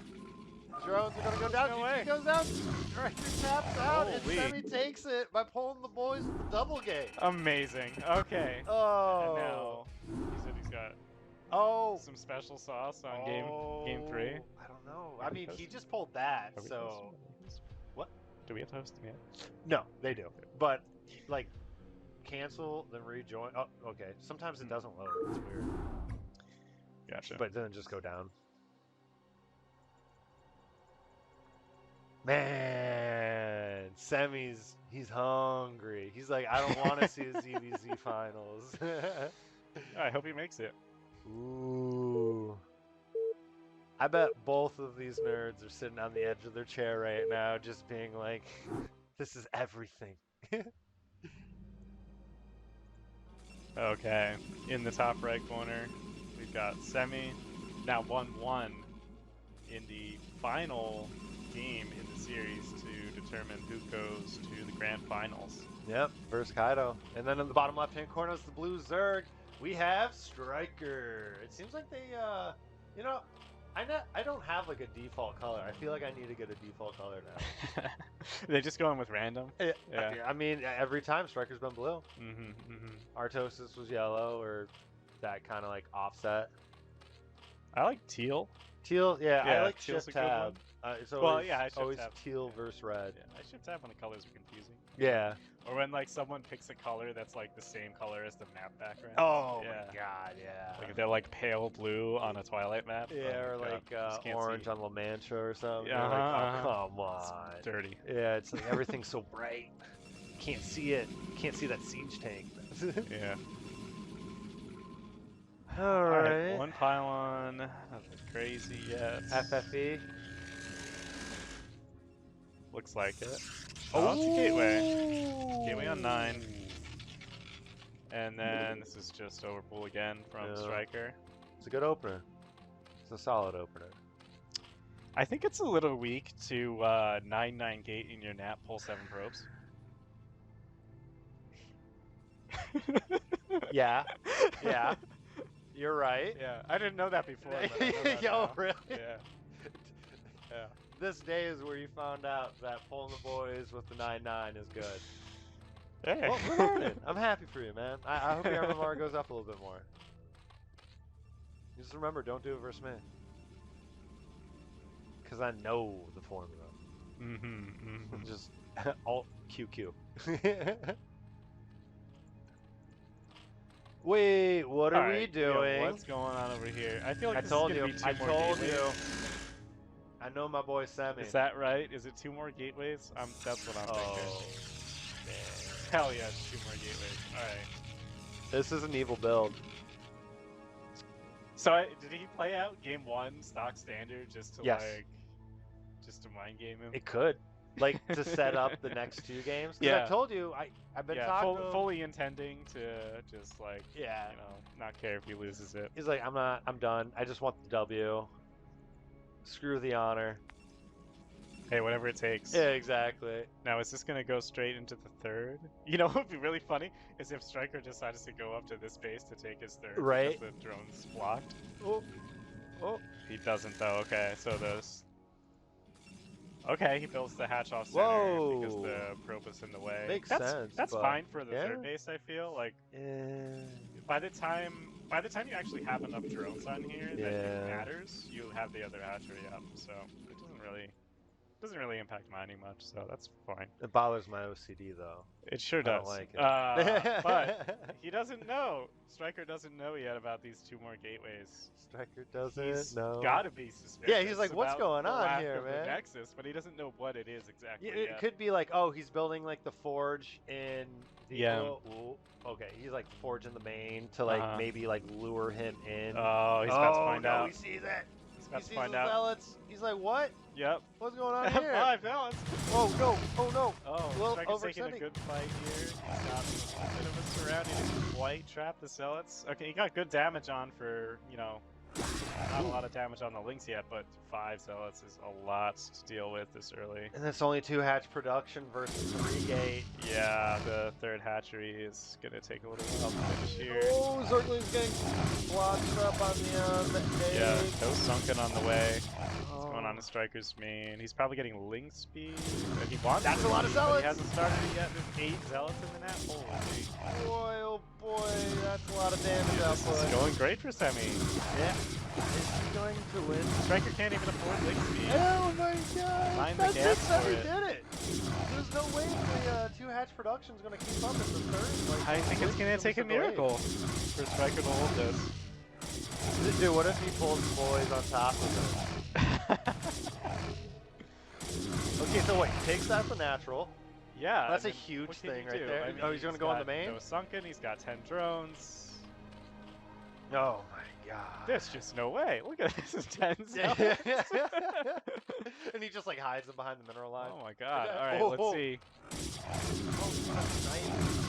Oh, Oh, he did get link speed. He did pull up gas. yeah. Okay, that's a really good engagement for Semih. No good surround from the StRyKER. He keeps dancing back and Yeah. forth. There's just no way to take a good fight against 10 zealots. Dude, Semih just did it. Yeah, Semih that's just crazy. did it. Oh That's my crazy. god. He's going to the finals. Dude, unless, like, what's happening? I don't, what are we doing? I can just disbelieve Yeah, right now. dude, he's Just so cannot mad. believe that this is how it ends. Oh, he's like, okay, he's probably going to scout it out just to He's be gonna like... build 2 sunkens up Yeah, here. yeah, yeah. He doesn't have a pull. Oh, He's like- okay. So what's at home? Okay, 3 zealots. He's Oh. fine. Yeah. Oh, man. Someone go give StRyKER a hug. He's gonna need one. Yeah. Oh, and then the He's even got the forge going. I bet he'll throw down a cannon in his main mineral line here in a second. Okay, let's keep that a little bit. I mean, that's a small victory. Yeah. A little late, but... Too little, too late, unfortunately.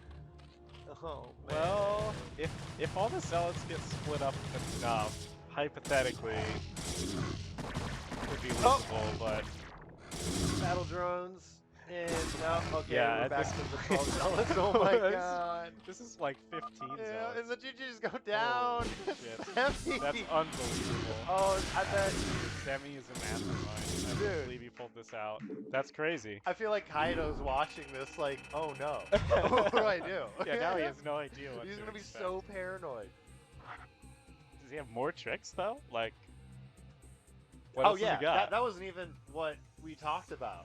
That was just out of pocket. But Damn. yeah, I think he's pissed. He's like, I'm not playing macro. That was game one. No. All right. Accomplished nothing, and then yeah, he's like, proxy gateway is pretty good, and What a champion, Dude. honestly. it's the pale horse. He has risen, ladies and gentlemen. He's here to win it. He's here to win that first place purse. That whopping what, $700? Something like that, yeah. dude. Oh, Flash, you in? Dude. How'd you like that series? Our hearts are racing because one, I don't want a ZVZ final. Oh yeah. But it was so dirty. I know. Insane, Listen, yeah. I need a shower, but the shower will be very satisfying. Yeah. Okay, I'll see you. Alright, are Alright. you two casting your finals back? All right. Well, thanks everyone for dealing with us. I enjoyed it. Perfect combo for this series. Yeah, dude. Yeah. Tim, the Protoss god, and the Zerg peasant over here. It was a good time. Thanks everyone for tuning in. Long live Brood War, and we're gonna hand it off to EG Machine and Flash for the win. EG. Yeah, dude. Forever. All right, love you guys. Peace.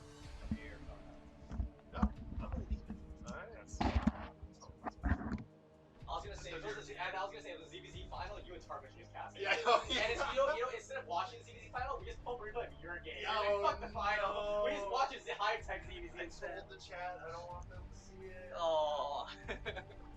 Alright, good luck.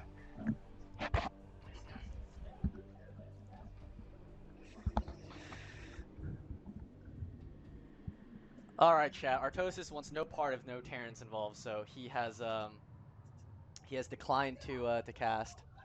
We got Machine. Our Machine's, I think, just in the bathroom right now, and we're ready to ready. Why do we have a flash for the win command? Well played. Artosis just wanted to cast a Terran, but no Terran, so.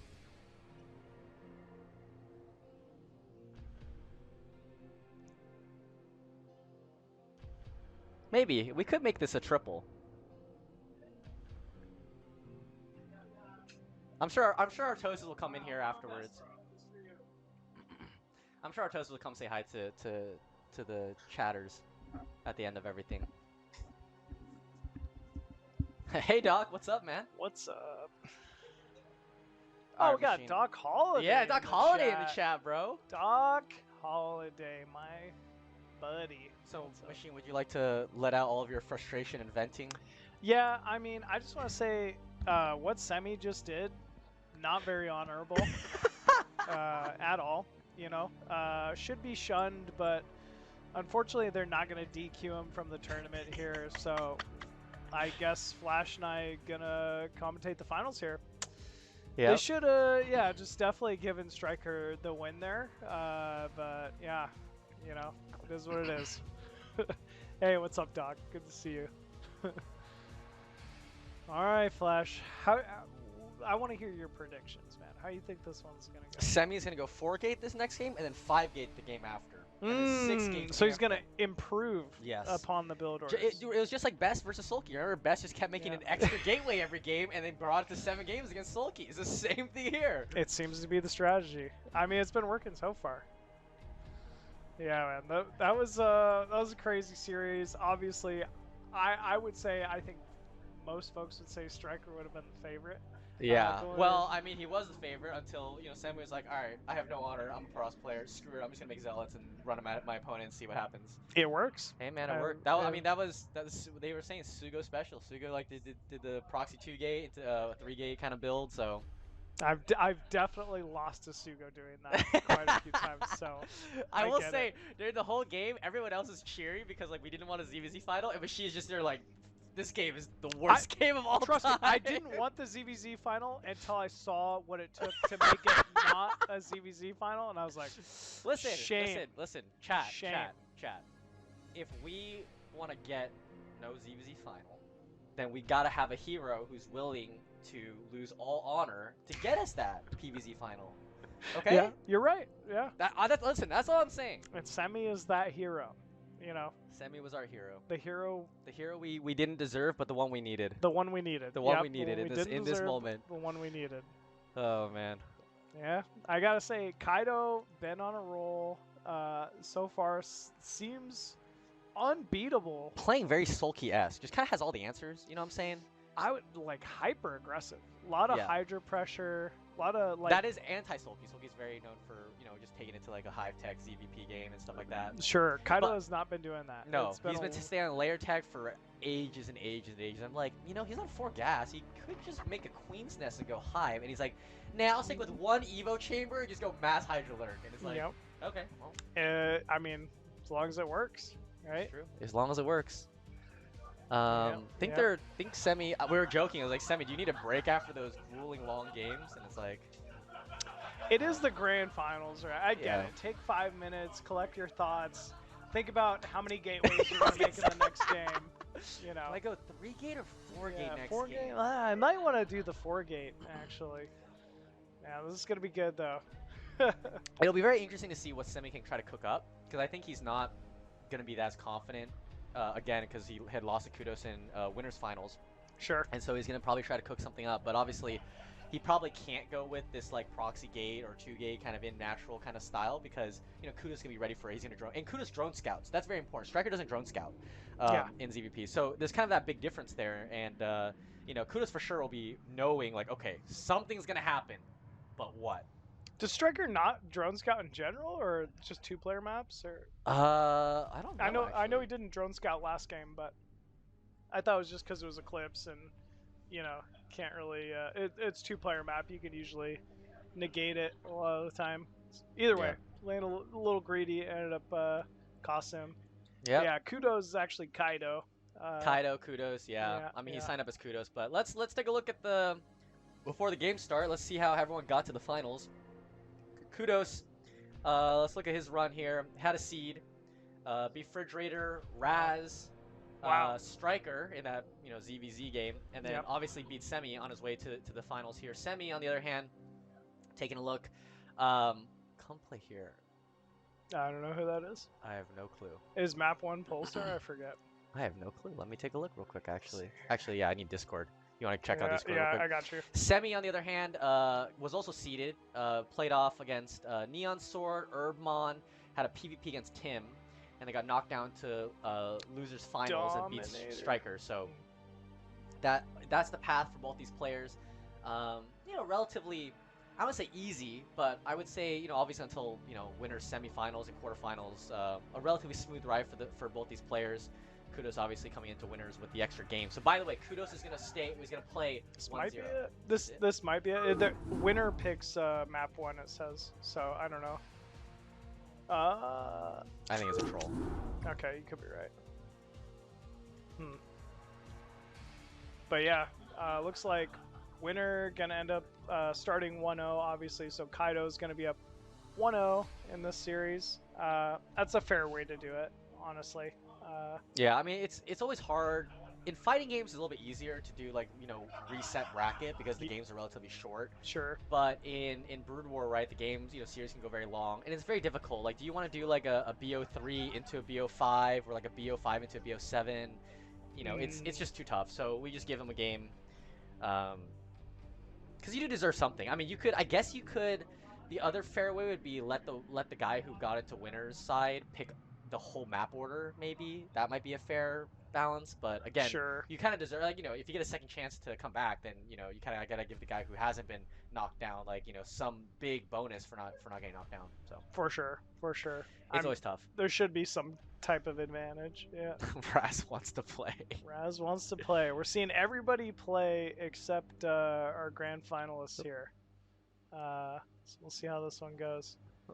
Yeah, I mean, should be a good series. I would say KUDOS seems like a big threat. Zerg versus Protoss, you know, obviously making it this far.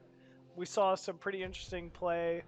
A lot of 973, Zergling run-bys, very fast drop play versus Semih in the last series. Yeah, Like, that elevator play was a pretty good one, and you know, managed to pull it out. Although I think didn't Semih win that game actually? He managed to stabilize enough and then managed to push back. Yeah, I guess that was the one he. That was the one he won. Yep. So that was a good win from him.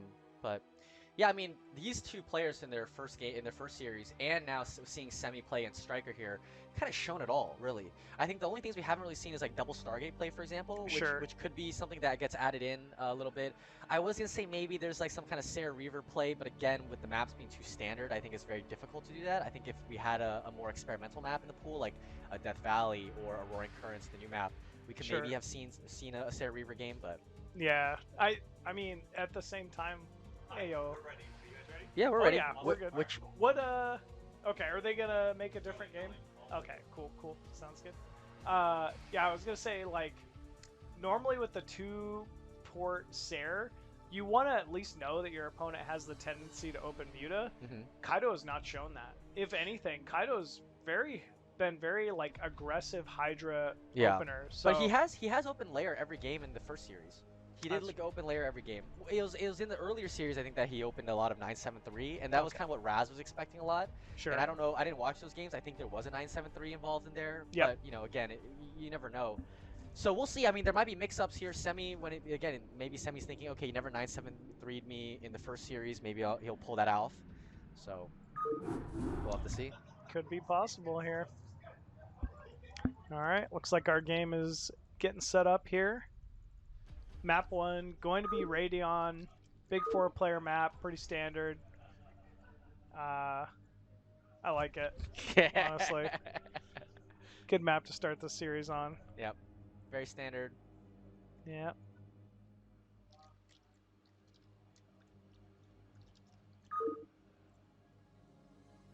What are your predictions? How do you think this set's gonna go? I think Semih is gonna try something different. It's not going to be like the mass gates that he's been trying to do. Sure. It's going to be something else, and we'll just have to see what it's going to be. I think he's going to try to mix it up. I don't see him going into a trying to play standard. But he also knows KUDOS' tendency of staying on layer tech for a long time. So it's possible that he goes into like a normal 8 or 9 gate and just tries his best to take games very, you know, safe and passively to try to abuse the tech advantage, you know. True. So, all right, going into game number 1 here as the blue Zerg down here at the bottom right-hand expansion is going to be KUDOS. And spotting bottom left side of Radeon as the green Protoss, we have Semih. Yep. So as a reminder, KUDOS, his advantage of coming from the winner's side is he's going to be up 1-0. So he only needs to win 2 games. Semih needs to win 3 games to win the series. And on the line, first place prize, 600. I think it's like almost $600, like 560 or something like that. Yeah. Something like that. $600 for first place prize. Second place, I believe, gets was it 165 or something? $200, something like that. Sounds about right. Yeah. But I do expect KUDOS to just simply open up Overpool every single game. Drone Scout compared to what StRyKeR likes to do, which is not to Drone Scout, I guess, from what we saw. And so, you know, I think KUDOS definitely is going to be on high alert in this series for what Semih may try to cook up. We do see Semih building that first pylon, going for a scout here. Yep. Looks like both players going to end up scouting each other first here. With that early probe scout, we know this is either Forge or some type of Nexus first play, likely Forge. Yeah, it's like a Forge. Especially Semih. if he sees the first scout, he's just going to make the Forge because he doesn't want to risk any kind of like, you know, early pool stuff. Especially considering in game number 1, he did in fact lose to 4 Lings because he made his cannon a little bit late. Yeah. No sense in taking any risks here. You called it. It's an overpool here out of KUDOS. So very early scout from Semih. He's got to be happy here. Likely will go for that Nexus first once he recognizes exactly what this is. Ooh, he's bullying down the probe here. Okay, Semih going for it. Ooh, KUDOS though with the retort. This probe's in trouble. Moving here, shot. Flash. Here we go. It might go down. He's got him, dude. Yeah, I think this probe's in trouble here. At least he gets away, but I mean, that's a free hatchery at the natural. You'll take that 10 out of 10 times here. Yep. The probe also badly damaged, so it can't really, you know, stay for too much longer, actually. Once these lings come out, it's going to be very difficult for him to hold. And he's going to go safe this time. He's going to make the cannon right when Forge finishes. I think he could have gotten Nexus, but... Oh, well, it is, I mean, it's horizontal spawn here on Radeon. Kind of a close spawn. Yeah, it's so close. You're right. You're right. Yeah, it's just a little close for comfort, I think, especially he doesn't want to, you know, have that game 1 happen again to him. Yeah, game 1, get into a standard game. It makes sense. I get it logically, for sure. We may see a kind of like a 4 or 5 gate, maybe just mass leg upgrade kind of push coming out from him. So that'll be possible. He's very good at his timings, is Semih. Like, I do like his early Citadel play. I think he tends to open just more the standard Stargate Sair stuff instead of like skipping, you know, Corsair for whatever reason.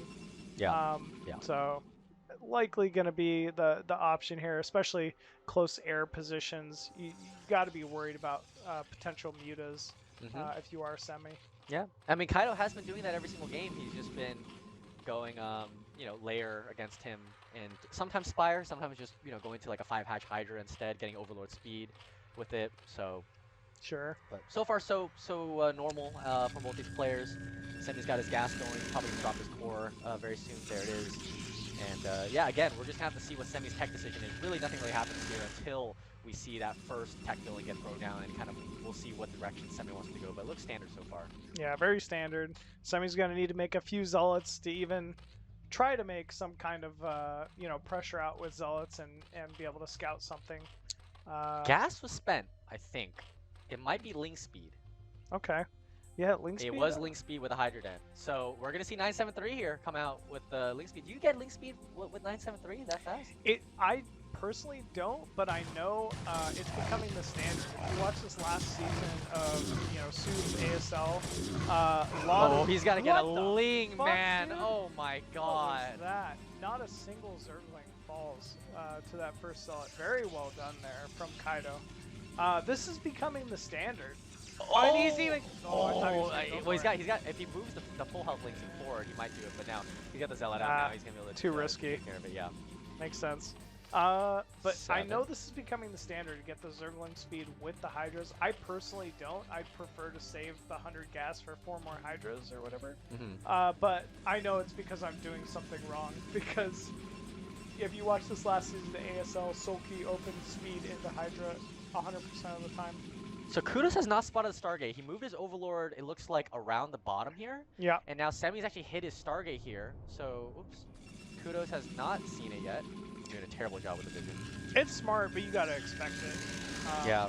He'll only see the Citadel here, but he still needs to expect some type of Hydra play. First Hydra's already out, 4 drones at the third. No cannons here, not even starting them right now. Usually when you first start your Corsair, you always get the second cannon just started for safety. But here, Semih's not doing it. He might be playing a little bit more greedy, trying to get any kind of advantage. I actually do like the Stargate placement because now his Stair is a little bit closer to his third opponent's base. But unfortunately for him, no second cannon. Yeah, I'm gonna call this out. Kaido playing the mind games did say to Semih, time to open Muta in the chat to the start of this game. So he's trying to throw Semih off here. He's gonna pull probes here. He's got vision somewhere where he's rallying probes, but they're coming out the wrong side. How did he get vision? Oh, he's got a course. Yeah. Wow! He's gonna get a huge round. round. Huge round of Hydras. Oh my god, he's gonna get a couple of these Hydras. Semih's a boss, man. I can't believe he got that surround. Very well done there. Yeah, he is gonna lose the Forge, but he's gonna try to push his cannon. He's going for it. The second cannon isn't finished yet, but is he gonna be able to get on top of the cannon? He is gonna get on top of it. One of the Hydras will go down. He's gonna start. One cannon finishes. I would say like another cannon at the very least. He should know what the follow-up is. He's killed an Overlord though. He's killed an Overlord. Might be looking for a second one here. So he is supply blocking KUDOS, which is huge. Yeah, nice supply block here. Another cannon does finish up. He needs to spam cannons. Every single mineral needs to turn to a cannon here in order to just survive. Like you said, he's at least hitting the supply blocks. Kaido is in trouble here. another Overlord goes down. Yeah, so Kaido is gonna not be able to make any more Hydras for the foreseeable future, so what he's got right now is it. So if these 4 cannons can finish fully, although the cannon placement is not the best, yeah, I was gonna say 5th cannon is probably a little bit easy here because this one's a little bit exposed, and this one is kind of tucked in the back. So 4 can go down, definitely does not have +1 yet. No +1 here. But once these cannons go down, he can go and send these probes back to mine. He'll reach the gateway, no problem. Remake the forge. He's got a couple extra gates back in the base. So Semi's gonna hold this for now, but again, you know, he did lose quite a bit of probes here, but he does killing off the Overlords really helps. Yeah, definitely kept him in this one. He's gonna go for it. How's he gonna go for only 2 zealots right now? Again, that exposed cannon gets sniped off by Kaido, but the 4th cannon is gonna do the rest of the time. I think this will hold the Hydras that Kaido is gonna send forward here, especially because he's got that 1 zealot as well to take a little bit of damage. The amount of probes lost has been significant, though. I mean, we're literally not mining at the natural. We don't see much more, well, I say that. Now we see more blue traveling across the map here for Kaido. So this is a pretty big committal. Kaido might just think he's kind of got this with the damage dealt. Yeah. Choose to commit. Yeah, I think he's just gonna make some extra Hydras, see if Semih is gonna, greed and not make any more cannons, which he has. He's only staying on the 4 when he can because he's got the forge. Semih's gonna pull probes once again, another bit of delayed mining here, but behind this, it looks like KUDOS is now transitioning. He's now droning up, getting up to 5 hatcheries, getting the layer started, Spire as well. So he's looking to really get into the late game now. Yeah, Spire is gonna be a big problem here. Obviously, Semih already taken very significant damage. No Corsair in production. Templar Archives delayed. This is looking very good here for Kaido. Yeah, Forge not spinning either. Finally, just now started, but yeah, Semih's just got to mine as much minerals as he can. He might even throw out a 5th cannon because he's a little bit worried about this Hydra count right now, which I would be too. I would definitely be a little bit worried if I were a Kronos player with how many Hydras are out on the field right now. Yeah, Kaido even taking a supply lead so far. Things are looking very strong. 6th hatchery. Look at that drone count. Very clean here for Kaido. Yep, Semih's got legs though, but the problem is without +1, I mean Zealots can get on top of these Hydras, but you really need that. You really want that +1 attack upgrade to really get some solid damage down. You get a couple here as the Hydras retreat, but it's not gonna be able to push for much more further than that, I think. Yeah. There's gonna be enough Hydras to reinforce this. At least it pushes back some of this pressure. You can kind of breathe a little easy for a second, but yeah. I mean, make no mistake, Kaido is clearly in the driver's seat at the moment. Yeah, we'll see here. He's going to get a little bit of drone damage here, which is going to be really nice here. And because the Zealots have speed upgrade, they're just going to be able to run away here without taking that much damage. He's really going to try to fight his Hydras, and he's doing an okay job of it, but no, he's got to pull back. 1 Zealot, getting in there, getting a couple drone kills there. So not bad for Semih. Trying to find as much damage as he possibly can, and now DT's out, so we'll see. Is there an Overlord? Yeah, it's an Overlord here. Yeah, DT always nice, but it looks like, Kaido's in position. This DT shouldn't do much other than scout the 3rd and hopefully back off and delay a 4th base. Spire is done, and I see a lot of larva morphing. He's only got 3 gas. There's probably Muta on the way. There's the first here. one. First Muta is out. He's got a couple Overlords here. So I don't think that he's going to be able to get this DT in. Oh, but the DT may snipe this drone? I think he's not going to be able to see it. Nope. DT kind of hesitated there, and Kaido's just going to go for a 4th base and get really solid on this economic position here. Yeah, DT sees the Overlord is going to run away. Yeah, he's going to see the Overlord, backs off. Should go towards the 4th there. Nope. Okay, 1 cannon in the mineral line at the natural. Very nice. Couple in the main. But still, Kaido poised to do a little bit of damage here with the Muta switch. Yep. I mean, he just needs to pick up just a few probes. There's not a very high committal Muta switch here. Just so far making only 4. I think he's just going to kind of test the waters a little bit, see if he wants to make a little bit more. I mean, 4 does 2-shot a High Templar, I believe, and also 1-shot the probe. So, pretty nice. Get a little bit of damage here with these Mutas. Oh, it is 5 actually. I was going to say it's like 4, but had them stacked a little bit. And, here comes the Scourge. Little Scourge craft trying to fade out the Corsairs. Picks off the probes on gas. Very well done there for Kaido. Yep, Scourge are gonna not be able to connect with the Corsairs. Semih's Corsair control has been really solid this whole series, even the first series as well. Not really losing too many to Scourge, but yeah, just right now he's a little bit in trouble. He got 1 Muta, but Very just well in done. trouble because, again, Kaido is gonna set up his 4th base right now. He's got a huge drone count. And Semih's not really added more gateways. You know, these gateways are very, very delayed because of how much economic damage he does in the beginning. I mean, that natural is severely under threat there of Semih. He took so many probe losses. He's still just kind of recovering from that. Makes sense. He's got to... I don't know what Semih really has to do in order to kind of come back in this one, but I'd say like drop play is potential, or at least even just sit back, hold your third, sit back, hold a fourth. Oh, is he going to get a DT snuck in here? Oh, very nice. He's just going to go after the Hydra instead. I was going to say, if he just like, you know, kept in the corner here, he's not going to realize and he's going to go get some drone kills. But the DT is going to be annoying regardless. Mitas are overhead, trying to get some damage here, but not really able to find too much. You know, when you have only 4 Hydras, or 4 Mitas, it's just a little bit too difficult in these positions to get a lot of pressure down, because for us, we have to... Oh, but the Corsairs! Ooh. Go down. I mean, only 2. Well done there from Kaido. Not the worst, but the Corsairs just kind of help push the Mitas away a little bit. Like, if the Mitas want to dive on High Templar, you know, you're committing a little bit at the very least. But yeah, Semih's down 40 supply. He's got a Dark Archon from Maelstrom. He's got the energy for it too. It's been hidden. I don't think Kaido has seen the Dark Archon this whole time. It may be what he needs to really get back into this one. I say that, it's only 4 Mitas. Yeah, I was going to say, having the 4 Mitas here, if it would, imagine if it was a full fleet of like 10, 11, then it'd be a big, you know, chunk out of Kaido's kind of supply. But because there's only 4, even if he does land a perfect Maelstrom and perfect Storm, he's increased the Mita count a little bit. 7 now. Okay. Does he have a few more coming? Is he going to make it 8? Nope, just going to stay on 7. Here. Okay, loading up a High Templar. Oh man, I'm surprised we see that shuttle with the Templars. I mean, at no point has Semih had air control in this game, so this definitely feels like a coin flip, trying to go for some type of a storm drop. I feel like you kind of have to at this point, right? You're so far behind, he's just sure. like, alright, well, I'm just going to roll the dice, see if it works. If it doesn't work, I mean, go to the next game. You're not wrong. Yeah, for sure. Yeah. I mean, it's a very, like, a kind of gambler's mentality where it's like, you might as well go for it, right? Because I have nothing to lose at this point. Yeah, what's the risk? Yeah. Well, it does look like Semih trying to push at least Vision outside of his own third. Might just suffice to take his own third base instead of putting on any type of pressure. I think that's kind of a wise play. Oh my, I was complaining about this fucking shuttle and it's going to go in here and go... good reaction time for Kaido. Very fast reaction time, and I think this, high ground. Oh, man. That is awful. And now the Dark Archon is also real. It's got 2 Mails from. He just really needs to make sure he doesn't lose it. That is kind of his, like, trump card right now. He get a big Mail from off. Nice going down. A little bit. Oh, it's the Maelstrom to come down here. Nice, guys. Very good. Very good. No Templar has died yet. There's the final storm coming out here. All the Mitas are going to end up dying. All right. That was a big chunk there out of Kaido's army.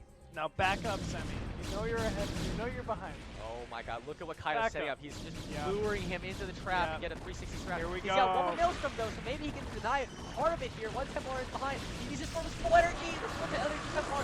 Where's the Maelstrom? Okay, it's not the best. There's a storm. Good storms here. Whoa. 360 surround. Is it going to be enough? No, all the Lord is killed. Huge. Huge storms. Great position. Honestly, Semih did that about as well. Yeah, but there's too many Hydras coming in. They're going to be able to clean up the rest of these dudes here. And Semih did all he really could there. I mean, that was probably the best he was going to do, unless Kaido did it. But at the end of the day, he just didn't have enough. I mean, he was down like 30 supply when that fight happened. The fact that he even managed to take a fight that well is actually paramount to his ability as a player to really find that. But he's got to pull back right now. He's got to wait for another Maelstrom, at the very least more Templar as well. But right now, he's kind of out in the middle of the map right now, and Tiger's going to jump on top of his army. Oh, Kaido's being a little bit indecisive here. Yeah, Kaido's definitely not afraid. I mean, he's got a 5th base at this point. He's been doing very well with just like Lurker, Hydra, controlling the map. Yeah, he's up 30 supply, just about. Things are going very, very well here for the Zerg. Yeah. I mean, Semih's ability to fight has been really, really solid so far, just throughout both series. Oh, the Templar out of position! Semih, no storm. Behind your Templar! Another one's going to get picked off right now. Oh, wow. Those 2 Templar going down, and now there's nothing to stop the Tigers. Well, he's got a little bit of reinforcement zealots here. and he's going to reposition a bit better to try to get a better arc right now, but there's a lot of Hydras. I mean, yeah, I think Semih can hold this just barely, but again, his economy is just not nowhere near as good as it needs to be. I mean, the 5th base is about to start. Kaido, though, really just likes sitting on Hydras this whole time. I mean, I guess if you're ahead like in this position, there's no real reason to go to Hive and like maybe potentially give KUDOS an avenue for timing attack. Yeah, just pressure,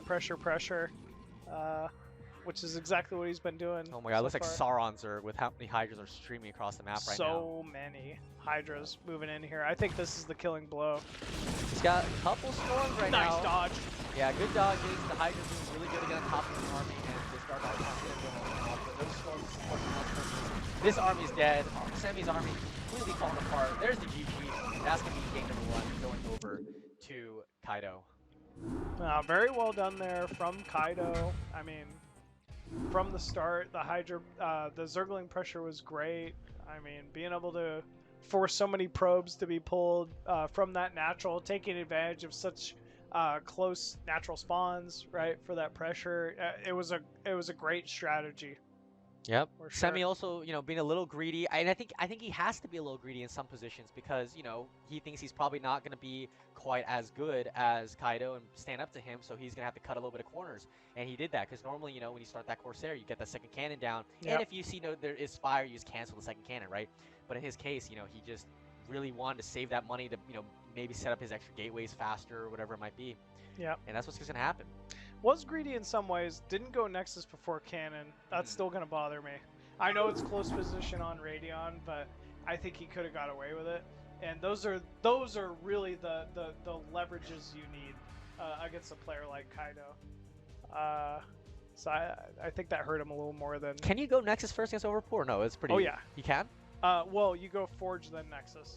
Yeah. Or I was going to say, like, Nexus first. It's not possible, right? Your Forge is way too late. Yeah. And I think, you know, because Kaido is just going to always open up Overpool, then you just can't go Nexus first. But just go just Nexus before Just Cannon. go Forge, then Nexus before Cannon. Yeah. I don't know if Semih it's boosts. an advantage. That's one of the things that Semih doesn't like to do. I think he just doesn't care for boosting. Maybe that could help a little bit. It's tough to do. Yeah, for us is already so good at mining, you don't need boosting. Yeah. All right, well, going into game number 2 here, Kaido's up 2-0 already. It's going to be him at the top right position as the Blue Zerg.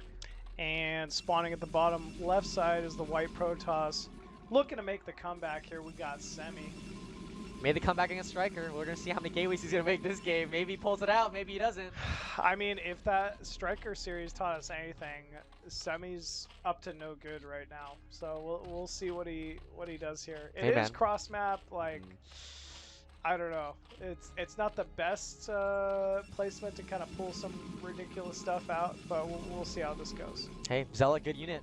Zealot, good unit. Zealot, good unit. And Semih's Zealot control is pretty good. I mean, we saw that obviously against StRyKeR. Like, he had some pretty solid Zealot micro in that game. So he does. Yeah, he absolutely does.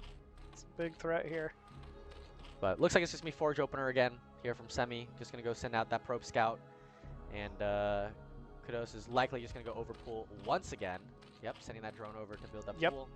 Yeah, it must be some kind of a read here. I really hope Semih goes Forge into Nexus this game. Well, it's cross map, so I think for sure he'll do that once, especially once he knows that it's cross map. For sure. But, yep, so I'm gonna send the probe over to make that Forge, and will be a second scout, and like you said, it is cross map, so there's plenty of distance this time. There's no question he should be going Nexus. Semih not taking any risks. You know, it is his tournament life on the line here, so I like that he's sending out the second probe. Yep, looks like this drone is going to get the natural hatchery down before the probe gets in. I think. Oh, let's get a little close. It was close, but he got it. He's got it. Across map, usually you're able to get it. So Semih, unfortunately, not able to deny it, but I think he knows. Yeah, he's making up the money for that Nexus, and that probe is going to be right back on time to plop down that Nexus. So yeah, going to be cross map 13-13 here from Semih. Very well done. Yeah, it's a good position to be in as Protoss. This is advantage Protoss right now. Yeah. 13-13 against Overpool, ever so slightly in favor of him. So we're just gonna have to see what he's gonna do. What? Wow, I think that's an incorrect position. I think it needs to be It is incorrect. He needs to be 1 hex back. Stop. The Why? gate should have been here. So the gate needs to be mashing a tile with the forge like this, but the cannon's actually ahead. So now if he puts the gateway here, Yep. it's not link tight in this little corner right here. There's Yep. gonna be 3 holes, one top, one here, and then one at the very bottom. Maybe it's bait.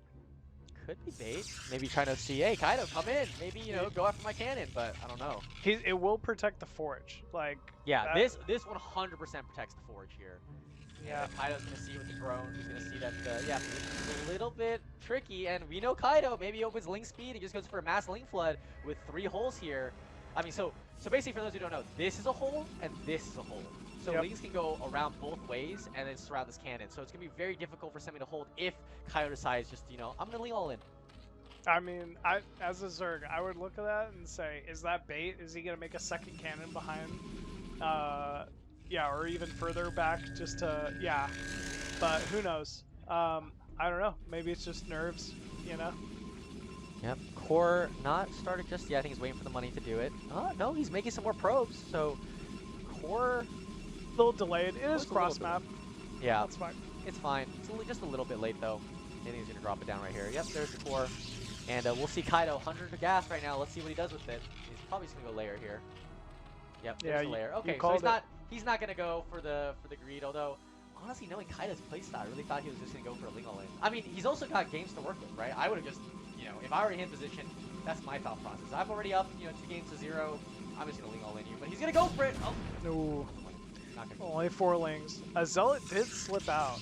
Yep. So some potential fuckery here for Semih. Might be able to pick off some drones at the 3rd base, at least scout out where the 3rd base is. So yeah, gotta be something pretty good for our Protoss player here. And Kaido's gonna know. Kaido's already bringing his links back, but also only 4 links, so the Zealot could get a little bit of damage here. And yeah, Kaido's just gonna run his drone. No drone damage to be done here. The Zealot is gonna be able to see that the 3rd is over here though. And then maybe, just maybe, we'll see if he can get some good micro down. Made an extra pair of links, so 6 links. He's Nice. gonna tuck himself right in the back there. And Yeah. force Kaido to micro a little bit, pay a little bit of attention to other stuff. Second gas down, Stargate coming out here. Only gets 1 link, very nicely done here from Kaido. Good micro there as well. Yeah, Kaido's had great control this entire series, this entire tournament so far. No Spire. It could just be a normal 5-hatch Hydra like we saw in one of the other games. That's Actually, gotta be a mistake. There's no way. I think he's gonna put a Spire down somewhere. No? No, he did this in one of his other games. Just went layer for the Overlord speed only, but usually get the Hydra den way earlier. if you're gonna do Whoa. this. So Okay.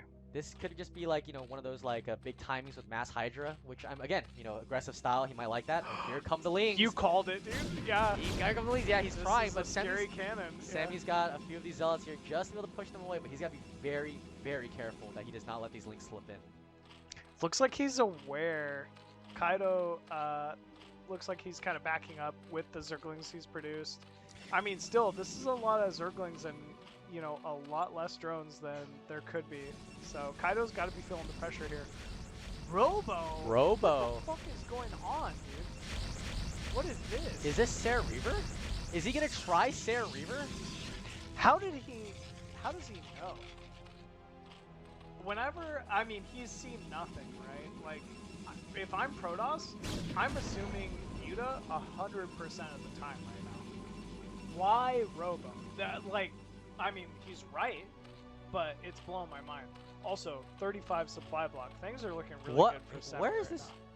now. Okay, finally. I was about to say, is this like a botched replay or something? Because like he was stuck on 35 for a long time. Yeah, I think Semih killed an Overlord inside the main.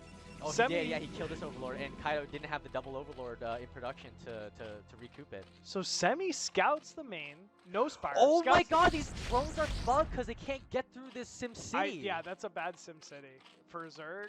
By the way, like you don't ever build it like that. Your hatch needs to be a little further up, right? Yeah, the hatch further up, the den further up. Yeah. That hatch den combo, nothing's gonna make it out of this natural this whole game.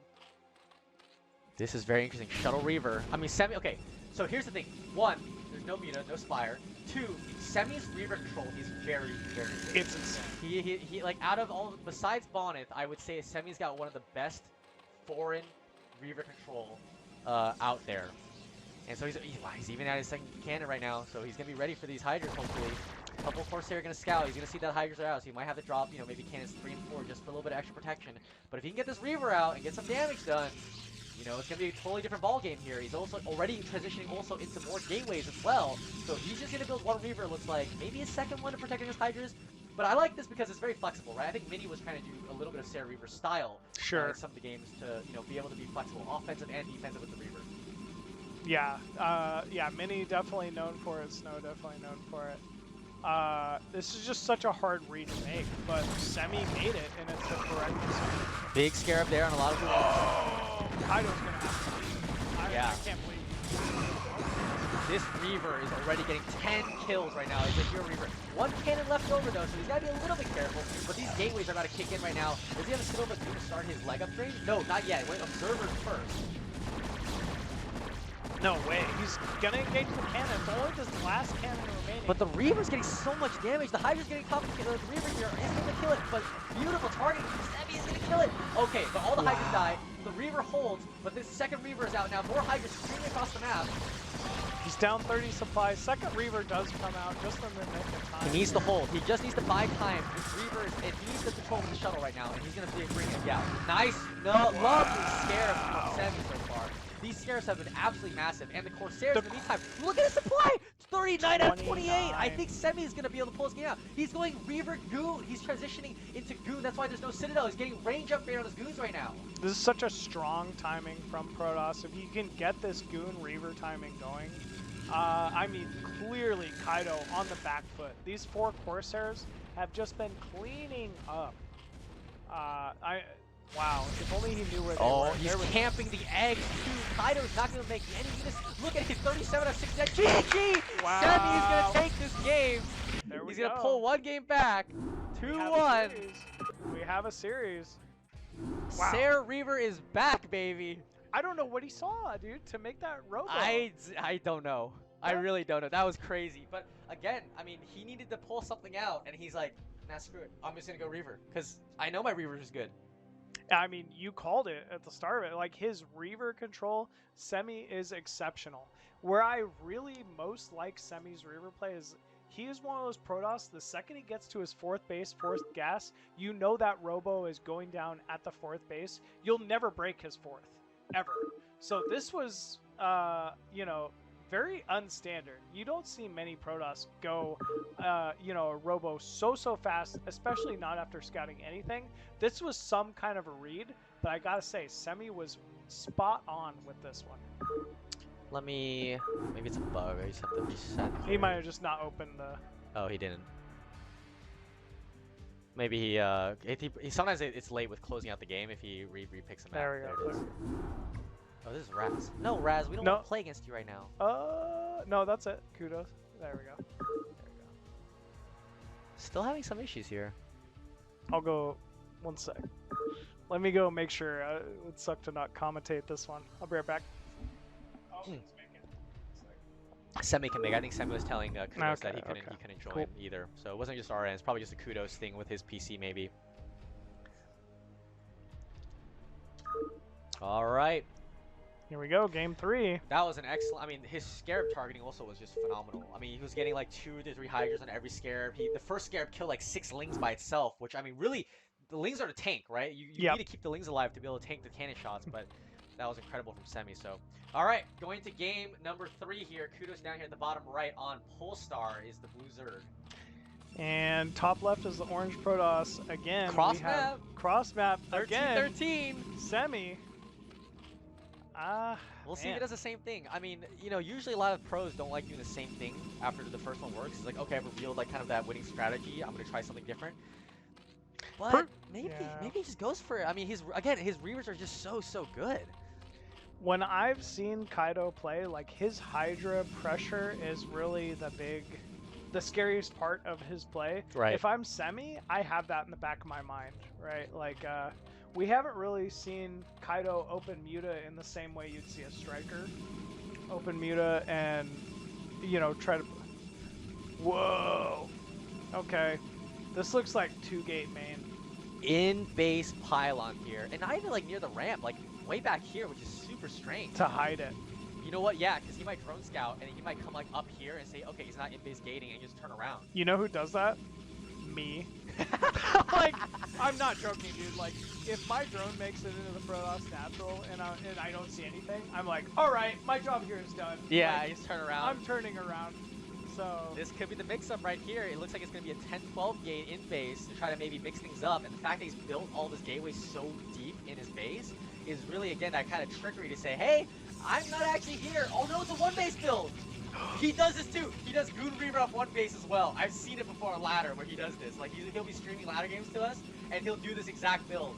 this is the Bonneth build, dude. Yeah, it's the Bonneth build. We're going to have to see how KUDOS does it. He's going to cross-scout with the drone. Is it? Yeah, it looks like, wow, this is a pretty fast scout. Pretty standard, though. We expected this with the overpool. This is the I big was going to say, advantage. had he cross-scouted and then turned back after not seeing the wall, it would have been so bad for him.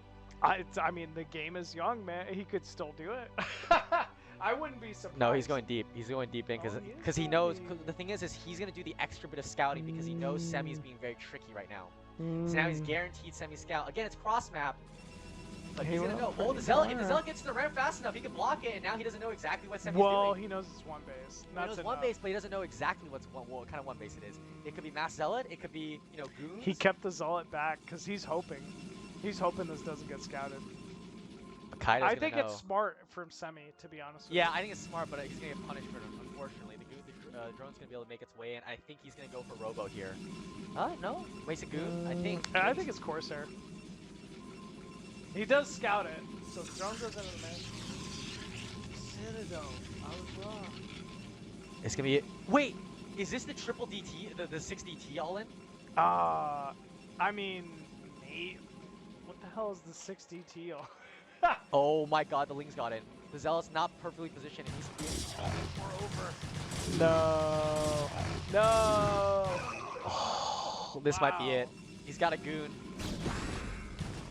He's got a micro his heart out right now. He's gonna see this relatively well, actually. The Lings are being stopped right now by this. Oh, he's doing. Yeah, he sees a Citadel, so he knows it's gonna be the DT all in.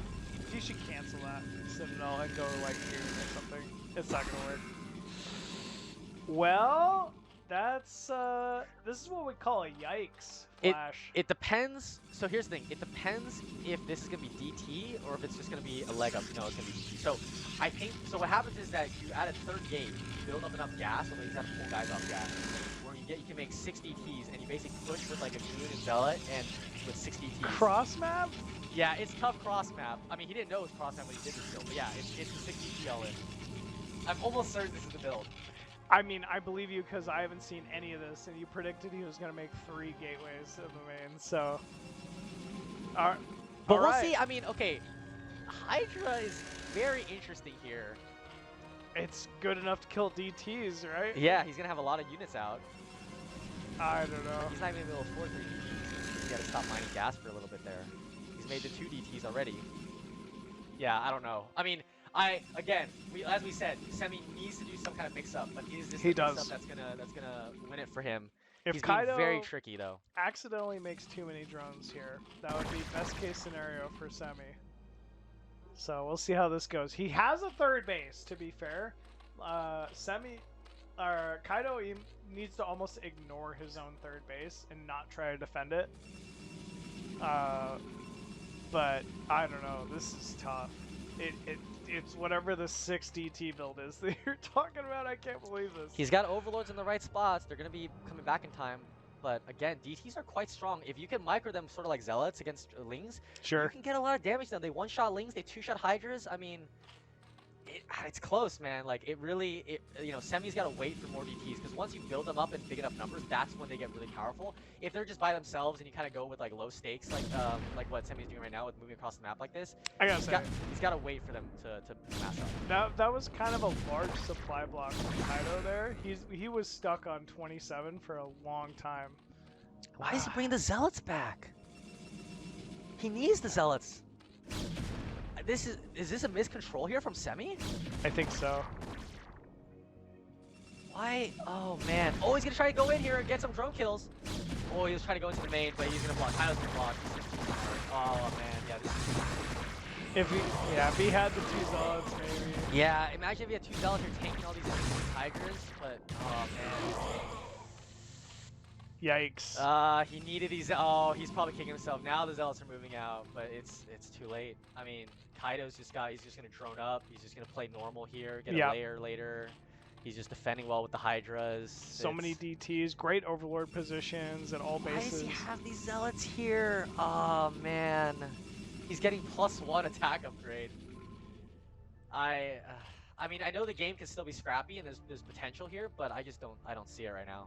I'm not seeing the vision. Yeah, it's quite difficult. Kmaybe if there wasn't an Overlord at this third, right? Or Kaido moved too far away with his Hydralisk and couldn't defend the main natural.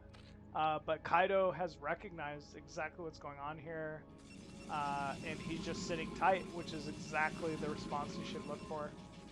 Yeah, and he's got the link, so he sees all the Zealots coming out. Maybe it's a leg upgrade, like, you know, push afterwards, but he's got so many Hydras here. I mean, 12 Hydras here, another 6 over there, 18 Hydras. I'm sure he's making more right now after seeing this, how big the force is. Yeah, it's just gonna be leg upgrade.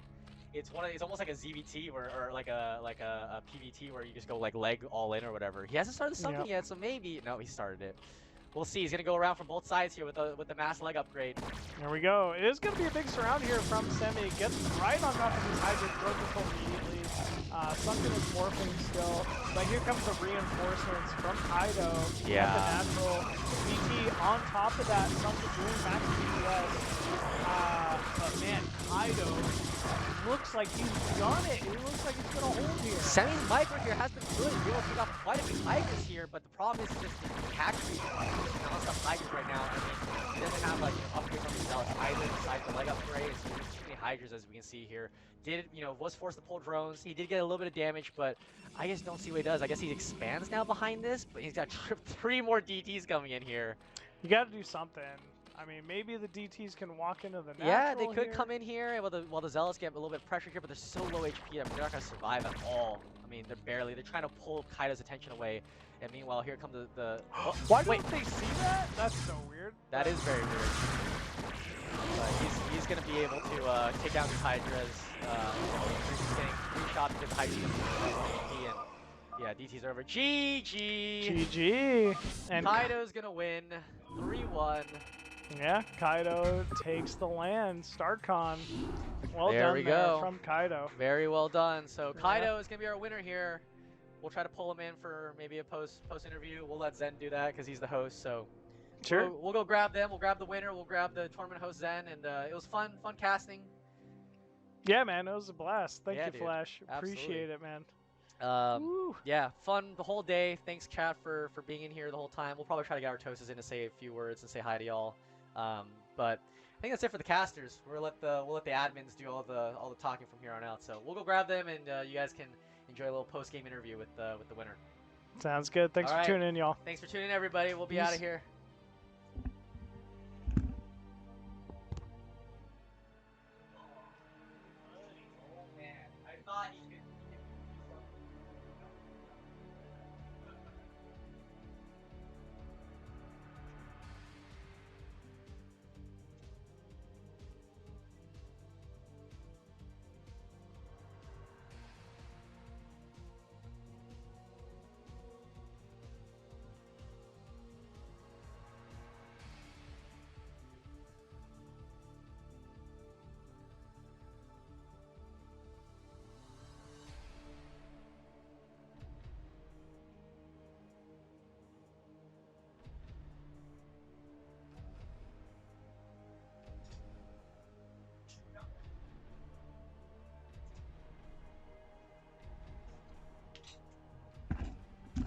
Headset on. All right. I have KUDOS here. Oh, sorry. Champion of the tournament. I hope you guys enjoyed the tournament. It was an excellent tournament. KUDOS! Hey. So, first off, yeah. Congratulations on winning. When you came to this tournament, yeah. Where did you think you would place? To be honest, I just came here to enjoy the scene and just play my best. So I expected to be placed like 10th place. I was 10th place. Yeah. So I guess I did well because I already had a mindset where I'm just gonna enjoy it. You know, I'm Yeah. just gonna do whatever I want, and then that I guess Seems to have translated. worked well. You kind of crushed the tournament. Like you took out who did you think was the favorite? Actually, I don't want to put words in anyone's I mouth. mean, obviously, everyone probably thought StRyKeR was the favorite. Yeah, Absolutely the favorite. that's what I thought. Yeah. But you took him out 2-1, right? Yeah, 2-1. I got pretty lucky with some engagements in CBZ. You know, it can happen in like 2 seconds. Mm-hmm. So I got lucky there, and I won. Yeah. What do you think about the scene in North America? Right now, I think people have been taking breaks. You know, we had Jaeyoon, Gypsy in the past, but I think everyone's trying to come back again because I think our main game is always Brewer. I mean, I tried to play Maple Story for like 3 months. I came back after 3 months. You know, Brewer is the best game. Like Maple Story is such a waste of time. I regret. Yeah. So. If you guys don't know what Maple Story is, count yourself lucky. Okay, so I don't know. That's like it's a great tournament victory for you. Like you've been here before at StarCon and you've done like reasonably well. But congratulations on that. Thank you. Thank you. Yeah. Any final words? I guess. My final words, obviously, I really appreciate Zen and the rest of the community. I always tell people that this is very special. Nowadays people are always on Discord, online, but we gather here physically and enjoy it just as it was like 2000s, when people used to do a lot of LAN. Yeah. It feels like it. So I try to make it every time, even though I'm busy, because I just know how special it is. Yeah. So. No, it's super fun, and congratulations, man. Yeah, thank you. Yeah, thank enjoy you. your prize money. Yeah, thank you. Thank you, chat. Zen, you want to come over?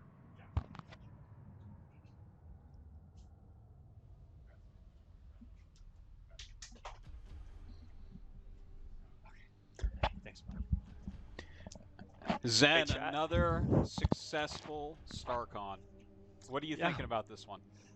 Oh man. God damn it. I'm waiting for it every time. I try not to, get too emotional, but it hits me like, I don't know, 25 people. I sent a Discord message and someone decided to travel half across the country to be here.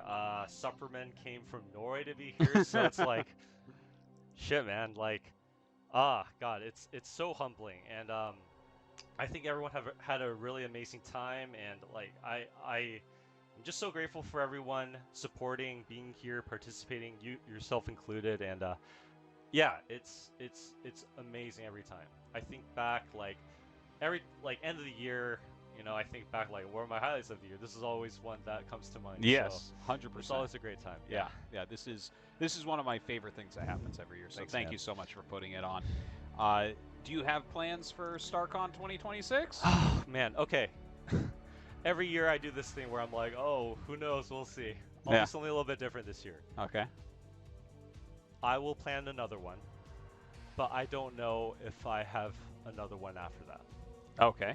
So I'll put that out. So there. we'll have 2026 at least. Yeah. Okay.